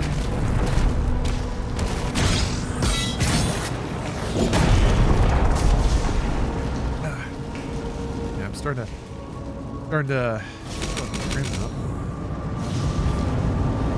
Well, I don't know how much longer my endurance is going to be at the old gaming PC, unfortunately. Yeah, maybe I think what I might need to do is just retire to my chambers. I can finish my goof run, you know? Get the story out of the way, and then come back fresh. Start on Nightmare.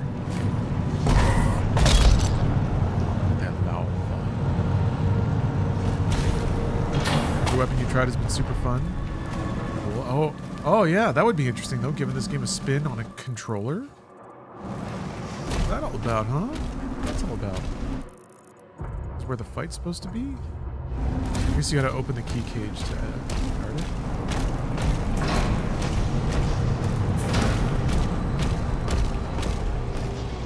Whoops. Hey-oh.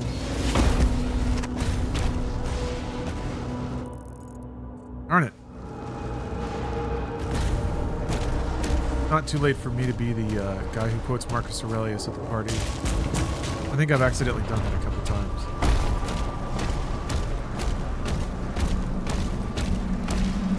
Oh no, there's a delicious self-aware irony to it. Whoops. Oh no, I'm here.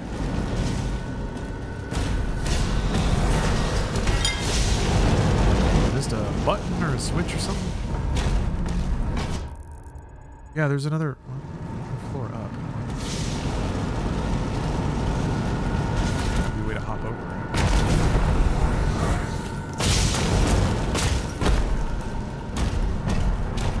To get in that. Ah. Easy.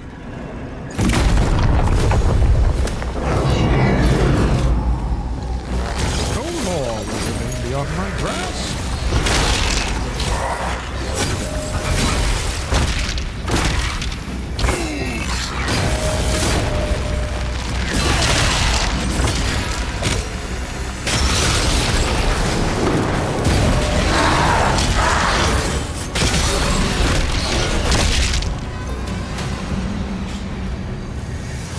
Oh, yeah.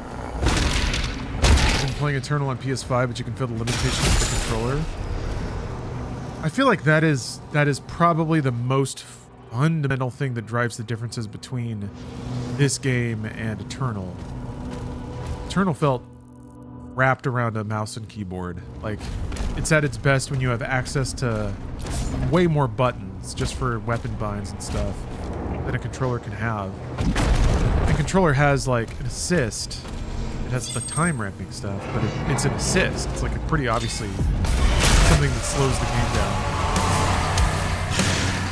But if you like, what's really fascinating though is if you play Doom 1. Doom 1's crazy playable on a controller. I think like removing one of the dimensions helps with that. So it's interesting to see this game kind of explicitly follow that path of general design. I think for the similar effect, to like make it more hospitable on controller.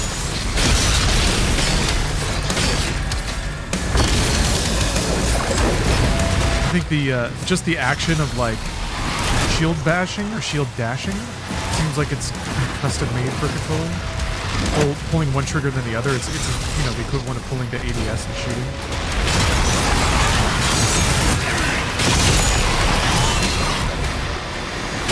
That's interesting. The Revenants like float away from you.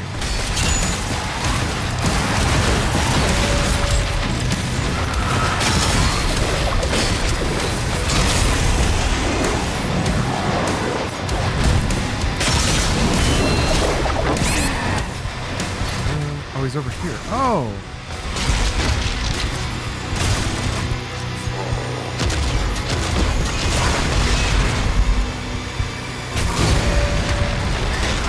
That's what's...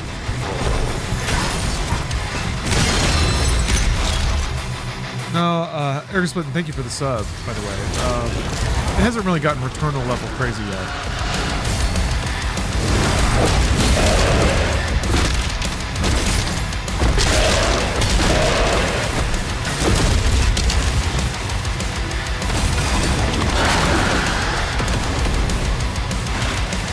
But it is building. It is building, and I'm only like halfway through. Ooh.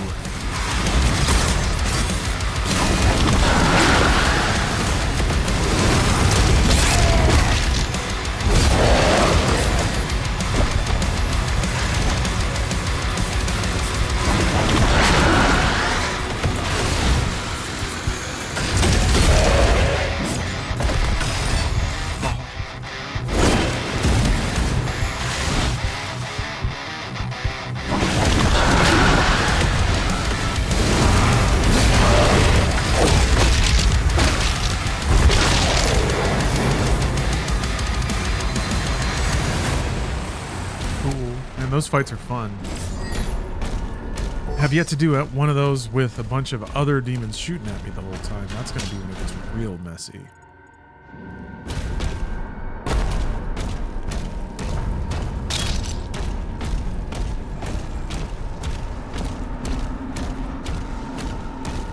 Yeah, I am curious to explore just how bananas this game can get. Nightmare, 150% speed, etc., etc.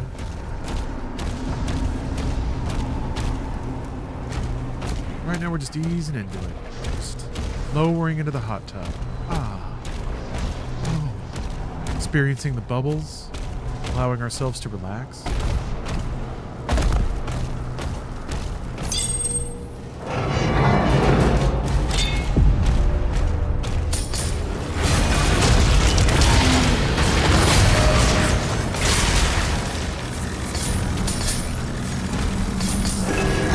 Delicious lore. Oh, Prince Azrak lore. Born in the shadowed pits of hell's blackest citadel, Azrak grew not in sinew but in dread knowledge gleaned from dark priests. While demonkind cowered before the one known as the Doomslayer, the young prince stood before the Elder Council, his voice ringing with ambition. By ancient blood oath, the hordes became his to command. Now Azrak consorts with the Witch, a pale sorceress from realms beyond starlight, forging an unholy alliance between their realms. He's moving the pieces. I remember the Witch being referred to in Doom lore.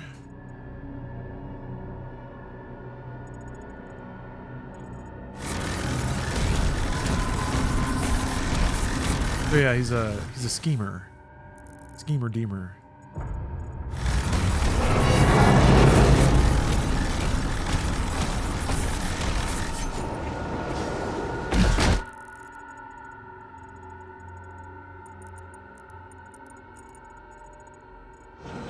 This way?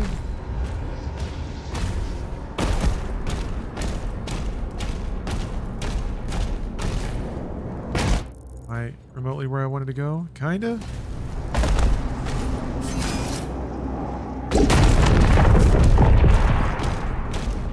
Yeah. Pale Sorceress? What was that? Pale? Oh. Well, maybe we should hear him out. You know? All pale sorcerers can't be bad, right?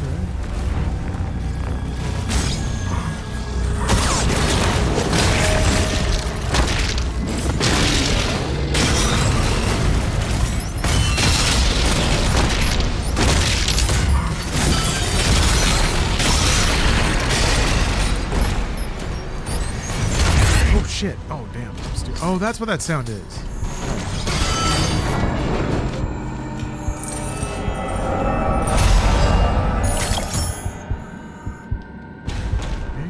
Always learning. Learning. There's a heart back here.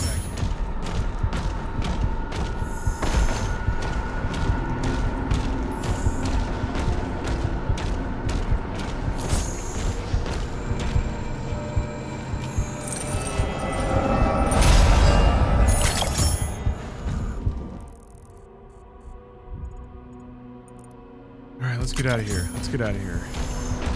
And yeah, I think I'm gonna have to conclude for today. I'm starting to feel a little woozy at my desk. Unfortunately, the Vietnamese coffee did not intercept in time.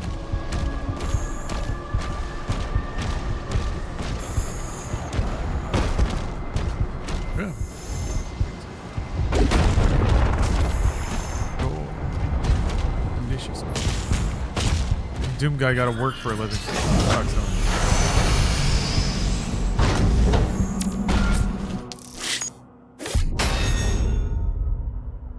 Crisp 98%. Not bothered at all. Do I sound bothered? I don't think so. I forgot to spend my Wraith Stone.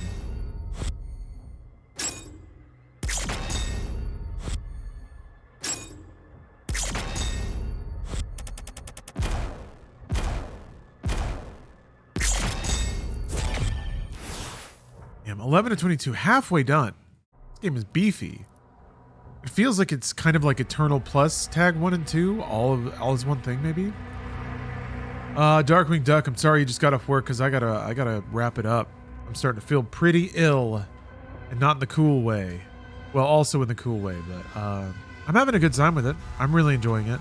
I'm having a good ride, and I will return playing it tomorrow, hopefully, unless I feel like utter garbage.